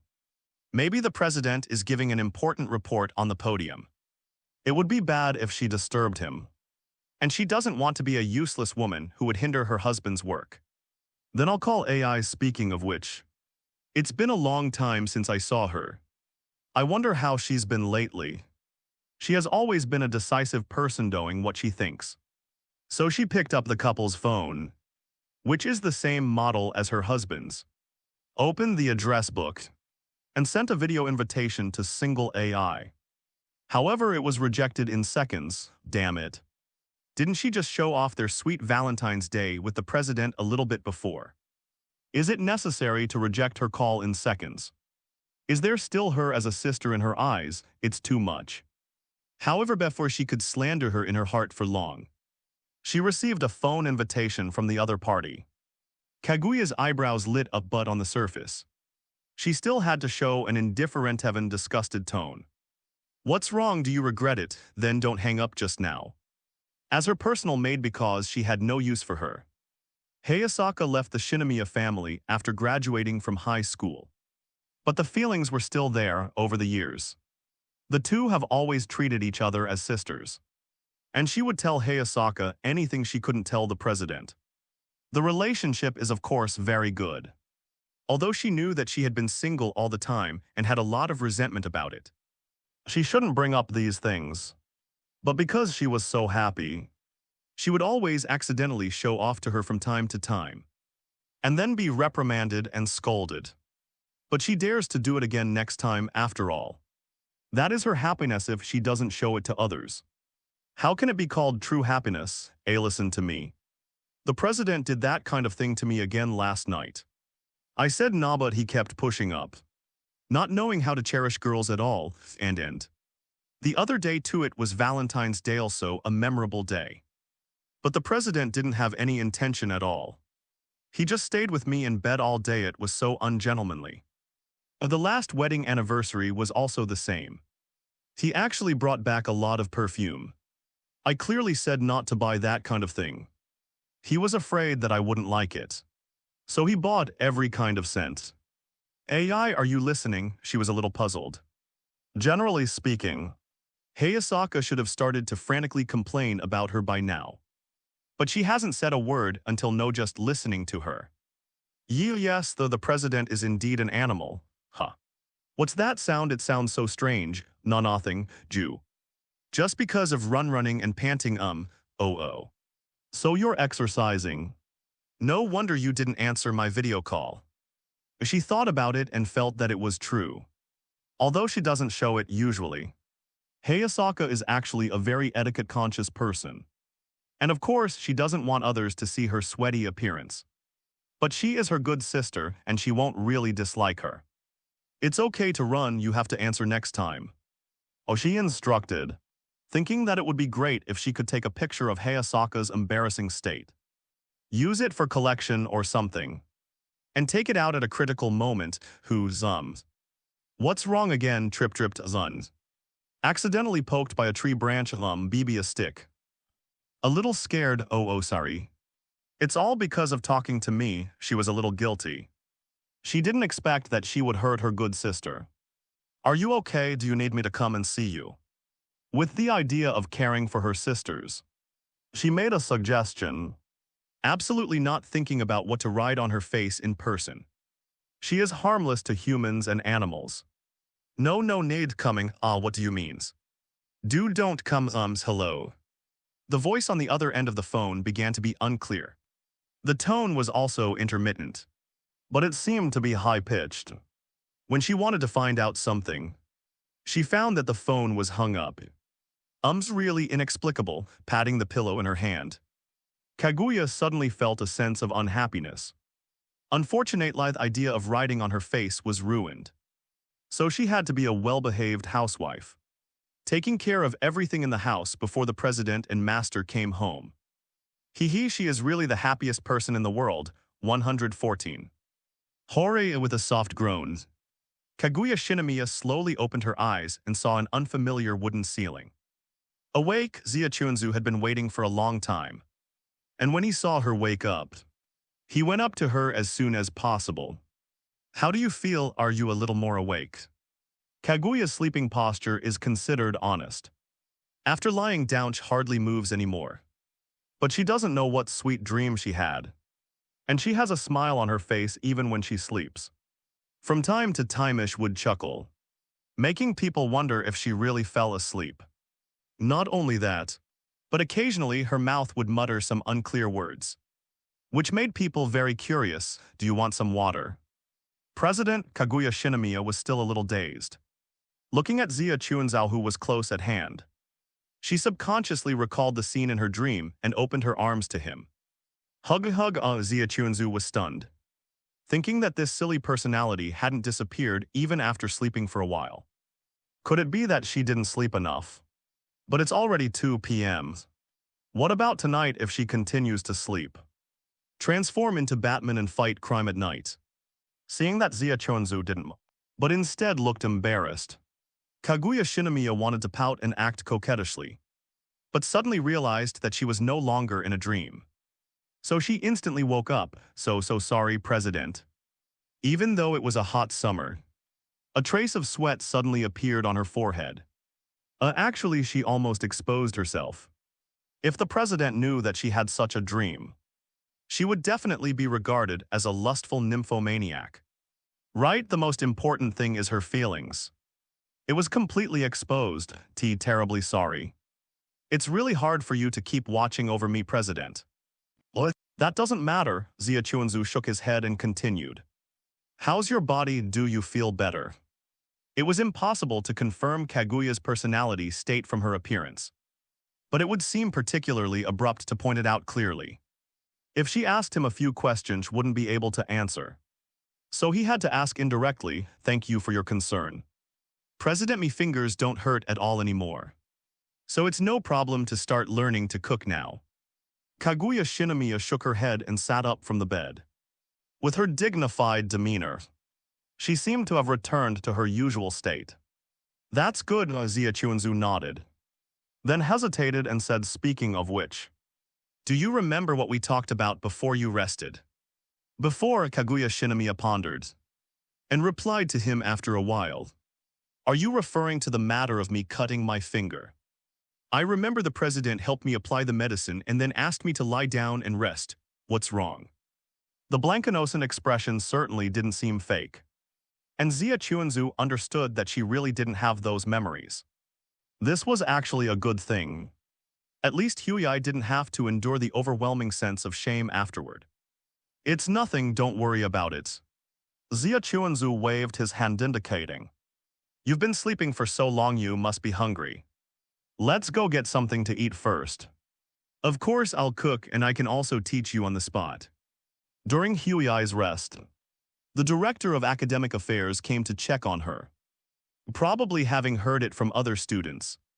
But he was dealt with and he also took the afternoon off. With their grades and positions as student council members, the teacher naturally approved without saying anything. So he simply borrowed the kitchen as well, which could come in handy now. After explaining the situation to Si Gong Huiyai, she seemed indifferent on the surface, but her heart began to get excited. This was a legitimate opportunity to be alone, and one that would never be disturbed, after all. It was a man and a woman alone together, so it would be normal for something delightful to happen during that time. Right, speaking of which, what was the development in the dream like? The opportunity to become lovers with the president. In any case, she must not miss this hard-won opportunity. Okay, I'll listen to the president. What's wrong? Si Gong Hui tilted her head, looking at him with a slightly curious expression. No, it's nothing, let's go. Zia Chuanzu shook his head. Having seen Hui's soft girl appearance, he became a little wary of her well-behaved appearance. Although it was indeed very cute and heart-stirring, her behavior of approaching without any worries still inevitably made him have some fantasies. Returning to the previous kitchen again, Zia Chuanzu quickly processed the ingredients. While processing, did not forget to teach on the spot. Guiding Hui like this. The hand should be placed horizontally. Press the ingredients, look at the spacing. And then the blade falls vertically. You can also drop it against your fingers. So you won't cut your hand. You can also keep some distance. You can even tilt it slightly to the right, which is more convenient if you're a beginner. Don't do it too fast at first. You don't need to pursue speed. Just complete it step by step. And then the ingredient processing part is completed. And then it's the cooking part. There's actually nothing to say about this. Each dish has various different methods. You just need to follow the steps on the recipe step by step. But remember that the steps cannot be messed up. And don't change the recipe randomly. Don't add things like hydrochloric acid. And don't add things like cakes and pastries. At the thought of what had happened before, Zia Chuanzu's heart felt a palpitation.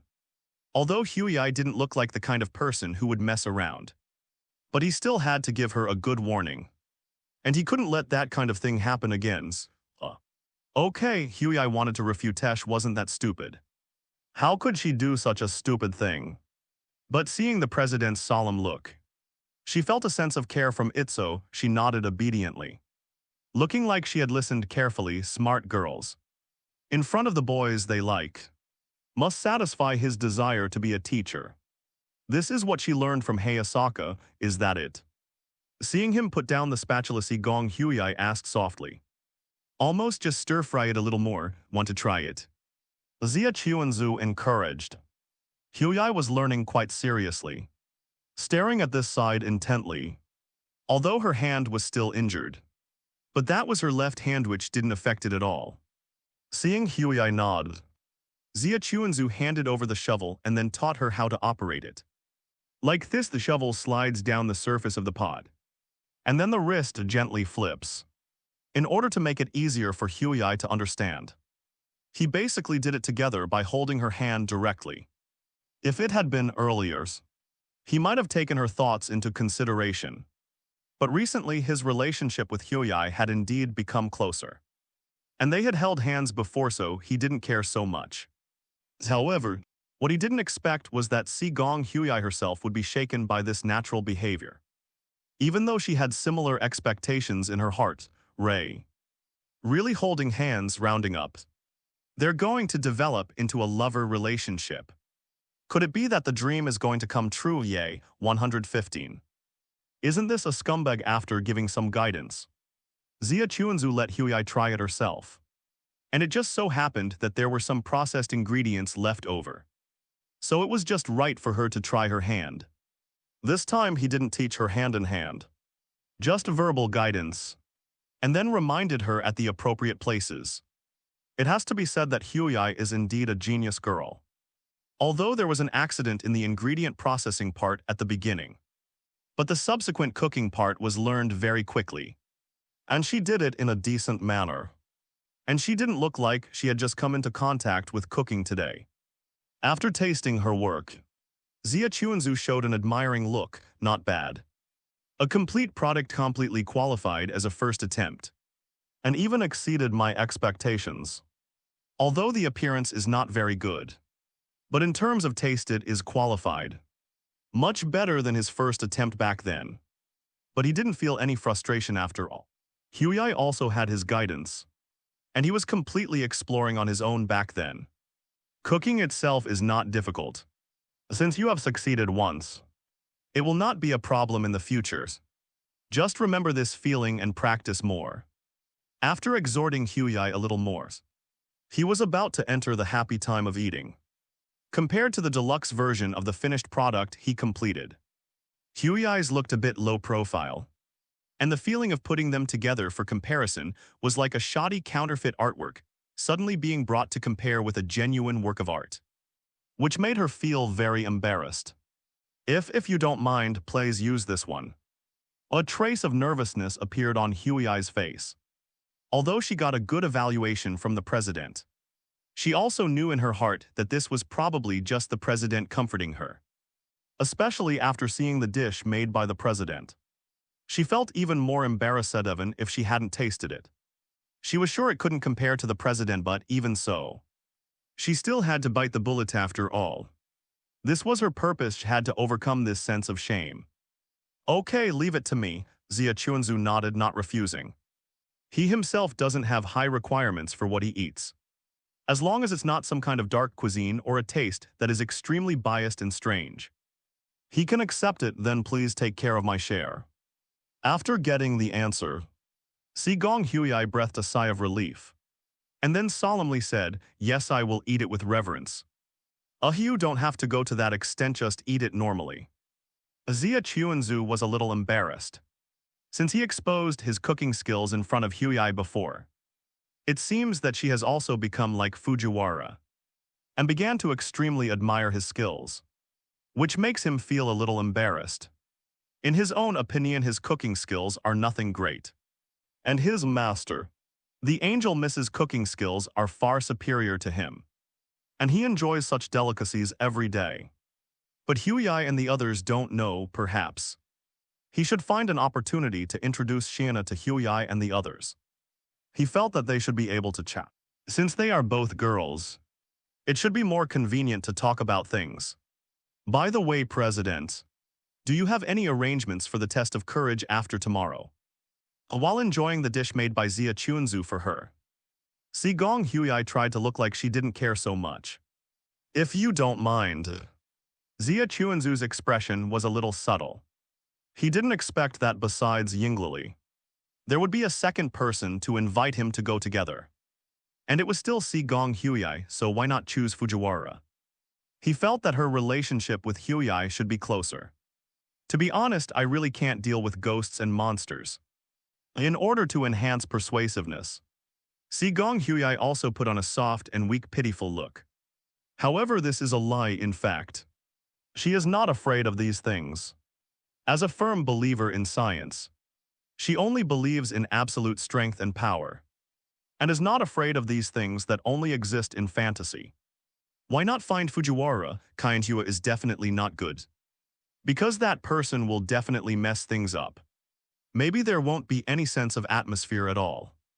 Huey immediately shook her head at him, Zia Chuanzu. It's hard not to agree with this after all. Judging from Fujiwara's personality, she seems like the kind of person who would go to a haunted house to play, but would also talk to the staff and disturb their work. Actually, I guess it's not okay. Huey's expression looked a little lonely, which reminded Zia Chuanzu that she is actually a person with few friends, and is even far inferior to Yinglili and senior sister in this regard. Huey even only has Fujiwara Kainhua as a friend, and she is not very reliable. It can be said that she must have made a lot of mental preparations to make such an invitation to him today. In this case, he can't refuse at all, right, actually. I'm quite interested. I didn't expect to be invited by you. Of course, no problem, but considering the safety check, we can also fully experience it at that time. The disadvantage is that it is work-related and may not be fun enough, because it is held at night and placed in the woods. Considering the safety of the students, their student council must test and check in advance, which can also be said to be a preview version. But I don't know if Huey will agree. No problem, I'll listen to the president's arrangements. Sigong Huey happily agreed. She herself is not going there to experience the project. Being alone with the president is the key. It would be even better if something really happened during that time, such as her getting lost in the forest. And then the president came to rescue her in despair, comforting her who was frightened at holding her in his arms, saying comforting love words in her ear. Just thinking about it makes it awesome. After a matter of concern was settled, Sigong Huai became cheerful and was full of expectations for the subsequent test of courage. Thinking that time should pass quickly, it would be best if she and the president had already started their solitary journey as soon as she opened her eyes. And Zia Chuanzu was a little distressed, although he agreed because he was afraid of disappointing Huai. But thinking about it carefully, he had also promised Yinglili before no it's good. He has to manage his time. Although there is also the idea of a group of 3. It seems that the school's arrangements are all in groups of 2. Not to mention that Yinglili and Huai don't know each other. And forcibly putting them together will only be embarrassing. The most important thing is, there is nothing wrong with him playing twice. But thinking about it carefully, there is a feeling of a scumbag stepping on 2 boats. Is it an illusion? A lifetime? No way. After separating from Huai, returning to his class's base camp, the afternoon's courses were almost over, and students in the class were coming out of the temporary study room one after another, including the angel Miss Zhu. Zia Chuanzu, good afternoon. Despite being very concerned about what Zia Chuanzu went to do, Shiana still couldn't be as intimate with him in front of many classmates as she was at home. Yeah, good afternoons. Zia Chuanzu nodded, responding to her. Seeing her hesitant look, he immediately understood what she was thinking. So he took the initiative to explain. That's how it is, so I asked for leave in the afternoon. After simply explaining Huai asking him to teach her how to cook and her injury, he found that Shiana's expression became even more concerning. Not only did her eyebrows furrow slightly, but her cheeks were also bulging, pouting her lips slightly. Looking like she was having a small tantrum, Shiana. Zia Chuanzu said cautiously, not knowing what he had offended her. What's wrong? You look a little angry. No, Zia Chuanzu, I'm not angry with you at all. Shiana turned her face over, looking at him with a smile. Squinting her eyes, this is just being angry. Zia Chuanzu was a little embarrassed. Even if he doesn't understand girls' minds, how could he not see it like this? It's okay. I'm really not angry anyways. I already knew that Zia Chuanzu is a helpful person, and he will help anyone who needs help. Shiana Manatsu said expressionlessly. But how could she not be angry? She was angry not with Zhu, but with herself. She clearly said that it was okay to just be friends. But when she heard the news that another girl was so close to Zhu, she couldn't help but be jealous. That Sigong vice president definitely likes Zhu, right? Otherwise, how could such a cold and arrogant young lady ask a pure opposite sex to teach her cooking? Thinking about it carefully, maybe the reason why Zhu goes back to the student council is also because of her. It's really okay, Zhu, don't worry, I'm really not angry. Only her expression will unconsciously become lonely. That's how it is. Kanade is different from her. Even if he leaves her, Kanade won't become lonely. He has many friends unlike her who only has Kanade. Sorry, I'm not feeling well, I'll go back first. Natsukawa Kanade didn't say anything more, but his eyes became firm. He reached out and grabbed her. Quick, let go, the classmates will misunderstand. A reassuring warmth came from her arm, but her expression became panicked. But this is in public. Doing such intimate things will definitely cause misunderstandings. I can't cause any more trouble for Kanade. Let go, no. Natsukawa Kanade shook his head, firm and decisive. I absolutely won't let go. He really didn't know what was happening, nor did he know what to do, which was why he had to stay with Shiana. At least he had to ask her what was suddenly wrong. He couldn't let her leave with such a gloomy mood. Why are you suddenly so unhappy? There must be a reason. Is it because I did something? He stared intently at Shiana, using his eyes to tell her he was serious, in his view. If it wasn't related to him, Shiana would definitely be willing to share it with him, so the reason for her unhappiness could only be because of him. But what exactly was it? It couldn't be just because she heard him talking to other girls. Right, well, wait until we get back, let go of me. People will see us looking around. She noticed that people were already paying attention to them, which made Shiana Maharu even more flustered. That's not the reason, is it? Rather, what if they do see us? Natsukawa Kanate himself was a little angry. He really considered Shiina a good friend. But she always seemed ashamed to reveal their relationship. I understand you don't want people to know we live next door. But is it really not okay to just have normal conversations at school? This level of interaction won't cause misunderstandings at all. They've already misunderstood. Shiina Maharu thought. Their intimate interaction couldn't be called a normal conversation at all. Usualish was always careful, thinking it was best not to reveal anything but Kanade. That idiot didn't seem to notice at all. So everything was completely exposed. I'll tell you later, just let go of me. No, tell me what's wrong first. Natsukawa Kanade's stubbornness also flared up. He had already gone this far, so he couldn't give up halfway. Perhaps doing this would really make Shiina unhappy. But he would apologize for what happened later. Right now he needed to focus on the present, so. Shiina Maharu took a deep breath, glared at him fiercely. And seeing that he was still unmoved, pretending not to see her, turned her head away. Disgruntled, so gentle to other girls. But you're so forceful with me, go hang out with your friends. Why are you bothering with me, anyway? It was Kanade who asked her to say it. So even if he really got angry after she said it, she wouldn't care, it's just that. Just, Shiina looked at him, no. I mean it's just because they also take care of me, Natsukawa Kanade quickly corrected himself. Shiina really showed an angry expression now. But it was precisely because of this that he breathed a sigh of relief. Actually, the reason I was able to become the president was also because of the support from Shinomiya and the others. But whether it's them or Shiinathi are all my good friends. There's no higher or lower, I can guarantee that. He roughly understood.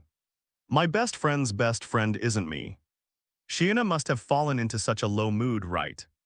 Because she was also someone who didn't have many friends. Before he met her, she seemed to have been living a mechanical and lonely life.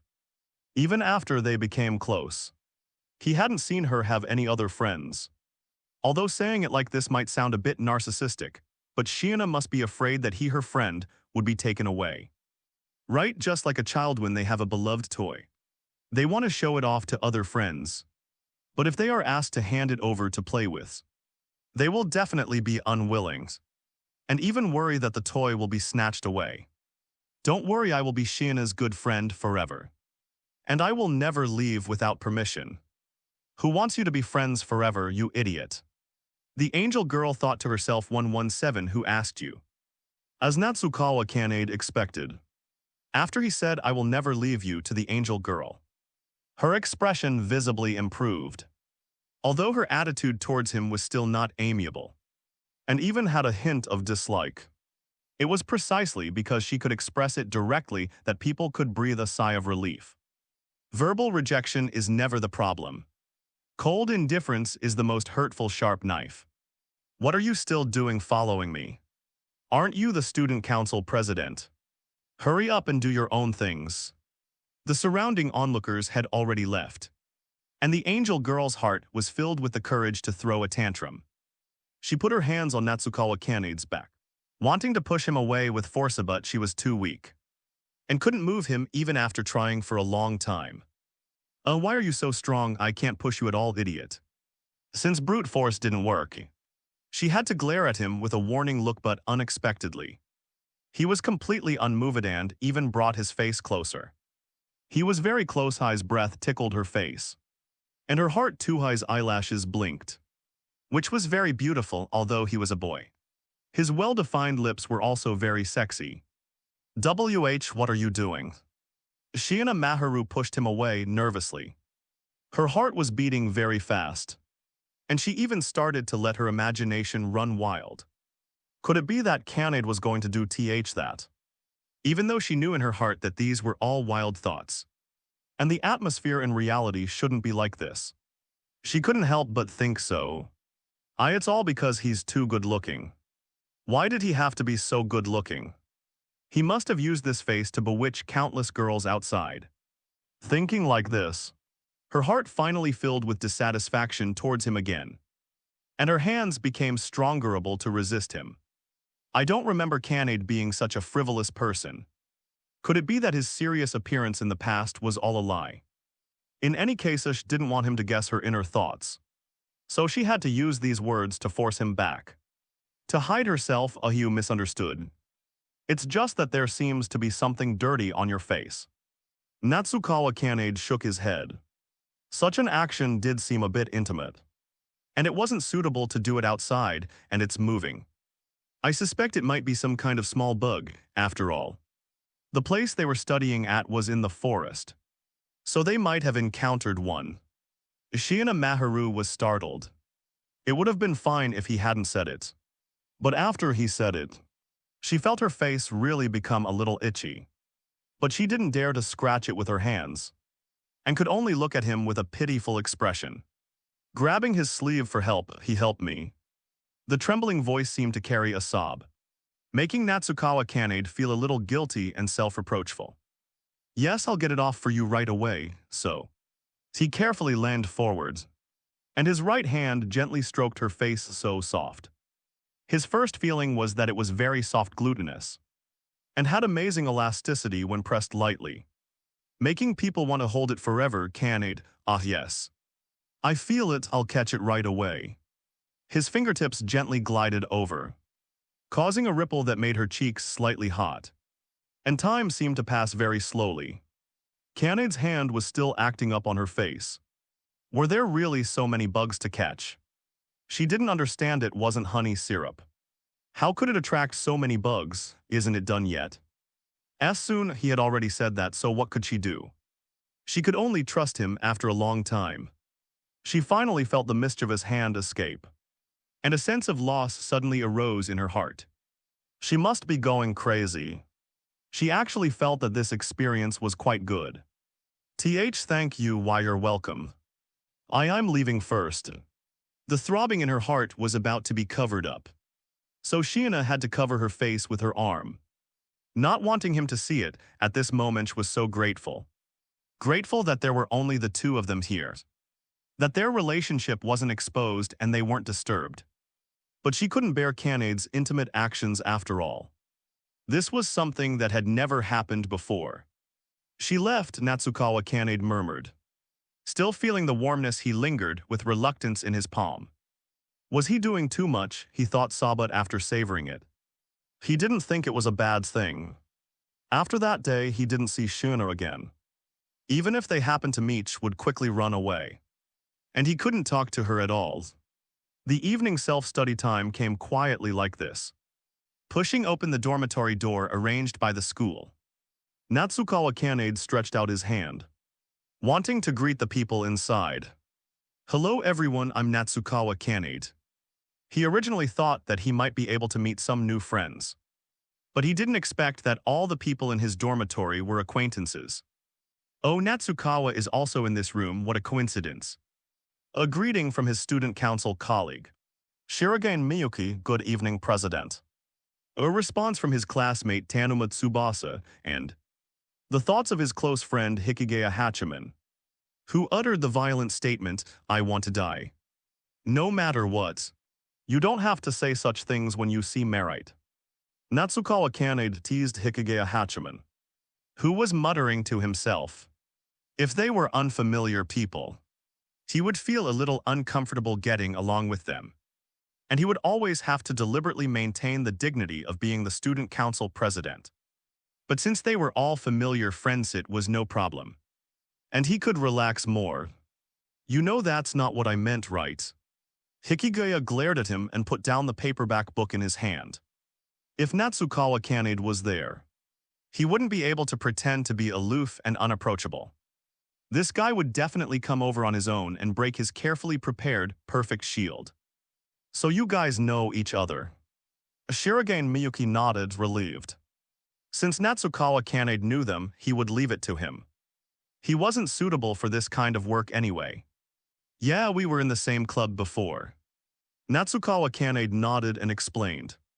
Hachiman is a very good person. I think you guys can become friends too. Hey. Don't make decisions about my life without my permission. Hikigeya Hachiman complained, but even so, He still began to carefully look at the other two. Just from their appearance, they don't seem like bad people normies, well. Since Natsukawa Kanade has said so, it means that these two are really the kind of people he can get along with anyway. Whatever. Even if something happens, he'll blame it on this guy, who told him to start the topic without permission. Hikigaya Hachiman, nice to meet you. Shirogane Miyuki, nice to meet you. Tanuma Tsubasa, I'm glad to meet you, Hikigaya-kun. Natsukawa Kanade, I'm glad, who asked you? Natsukawa Kanade, 118, the probability is 1000%. 25K after introducing themselves. They quickly became familiar with each other. Thanks to Natsuki Kanade acting as a buffer, the atmosphere was quite harmonious, and even Hachiman Hikigaya was able to integrate well. Speaking of guys' gatherings, discussing girls and romance is essential, right? Tsubasa Tanuma suggested. It seems like that's the case. Miyuki Shirogane pondered for a moment before nodding in agreement. Hey, don't suddenly get swept up in that. More like this topic is jumping too fast, right? Hachiman Hikigaya protested.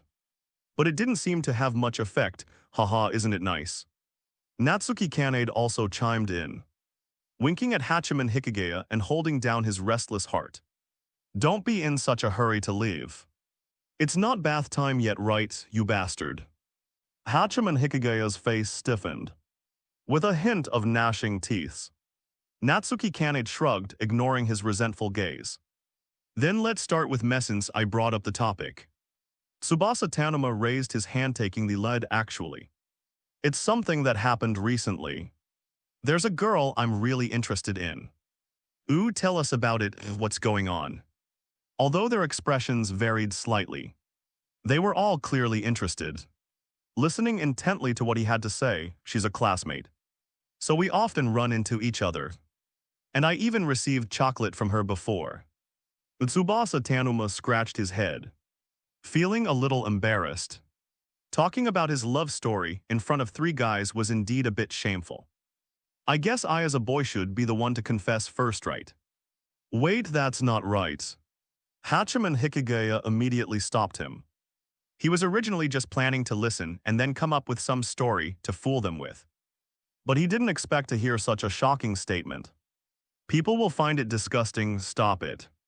You guys think something's wrong too, right? Hachiman Hikigaya looked at the other two, hoping they would say something as well. Indeed, it's a bit too fast, Miyuki Shirogane nodded. Then asked, so what kind of chocolate was it? The chocolate ball kind, 3 pieces, oh. Without a doubt, this is definitely. Miyuki Shirogane looked confident, X.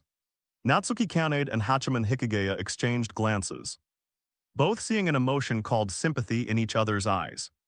Without a doubt, it's true love chocolate, X. Listen up. Women are those kind of creatures who aren't honest. You have to think that they always take the opposite action, which means that something that looks like obligatory chocolate at first glance is actually true love, exactly. The two stood up together, feeling like they had found a kindred spirit. Hachiman Hikigaya was completely numb. He quickly looked at Natsuki Kanade, signaling him with his eyes, this is your friend. You deal with it, the latter nodded knowingly, then cleared his throat and raised an objection, but there are definitely cases where it's just obligatory chocolate. Right, because the person involved was too happy.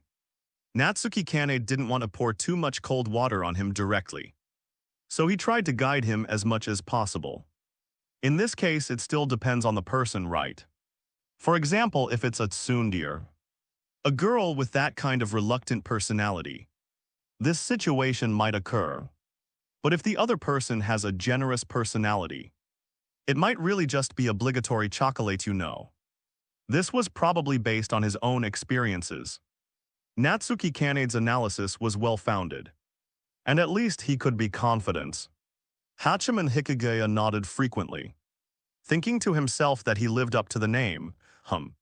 Is that so? Miyuki Shirogane pondered. That makes so much sense. As expected of President Natsuki, despite feeling a bit defeated, Tsubasa Tanuma still earnestly asked Natsuki Kanade for advice. Actually, something did happen before. She asked me, "Do you have a girlfriend?" when I answered no. She immediately shared this with the girls next to her. Natsuki Kanade fell into thought. I think this might be bullying.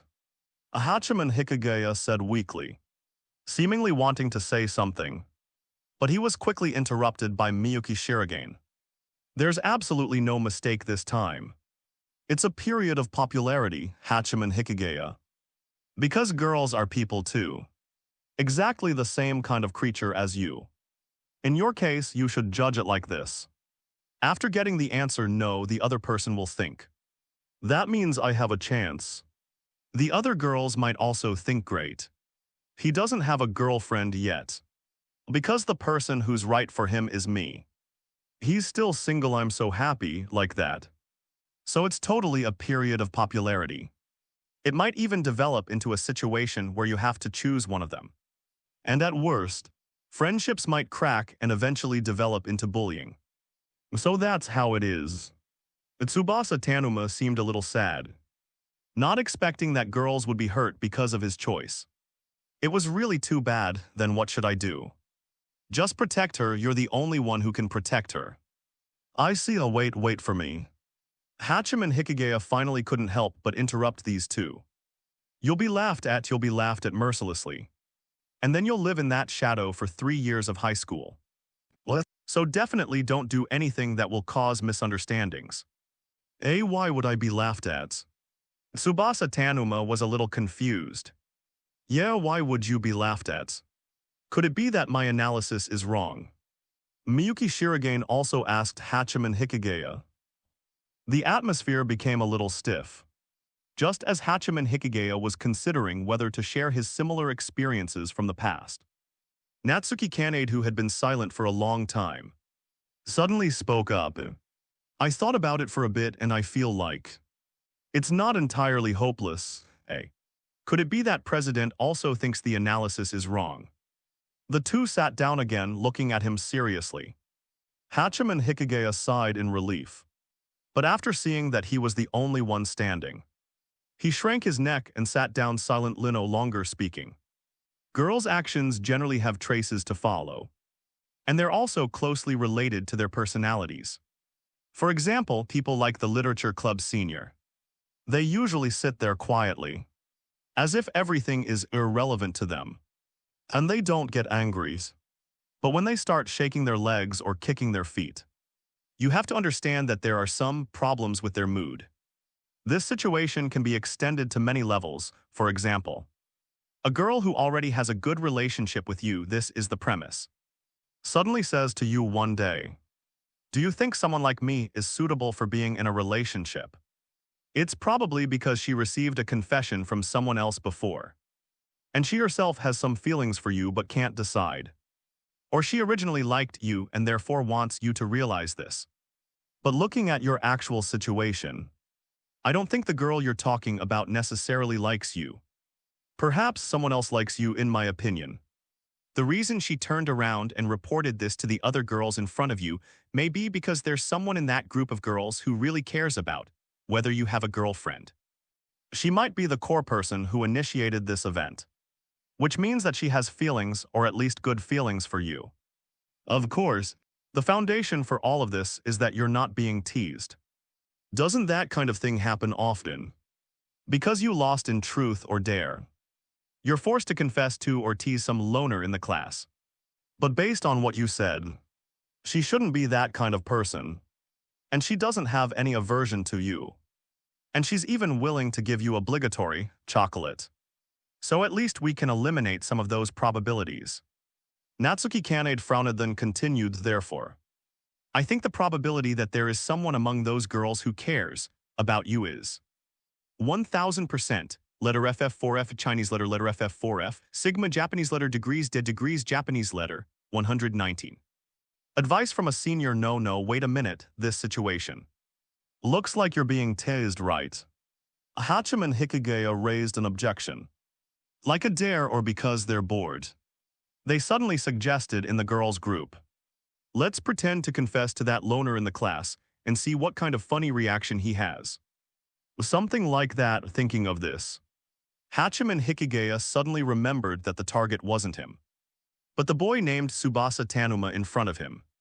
Even if they're popular or living a fulfilling life, you can't rule out this possibility. In short, you still need to observe more. Right. This. But didn't you say before that you usually interact with those girls? Right? Natsuki Kanade took over the topic, confirming with Tsubasa Tanumaho nodded affirmatively. Besides, if it's really as you said, if it's a prank or teasing, then apart from expressing emotions like disgust or exclusion, all that's left is caring or having good feelings. Right? If it's the former, the relationship would definitely be very stiff, and you wouldn't be able to say hello. That's not necessarily true, because humans are diverse creatures. Some people are born gentle, and no matter how small or humble you are, they're willing to say hello to Yausmal at you, and even call you. Gentle people are gentle to everyone, and even if they hate or reject you in their hearts, they won't show it, Hachiman Hikigaya retorted. But his voice couldn't help but weaken as he spoke. But his attitude still seemed firm. In short, I still think you should observe first. At least don't fall into embarrassing misunderstandings. If it were him, he wouldn't need to consider so much. It would definitely be teasing or mischief. But since it was directed at someone else, someone he didn't understand, he naturally couldn't easily come to a conclusion. Natsuki Kanade was silent. He thought of his own experiences off Shiane of his seniors. He thought he had entered their hearts at that time. But in reality that was just their usual attitude. It wasn't special treatment because of his specialness, but rather, anyone in that position would receive that kind of special treatment. Anyone would do as long as they were in that position. Maybe you're right, Natsuki Kanade sighed. Then said to Tsubasa Tanuma, sorry Tanuma-san. I almost led you astray. No, it's okay actually. I think President's analysis also makes a lot of sense. Tsubasa Tanuma shook his head. This person involved didn't seem to be affected at all. On the contrary, the two military advisors who were giving advice weren't in a very good mood. So what I need to do next is just let things take their course. Right? Hachiman Hikigaya nodded silently. And Natsuki Kanade also agreed, yeah. Let's not act rashly for now, or you can be like them. Find an opportunity to probe indirectly and test their attitudes. He was still a little unwilling to give up, and even prayed for the other person in his heart. As if that would prove something. Okay, I understand. Tsubasa Tanuma nodded, then stood up and bowed deeply to the three people present. Thank you very much for your advice, I've gained a lot. The others waved their hands, indicating that it was nothing. Then next it's, I'll go next actually. I've been a little troubled recently. Miyuki Shirogane took over the topic proactively. He was originally embarrassed to talk about such private matters, but seeing that Tsubasa Tanuma had taken the lead, it would seem pretentious if he didn't say anything. That person is in a different class from me, so it's usually difficult to say hello. But we've gone out privately quite a few times. The key is that she doesn't seem to see me as a member of the opposite sex. I always feel like she sees me as a pretty easy-to-talk-to friend. May I ask that person you're talking about? Are you asking for her name? It's okay to say it, Ryuzu Momo, the daughter of the Ryuzu group leaders. What's wrong? No, it's nothing, just. A little surprised, Natsuki Kanade shook his head then said, Continue. Recently, our interactions have become a little closer. When we had lunch together before, I shared my bento with her. And then she asked me to make an extra bento for her every day. And she even said she would pay me. This is a bit. It's definitely not easy to handle, right? Although sharing a bento should be considered quite private. Her attitude doesn't show at all that she sees me as a member of the opposite sex. It's indeed a bit. Can I say a few words? Hachiman Hikigaya raised his hand. So the atmosphere is really an important thing. He was clearly someone who wouldn't participate in this kind of activity, but he had inexplicably integrated into it in this situation. Of course, he and the Contra Ripley's give me some guidance. Miyuki Shirogane nodded solemnly. Not necessarily right, Hachiman muttered. But when analyzing, he had a completely different serious expression. I don't really know the girl you mentioned. But from the angle of your introduction, I suggest you be straightforward and tell her directly. Because you really like Harite, that's right. Miyuki Shirogane nodded but was still a little hesitant. But the advice you gave Tanuma was to observe first, right? Of course it's different. Hachiman Hikigaya waved his hand, simply put. Because the objects are different, the methods used are also different for your lady. Because her background is that of a Yakuza family's daughter. Don't say you didn't care about this. The fact that you specifically mentioned it when you introduced her shows that you actually care a little bit. Oh, that's right. But what I care about is whether her family can accept an outsider like me. It's all the same. The point is that growing up in that kind of environment, she must be inevitably gossiped about by the surrounding peers. Right? Like, did you know? She's the daughter of a Yakuza family. Wow. Is she a violent person? It's better to stay away from her. Therefore, she probably doesn't have any friends, right? I haven't really seen her interacting with anyone. Miyuki Shirogane recalled, then nodded. That's right. The only person she can talk to is you. To her, whether you are the opposite sex is irrelevant. Therefore, it's not that she does like you, but that she can't distinguish the boundaries between friendship and love. But this is just my guess. Maybe she really doesn't like you, I'm not denying you. I'm just saying a possibility, a possibility. Miyuki Shirogane frowned then continued. So what I need to do is express my feelings and make her aware of this. That's right, but if the confession fails, it's better than being stuck like this, right? Hachiman reminded him not to mention. Judging from her situation, even if she can't accept your confession for a while, she probably won't break up with you just like that. Maybe it can develop into a love story worth writing down, a friend who rejected my confession, but later in life discovered that she had fallen in love with me. Something like that. Hachiman curled his lips. In fact, the titles of recent light novels are getting longer and longer. They can completely serve as a synopsis of the content. The key plot aspects also have a tendency to develop into science fiction. What about a friend who owes 500 yen using his younger sister to pay off the debt? Or a story about being taken care of by a beautiful older sister after his family ran away with a debt of 50 million yen. Damn it, he is very envious of that. He is clearly the kind of person who can be a house husband. So why doesn't this kind of good thing fall on his head? Protest, in short, if the confession is successful. Everyone will be happy. If it fails, it's not a problem. If you work harder and show some ambition, maybe she will like that. Confess directly. Try to believe in Hikigaya, he is a reliable person. And I also think what he said makes sense. Sometimes you really need an action to break the deadlock. Kane Natsukawa chimed in, of course. The final decision is still up to you. We are just providing a suggestion.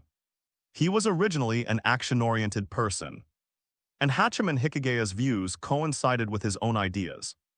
In addition, it was the first time he saw Hachiman express himself at length in front of someone who wasn't too familiar. Now he definitely has to support him. Hey, what kind of look is that? Be careful, I curse you. I really will, yes tilde. Miko is really super sexy and cute, JPG 120. Not just force and speed. Then it's my turn. Looking at the slightly conflicted Hachiman Hikigaya, Kane Natsukawa took the initiative. He knew Hikigaya relatively well and felt that he might not be comfortable in this kind of situation. So he gave him some more time to prepare mentally. Actually, I do two sounds. A knock on the door rang and then the door was pushed open. A young male teacher poked his head out and said to the group, "The hot spring pool will be closed in half an hour. And so will the bathhouse. Hurry up if you haven't taken a bath yet." After speaking, he went straight to the next room. The group looked at each other, not knowing what to say. The school is quite considerate to have a teacher come to remind us. No, you're overthinking it, rather. The relevant regulations were already mentioned at this morning's gathering. The reason they came is because such an incident happened last year. A boy missed the bath time because he didn't listen carefully to the school's arrangements. So he secretly climbed into the bathhouse to take a bath and was caught by the hotel staff as a thief. Wow, Hikigaya-kun is so amazing he even knows this. No. It's nothing. I just happened to hear the teachers talking about it. Ohachiman Hikigaya shook his head, looking a little embarrassed. But honestly, how could this kind of thing happen again? That kind of idiot is one in a millions. Then he turned his gaze to Kanade Natsukawa, roughly meaning to tell him to continue. It seemed like he was really adapting to this kind of popular activity. That's right, Kanade Natsukawa smiled awkwardly. Where were we just now? He wasn't really that forgetful. He just pretended to raise his head, glanced at the clock on the walls, and then pretended to be surprised and said, "Ah, it's already this time. We've really been chatting for a long time, sorry. I have a time appointment with someone, so I can only discuss it together next time, is that so?" Then next time there will be plenty of time. Everyone showed regretful expressions, except for Hikigaya, who stared at him suspiciously for a while before curling his lips, but didn't say anything. Go early and come back early, don't miss the curfew. Cough cough, don't worry, I'm still aware of this. Kanade Natsukawa waved his hand, pretending to be calm. He felt that Hikigaya should have seen through him, but he couldn't be sure in this case. He should just pretend that it was really like that. In short, I will come back as soon as possible. And try not to disturb your rest, goodbye. After coming out of the rooms, he should have hurried to the bathhouse. But because he had been with Kaguya all afternoon and missed the notification time, he didn't know where it was. So he had to go to the front desk to ask. Walk along the corridor over there, keep to the right. And you'll see it right away, okay, thank you.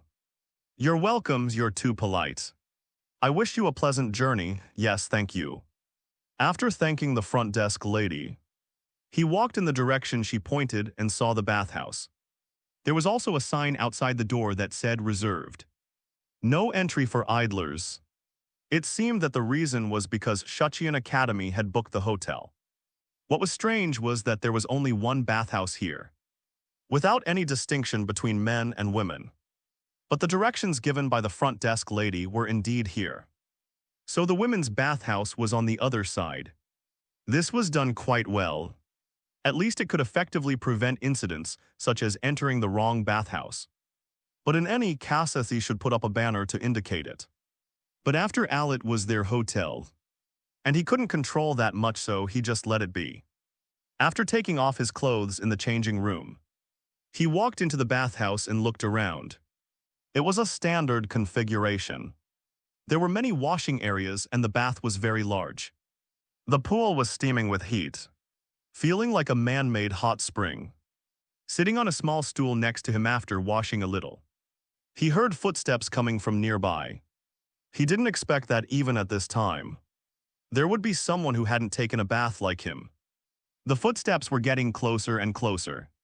And finally, the owner of the voice seemed to have sat down in the position near him. The corner of his eye could even see the other person reaching out and squeezing hair conditioner. What beautiful slender hands, Kanade Natsukawa thought. But as a boy it seemed that he lacked exercise. He felt that it would break if he squeezed it, but after all, it was someone else's business. And he had no right to say anything, at most. He would kindly remind him that he couldn't squeeze out the hair conditioner. That might be gone if you don't mind, please use. Thank you, It's hard to describe what kind of scene this is, simply put. It is teenage boys and girls frankly meet in a bathhouse, even though they haven't established even the slightest bit of intimate relationship. I think I need an explanation, Mr. Pervert who broke into the women's bathhouse because he was horny and wanted to do something bad. The girl gritted her teeth and spat out word by word. Her face paled, her hands protecting her chest, turned sideways, and cast a murderous look at Kanade Natsukawa. Calm down first. Yukinashita, this is a misunderstanding. If that's your declaration of crime, of course not. How could I do that kind of things? Kanade Natsukawa panicked a little. Someone gave me directions, Nano. Think about it carefully. There's no gender marked outside the bathhouse. The girl, namely Yukino Yukinashita, calmed down a bit. She frowned and said, turn around. Ah. How long do you want to peep? Oh. Kanade Natsukawa quickly turned around and stopped looking at her. Then there was a rustling sound. And then something was suddenly thrown over and covered his head. Put it on, Yukino's familiar cold voice came from behind. But this time it was slightly different. With a biting coldness like a cold winter. Understanding that she was a little angry, Kanade Natsukawa didn't say anything and obediently put on the bathrobe that was thrown over. And then put on a "I'm very well behaved" look and lowered his head in her direction. It was lucky that he met Yukinashita. If he had met a girl who wasn't so familiar, he would probably have been kicked out as a pervert. This wasn't the end of it, the key was the result afterwards. Social death would probably be a light punishment. Did you see it? Kanade Natsukawa was stunned. Then suddenly reacted and quickly waved his hand, Nano. I didn't see anything at all. Rather, because of the fog, I could only see a vague outline. I didn't even notice that the person next to me was a girl. But as soon as he finished speaking, I regretted it. Because Yukinashita's expression not only didn't improve, but became even more ugly in a daze. He seemed to see a faint wisp of black air emerging from her body. And her eyes were as sharp as an eagle, as if scanning his arrogant ground chicken. He didn't dare to speak anymore after a long silence. He heard her open her mouth in her usual cold tone, "Why are you here? Could it be that the teacher called you, teacher?" Kanade Natsukawa was stunned. But after thinking about it carefully, it was indeed related to the teacher. If he didn't remind him, he would have missed the time. It's not wrong to say that, it really is. Yukinashita murmured. Her face not as bad as it looked at first. No matter what you're thinking, it has nothing to do with you. Leave here quickly, but I haven't. Yukinashita didn't speak, just stared at him silently, which made Kanade Natsukawa retreat. Okay, I'll leave now. A wise man knows when to retreat, Kanade Natsukawa thought. This is not called cowardice. This is called tactical retreat, however. Just as he got up to leave, another burst of footsteps sounded outside the bathhouse door. Yukinashita frowned. And just as she was about to tell Kanade Natsukawa that she would delay for a while, she found that he moved even faster and had already run behind the rockery and hid. Forget it, that's fine too. Shaking her head, she wondered what she was worried about. Even if it was really exposed, it had nothing to do with her. There was no need to worry about this guy. But even saying that, I still braced myself and stayed. Even though there was a member of the opposite sex in the bath. Oh, you're already here, Yukinashita. You better explain this to me, Hiratsuka-sensei. 121 Strength and Speed A, Brain and Breast C. Why do something so unnecessary? I can handle my own affairs. Yukino Yukinashita wasn't in a good mood, after all. Someone had taken advantage of her. And that bastard had even said something deserving of divine punishment. She couldn't possibly not care. The worst part was that the culprit was this teacher in front of her. Even if she really wanted to help, why would she arrange it in a place like this? How scatterbrained could she be? I knew you were unreliable, but I didn't expect you to be this outrageous, no. I was just a little late. Is that really something to say? Hiratsuka Shizuka was a little embarrassed, feeling that her dignity as a teacher was completely absent in front of the other party. That's not what I'm talking about, Yukinashita pursed her lips, feeling that the other party was pretending to be stupid. But that guy was staying behind the back door of the rockery, and she couldn't say in front of him that she was troubled by his affairs. Wouldn't that make it seem like she cared about that guy? Forget it, what did you call me here to say? It's about that matter, you should have guessed it already. More than guessed, in short. You don't need to bother so much. My sister, you can ignore her request, I know what I'm doing. And I can take care of myself. Well, it's not entirely because of Haruno after all. You're also my student. As a teacher, it's necessary to care a little. Hiratsuka Shizuka waved her hand and scratched the itch on her chest. The surface of the water rippled as if the bath was shaking, attracting the attention of the people next to her, who couldn't help but gently stroke it. What's wrong? Why are you looking at me like that? Hiratsuka Shizuka asked suspiciously, thinking that Yuka Nishida was shocked by her statement. Hey, don't look at me like that. I don't lack any of the ethics that I should have as a teacher. If that were the case, you wouldn't have stuffed that guy into my service club in the first place. Cough cough, he's also a problem child and Hikigaya. That guy is also innocent, he doing pretty well. Even though she said that, Hiratsuka Shizuka still felt a little guilty, after all. Strictly speaking, the other party's troubles were ultimately brought about by her. Don't change the subject, Yuka Nishida frowned, feeling that if they continued talking like this, they might touch on things that couldn't be said now. You should have something important to say to me, right? The implication was that if there was nothing special, they should disperse. Hiratsuka Shizuka naturally understood her meaning, and her tone couldn't help but become a little emotional. How can I say that I'm also your teacher? You don't need to be so disgusted. I'll say it. Don't really leave. I can't say anything about your personal affairs.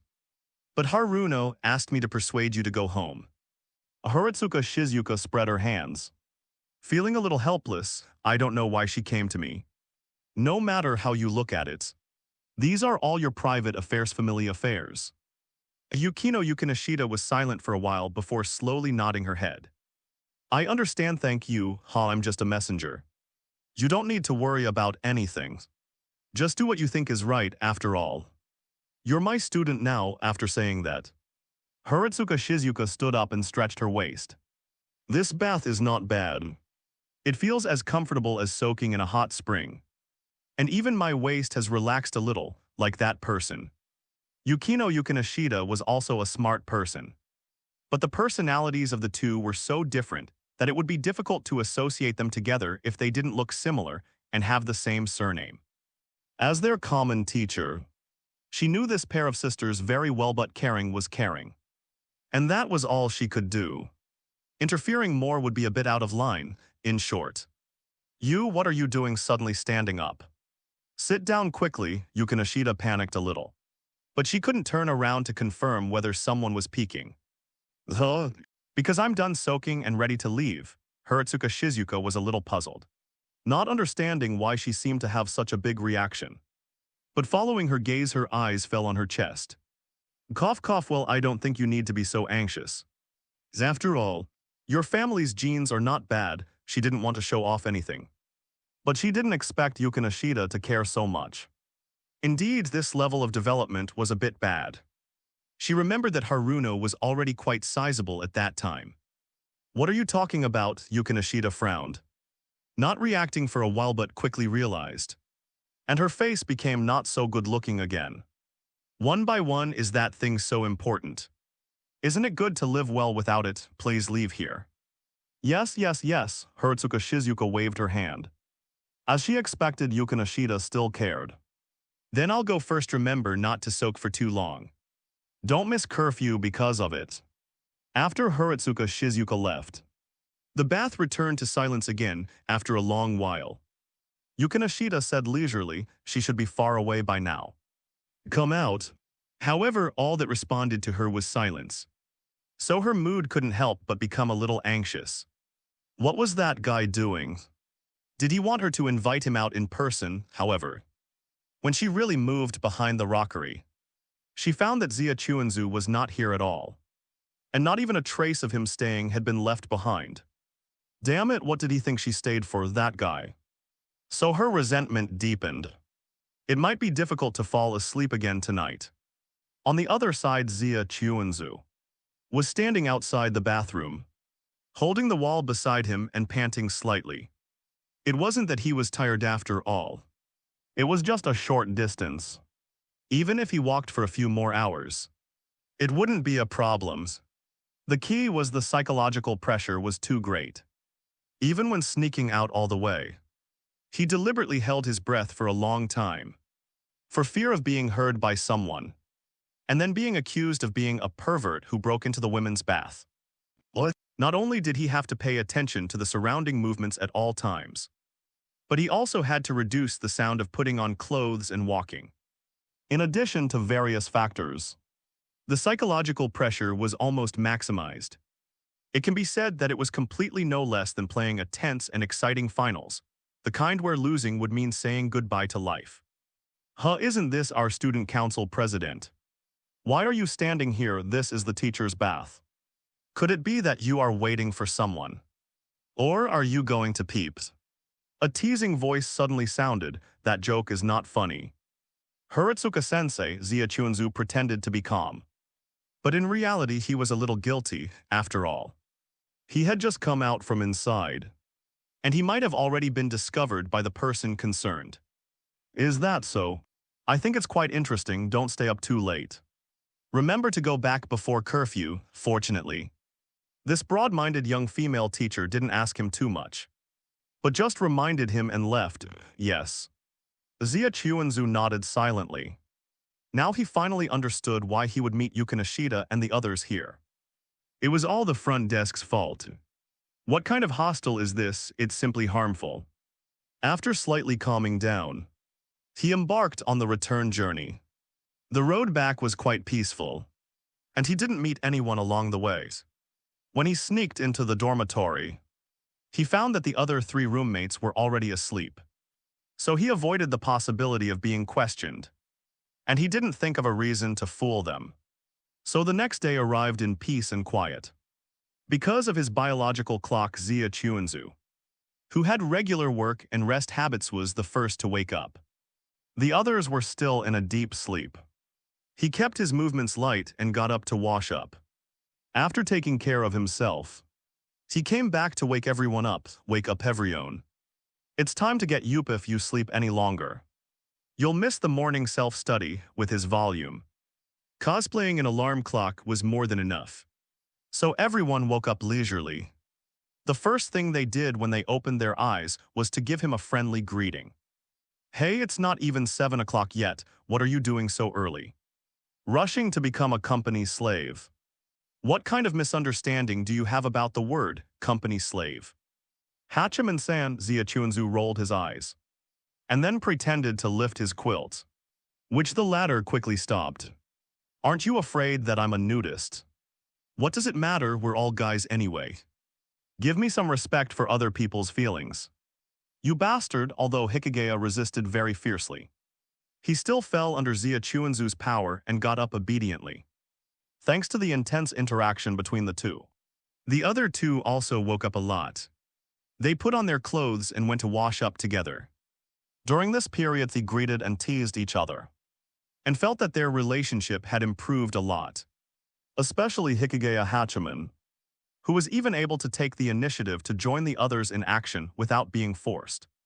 Strolling to the cafeteria, they found that the counter had already opened for business. This was something that had to be praised, but the dishes on it were pitifully few, and they always felt a little inappropriate. What do you want to eat? How about a grilled meat set meal? Zia Chunzu suggested. The experience of eating together with so many people was still very precious, especially when they were all boys. He felt that he had unlocked a very rare achievement in his life. No, it's too greasy. Early in the morning, can you clear? My treat, count me in. Didn't you say it was greasy? Zia Chunzu teased, but Hikigaya Hachiman was unmoved and explained eloquently, science proves that the morning determines the day. Only if you eat enough and eat well in the morning will you be full of energy throughout the day. Are you sure you need energy? Stop. Stop talking nonsense. You said you would treat. I recorded it. Don't try to go back on your words. Zia Chunzu had no choice but to shrug his shoulders and say he would do it. The 2 people on the side looked at their familiar interaction and couldn't help but reveal slightly curious eyes. I feel like your relationship is really good. Yeah, I think so too. It's your illusion. Hikigaya quickly shook his head to deny. It's just that this guy shamelessly came over, and I can't refuse him. Obviously he's a Ryuju, and he was constantly being greeted by people on the way here. But he insists on coming over to mean introvert. In short, a good relationship is absolutely non-existent.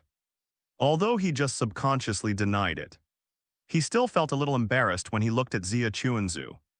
Because he saw a hurt expression on his face. Hey. So that's what I am in Hachiman's heart. I guess I shouldn't bother you anymore in the future. No, it's not to that extent. Hikigaya opened his mouth, looking a little guilty. But just as he was about to apologize to the other party, he found that Zia Chuanzu suddenly changed his face again. You see, it's very interesting, right? He first pointed at Hikigaya and then shook his finger. What era is Itzendir is already outdated. Especially boys, why are you looking at me like that? He felt that the eyes of several people were a little strange. Even if he teased Hikigaya, he shouldn't be looking at him with this subtle expression. Right. It was like looking at a scene where someone unintentionally said something that caused a girl who cared about him to hear it and become super depressed. With a doubtful attitude, he glanced behind him and found a blonde twin-tail girl holding a plate. Zuzu, it was the blonde girl with tsundere attributes. Standing there blankly, looking at him with a wronged expression. I early write woo-woo, she couldn't say a complete sentence. So she ran away holding the plate, vaguely revealing a sense of crying loser. Wait, no, he wanted to chase after her to explain, but found that she had already run away. So he could only sigh in place, you guys. Why didn't you remind me? Actually, we don't know what's going on. We just saw that this girl seemed to want to say hello. But suddenly she was stunned, Tatsuya Tanuma explained. The other two also nodded, indicating that they didn't know anything. But Zia Chuanzu certainly understood what was going on. After all, the other party was that Iriri Spencer Sawamura, the guy who would show a dignified young lady demeanor outside, but was actually an otaku whose tsundere nature was hard to change. But her pride was actually very high, making it difficult for her to accept demeaning evaluations from others, especially from him as a friend. Therefore, she became withdrawn when she heard him say, "Tsundere is outdated." But he was clearly teasing Hachiman. He never intended to say such a thing to Iriri. Although I don't know what happened, I believe you can handle it right. Hachiman walked up, patted him on the shoulder, and even showed a somewhat gloating expression. There's give and takethas is the price of being popular. HMPH, Natsukawa Kanade rolled his eyes at him, thinking that he hadn't tormented him enough. And next time he had to intensify his efforts so that he could properly feel the care of his friends. However, the top priority was to explain things to Iriri. He didn't say he hated her, let alone want to break up with her. So he said goodbye to the others and chased after the direction Iriri ran. But he couldn't find her anywhere. So he had to call her best female friend, Kadu-san. It didn't ring for long before it was answered. And Megumi was as reliable as ever. It's urgent, please tell me, Kadu. Iriri should be by the small lake on the west side right now. You can still make it if you hurry. Natsukawa Kanade was stunned, wondering how Kadu knew. He hadn't said anything yet. I passed by the cafeteria earlier and saw Iriri running with red eyes. She didn't respond when I called her. Did something happen? It's a long story. Anyway, thank you, I'll explain it to you later. He originally thought that Iriri might have run to Kadu, but he didn't expect such a pleasant surprise. So he hung up the phone and ran towards the small lake she mentioned. 123, she's been seen completely. The area here was not large to begin with, and he arrived at the small lake Kadu mentioned in a few steps. At a glance, he saw a blonde girl squatting by the lake blankly, not knowing if she was contemplating life or doing something else. Fortunately found her, Natsukawa Kanade's thought. So he sorted out his thoughts a little and slowly approached. He hates me, he doesn't hate me, he hates me, Iriri. His voice couldn't be considered very soft, but it wasn't to the point where it would scare people. But Iriri was still startled, and the small flower in her hand was broken on the ground, accompanied by scattered petals. Not only that, because she got up too quickly, she staggered and showed signs of falling towards the lake. Careful, because he had been watching her carefully, Natsukawa Kanade was able to react. So he quickly grabbed her and pulled her into his arms. She was quite well behaved at the beginning, but after a while Iriri began to struggle, her little feet kicking like a poor rabbit caught by a hunter, trying to avoid becoming their dinner tonight. "Don't move," Natsukawa Kanade said softly. Iriri stopped moving as expected, but raised her head and looked at him weakly with a pitiful expression, her eyes sparkling as if filled with crystal tears. He really didn't expect that a small, unintentional remark could cause so much harm to a non-involved person. "Was that reasonable? Let me go." Iriri sniffled and said softly. The posture of the two was indeed a bit awkward. Luckily it was still early and there was no one around at all. Otherwise tomorrow's school headline would break the news that the reason why the student council president gets up so early is to date his girlfriend. The authenticity is debatable, but at least his reputation is reduced by one. "Then promise me you won't do anything stupid first." Natsukawa Kanade said with a straight face, "Of course." He knew that Iriri wasn't doing anything suicide. And even a glance at the flower petal corpses everywhere could tell that she was probably breaking the petals that people had worked so hard to grow while counting, whether he hates her or not. Although it was very silly, it seemed quite appropriate for Iriri. With a kind of silly and cute beauty, How could I do that kind of? But the words suddenly stopped halfway. Because when looking at the calm lake surface just now, she really had the idea of jumping in, hiding in the bottom of the lake and hugging her knees in self-isolation. "After you really thought about it?" Natsukawa Kanade really laughed this time, causing Iriri to glare at him repeatedly as stopped talking. "Anyway, it has nothing to do with you." But as she spoke, her voice became lower again. Because she thought of what happened in the cafeteria before, Sundir is outdated. The deafening voice seemed to resound in her ears, and even more in her heart. So her mood couldn't help but become more depressed. And she didn't want to look at people with her face anymore. "Anyway, I'm a troublesome person, don't bother with me. Let me be alone, that won't do." Natsukawa Kanade refused after all. The purpose of chasing after her was to worry about her condition. And now it seemed that he did the right thing. I'll make a long story short. That sentence was just teasing my friend. Because the other party is a boy. But he pretends to be Sundir. Which I found particularly funny, so I said that. It wasn't a big deal to begin with. Rather than explaining it in a roundabout way, it would be easier to just express his thoughts directly.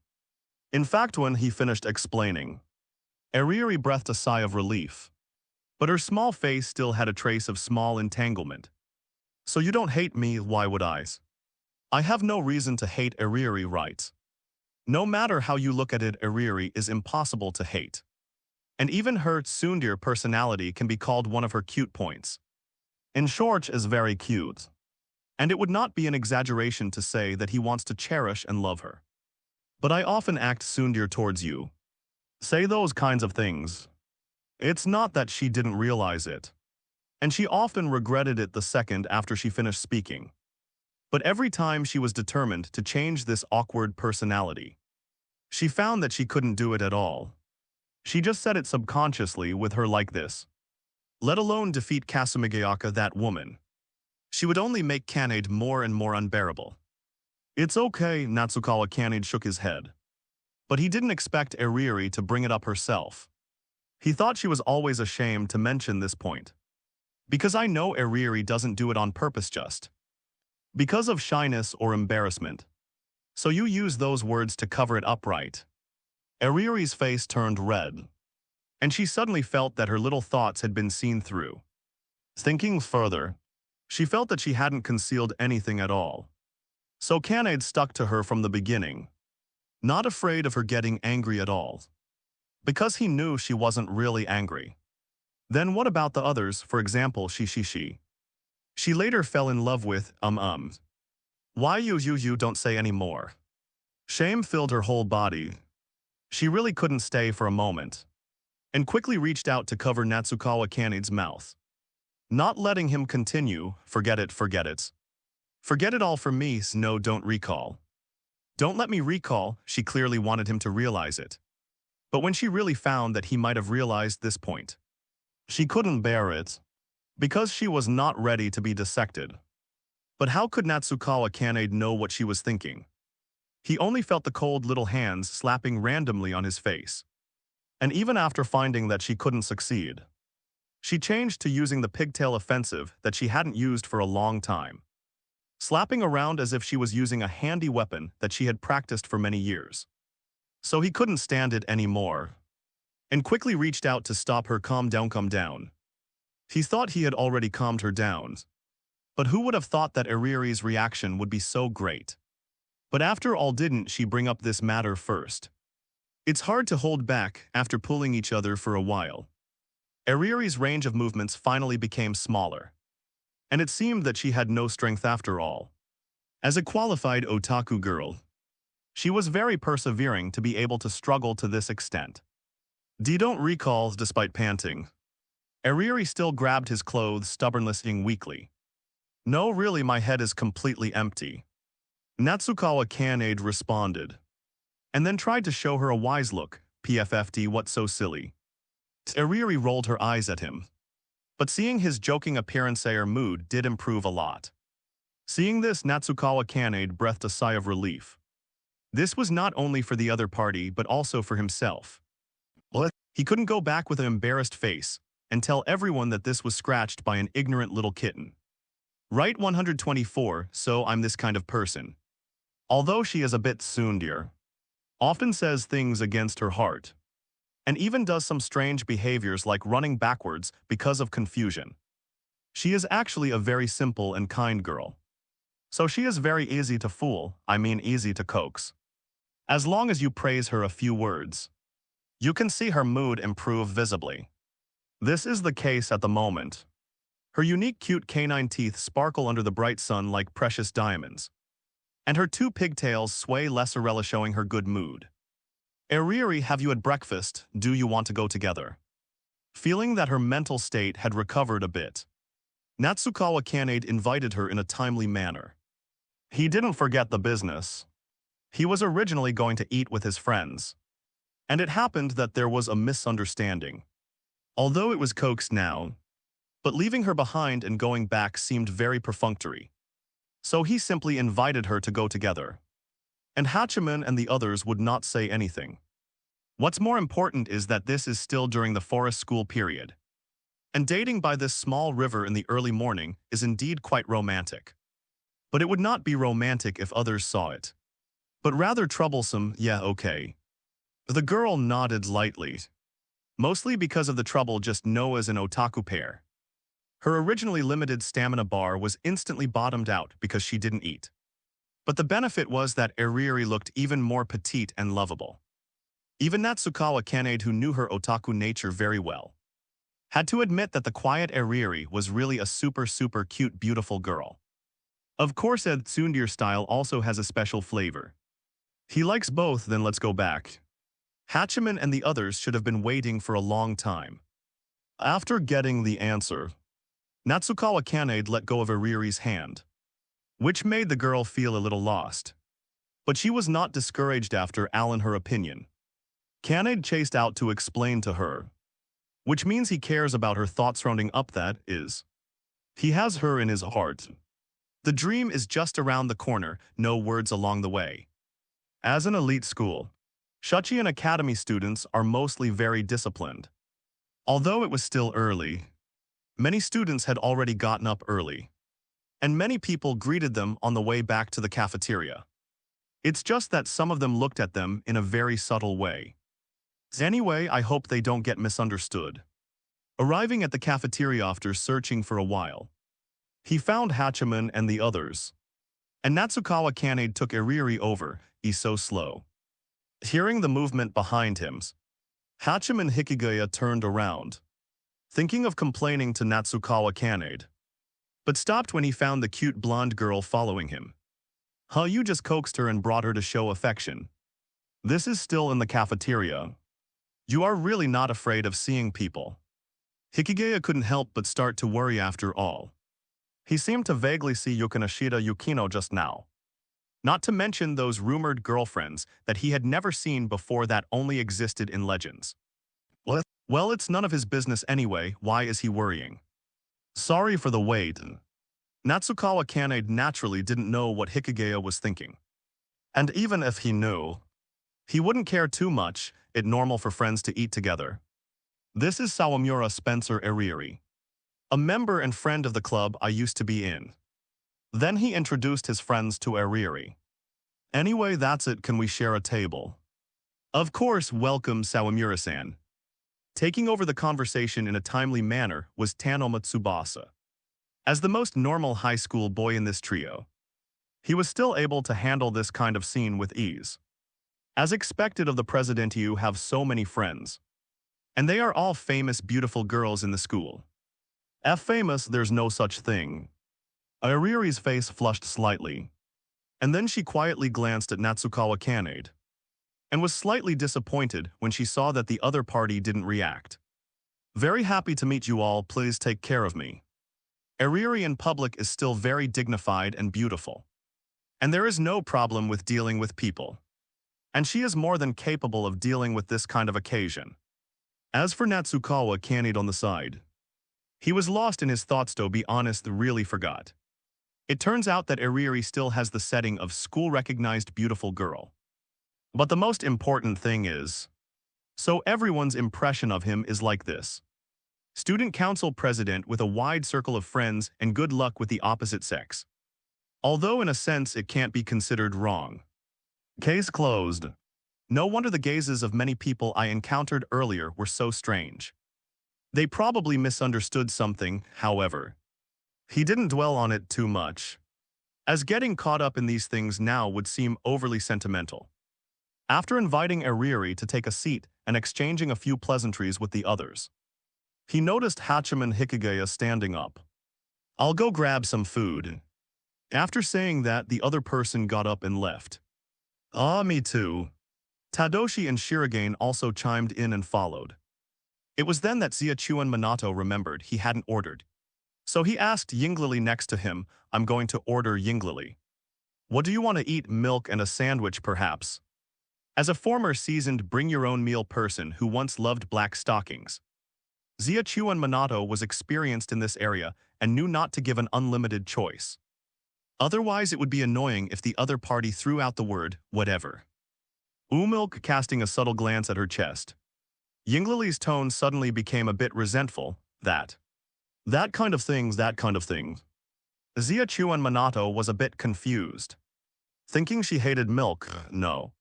It's nothing, Yinglili quickly said. And seeing that no one was paying attention, she whispered. Minato het, are you going to order? I was going to order a grilled meat set meal, Ziachuan Minato honestly replied. Although eating such greasy food early in the morning wasn't ideal, he wanted to satisfy his appetite since he was in the mood. Yinglili was silent for a moment before slowly saying, a sandwich will do as a girl. It wasn't really appropriate to eat such things in public, especially not in front of Minato. She would definitely be considered a strange girl, right? In that case, she could only give up the idea of eating the same thing as Minato. As for why she didn't mention milk, let's just say it was a girl's little stubbornness. Even if she didn't drink milk, she would still grow. Absolutely. Okay, I'll go order first, wait here for me for a bit. Okay is a love rivals. The process of ordering was naturally uneventful. Select. Take a ticket and hand it to the staff. What's worth mentioning is that he ran into an unexpected person on the way back. Good morning, what a coincidence. To run into you here, a familiar clear and cold voice rang in his ears, turning around. He indeed found the petite and lovely second Miss, Yukino Yukinashita. Today's Miss Snow Woman was as elegant and aloof as usual, making it hard to associate her with the shy girl in the bath yesterday, perhaps because the direct impact wasn't strong enough. Or was it her personality? He would occasionally unconsciously recall her appearance when he came out of Kasumigiaka-senpai's room that day. Why aren't you answering? Yukino Yukinashita frowned slightly, a bit dissatisfied.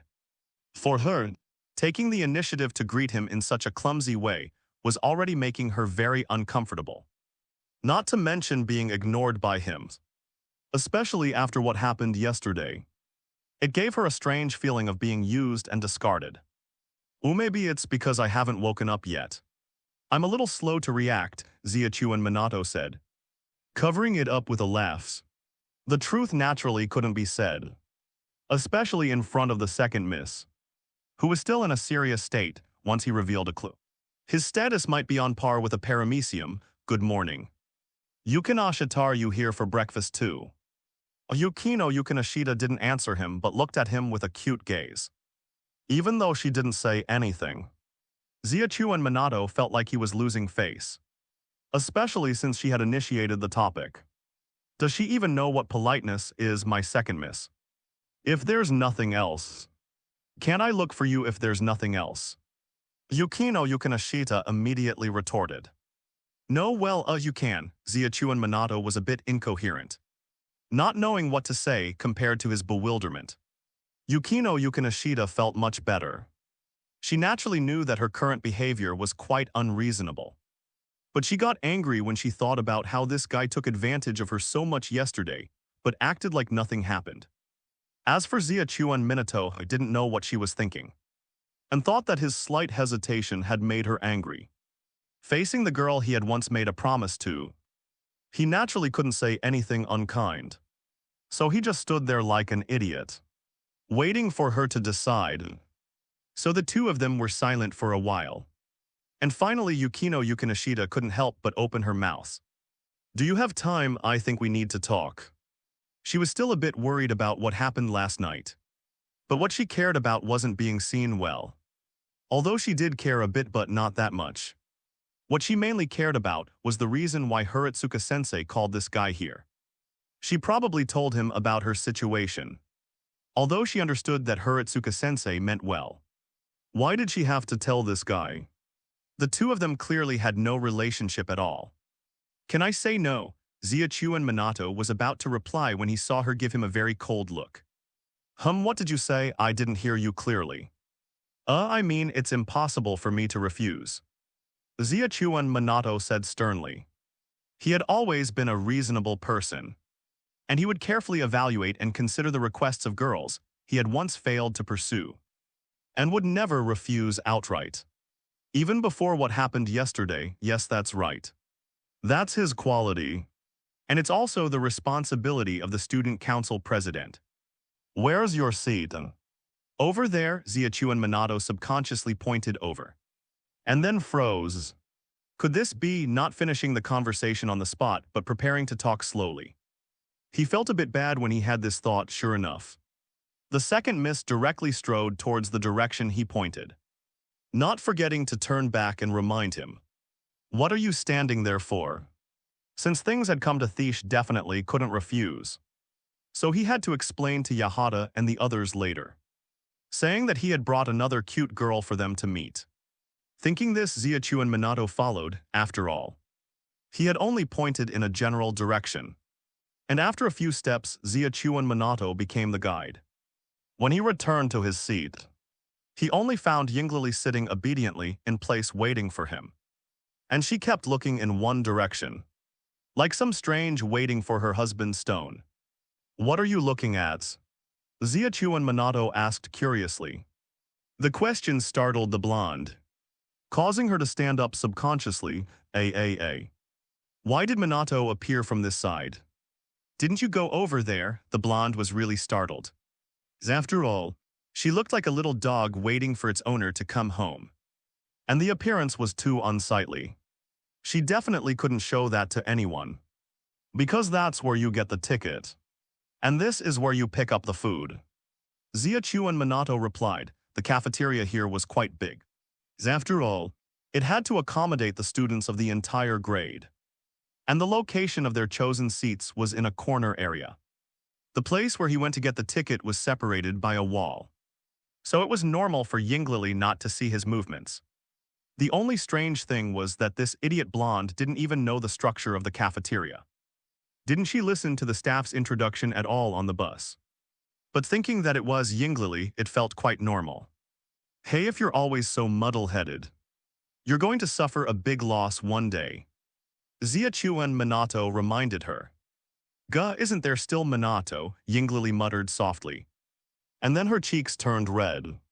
Saying such a thing all of a sudden was too bold, right? That's what she thought. But seeing that her crush on the opposite side didn't react at all, she thought that he probably didn't hear it. So she immediately deflated again, her heart becoming both disappointed and grateful. Ah, the heart of a girl in the spring season is so fickle. Ziachuan Minato wanted to say something, but suddenly a pleasant clear voice sounded behind him. Is it someone you know? Only then did he remember that there was still a second miss behind him. So he introduced her to Yinglili. Yukino Yukinishita, a member of the service club. She's a member and president of the club I used to be in. This is Sawamura Spencer Eriri, also a member of the club I used to be in, and also the ace player of the art club. This introduction should be fine, right? Ziachuan Minato thought, however. What he didn't expect was that the two girls in front of him felt a warning bell in their hearts. Especially Yinglili, the only word she thought of was, "Is a love rival 126, the little thoughts of a blonde." It's not that she's narcissistic in fact. Yinglili is really quite self-aware. As a fairly well-known beautiful girl in the academy, she has also heard of and knows some girls who also have similar honors. For example, that black silk fat woman who always opposes her is one of them. Always attracting people's attention with two swaying lumps. And also likes to say some ambiguous and provocative words. She's a complete slut. But compared to that guy, Yinglili is more worried about those love rivals lurking in the dark. After all, although that fat woman has coveted Minato for a long time and looks very threatening, she is actually just a stupid loser. Her progress isn't even as fast as hers, you know. Her relationship with Minato has been getting better and better recently. And she has even been hugged into bed by him. That's basically sleeping together. As for that fat woman, her figure is completely invisible. Maybe she has been severely rejected by Minato and is now hiding in some dark corner, secretly feeling sorry for herself. HMPH, that's the end for a slut, she asked for it, but now. She thought her opponent was only that cute blonde girl she saw before. But now a super cute and beautiful black long straight hair girl suddenly appeared. Minato is attracting too many girls. Right, gah. A trace of annoyance flashed through Yinglili's heart. But thinking about it, Carefullish felt that it was normal. After all, it's such an excellent Minato. Wouldn't it be saying that her vision is bad if she was the only one in the world who liked him?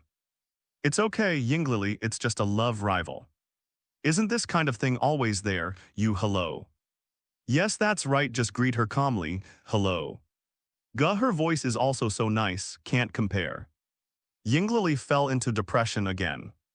Seeing her suddenly inexplicably depressed, Ziachuan Minato subconsciously moved closer. A little worried what's wrong, however. Yinglili couldn't respond to him.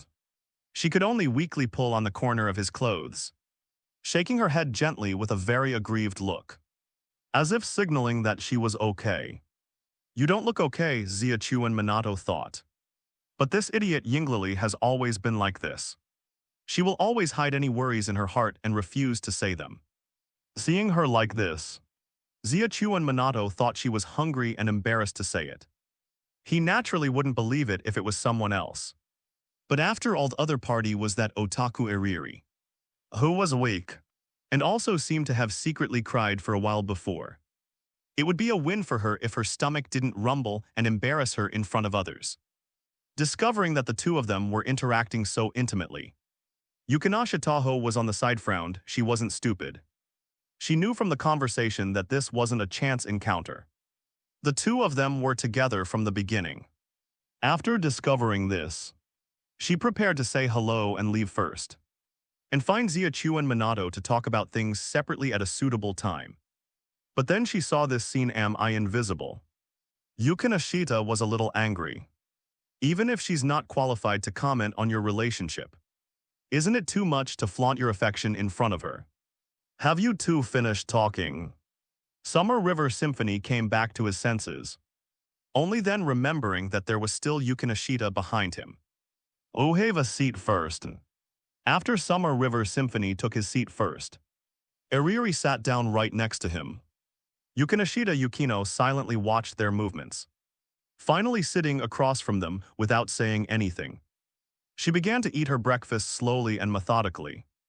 Eriri, on the other hand, took the sandwich Summer River Symphony handed her and began to eat it in small bites. Only Summer River Symphony looked back and forth between the two for a long time, feeling that the atmosphere was somewhat strained. Unable to pick up his chopsticks, speaking of, just as he was about to say something to start a conversation, Eriri suddenly spoke up, Symphony, in a place Yukinashita Yukino couldn't see. Eriri gently tugged at his sleeve, lowered her head, and whispered to him, I'm a little thirsty. But didn't you say you didn't need milk? Summer River Symphony retorted, Eriri. She did say that, but the meaning was completely different. But there was no way not wanting to leave the two of them alone. She had no choice but to give up. But after eating a few more bites, she couldn't take it anymore, choked. Already absent-mindedly worried, now encountering something even more uncomfortable. The little blonde was so anxious she was about to cry. Quick, drink this. Summer River Symphony quickly pushed his portion of the soup over. Eriri took it and drank several mouthfuls before she felt relieved. After putting it down, she blinked hard. Although she felt better physically, an inappropriate thought popped into her head, isn't this going to be an indirect kiss? Not that it was happening, no, after all. Summer River Symphony hadn't even tasted it himself yet. She could only say that she drank the first soup otherwise. With this little blonde's potential, she would have blushed and heated up to become a steam princess in minutes. And others would see through her little thoughts. Are you feeling better? Summer River Symphony asked worriedly. Seeing her pretty face flushed, he thought it was a sequela of choking, and no, I'm fine. Eriri gently shook her head, then raised her eyes to look at Yukinashita, who was sitting across from her. The other side was still slow and methodical, very elegant. Although she seemed to have glanced over just now, she withdrew her gaze after she was out of danger. Appearing very dignified, she didn't seem to care about her interaction with Symphony at all. So she wasn't discovered, Eriri thought. She didn't know whether to say the other party was too slow or what. Actually not even noticing her little thoughts and actions as a rival in love. If it were that fat woman's, she would definitely start mocking her at this moment. Saying something like, that's nice. Using the excuse of choking to have an indirect kiss with someone. A certain blonde loser is finally getting the hang of it.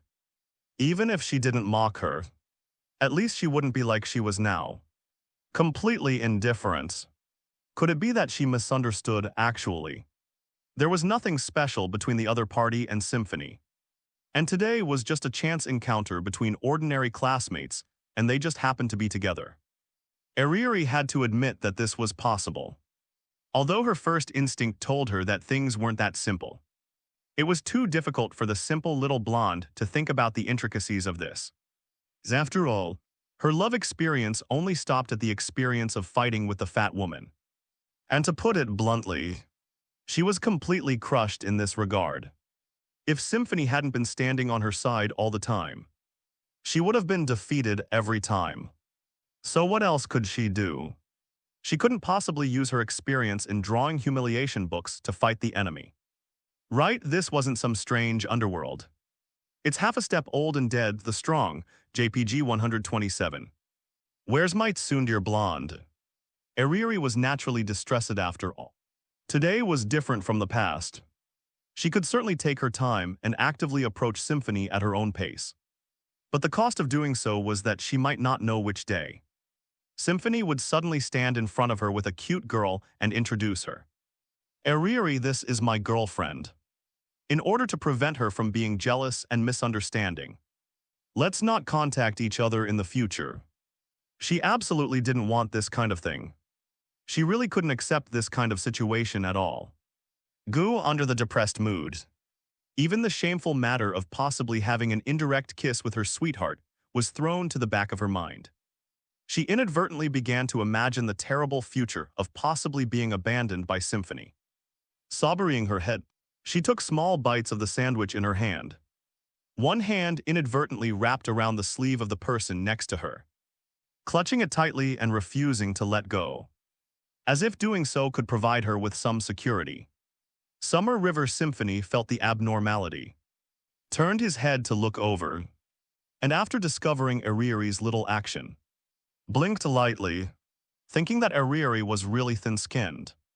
And this little embarrassment made her unbearable. So he reached out and gently patted the back of her delicate hand, signaling her to rest assured it's okay. Yukina Shida-san isn't the kind of person who likes to gossip. Feeling the itchy sensation coming from her hand, Arieri also raised her eyes and glanced over. And the next moment she discovered that the male protagonist in her fantasy was looking at her with a comforting kind of look and also winked at her secretly. What does that mean, Arieri thought. Doing such intimate things in front of others is too shameless. What if they were discovered? If Summer River Symphony could hear her inner voice, it would probably be like this, but clearly she felt it was something she shouldn't do. But after it really happened, all that was left was a sense of shyness and excitement. Arieri even felt that she had transformed into the blonde character in her own book. And then Symphony was the person she was training in front of the victim. Go be more assertive, me.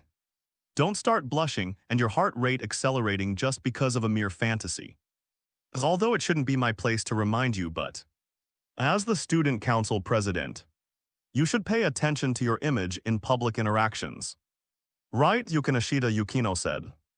Her face wore a businesslike expression, even making people think that she was just reminding her out of kindness.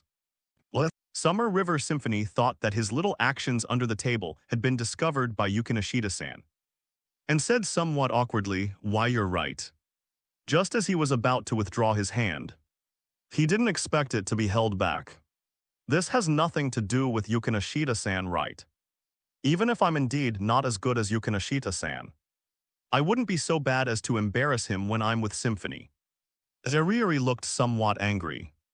Reason told her that the other party shouldn't be blaming her. But that choking tone made her immediately think of Kasumigyaka Shiwa. Even if their personalities and figures were different, and even the way they spoke wasn't completely the same, she immediately understood the core of it. This guy is definitely a love rival. In that case, she didn't need to be so polite to the other party, after all. No matter how cute the other party was, no matter how good her voice was, the two of them couldn't become good friends, unless the other party was willing to be her model like Hui. In the past, she had paid too much attention to superficial relationships, which was why Symphony had distanced himself from her. Now she had realized who was truly important to her. A high-quality best friend was far better than a group of superficial acquaintances. Not to mention that he was her favorite sweetheart. She would never let go this time. Since Yukinashita-san herself knows that it's not your place to comment, then who Symphony wants to associate with is none of your business. Right, this is his own freedom, and neither you nor I are qualified to interfere. Arieri frowned, her tone unkind, in fact. She wasn't good at arguing with people, but after spending so much time with Kasumigyaka, she had learned a little from her, but due to her own reasons, she couldn't say anything too dirty, indeed. Yukinashita-san is very cute and has a very nice voice. But that doesn't mean all boys will revolve around you. At least Symphony will definitely not be so superficial. Right, she turned to look at Summer River Symphony, casting a very confident look at him. However, the latter looked vague, probably. Of course, Summer River Symphony felt guilty after all. There was a time when he was really completely revolving around Yukino. Now that's great. He couldn't lie in front of the person involved. Looking at his appearance, Yukinashita Yukino's lips curled up slightly, and her originally inexplicably irritable mood improved a lot. As for Arieri, she was already stunned, of course. She wasn't a fool, and she wouldn't be so foolish as not to understand this situation. Symphony was clearly feeling guilty. The most ridiculous thing was that she had just talked so much. Confidently said Symphony is definitely not that kind of person, but was slapped in the face the next second. That girl must be laughing at her madly in her heart right now. Well, Eriri was so ashamed that she wanted to find a hole in the ground to crawl into. Fortunately, Yukinashita Yukino didn't mock her, but slowly explained, "You misunderstood. I didn't mean that. I just wanted to say that as the student council president, you represent the face of the academy to a certain extent, and you should set an example for the students. Being so intimate in public is somewhat inappropriate. Even if our school doesn't have any love-related prohibitions, you should still pay attention to your personal image." Hearing this, Summer River Symphony was about to say something, but Eriri exclaimed, "LL lovers, ehihe. And no, it doesn't look that way, right?" Eriri lowered her head shyly, but her heart couldn't stop rejoicing. So Yukinashita Yukino turned to look at Summer River Symphony with a strange look, as if to say, "Has this child always been like this?" Summer River Symphony shook his head blankly, indicating that he didn't know either, logically speaking. Eriri in his impression wasn't like this. Shouldn't she say something like, "We're not a couple. We just happened to meet at this time." What's with this shy look? So where did her big tsundere blonde go? 128. I won't do that kind of terrible thing, Eriri, are you? Okay, Summer River Symphony asked with some concern. It seemed that Eriri was indeed a little strange today. It was okay before at least he could explain it for Eriri. Just assume that she was afraid of being hated by her friends. But what about now? He had already told her that he wouldn't hate her for this appearance, because he knew that she was just shy or embarrassed. But now she still showed should I say, a restrained feeling. Summer River Symphony himself didn't know how to determine Eriri's state, but subconsciously he felt that it was a bit unlike her. Finally, after thinking about it, he only got one answer: Eriri might have a problem with her body, or she was in a very abnormal physical condition. He wasn't just guessing randomly without any basis, but inferred with evidence. Although he had indeed lived here for so many years and had a sense of reality, he still couldn't forget that this was the world in the anime. So inevitably there might be such a situation. Girls who get drunk suddenly change their personality, or they suddenly become soft when they catch a cold and get sick, etc. Not to mention anything else. At least Kaguya was like this. Not to mention that she usually had several postures. It seemed that she would also turn from a cold and aloof young lady into a soft and cute little girl when she had a cold. He had really seen it before. It was indeed very cute. As for Eriri, he didn't know what was going on yet, but the necessary concern was naturally indispensable. Is there anything uncomfortable in your body? Or did you not sleep well yesterday? Summer River Symphony asked suspiciously. He himself was like this, because he was more particular about the bed. It was really difficult to fall asleep in unfamiliar places, but he was used to sleeping very little time every day. So he looked the same as usual. Could it be that you have a cold and fever?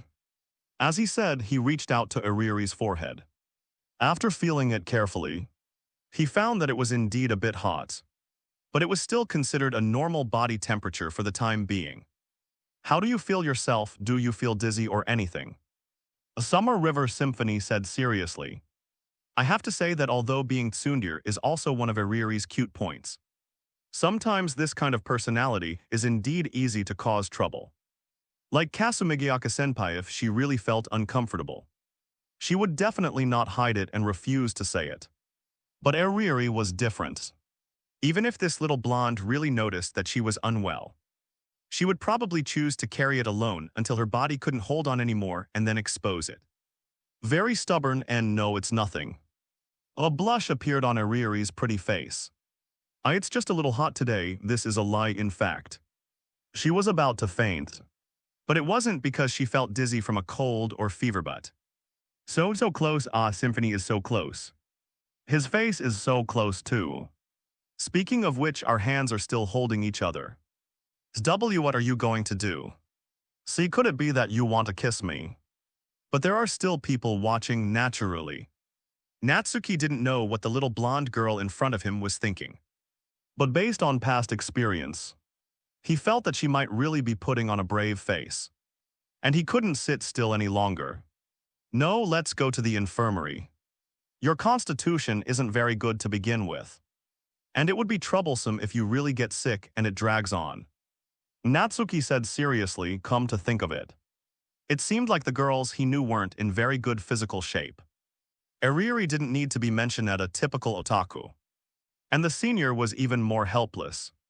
Only Kaguya was an anomaly, not only was her physique good, but it was far beyond the average person's level. And even her wrist strength could crush some boys. She could be called a heroine among women. I'm really okay, Natsuki, you were making a fuss. Eriri said coquettishly on the surface. She looked like she disliked him making a fuss. But in her heart, she was overjoyed Natsuki was concerned about her. He really still had her in his heart.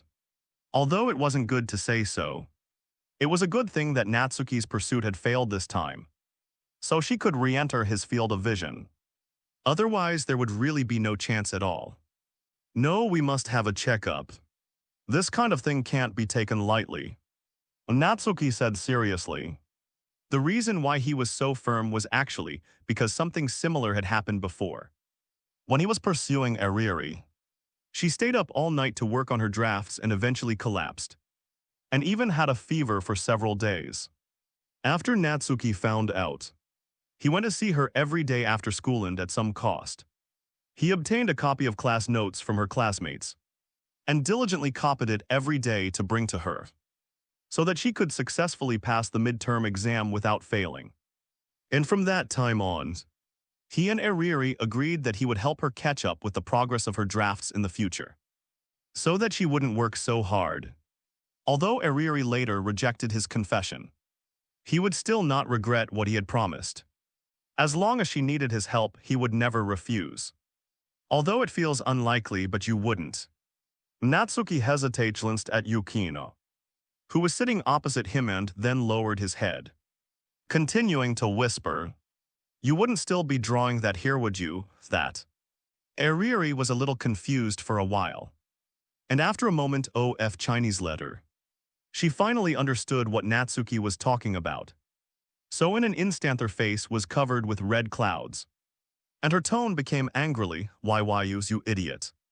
What are you saying? I wouldn't do that kind of thing while saying that.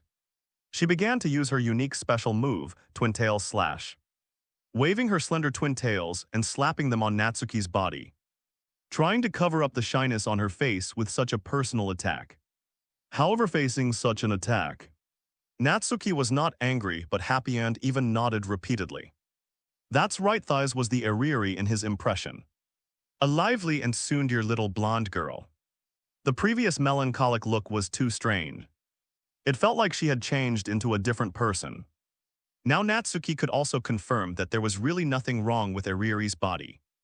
At most, something had happened that made her a little worried. Just as he was about to say something, Yukino, who had been watching the two people with an expressionless face, finally couldn't sit still. Can you end this lovey-dovey farce? Because of your shameful behavior, this place has completely become the focus. 129. Yukino vs Eriri. Yukino, the correct and absolute justice representative noun. As the president of the service club, Yukino believes that she has a fair position that she will never lose to others. Therefore, when she saw someone openly being lovey-dovey in a public place in front of her, she sternly came forward to resist. As a student of Shuchian Academy, don't you feel ashamed for making such an unseemly move in the cafeteria? Or is the student council president ready to abandon this troublesome identity and choose to reveal her unique hobby to the world that should be ashamed to mention? If even a grasshopper could have consciousness, I'm afraid it would choose to commit suicide out of shame after seeing this ridiculous scene before it. Cold words came from the side, directly floating into Natsuki's ears, but also seemed to resound in his heart, just like a thorny ice lotus blooming in his body, irritating him all over. The memories of those days when he was dominated in the past now re-emerged in his heart, making Natsuki feel ashamed. There was only one thought left in his head: Yukino was angry. She looked like this when he made her angry in the past. Her face was terribly gloomy, and her whole body exuded a terrible aura. The whole person was like she had just returned from practicing in an ice cellar. And every word and sentence was filled with a cold and biting breath. She was worthy of being the Ice Queen. So he quickly appeased the little blonde girl next to him, who was just about to say something to resist this Ice Queen. Signaling that you couldn't beat her. Quickly admit defeat first as a result. The little blonde girl didn't believe in evil at all, thinking that she had fought with that poisonous-tongued fat woman for so long. What harsh words hadn't she heard? She wasn't afraid at all. So sorry. The teary-eyed little blonde girl sat on the seat with her head lowered aggrievedly, looking like she was choking, apologizing word by word. It's not that she was too weak, although there was a certain relationship in it. The main reason was that Yukino didn't play cards according to common sense at all. Not mentioning her personally, but starting from Ariri's behavior just now, pointing out that her actions would bring unnecessary trouble to Natsuki. So the little blonde girl immediately surrendered. And then Yukino pointed fingers at the little blonde girl from the moral high ground. It wouldn't have been anything's, mainly because this little blonde girl was a person who was quite moral. And she already felt sorry for Natsuki in her heart. So she was completely kidnapped and couldn't resist at all. Sorry. I really didn't think about bringing trouble to Natsuki. I just think that as good friends. You see a N Chinese letter, Chinese letter, Chinese letter, Chinese letter, Chinese letter, Chinese letter, Chinese letter, each other. Goo. Iriri silently lowered her head, feeling more and more guilty. You don't have to say it to this point. I actually didn't think there was anything. Natsuki opened his mouth to try to relieve Iriri, but he didn't expect to become the target of attack. As the student council president, wouldn't you feel that it affects your image if others saw such a humiliating scene? Or do you think that the position of student council president doesn't matter now? And its importance is not worth the PUBLIC Chinese letter with female classmates. Or anyway, there are enough scandals on you. So it's not bad to have one more. It could be seen that the second young lady was really very angry. And even her originally calm chest had a slight undulation. However, Natsuki didn't dare to look more, fearing that she would sense something. So he could only maintain an obedient posture of I was wrong and listen carefully to the teachings. But honestly, he didn't think it was that serious in his heart originally. There was no one else besides the three of them here. Let alone they didn't do anything out of the ordinary. Did they? And what about the student council president? Can a person have a little private life? He wasn't doing anything Chinese letter. At most he was just saying that he was having closer contact with female friends in private. But the key point was that both sides were single, right? Even if it was true, it was a matter of mutual consent. No one else could say anything.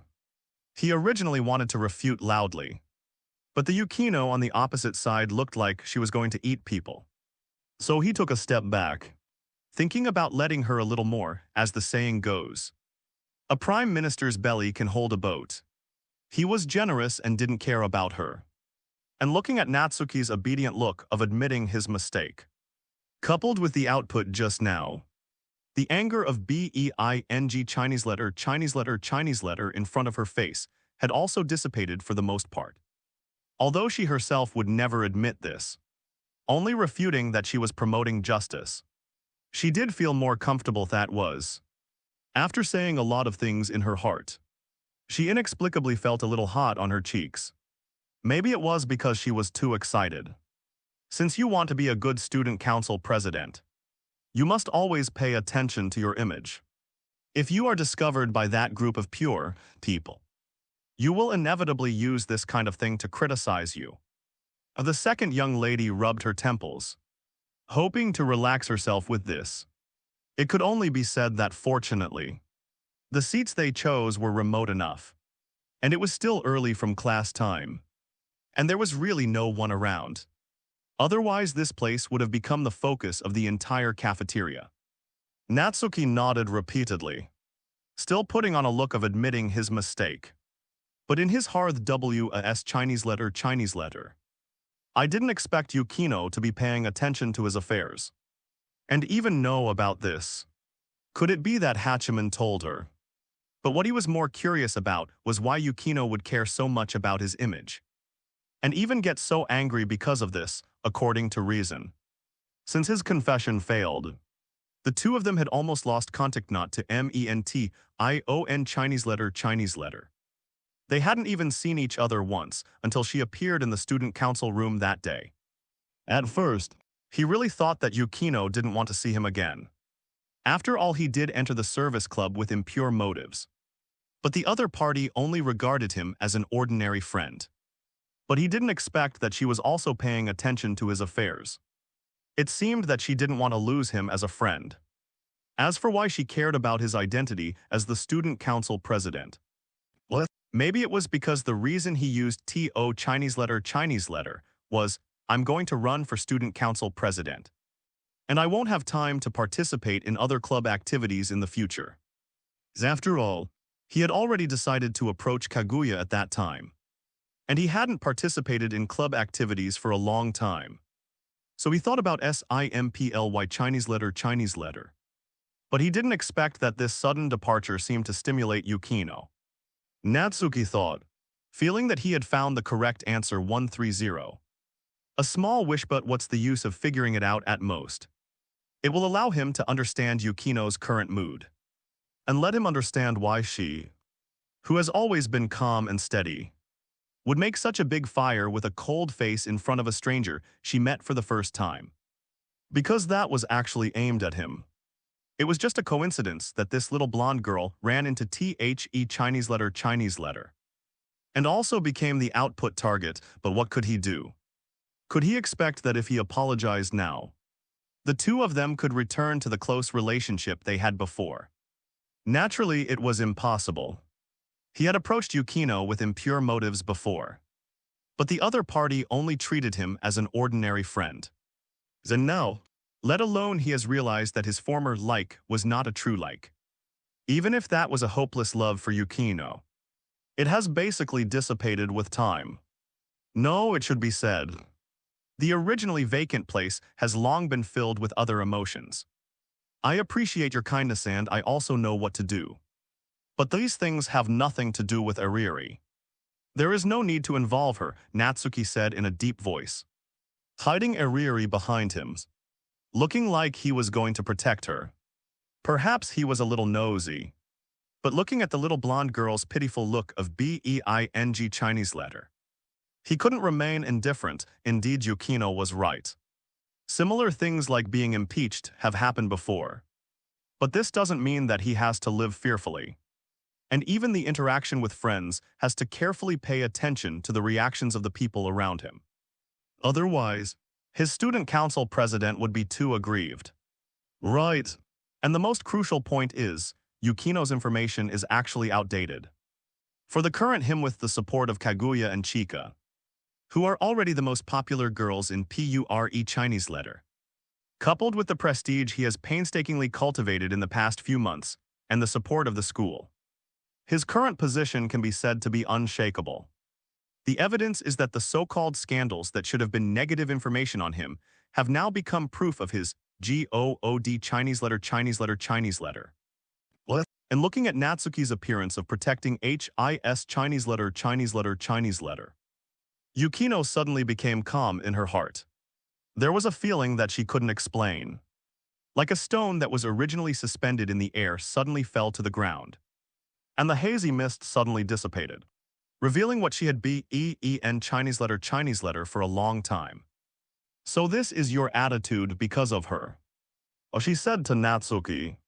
But her eyes had been on Ariri on the side. Maybe she was really misunderstanding at first. But now it seems that she hasn't misunderstood much. Natsuki frowned suddenly, unable to understand her words. What does his attitude mean? Does it mean that he is maintaining Ariri? But that's the truth. Their affairs should definitely not involve other people. If there is anything, they should find another time to talk separately. Your emotions don't seem right. I think we should find another time to talk alone. No need, I am very calm now and I have already finished what I should say, Yukino replied. The facts have already been laid out in front of her eyes. What else can she say? Could it be that she has to be like a pitiful stray cat? Chinese letter, Chinese letter, Chinese letter, Chinese letter, Chinese letter, Chinese letter, Chinese letter, to crave the other party's SLIGHTEST Chinese letter, Chinese letter. She couldn't do it, what was missed was missed. Not to mention the untimely.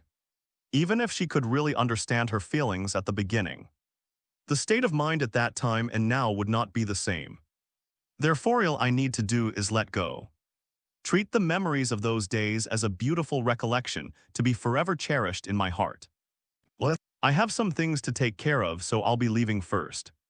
After tidying up her belongings slightly, Yukino Yukinashita stood up preparing to depart.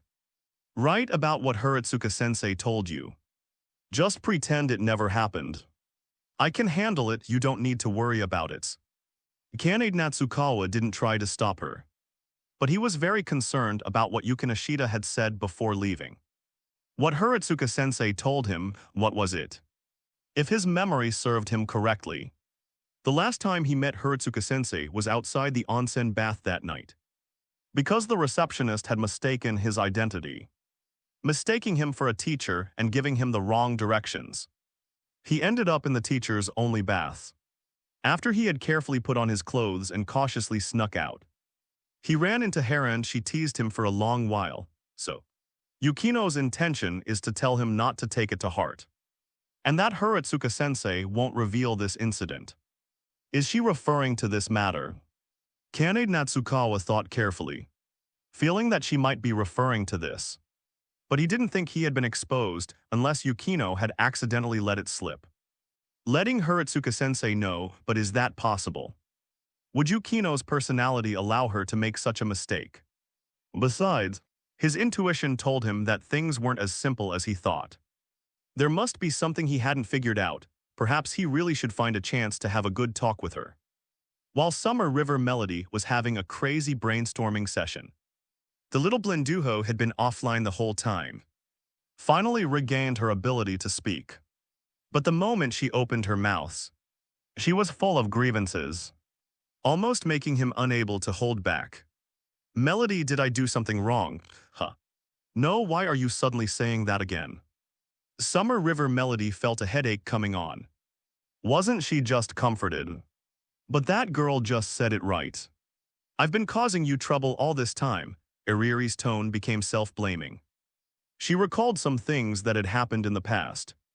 Whether it was getting separated from everyone because of a quarrel with that fat woman, or the delay in completing the illustration due to a fever. Melody was the one who saved the day. She probably slowly fell in love with Melody at that time, falling in love with the prince who could always save her. But the role she played was definitely not a princess. At best, just a clumsy maid serving by the princess's side, or rather. She could have been his princess, but she refused. Now she shamelessly wants to return to his side. Iriri stretched out her hand, wanting to grab his sleeve as usual. But this time she couldn't reach it no matter what. So the regret in her heart kept magnifying. And the unwillingness in her heart was about to overflow. She wanted to tell him how much she liked him. So much that she was willing to change her awkward personality. So much that just holding his hand could make her happy all day. So much that she wanted to shout, "I like you" to him. But she was also afraid of hearing him say those words. Afraid of his rejection. And even more afraid of him smiling and perfunctorily brushing it off.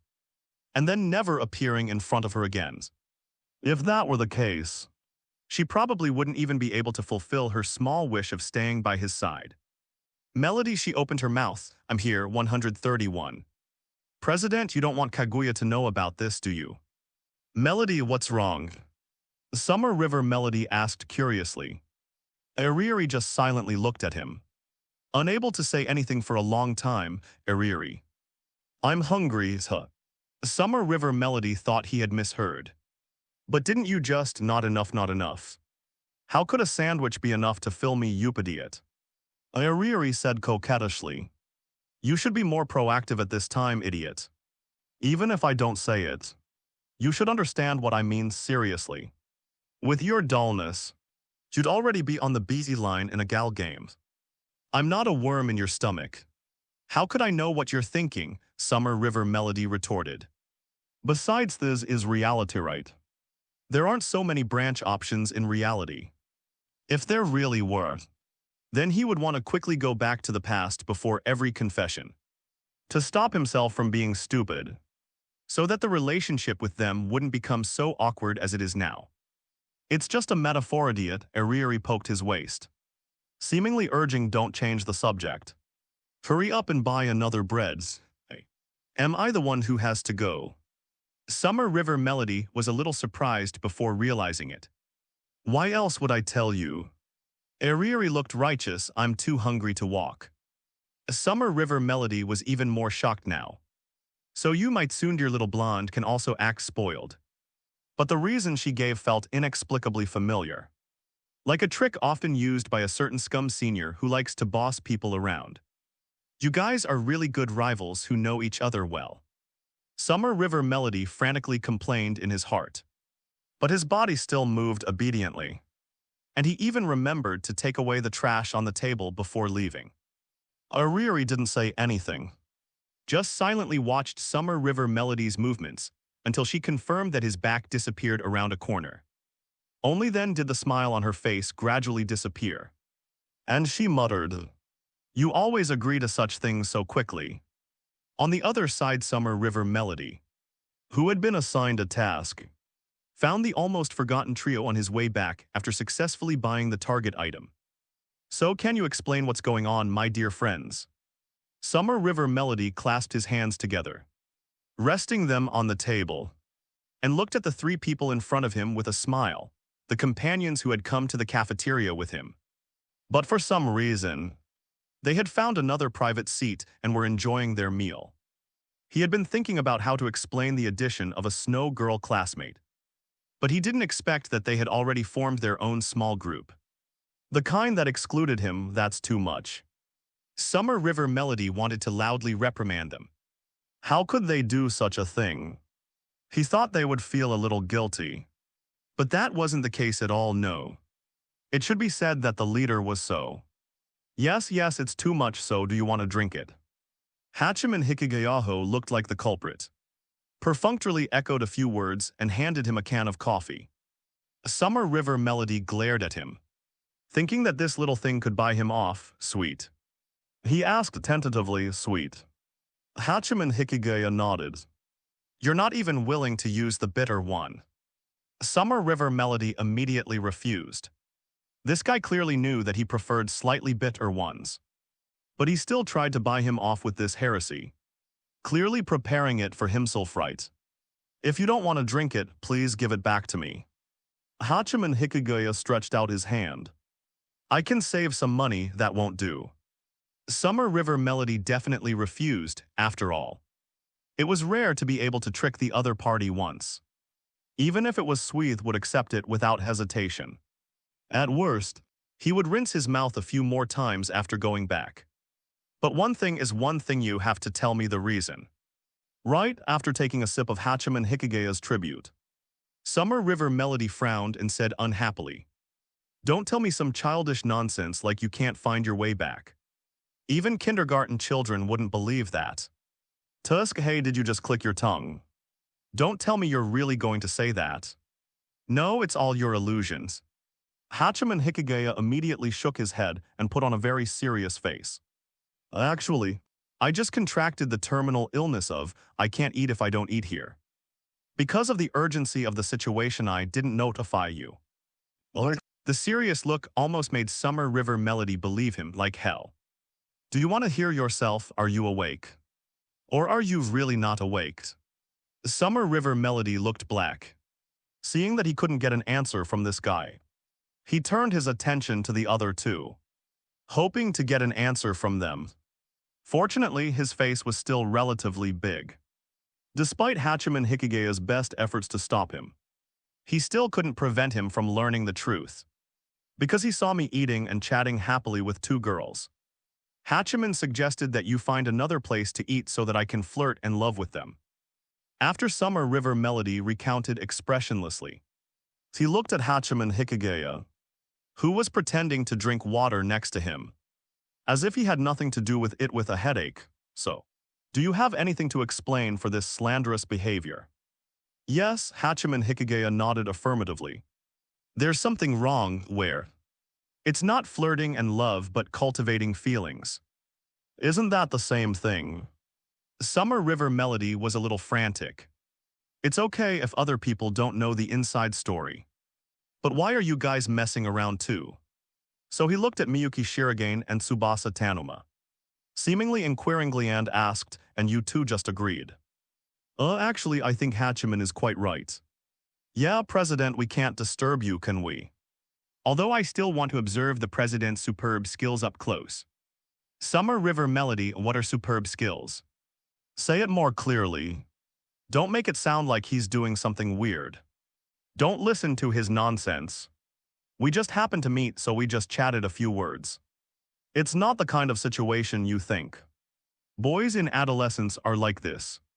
They actually care about this kind of thing very much. Usually it may be nothing. But once the little friends around them have any disturbance, the gossip level is like sharks smelling blood and coming over following the smell. It's really impossible to cover it up. Yes, President, don't worry, I understand. I won't say it and I won't tell the Vice President. Please rest assured. Me too, I will definitely keep the secret for you. Summer River Melody, so what do you understand? And what does this have to do with Kaguya? If you don't keep the secret, what do you want to tell her? It's just a small matter. Point 132. The test of courage is coming soon. Honestly, Summer River Melody is not afraid, after all. In his opinion, Kaguya Shinomiya is a very sensible person and will definitely not rashly believe this kind of strange rumors. Even if one of the people spreading the rumors is a colleague she works with. But then again, it would be best if this kind of strange rumor didn't. Right, otherwise, it will more or less affect other people's impression and opinion of him. If it really causes misunderstanding because of this, it would be too bad, right? I'll just believe you. Summer River Melody hesitated. But things are really not what you think. But even though he emphasized it so much, the two people opposite him didn't seem to want to believe it. They just made a knowing expression and gave him an okay sign. Chinese letter, Chinese letter, Chinese letter, Chinese letter, no matter how the process is. At least his goal has been achieved, right? And because there is still a little blonde who is crying to be fed. Summer River Melody did not stay for long, and took the bread and milk back to hand in the task. As for the Hikigaya, naturally they did not follow, unwilling to go back and be the center of attention. All the way without words. After finding Ariri and handing her the food in his hand, watching her eating in small bites, Summer River Melody suddenly felt like he was raising some cute little pet.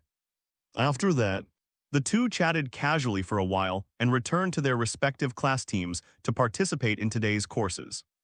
Although it is an extracurricular activity in fact, during the forest school, it is not completely without learning. But most of the courses to be attended are educational content such as sociology and parenting. And as we all know, learning itself is a very boring thing. No matter which field it is, especially for modern people. It is nothing more than memorizing the things discovered and summarized by the predecessors in the mind to become their own knowledge, which cannot be called an interesting thing. But there are always some people who can find fun in this boring thing, or break through and innovate. And the students of Shu Jiyuan, who are representatives of excellent academies. Not this kind of person at all, after all. They are already people with good family backgrounds. The reason why they have achievements in learning is either to show their excellence or because they have extremely high talents. And they don't need extra help at all. But what did Summer River Melody see? Not the rules shown out of quality, but a very active classroom atmosphere, with the words "I am voluntary" written on everyone's faces.